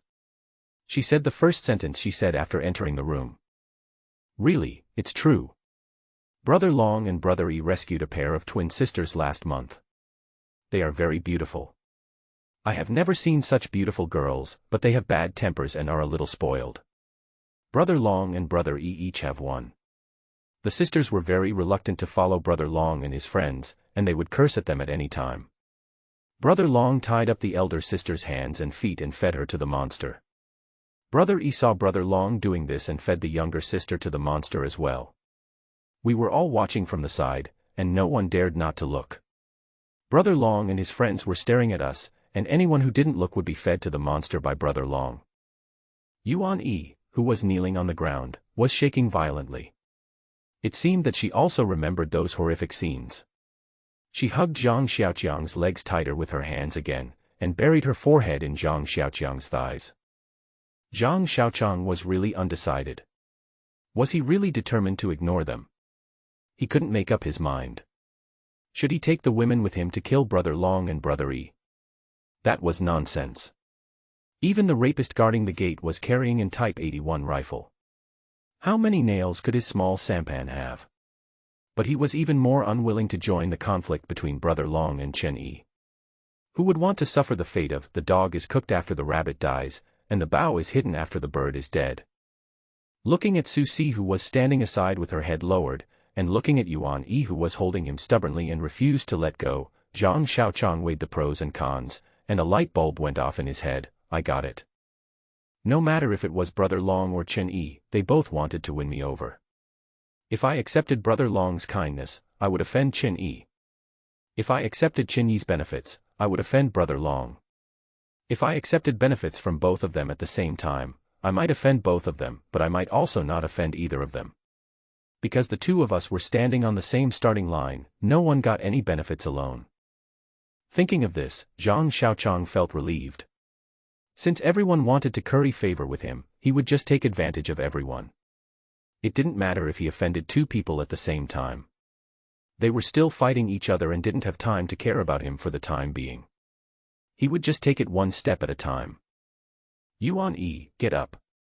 Don't worry, I won't chase you away," Zhang Xiaoqiang said to Yuan Yi, who was hugging his legs. Yuan Yi hesitated, but when she saw Zhang Xiaoqiang's face starting to look bad again, she stood up. Zhang Xiaoqiang felt even worse about Yuan Yi. He wanted to help her but didn't want to believe him. What was that? Degenerate moral character. But is there still such a thing in the end times? Zhang Xiaoqiang returned to the bed, took off his clothes, got under the quilt in his underwear, then leaned over and said to the 2 women who were confused about the situation, "Please do as you please." He closed his eyes peacefully, finally solving the vexing problem and finally having a good night's sleep. Then the Simmons mattress vibrated again, and 2 naked bodies wrapped around Zhang Xiaoqiang, one on the left and one on the right, and the 2 slender hands began to become restless. Seeing that his body was about to change, Zhang Xiaoqiang threw back the quilt and sat up. "Damn, are you done yet? Do whatever you want. Even if you want to play lesbian, please do as you please. I'm tired, Really tired. I just want to have a good sleep. Okay. Yuan Yi and Su Qian immediately calmed down and moved to the outside to distance themselves from Zhang Xiaoqiang. Zhang Xiaoqiang lay down sleepily and closed his eyes, about to fall asleep. Squeak.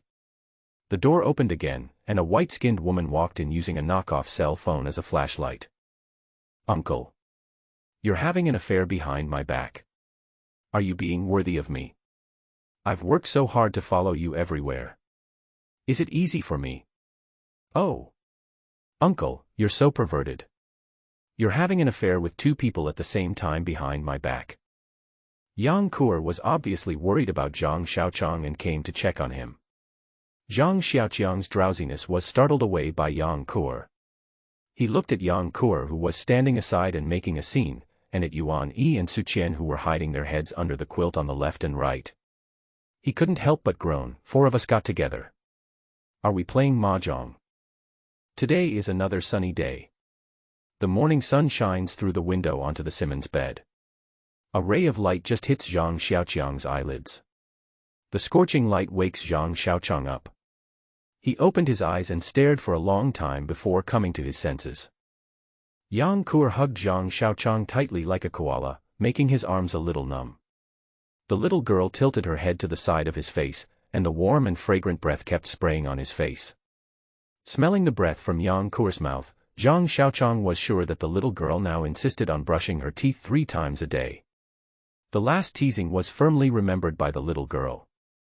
Yang Kur had kicked the quilt aside a long time ago, and she was wearing a set of pink sexy open-cut bra, but Yang Kur had no breasts to open, and the 2 cup sizes of her bras hung sadly to the side, and her 2 white and tender little buns were shining in the sunlight. Yang Kur's saliva made Zhang Xiaoqiang's shoulders wet, and the saliva on his shoulders was tangled with Yang Kur's hair, sticking to his body and making him feel uncomfortable. Needless to say, the sexy underwear Yang Kur was wearing was exactly the one Zhang Xiaoqiang had hidden in his bag. Zhang Xiaoqiang was not angry, he didn't care. The best and most seductive 2 sets were hidden in a very secret place, very safe, and would never be found by Yang Kur. At this moment, he felt something was clamped between his toes, soft and elastic. Zhang Xiaoqiang could not help but move his big toe, and suddenly he clamped something, and tightened his toes. Ing-ning. A woman's sweet cry came from the feet. Looking towards the end of the bed, I saw 2 small bulges on the quilt. Under the bulges were Yuan Yi and Su Si. Last night, they were driven to the end of the bed by Yang Kur. They huddled together and didn't dare to move at all. They just endured it all night. Seeing the 2 small bags reminded Zhang Xiaoqiang of the scene when Yang Kur came in. Yang Kur saw 2 women sleeping on Zhang Xiaoqiang's left and right. She was very anxious and angry, and kept lecturing Zhang Xiaoqiang. Zhang Xiaoqiang believes in male chauvinism, which will be the doctrine he fights for all his life, and it will also be the family tradition of his Zhang family. So he was very annoyed. He didn't say anything, he just looked at Yang Kur quietly, with a cold chill in his eyes. Yang Kur was frightened by Zhang Xiaoqiang's eyes, and stopped talking. She lowered her head, put her hands behind her back, and drew circles on the ground with her toes. Don't worry about my business, okay? Zhang Xiaoqiang warned Yang Kur in a very gloomy tone. Yang Kur nodded to indicate that she understood, but she no longer looked at Zhang Xiaoqiang, appearing very unconvinced. I will take care of your affairs from now on. Got it. Zhang Xiaoqiang felt very happy. Long live male chauvinism. Those who are henpecked must be envious. Yang Kur heard Zhang Xiaoqiang raised his head in surprise, smiling, and nodded continuously. Seeing the 2 sets of sexy women's pajamas on the ground, 2 small bags appeared on her face again, and her right foot kept stomping on the pajamas on the ground. It seems that women's jealousy is not limited by age. After Zhang Xiaoqiang explained the details of Yuan Yi and Su Si's origins, Yang Kur began to feel sympathy. Of course, this sympathy was only for women. She didn't bother to care about the lives of the men. In the end, Yang Kur agreed to let the 2 girls stay in the room, but the jealousy in her heart still drove the 2 girls to the end of the bed, and in the name of supervision, she openly slept next to Zhang Xiaoqiang in her underwear. Yuan Yi and Su Si were also very honest. They didn't move much all night, just curled up and slept like two puppies. The small bag on the right side of the bed moved slightly. This feeling was very comfortable, something Zhang Xiaoqiang had never experienced before. Does this scene look familiar? Zhang Xiaoqiang remembered that the actress Shiratori Sakura did this in a movie. The person under the small bag on the right seemed to be Yuan Yi. Zhang Xiaoqiang still vaguely remembered that she was lying on his right. He didn't expect that she had such a cool temperament, but acted so hot-temperedly. Zhang Xiaoqiang didn't have a good impression of her in the first place, especially when she was trying to act like a strong woman. Zhang Xiaoqiang himself is a otaku and is not interested in such strong women. On the contrary, he likes Su Si, who is timid and submissive. Although Su Si is not as pretty as Yuan Yi and does not have Yuan Yi's temperament, Zhang Xiaoqiang just likes Su Si. Maybe it's his underlying chauvinistic thinking. What Yuan Yi did was in itself a violation of dignity. If Suzy did the same, Zhang Xiaoqiang would probably feel embarrassed and would have asked her to stop early. But what about Yuan Yi? Zhang Xiaoqiang enjoyed Yuan Yi's service, and while enjoying it he wondered, did I wash my feet yesterday? I don't know. What if I didn't? Hee hee. Suddenly Yang Qir moved. She opened her eyes dazedly and looked at Zhang Xiaoqiang, who was right in front of her. Ah! Yang Qir screamed. Yang Qir then stammered, You came to my bed like this. Then she began to check her clothes. When she saw her quail eggs sticking out, she got under the quilt. A muffled voice came from under the quilt, it's over, I've been seen again. I'm so ashamed to face people. As she spoke, she kicked her legs around. Suzy was sleeping at her feet. The little bag on which Suzy lay was shaking non-stop as Yang Qir kicked it. Suzy didn't make a sound, nor did she move. She just silently endured Yang Qir's kicking. Zhang Xiaoqiang couldn't bear it anymore and said to Yang Qir, Stop yelling. Think carefully about what you did last night. Yang Qir paused, and soon she poked her head out, looking a little embarrassed, hee hee. I just can't remember it for the moment. Besides, it's only natural for my husband to see it. After saying that, Yang Qir threw herself into Zhang Xiaoqiang's arms, buried her head in his chest, and sniffed all over his body with her small nose. Looking at Yang Qir, who was hugging him, Zhang Xiaoqiang was speechless. What about Su Si, who had been kicked beyond recognition by Yang Qir? Yang Qir raised her head, stared at Zhang Xiaoqiang with her big crescent eyes and said, Is this the legendary masculine smell? Why does it smell the same as my dad's? Both smell like cigarettes. Now Zhang Xiaoqiang can say for sure that he didn't take a bath yesterday. I don't know how Yuan Yi can bear it. Doesn't Brother Long like to take a bath either? Get up. Zhang Xiaoqiang patted Yang Qir's little butt, kicked Yuan Yi at his feet, and signaled her to get up and put on her clothes. Voila! Yuan Yi and Su Qian opened the quilt at the same time, and two mature and graceful beauties crawled out from under the quilt. They were naturally naked, and 4 snow-white rabbits swam and jumped with their movements. Su Si's is the bamboo shoot type, not sagging at all, standing proudly, while Yuan Yi's is the hemispherical type, very full and firm, and looks quite nice to the touch. Ah! Yang Qir screamed again, jumped up and covered Zhang Xiaoqiang's eyes, muttering, Don't look, you two are too shameless, why are you not wearing anything? Zhang Xiaoqiang pried Yang Qir's hands off in one go, and without looking at Yuan Yi and Su Si, he turned to look at Yang Qir. Have you forgotten what I said to you yesterday? Whether I look for another woman or not, and no matter what kind of woman I look for, that's my own business. If you don't like it, you don't have to look at it. Zhang Xiaoqiang's threat was very effective. Yang Qir used to love like she was playing house. So when she met the chauvinistic Zhang Xiaoqiang, she was naturally beaten to a pulp. But I was the first one to follow you. You've seen everything about me. Are you responsible for it? Yang Qir lowered her head and looked at her sexy underwear, her voice weak. I know. As long as you listen to me, I won't ignore you. Zhang Xiaoqiang waved his hand carelessly. And I also want special privileges. Yang Qir started bargaining again when she saw Zhang Xiaoqiang agreed. Privilege. Zhang Xiaoqiang looked at Yang Qir and nodded, and Yang Kur immediately showed a happy expression. You can ask for privileges, but you have to wait until you are fully grown. Zhang Xiaoqiang added. Yang Kur looked down at her quail eggs, feeling very dejected.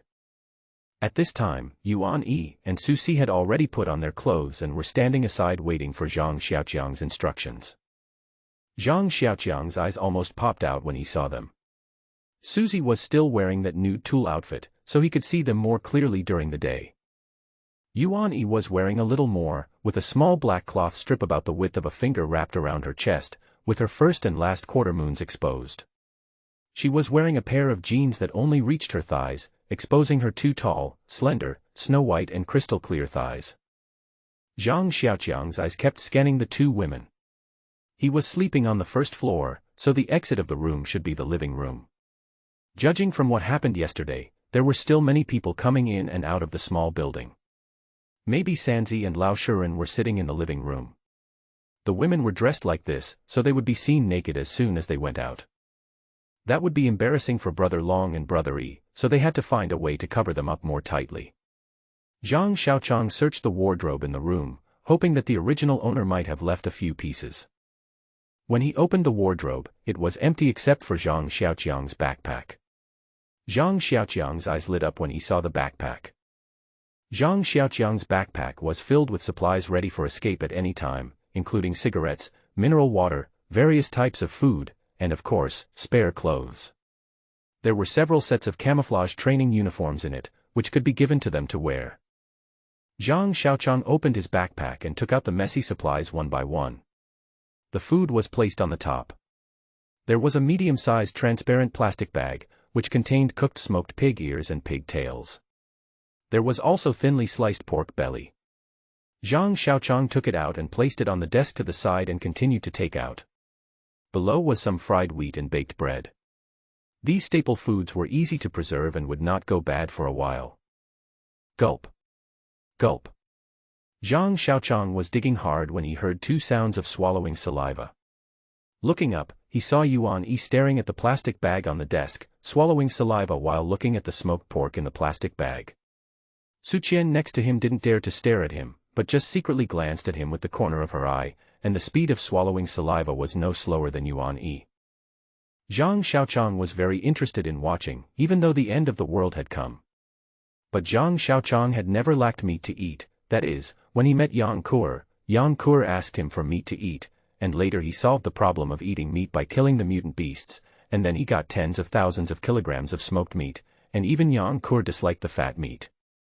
Now the two delicate beauties were drooling at the sight of the pig's head meat, and the huge contrast made Zhang Xiaoqiang almost burst out laughing. How long has it been since you last had meat? Zhang Xiaoqiang stopped and asked. Yuan Yi didn't say anything, just stared at the pig head in a daze and drooled. Susie looked at Zhang Xiaoqiang and said hesitantly, last month, I could still eat some chicken heads, chicken feet and chicken offal, but now I haven't eaten them for a long time. We usually eat white rice and pickles. We can still feel full, but the sisters who live behind the building usually don't have enough to eat. Susie said weakly, her eyes still glancing at the pig's head, as if the pig's head that she had never even looked at before had suddenly become a rare treasure. No wonder the women in the restaurant walked so unsteadily yesterday. Thinking of this, Zhang Xiaoqiang opened the plastic tape and said, each person grabs a handful, no more. It's not that Zhang Xiaoqiang is not generous, but he has no obligation to be attentive to other women. Sushi's massage yesterday was very good, and Yuan Yi's service in the morning made Zhang Xiaoqiang very comfortable. So letting them grab a handful each is considered a reward. After hearing this, Yuan Yi hesitated for a moment and then walked up confidently, scooped up a handful, went to the side and started eating quickly. Susie walked over slowly, said thank you first, then twisted a pig's tail and tasted it slowly. Zhang Xiaoqiang tied the plastic tape and did not give more to Susie because she took less. He only had one chance and he had to be responsible for himself. Yuan Yi knew how to seize the opportunity, so she could eat more. This was the inevitable law of survival in the end times. Zhang Xiaoqiang was sure that Yuan Yi's approach was right, but he hated her even more in his heart. He couldn't explain the feeling of disgust. Maybe it was because she was too strong and powerless, or maybe it was because she was too persistent to pester him yesterday. Even if she served him this morning, it would not change Zhang Xiaoqiang's disgust for her. Looking at Yuan Yi and Su Qian eating pig heads, Zhang Xiaoqiang winked at Yang Qir. Look at the lives of others. You really don't know how lucky you are. Yang Qir turned her head and ignored Zhang Xiaoqiang. Zhang Xiaoqiang and his group walked out of the door and through an alley. They arrived at the living room. Brother Long and Chen Yi were sitting in the living room drinking tea and smoking, with a woman they had met in the restaurant yesterday serving them. Brother Long saw Yuan Yi walking behind Zhang Xiaoqiang and laughed heartily. Ha ha ha. How was your dinner last night, brother? That girl's kung fu was pretty good. Chen Yi's face looked very ugly, but when he saw Su Xi's figure appear from behind Zhang Xiaoqiang, he was also happy. Ha ha. Brother actually hit 2 shots in one go, but I wonder if his body can handle it. Seeing Yuan Yi and Su Qian behind Zhang Xiaoqiang, Brother Long and Chen Yi looked at each other. Chen Yi's eyes were full of provocation, while Brother Long looked indifferent. Then Yang Qir pushed Yuan Yi and Su Qian away and jumped out, said good morning to Brother Long and the others, and skipped out of the door, not knowing where to go. Seeing Yang Qir appear, Brother Long and Chen Yi were speechless. Only Zhang Xiaoqiang sighed. This is yellow mud stuck to the crotch. It must be shit if it's not shit. After breakfast, Zhang Xiaoqiang and Brother Long were smoking and chatting in the living room. Not long after, Yuan Yi and Su Xi came into the living room carrying a suitcase. When they arrived, they looked at Brother Long and Chen Yi respectively. Ahem. Brother Long cleared his throat and began to speak. Brother, from today on, Yuan Yi is yours. She has nothing to do with me in the future. You can make your own decisions. If you are not satisfied, you can kill her. I will not blame you.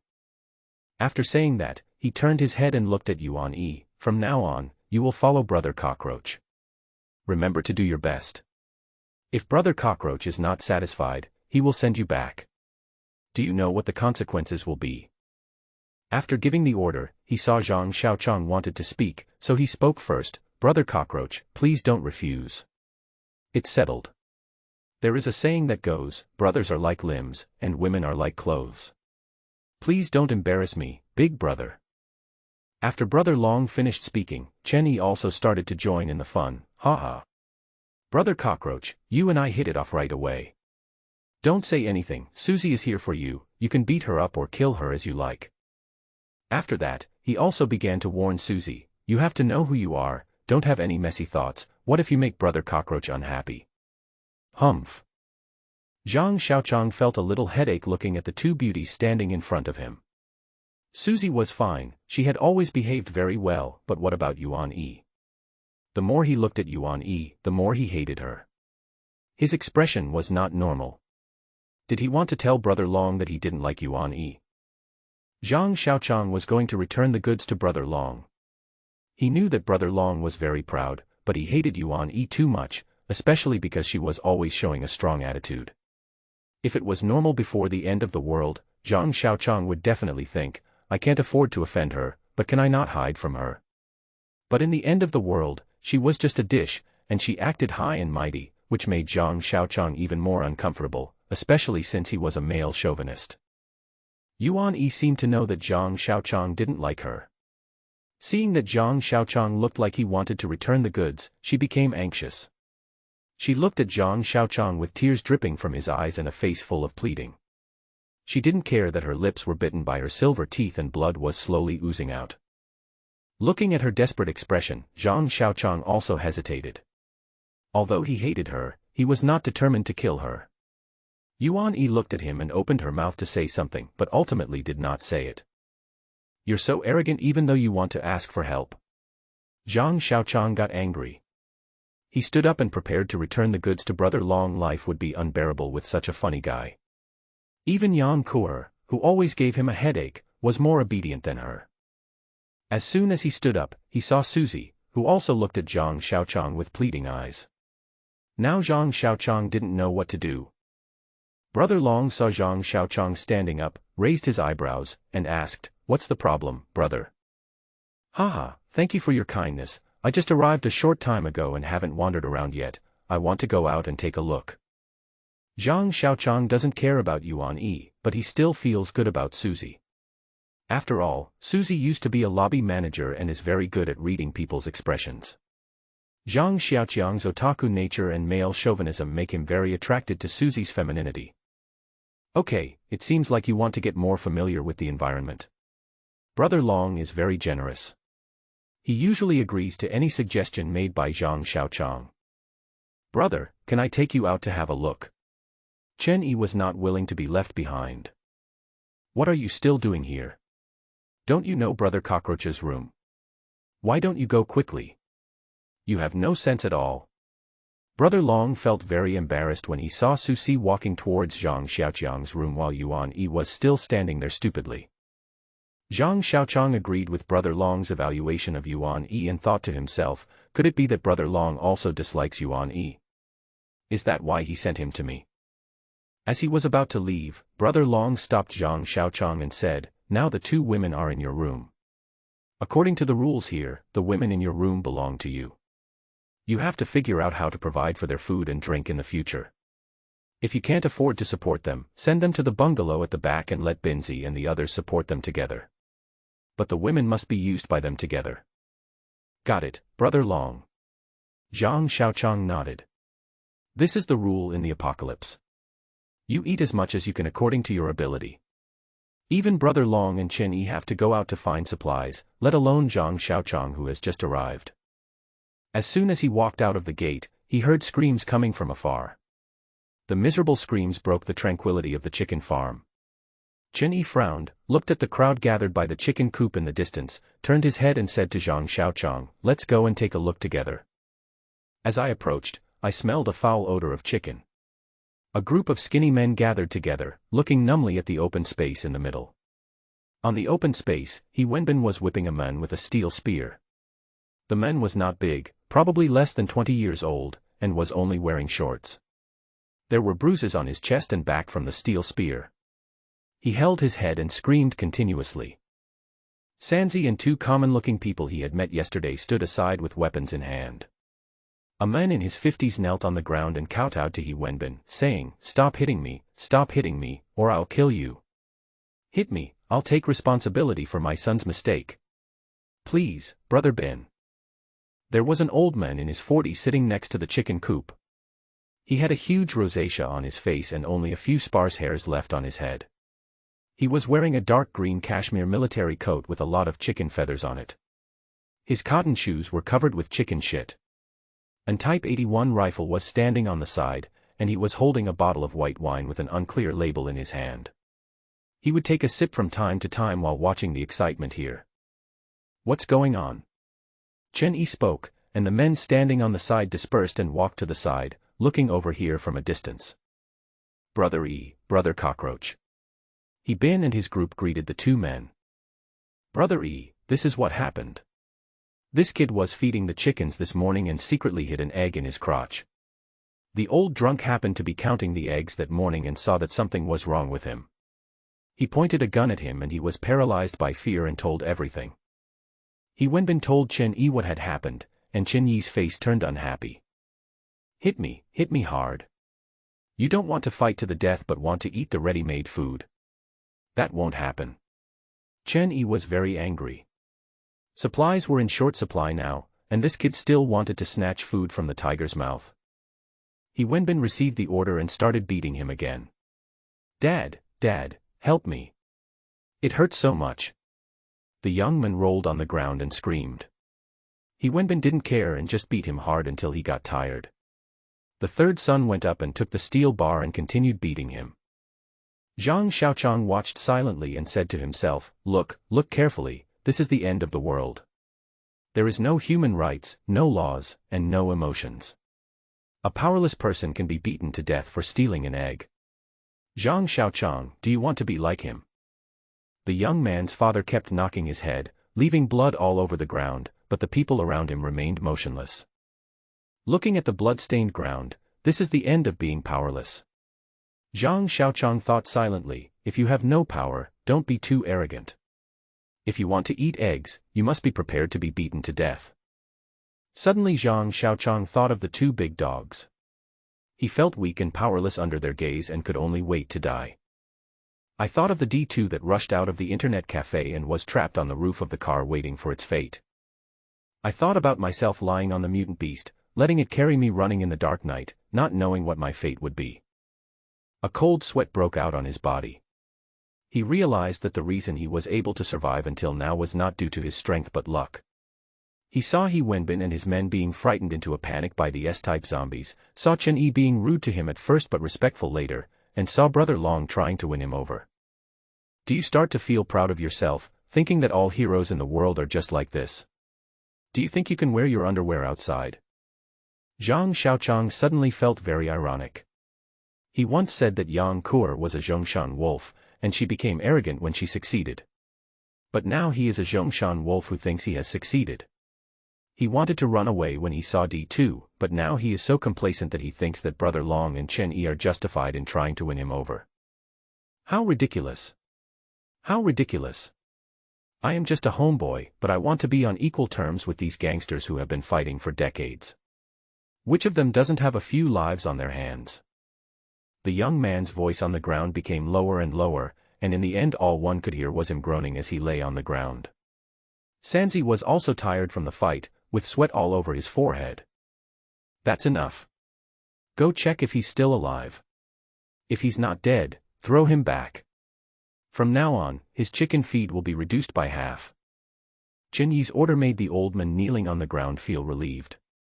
While thanking him, he carried his son on his back and walked towards his residence. A red line was drawn on the ground by the blood, stretching into the distance. Chen Yi accompanied Zhang Xiaoqiang to visit the chicken farm. Zhang Xiaoqiang was surprised to see that large areas of the chicken farm were barren.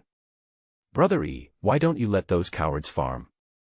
As long as these fields can be planted, they will be full of food in the fall. Oh! Brother, you don't know. We found some seeds nearby, but the weather is so abnormal. Today is spring, tomorrow is summer, and the day after tomorrow is winter. All the seeds are useless. Not even a hair can grow. Chen Yi was also upset about this damn apocalypse.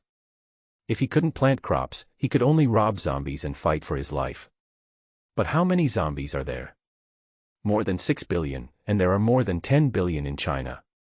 How many living people are there? 10 million. According to Chen Yi's habit, any young people would be beaten to death, but he didn't kill them in the end, because the population really couldn't stand it. When they returned to the living room, they saw Brother Long, Vulture and Cannon Chamber coming out. Brother Long saw Zhang Xiaoqiang and said, "Brother Cockroach just arrived. Rest for a few days and get familiar with the environment before going out to look for things. You still have a lot of things you took out yesterday. It's no problem for your women to keep them for 10 days or half a month. That's it. We're going out first. If you want to go out for a walk, you have to say hello to Lao Maozi and ask him to open the door for you." Brother Long seemed to be going out to grab supplies himself, and even Chen Yi stood beside Brother Long. It seemed that the food problem had also forced them into a corner. Long Gu and his friends left the house, leaving only the old man guarding the chicken farm, the old drunkard who looked after the chicken coop, and Sanzi at home. Sanzi was very affectionate to Zhang Xiaoqiang, running around to greet him, but Zhang Xiaoqiang told him to do his thing and went back to his bedroom. As soon as he entered the bedroom, he saw the elusive little girl Yang Kur sitting on the sofa by the door. Su Qian and Yuan Yi, two grown women, stood in front of her and dared not breathe. Zhang Xiaoqiang looked at the scene in front of him and couldn't help but groan, "Romance of the Three Kingdoms." When Yang Kur saw Zhang Xiaoqiang coming in, she immediately stood up and said, "Husband. I didn't bully them. I was just teaching them the rules of our Zhang family." "Does my family have rules? How come I don't know about them?" Zhang Xiaoqiang would not say it out loud. He thought to himself, after all, Yang Kur is his die-hard fan. If he wants to set a fire, she will hold a torch. If he wants to kill someone, she will hand over a kitchen knife. If he wants to rape someone, well, this. She might come to him to make trouble. "You go out first. I have something to say to them." Zhang Xiaoqiang sent Yang Kur out. It was in the morning that Zhang Xiaoqiang declared his sovereignty to Yang Kur. Yang Kur could only walk out dejectedly. The sound of the door closing was so loud that even the dust on the ceiling was shaken off.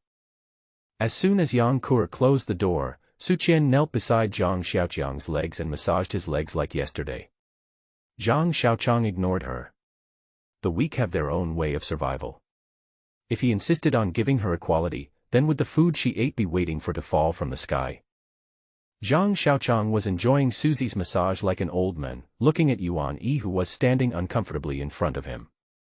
Do you know? I hate you.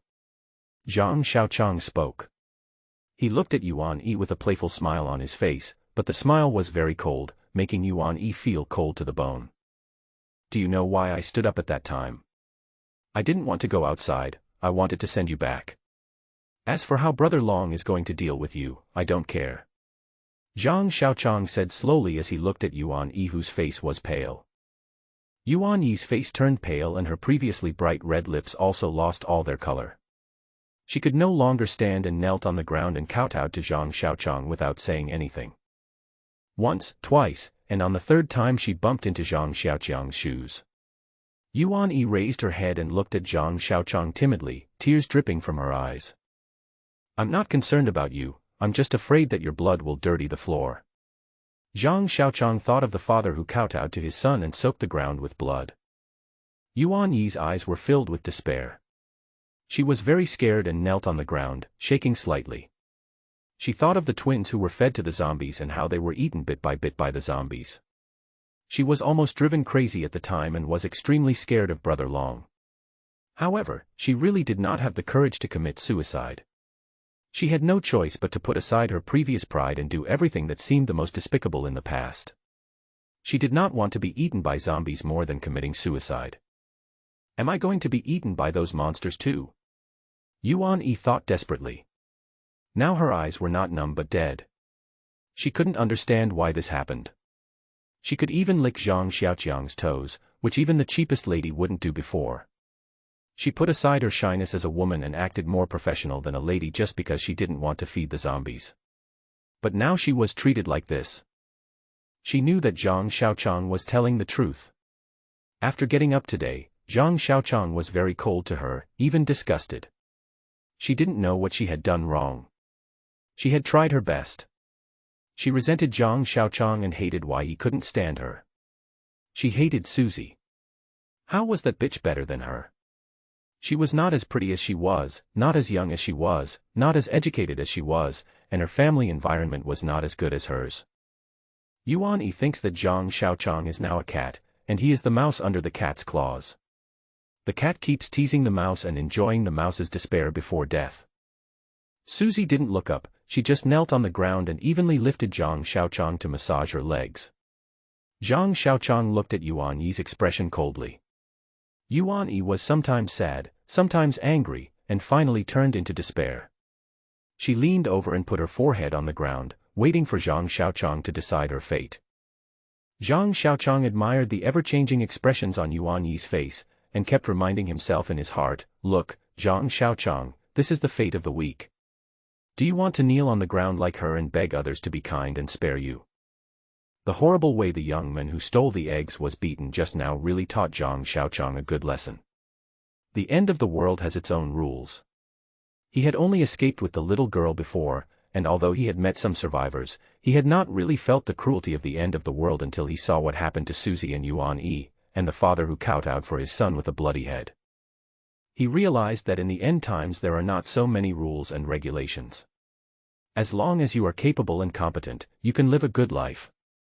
If you are incapable and afraid of death, you are only fit to eat chicken feed, and you will be beaten to the point of being left with only one breath for an egg. Where are you from? What did you do before? Zhang Xiaoqiang saw Yuan Yi silently waiting for his decision like a lamb to be slaughtered, and he felt a sense of conquest. He suddenly became interested in Yuan Yi. A weak person in the end times was still stubborn from the bottom of her heart. Her previous identity was not simple. Yuan Yi raised her head slightly and glanced at Zhang Xiaoqiang. This time she told him her family background without hesitation. Listening to Yuan Yi's beautiful voice like reciting poetry and enjoying Susie's meticulous service, Zhang Xiaoqiang listened to her patiently. Yuan Yi is from SH. Her family is very rich. Her father is in the import and export business. She went to study in the UK after graduating from high school. She returned to China in June 2012. After returning to China, she started working in her family's foreign trade company, preparing to take over her father's position and take over the company. This time, a super large copper mine was discovered in J City. The local mineral company was preparing to purchase a batch of construction machinery from abroad. As the company's vice president, she personally led a delegation to J City to discuss cooperation matters. The copper mine was far away from the urban area. They arrived in J City the day before the virus broke out. The next morning, they drove to the copper mine's preparatory office to investigate the local situation. Around 10 a.m., the virus broke out. She and a person in charge of the preparatory office fled to a warehouse and hid there. The warehouse was piled with New Year's Day gifts to be distributed, including hundreds of apples, hundreds of bottles of red wine and cooking oil, and some mineral water for hospitality. After a week of living on apples and seeing that no one came to rescue her, the 40-something, fat-headed person in charge became interested in her and wanted to rape her. Yuan Yi had been on guard against that man, and she pretended to flirt with him at the time, then she touched him from behind and strangled him with her stockings. After another week, Yuan Yi could no longer bear to see a dead person every day, so she opened the window of the warehouse, soaked the dead man's clothes with red wine, twisted the wet clothes into a rope and tied it to the iron railing, and used a chair leg to tighten the rope until the railing was deformed. When the gap in the railing was big enough for a person to pass through, she ran outside at the risk of being eaten. After going through several dangers and fears, she found the car she rented when she came here. When she was driving the car back to J City, she was intercepted by Brother Long. She has been alive until now and was given to Zhang Xiaoqiang by Brother Long. Damn, no wonder she always looks so superior, it turns out she is really a rich girl. Zhang Xiaoqiang found it a little funny. She wanted to act superior even though she had become a toy. She was blessed by her ancestors to be alive until now. Do you know why I didn't send you back? Zhang Xiaoqiang felt that some things had to be made clear in person. He was now her amulet and meal ticket. He didn't want to be Lei Feng, nor was he a saint. He had no obligation to support her unconditionally. Yuan Yi shook his head in confusion. I didn't just send you back because I saw Susie begging me. I hate you but I don't hate Susie. Do you know why? Thank you, Master. Susie raised her head and smiled sweetly at Zhang Xiaoqiang. After expressing her gratitude, she lowered her head and concentrated on serving him. Yuan Yi looked at Susie gratefully, and her resentment towards Susie disappeared. She still shook her head, and became more and more anxious. She really didn't know why Zhang Xiaoqiang hated her. Did she insist that he kill her? I don't care about you. I can't stand you rich girls who still act like you are superior to others even at this point. You have to remember your identity. In today's world, family background, appearance, and education are useless. Now you are just a dog that wags its tail to beg for food. Don't dream of being a noble concubine dog. Treat yourself as the lowest earth dog. Zhang Xiaoqiang said so much in a breath that his mouth was dry. He looked at Yuan Yi who was still in a daze, as if he had not yet recovered from what Zhang Xiaoqiang said. He sighed. How could he not show any reaction when he mentioned that Yuan Yi was studying in the UK? Why are you still standing there? Can't you see that I'm thirsty? Why don't you go and get me some water? Zhang Xiaoqiang has been irritated by Yuan Yi so many times that he is now used to it. People who can't see themselves clearly will eventually be eliminated. Oh! Yuan Yi stood up as if waking up from a dream and trotted towards the living room. What about you? What's your story? Zhang Xiaoqiang looked at Susie and asked. If you want to make a living on your own, you must know everything about yourself. I grew up in a poor family, Susie said while massaging. Susie's family was not well off. Both her parents were laid-off workers. When things were most difficult, they couldn't even get enough to eat. Fortunately, the school waived tuition and miscellaneous fees. When she graduated from high school and saw the college acceptance letter, her parents cried in panic. My father remembered that his former company had bought him an accident insurance policy, which had not expired yet. He gritted his teeth and ran a red light on the road, seeking death. In the end, he did not die, but was instead left with high-level paraplegia and lay at home unable to move. He also wanted to starve himself to death so as not to burden his family anymore. Susie knelt beside her father's bed and cried and swore that she would never go to college in her life. Then she found a job as a restaurant waitress and started working. She worked very hard and always performed well. In addition, she was willing to learn, and she was able to handle all the big and small affairs of the restaurant. The manager promoted her to foreman and planned to observe her for a period of time before applying to the general manager to promote her to supervisor. Seeing that her family was getting better, her mother began to feel sleepy and weak. Susie advised her mother to go to the hospital for a checkup, but her mother was reluctant to spend the money for the checkup. She only went to the hospital to see a doctor when her whole body was swollen and she couldn't eat anything. After examination, it was found that her mother was in the late stage of uremia. The result was like a bolt from the blue. Susie dragged her mother to the hospital, asked her aunt who was farming in the countryside to take care of her mother for 800 yuan a month, and she resigned from her job and worked as a lady in a foot massage parlor. Her monthly salary as a foreman is only 1,600 yuan, and even if she is promoted to a supervisor, it is only a little over 2,000 yuan. The basic salary of a foot massage parlor is 2,000 yuan, and the consumption of tips from satisfied customers is not less than her salary, so she can earn nearly 5,000 yuan a month. If she ignores everything and starts eating meat, the salary will be higher. Seeing that the collection notices from the hospital were getting more and more frequent and her mother's condition was getting worse, she sold her first time to a 60-year-old coal boss for 8,000 yuan. After that, she took care of her father during the day and worked as a prostitute at night. J City was not big, and the news of her being a prostitute gradually spread to her father's ears. Her father pretended not to know until her mother died. She rolled under the bed, crawled into the kitchen, and cut her pulse with a kitchen knife. When she returned home, she was already dead.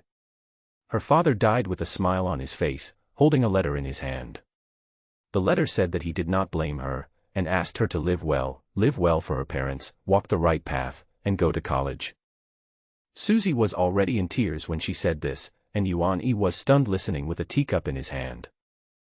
I thought about dying, and I had the courage to commit suicide, but my father told me to live. Even if I had to live like an animal, I would live.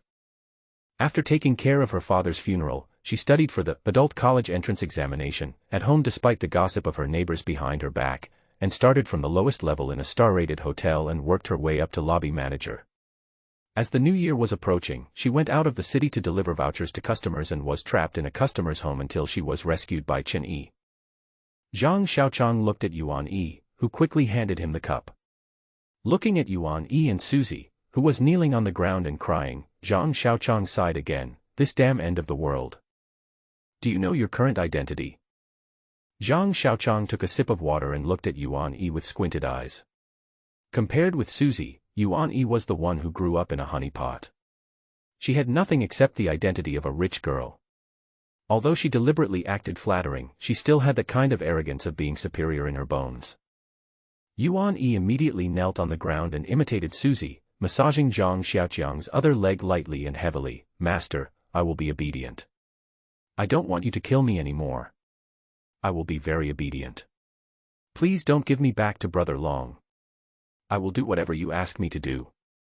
Although Yuan Yi behaved very obediently, Zhang Xiaoqiang still did not take it seriously. After thinking for a while, he said, You've killed someone before, so you should have some courage. I don't keep a vase. If you want to eat, you have to rob and fight for your life. Of course, the same goes for Susie. Yuan Yi and Susie's faces turned pale instantly.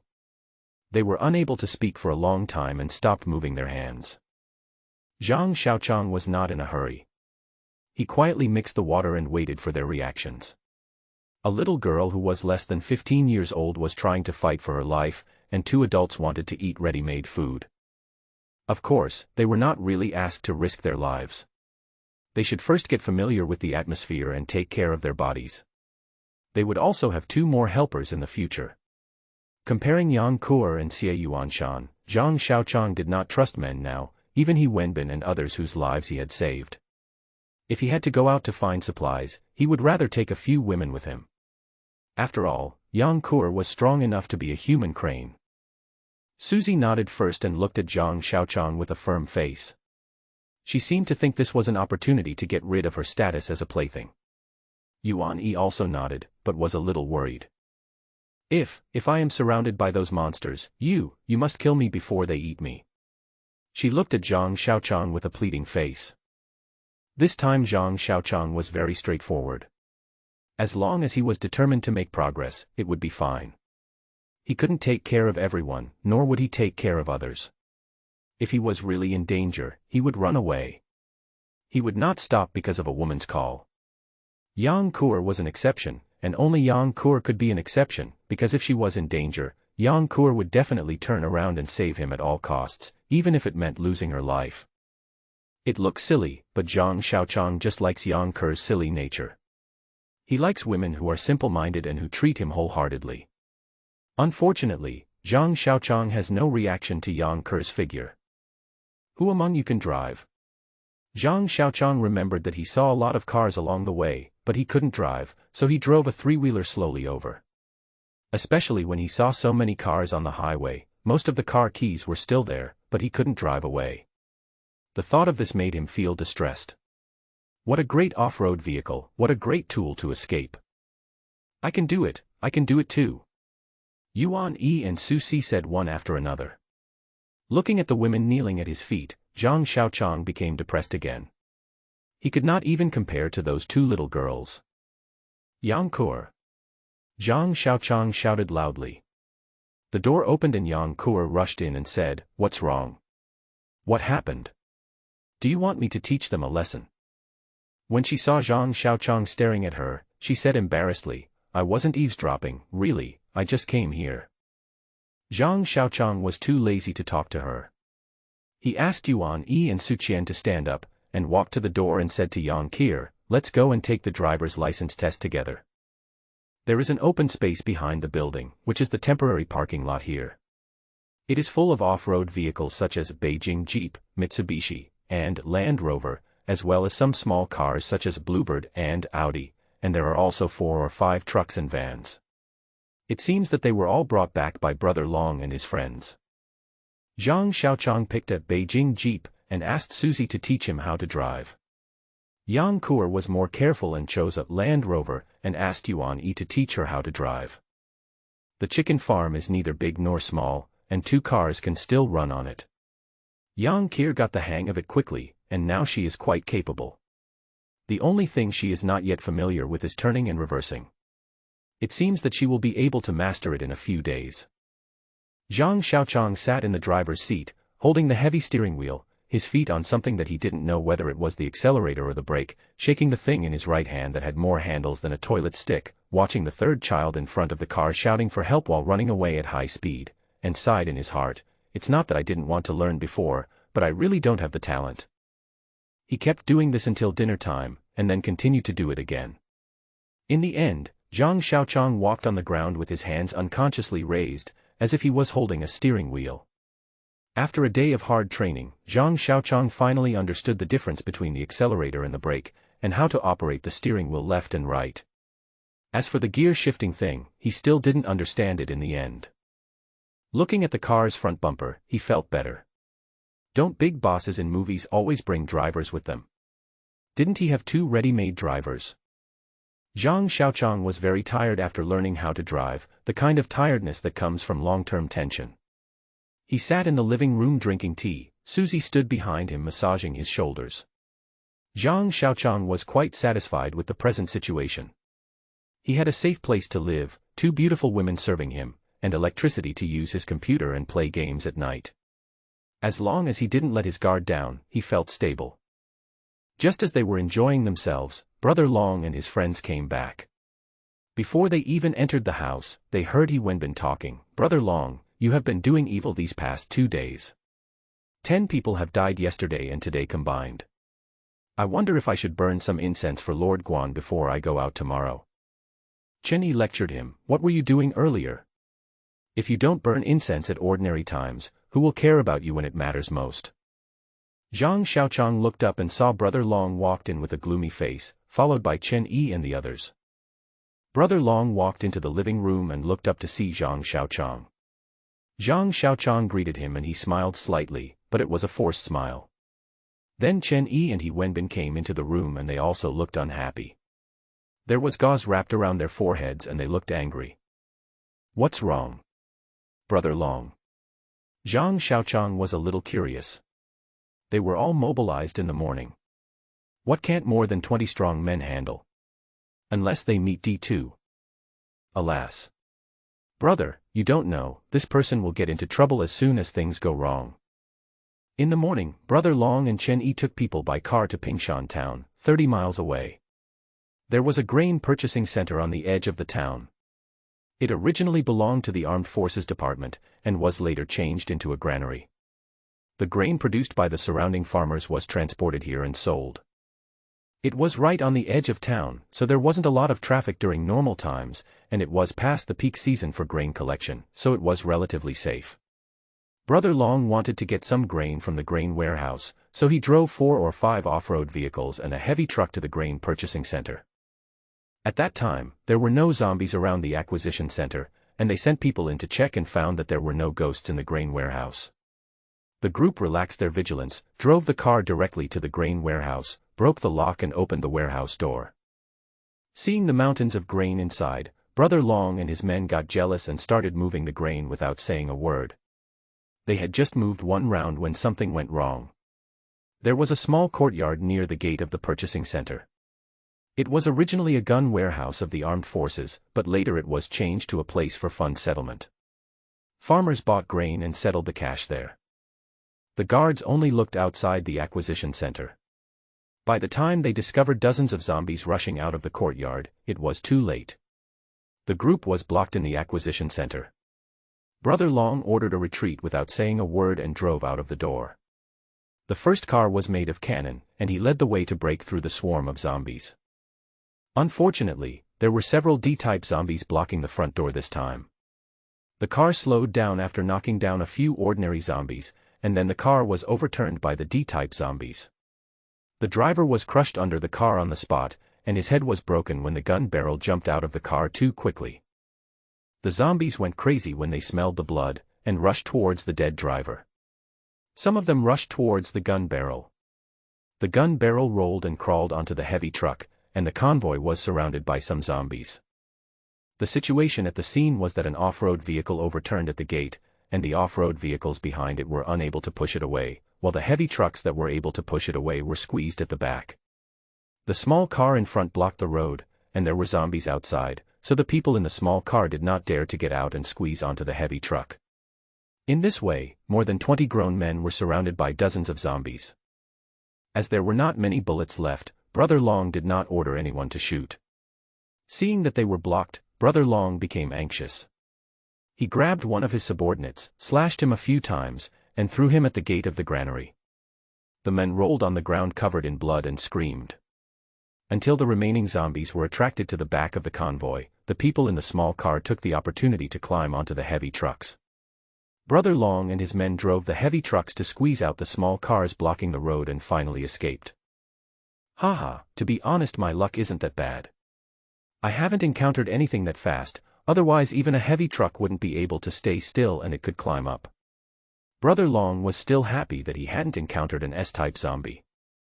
Zhang Xiaoqiang was stunned when he heard this. Dozens of grown men were surrounded by dozens of zombies, all their off-road vehicles were abandoned, and 2 people died. Brother Long was still happy that he didn't encounter S-type zombies. Zhang Xiaoqiang was worried about the safety of the chicken farm. If they ran into D2, wouldn't the whole army be defeated? The chicken farm is good, but it's not a place to stay for long. Brother Long, there are living people in the grain purchasing center. Those things were attracted into the yard by the living people. Zhang Xiaoqiang thought of this and reminded Brother Long. I know.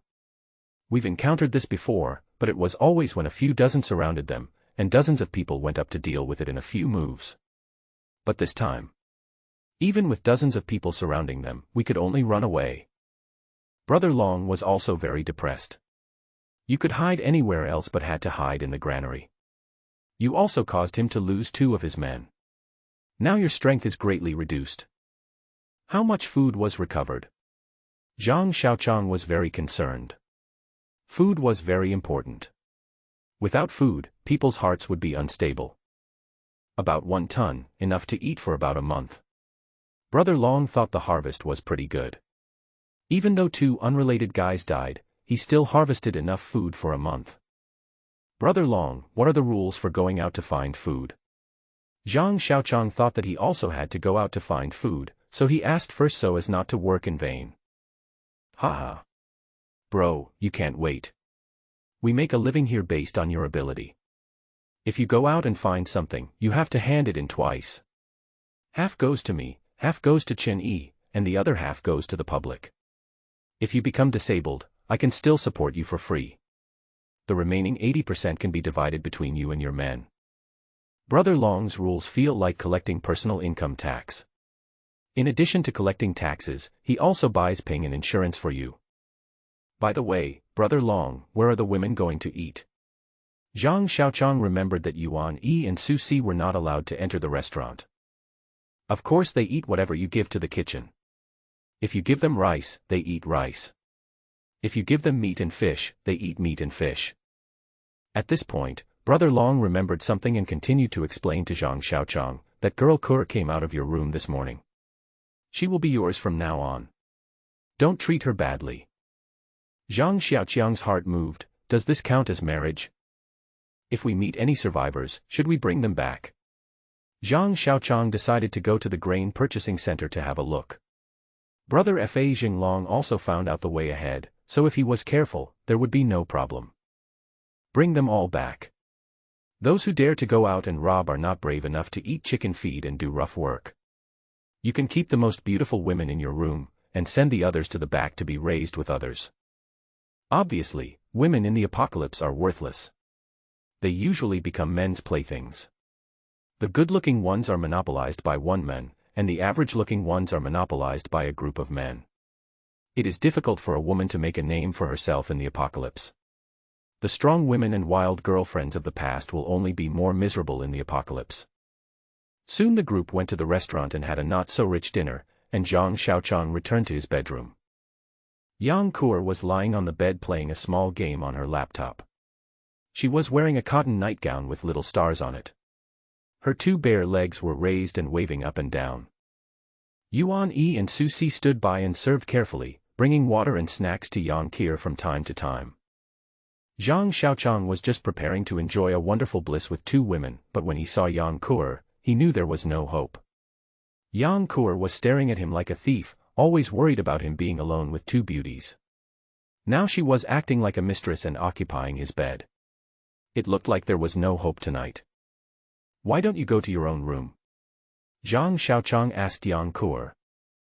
I am also your woman, why can they stay in your room but I can't? Yang Kur answered confidently. Forget it, you go back to your room, and they can sleep in your room too. I'll sleep alone today. Okay. Zhang Xiaoqiang didn't care anymore. He hadn't exercised for a long time since he came out of the cave. Today he began to understand the truly cruel side of the apocalypse.